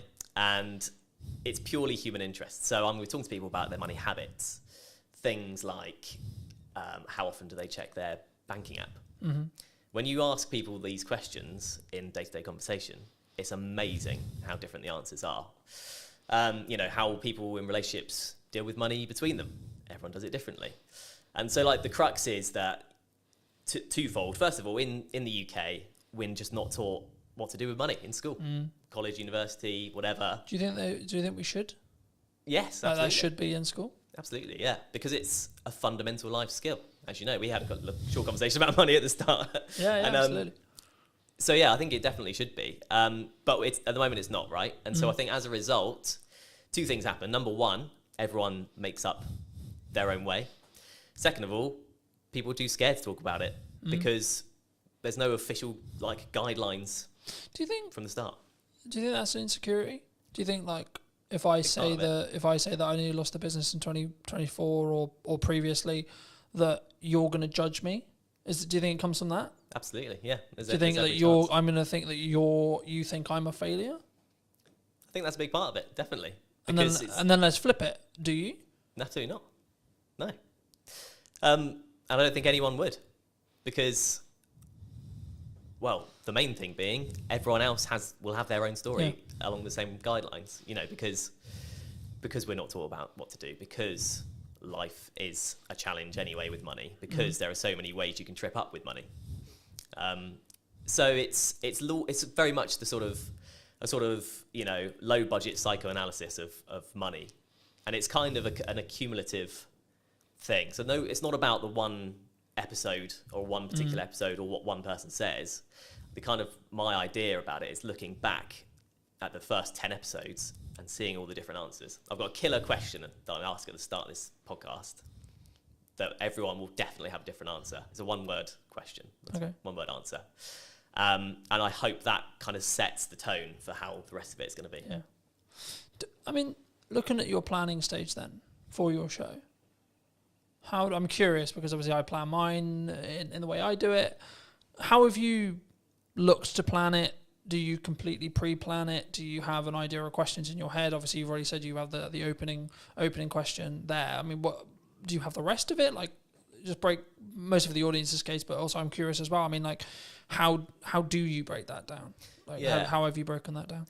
So I have kind of set it into 3 or 4 kind of different sets of questions that relate to specific things. So like I'll have 4 main topics, let's say, and then questions that come underneath that.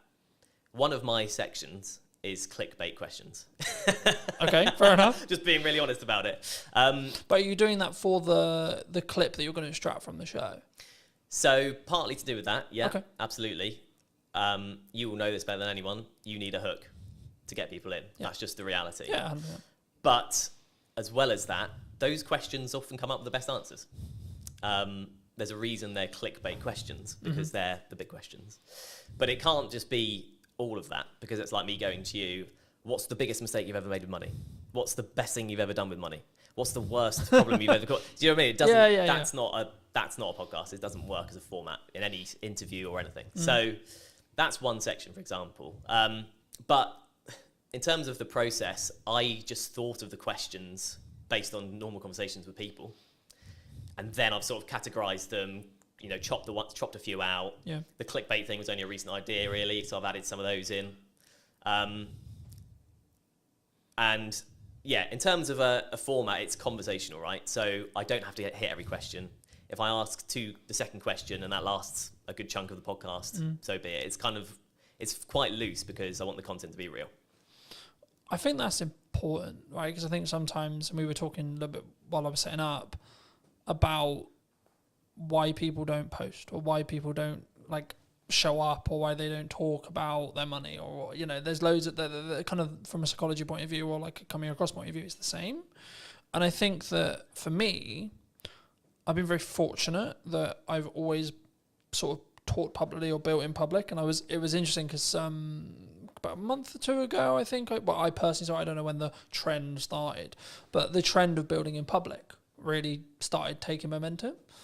I mean, have you, because I know we in our one-to-one, we talked about the fact that you were 6 months ish, like into freelance. I mean, how was your journey from like, okay, I'm going to do this thing, I'm going to go freelance? I mean, was it forced on you? Was it 50%? Okay. Yeah. I took voluntary redundancy basically from my previous job. But to be honest, I'd come to a point where I felt like I wasn't going anywhere in that job, if that makes sense. And yeah, it was a bold decision because I was also 3 months away from my first child being born. So I've since had a conversation with a friend who was like, "You're mad. Why have you gone and done this at this exact time?" But yeah, a lot of things felt right about it. I did seek advice about it from people about, rates and how much work is available, just a few people that I knew. And it just seemed like the way to go, and it has been the way to go up until this point. So it's a bit like that freelance, and you'll know as a business owner, you're just sort of going, okay, I've got through this month, go to the next one. I was definitely like that at the start. Right, I've been very fortunate. I've talked quite openly about the fact that 2024 was quite rough, but I blame myself on why it was quite rough. Yeah, because I wasn't showing up as it's in the correct marketing to actually get the output I wanted, but also in volume, I don't think. Yeah. I think if now I look in hindsight about what I was doing and like what went wrong, quote unquote, and I could sit in the respect of maybe a victimized mentality of saying, well, the economy was hard and there was this issue and then etc. But like as we were discussing before, I think you're an example of this at 6 months in, but I'm maybe an example of this year. You have to have a strong business model. Something that I've tweaked in the business model now is a more recurring revenue model. So we'll work with people on a monthly returning like payment plan. Nice. Or like, and it's not like that's not the only thing I do, but I still do project work. But like for me, it was always a matter of, from looking at a business point of view, of how do I squish those troughs, right, and also squish those peaks in proxy to an extent. But it's basically having a flat line. I know categorically I'm going to have X amount coming in, and then how do I design a business that allows me to do that? But then also, what marketing does that business need to then show to other clients that I know what I'm talking about? And I think when we look at actions, and this was going to be on to the next question, which was around like, is it just the reason why you're busy is because of your output? Because I think sometimes we sit here and go, oh, things are quiet, or like, we both kind of alluded to it already, but business owning, freelancing is difficult, right? And I've had times where it's really, really hard, where I know I've got to hit a certain amount every month, and I'm like, I don't fucking know where that money's coming from. But how do you look at it when you were looking at either going full time or like now in respect to like keeping your pipeline full? If you don't, because I'm in a quite privileged position where I've got that residual revenue, so actually I don't need to worry too much at the moment as it sits right now, because I've got that residual revenue. Of course, I'm still pushing, I'm still looking for projects, etc. But I don't need to worry in the same way as if I didn't have that income. Yeah. So for people who are maybe in the position closer to that, where they're just project to project, and maybe they don't have a pot of money and they don't have like money management, how do you look at it? How do you create a strong pipeline, I guess is the question. There's a magic wand called LinkedIn these days. And it basically, I've just utilised that. So you can find companies that do what you do, or companies that you want to work for in a freelance capacity. Then there's a tab that says people, and you can directly speak to the people at these businesses that you want to work at. That's all I've done. And at the first 6 months, I'm thinking about 10 months in now, but the first 6 months for me, 100% of the work I got was through LinkedIn. Okay. So, and was that through what I would call in the trenches, hand-to-hand DMing? Right. Yeah, absolutely. There's a strategy, I call it, it's like cold DMing, cold outreach, cold warming. It's not glamorified. It's not you put out a video, it got 1 million hits, and then you get 20 phone calls. Right? Absolutely not. No one's calling me at this stage. Definitely not. But yeah, it kind of just through messaging people. Sometimes people I knew, and that led to work. Often most of the time, people I didn't know, and that led to work. And it's you often hear in sort of success stories, it's like a lucky break or a sort of lucky thing. And I kind of did have that with my first job. But it was because I made that approach, and I said, "Oh, hi, you do these kind of podcasts. I've done these for this number of years. I'd love to do more." At that time, they happened to need someone because they wanted to do something new. Yeah. and I got the work because of that. And it's one of those things, isn't it? I think the quote is, luck is where time and preparation. Preparation meets opportunity. That's it. Preparation meets opportunity. It's luck. That's all and luck so, is. Yeah. You're prepared for an opportunity to come, and then you continue to keep yourself prepared and keep yourself ready. Like, we're recording this just before, about a week and a half before the kids break up for school, right? A lot of people in business look at that as, oh Christ, everything's going to go quiet. Everyone, which understandably, they're going to spend time with their children, they're going to go on holiday, etc. I read a post the other day, there was something on the lines of, things are quiet, right? Things like the creative industry is struggling, got these kind of terms. And I was like, okay, that might be true. And it might be actually we're coming into the summer holidays, etc. But that's then an opportunity for you to A, output your marketing, B, look at maybe cold outreach or what you're doing there, and then try and set some stuff up for September. I mean, do you see, like, are you, because I remember when I was just project, especially when I was like tighter on cash flow, it'd be this rush to get money in because I knew I'd have 6 weeks where things would be a lot harder. Are you either financially planning wise or pipeline wise or etc., are you planning for that to be slower, or do you expect actually there's going to be a percentage of businesses that actually just keep going and work around everything? Yeah, I just feel like at this stage I don't think I can really plan for it, if that makes sense. The planning is outreach. Just message people, talk to people I know, people I've worked for before, people I don't know, people I want to work for, all that kind of thing. So yeah, I'm not at that stage yet where I could do that, but there are opportunities sort of on the horizon where I may be able to do that. So it's one of those, really. I don't know exactly how that planning would look like for me right now, if that makes sense. Yeah, no, absolutely. I mean, I think, and this is kind of like a bolt-on question to marketing or networking and how you tackle those things. For a long time, people have always looked at maybe traditional marketers as, I'm going to go to an event, I'm going to network in the room, and I'm trying to get work from that room. What I've always understood is it's networking through that room, right? But nowadays, because of time and because of what I do less of the in the room having a conversation stuff, but I'm still leveraging either the network that I have and then their connections that they're making potentially, or you as an example, or I'm actually just trying to utilize the network I already have to then lean into either creating more content or creating opportunities to have conversations in one-to-ones with very targeted people. And I think sometimes, especially at the beginning, and I look at it as phases in business, right? So I'll use you as an example. The phase you're in freelancing as a whole is you've got to do a lot of hand-to-hand, you've got to do a lot of time investment, you've got to do a lot of network events, you've got to, like, I think the term would be like kiss a lot of frogs before you get your prince or princess, right? And I think for me, it's then about like maybe looking at scaling. You may not have thought about this yet, but like, how would you then look at, say, you're 3 years down the line, 4 years down the line, and actually you've got, like, not that you don't have a reputation now, but you've got more of an established reputation. How would you then like say to a person or a client or a friend that maybe was looking to scale? Because the issue is when you're trading time like that, it's not as scalable, right? You can scale the unscalable by just working really hard and working smart, sure. But would you look to do content? Like, how would you look at it from your perspective, and or what are you planning to do? In terms of content, how do you mean in terms of content? In respect to, like, would you continue to network and would you continue to lean into your own podcast and see that, because I expect what will end up happening, of course we don't know, it hasn't launched yet, but I expect what will end up happening is you'll get inquiries solely because you have a podcast, right? That's kind of, yeah, and that's part of the strategy, frankly. Yeah. You know, an ultimate goal for the podcast would be sponsorship eventually, right? Mm-hmm. Very hard to get, notoriously, very long time to get there. So I'm not particularly holding my hopes up for that at this point, but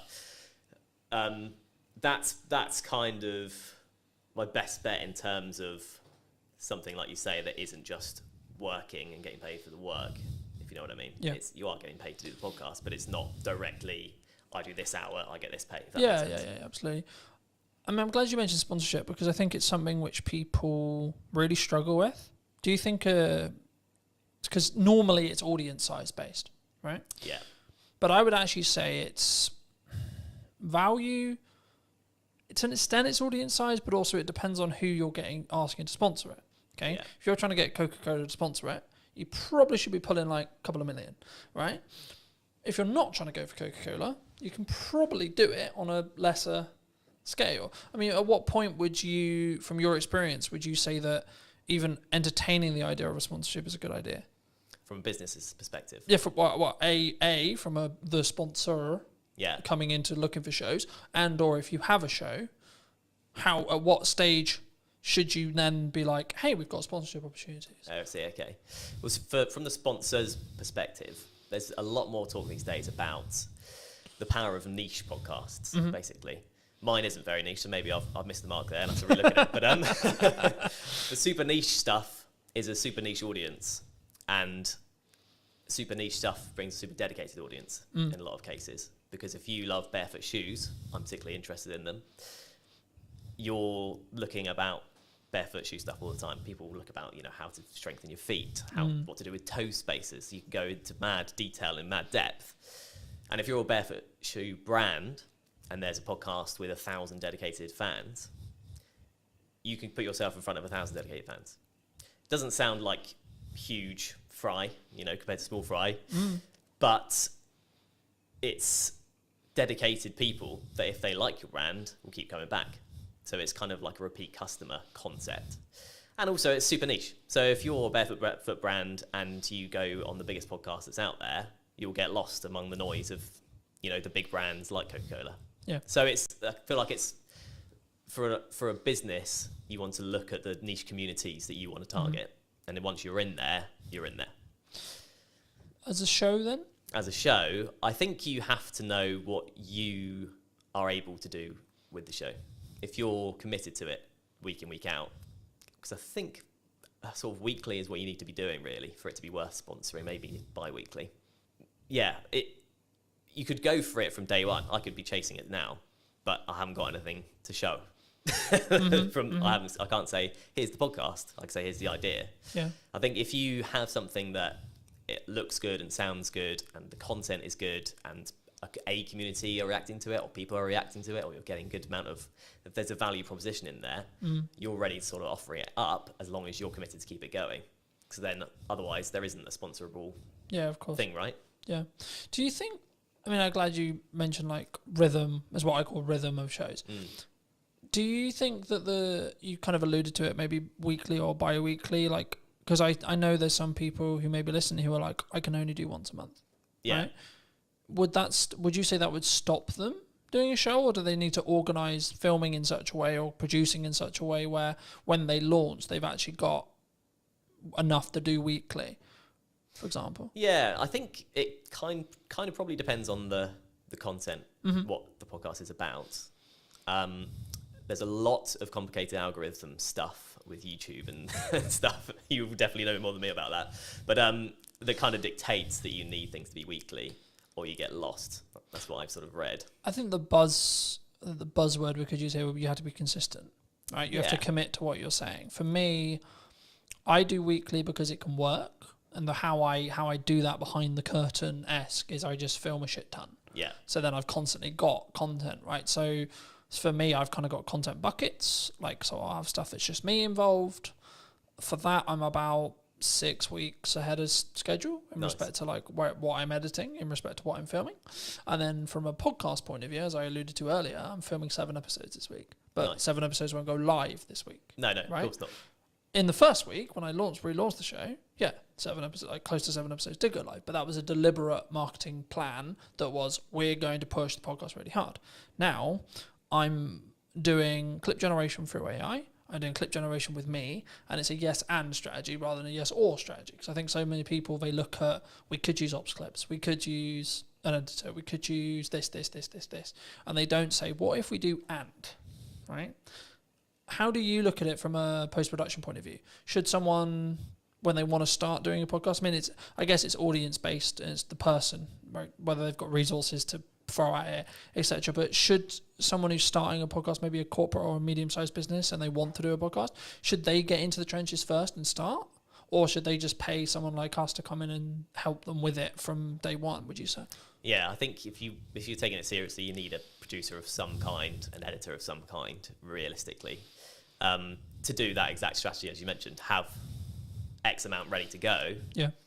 And then it just kind of mitigates against all kind of problems coming up. You know, the studio isn't ready, you know, available. Studio isn't available, someone doesn't show up, someone's sick. Yeah. You like, for me, there's client delivery weeks where I cannot fit it in. Yeah. Physically, there's no gap in my calendar, it doesn't happen. Yeah. Right?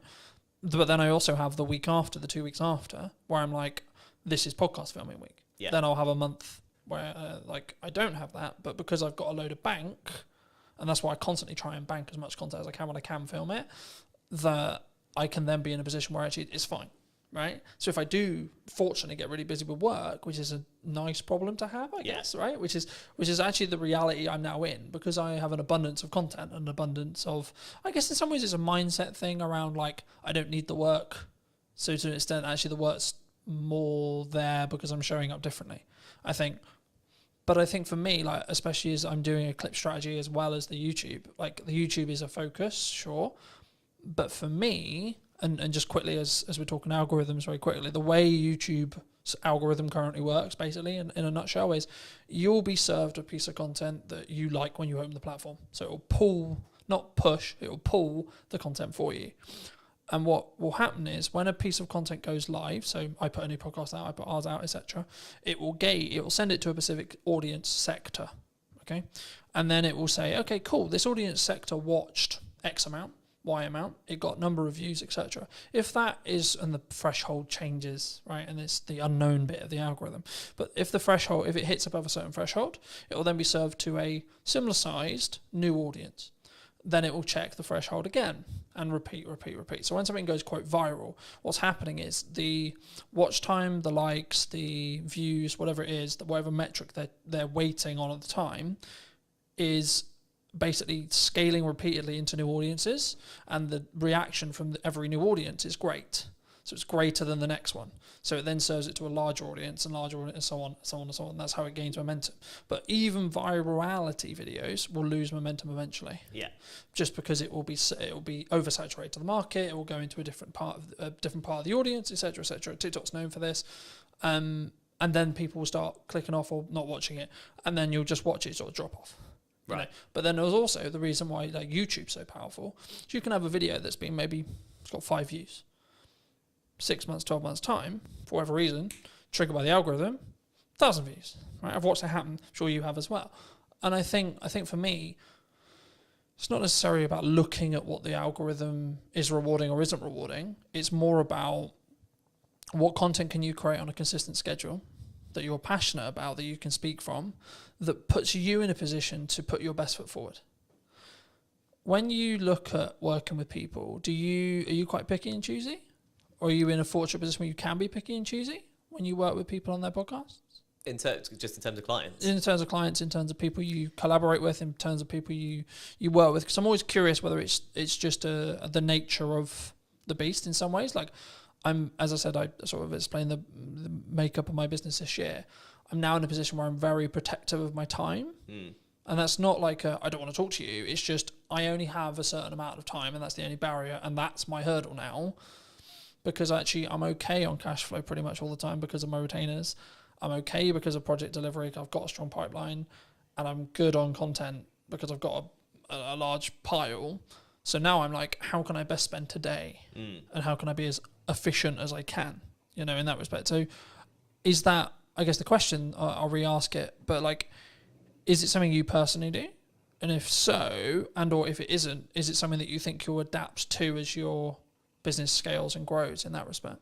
Yeah, I think it's a stage thing. So at this stage, I'm picking up what I can, where I can, effectively. If there's something I particularly don't want to do, I'm not going to do it. I was just saying, is there still a line? There's still a line, I think. Yeah. There's a line in terms of the day rate, frankly. If that's not up to scratch, there's a line in terms of what the actual work is. Sometimes. Do you think people struggle with? So I've said no to certain clients just on like, not necessarily political ideology, but their approach, how they come across, whether they respect my time, things like that.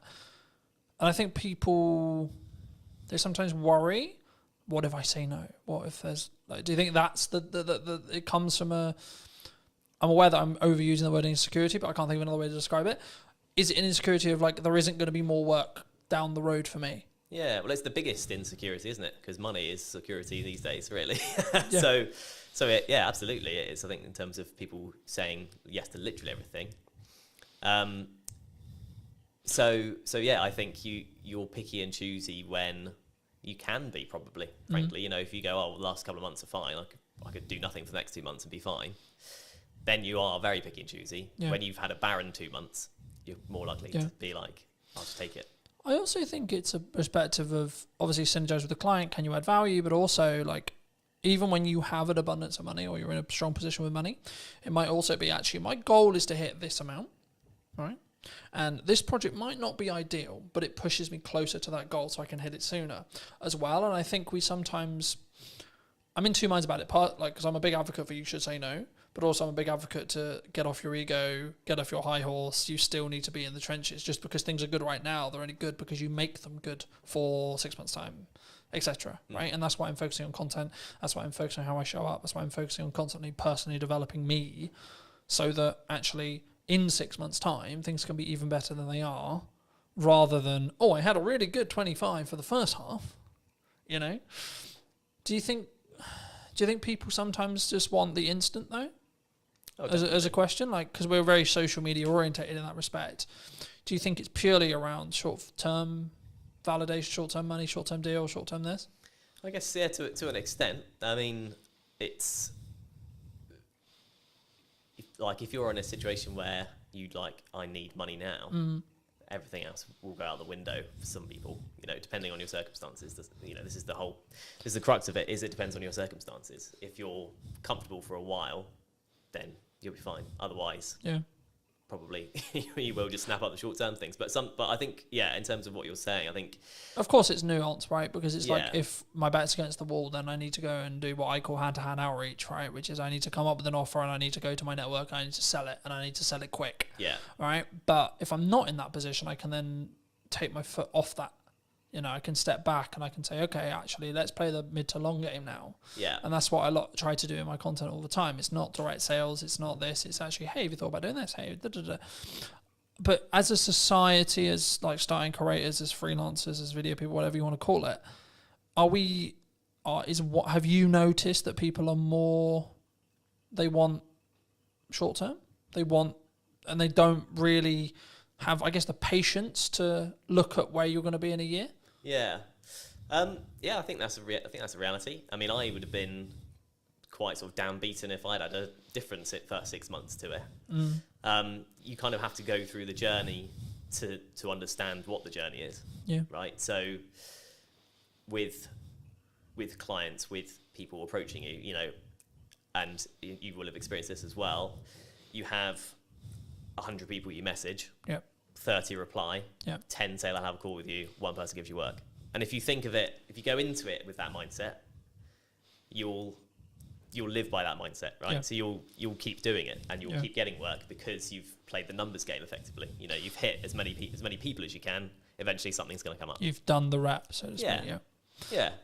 I was going to ask you, it was about speed of delivery, speed of output, speed of execution. Do you think that's maybe a nature of why someone's more successful than someone who's, I'll do that tomorrow, from a mindset point of view? Do you think? So I'll give you an example. Like for me, when I came up with the idea to relaunch the podcast in the format that it was, so on location, in person, and or remote, and then within a week I had filmed 3 episodes of the idea. Within 4 or 5 days, the first one was out. Because I didn't let myself get into that will be on the to-do list for next year. That will be on to-do list for next summer. That will be on the to-do list for 3 months' time. Because I knew I'm only going to get the results. I'm only going to start getting the data if I start outputting. Yeah. Right? And now it's becoming actually a core part of the marketing strategy for the next 6 months to a year. But that's because I've gained a load of momentum with it. And I know I'm really starting to get into a nice groove with it. And that's why I asked the speed thing, because one of the unique selling propositions I have personally as an editor is, so I'll give you an example. At the time of filming, I did a media day for a new client on Monday. And today we're filming on Monday. He's already got half the content already. And it's a week, right? But also, it wasn't like that was the only thing I was doing. I've also put out, like, I think, nearly 40 pieces of content for me. etc. I've done a load of other stuff related to the business. So for me, one of my unique selling propositions, or one of the things I do, is like I work really smart and really hard consistently with no result, plan no result. But for me, from what clients have told me, one of the reasons why they continue to work with me is the speed. Yeah. Right? Like one of the things that comes up in conversation all the time, and James mentioned it a couple of weeks ago when I came to do 2 more podcasts, he was like, your speed's ridiculous. And it's because I've built a strong system to be able to work smart, but also just work really hard. And that's where I kind of come from that point of view. Like, I know it's really important, but I know I'm willing to put the graft in and continue to put the graft in for 10 more years or more, if that's what it takes. But do you think that's uncommon in entrepreneurs as a whole? I guess potentially, yeah. I mean, you kind of touched on it. Because there's a level of complacency. There's the work smart, not hard mantra, isn't there? But like you say, if you do both, kind of double the results effectively. I'm going to outperform someone who's just working hard, sure, because I'm working smart and then doing the hours on the smart work as well. Yeah, right? That's it. Yeah. So I think it probably is in terms of that. I mean, the get up and go thing. If you follow Gary V on social media, then you'll get the get up and go thing, because that was very much me. This podcast idea I'm doing was, I think I first thought of it 2 years ago. Okay. I've been writing notes about it on my phone, like month after month, something pop into my head. I'd be like, oh, that'd be cool. And then, but do you think we have a culture of we're going to write notes about it? Yeah, definitely. Rather than execute on it. Yeah, absolutely. Absolutely. You know, because you have to. I think you have to go through that journey. You know, I'll be better at fitness next year. My diet will be better next year. Yeah, right? Absolutely. Yeah, you just need to go. Or next month, or tomorrow. Yeah. It's okay. We can. We've had a really long week. We can chill. Yeah. You know. Yeah, it's true. It is. It's and we've got that comfort, and it's the whole being in a comfortable position. You don't grow in comfort. You have to be in discomfort. But actually, saying yes to things, you've got your yes and kind of mantra. Yeah. So just saying yes to things opens up. You realise, oh yeah, I can do this. Like if you just go, I'm just going to do it, and actually plan it. Like whether that's setting a reminder, put it in the calendar, write down, on your fridge, this is what you need to do today. However you do it. Something I just building off that briefly. Something I found really valuable the last couple of years was, if it takes me less than 2 minutes to do, I just do it. I don't set a reminder to do it. I don't I'm going to write a to-do list or this or this or this. Like, I need to send an email. I'll send the email rather than write a reminder about sending the email, because the action will probably take less time. Yeah. 100%. And it's done. Then you don't need to think about it. Yeah. If it's a longer thing, I need to ask ChatGPT about that. I need to do some research on that. I need to plan the podcast, and it's like a longer goal thing. Start momentum by putting a reminder in your calendar and then stick to that. Yeah. But I think sometimes, especially with like fitness, I use that as an example all the time. It's like, I need to start running. Okay, but when's the first run? Yeah. You know what I mean? I think, and I've just finished Atomic Habits from a book point of view, and it talks about specifically, my girlfriend's driving mad because I keep using the word compounding, but it's the only word that matters at the moment, right? Which is that everything I'm doing is like, how can I compound? How can I small win? On the way here, I was reading my second book. I've started reading physical books rather than listening to them. For a long time, I listened to them. As a dyslexic, I was like, right, this year I'm going to read a book cover to cover. No excuses, going to do it. So I was like, right, let's get a book that I actually really want to read that I haven't read, that I know is actually quite good because it's got good reviews, and has been talked about in this whole improvement space for ages. So I was like, okay, cool, let's start with Atomic Habits, see where I go. And then I went on to Mel's 5-second rule, which I knew about for a long time. Mel Robbins is a leading psychologist, for those who don't know, in Canada, and she's just launched a new book talking about they, them, and other people's opinions on us. It will be on my read list. But for me, the crux of the 5-second rule, for those who don't know, is you count down from 5 and then you move, right? So 5, 4, 3, 2, 1, move. And what it will do is it will trigger your mind to do the action step. So if you're like, I need to start running, okay, 5, 4, 3, 2, 1, go get changed, go on a run. Because we don't sit in that uncomfortable window long enough on average, right? I'm really embarrassed because I'm not good enough at health and I can only last 2 minutes of running. Okay. But then the next day do 2 minutes and 10. Next day do 2 minutes and 30, etc. And I think once we start building the compounding, right, is when the snowball effect will continue to roll. I mean, do you think that, is that what you've used to get to this point, do you think? To a point, yeah. I mean, the Atomic Habits, my favourite quote from that is, every choice you make is a vote for the person you want to be. Yeah. And once you tie it to your identity in that way, there is a bit of a mental switch, and you start doing even the smallest things, right? You know, like the eating healthy or whatever. You make the healthier choice on a menu, all that kind of thing. You justify it to yourself in a way that's personal, and in a way that you can then live by effectively. So that's definitely helped. And you know, there's a lot of things in that book. That book's brilliant. You know. So yeah, I think definitely. Obviously I've read it as well, and it's probably helped me. I've signed up to the newsletter. I get that as well, and I do think there's something to be said for being in that world of like the positive quotes and shifting your mindset around certain things. If you look at it enough, you just will start to think like it. I think for me, I've been aware that like what I consume is how I'll show up, right? So like that's why I'm trying to build the habits from building off Atomic Habits, but in general, I'm trying to build the habits and build momentum. So like when I finished Atomic Habits, I was like, I've ordered another book, but it won't be here for 3 days. So I'm like, I need another one, because if I stop, then I won't do it. Then I broke the habit. And in the book, in Atomic Habits, they talk about streaking. And I'm the same with fitness, I'm the same with podcasts, I'm the same with everything. But for me, that's the key. So actually, I'm not like, my heart's not broken that my other book's not going to be here, because actually it's now planned in for when I finish Mel's, right? So actually I'm constantly like, and now to an extent, my travel plans, my thought process, etc., like how I use my downtime is actually trying to change. And like, actually I'm sleeping better because I'm reading before bed, like I'm reading on trains, etc. I'm like using my phone less, and I'm trying to, I guess sometimes I did an episode that I'm recording about a week ago talking about digital detox. And I for me, I've been notoriously known for like, because we work in media, so we're constantly on our phones and we're constantly, etc. And it's a tool, but I hadn't given myself that. And that's, I think, why I shifted into physical books as well, because I was aware that I was constantly on my phone. Do you think that's like from a psychology or your own well-being, or like as a freelancer, that can be your advantage? Like having those non-negotiables every day? Yeah, I think so. Yeah, definitely. I mean, it's an interesting dichotomy, like you say, because when you're in the industry and when you're in a position where you can't not rely, but you're chasing views, but then you recognise that it's tough. It's tough mentally, or it can be tough mentally. Yeah. It's hard, but I think that is where a podcast comes in, particularly an audio one, because you don't have to be on your screen, and if it's got enough value, it's not just doom scrolling.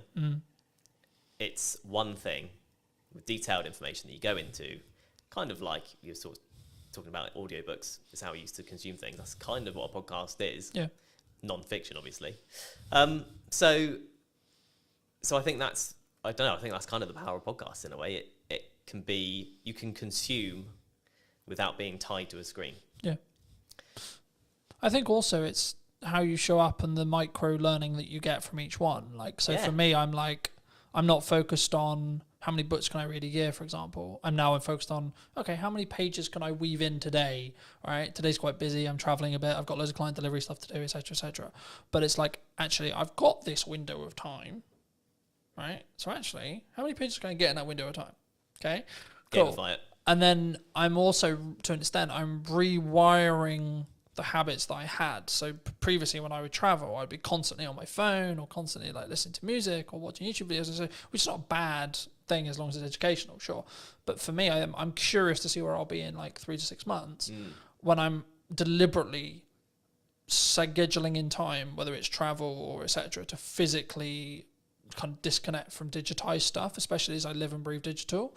And that's why I thought I'd mention it, because like for me, that's something I don't think we think about when we look at the podcast as well. Because I think what you'll find, and I'll be curious to see if we do an interview in a year about whether your money management skills is like compounded really, really hard, because you're constantly talking about money, right? I found I'm becoming an infinitely better marketer because I'm constantly talking about marketing, right? So I notice little things like, hold on, I said that thing in the podcast, but I'm not doing it with my own content, right? So you mentioned hooks earlier. I'm not doing strong enough hooks on the ones I'm editing. Okay, how do we do that? How do we fix that? So now I'm focused more on how do I create a really strong captivating hook. That will probably grow into how do I create a micro trailer, Yeah. I expect as an editor, but also the knock-on effect for my clients will be they'll get a better product. Yeah. Which in turn means I'll be able to charge more, which in turn means I'll have more money to either give myself a longer buffer or outsource to do other things and scale the business that way. Do you think, like, I don't want to specifically like steal in some ways a lot of your podcast, but if you could rate yourself on money management right now, where would you rate yourself? 10 being incredibly good, you know where every single pound's going. 1 being, I've got no idea what's in my bank account. Yeah. There's a psychology fact about ask someone for a number between 1 and 10, everyone says 7. But that's kind of where I'm tempted to land on that, really. You know, I've been on my own journey with it, definitely. And, you know, I married an accountant, so that's helped me quite a lot.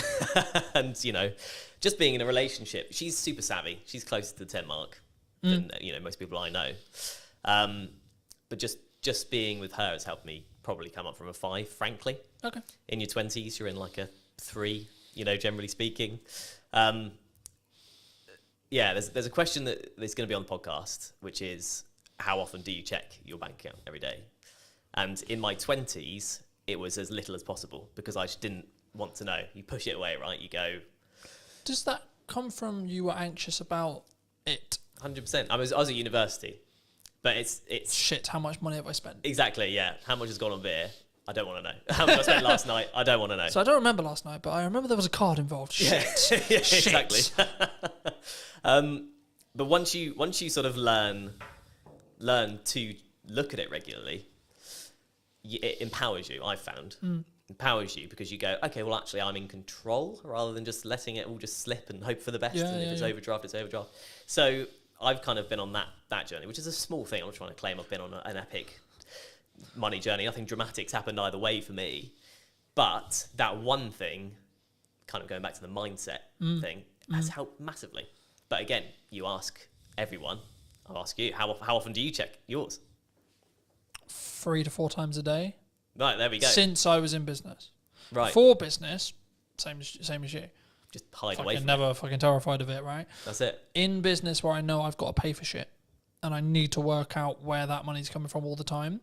And I'm doing a technique at the moment where I'll hide a significant amount. Whenever I get paid, I hide a significant amount of my money away into an account that happens to have 4.1% on it. Happy days. Yeah. But it's actually the point of I deliberately, yes, I'm doing well, but I deliberately live on a lot less. Yeah. And I deliberately keep, in regards to what I see every day when I check my bank account, a lot less because it allows me to keep pushing forward and keep thinking I need to find another way to invoice something or have more money coming in, A, but also B, when there is an emergency, I can go, I'm actually good.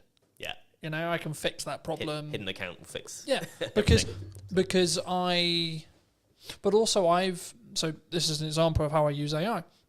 AI is currently tracking for me the books I'm reading, what my takeaways are, how much am I showing up, what my fitness is, where my money is being allocated and how and why, and how well that's doing and how in line I am with the goals, how the podcast is doing, how many episodes I've filmed, how many episodes have gone out, what views are going on, what views are likely to happen in the future because it can extrapolate the data from, okay, you're here now and then in 6 months I think you'll be here. You're following the growth rate.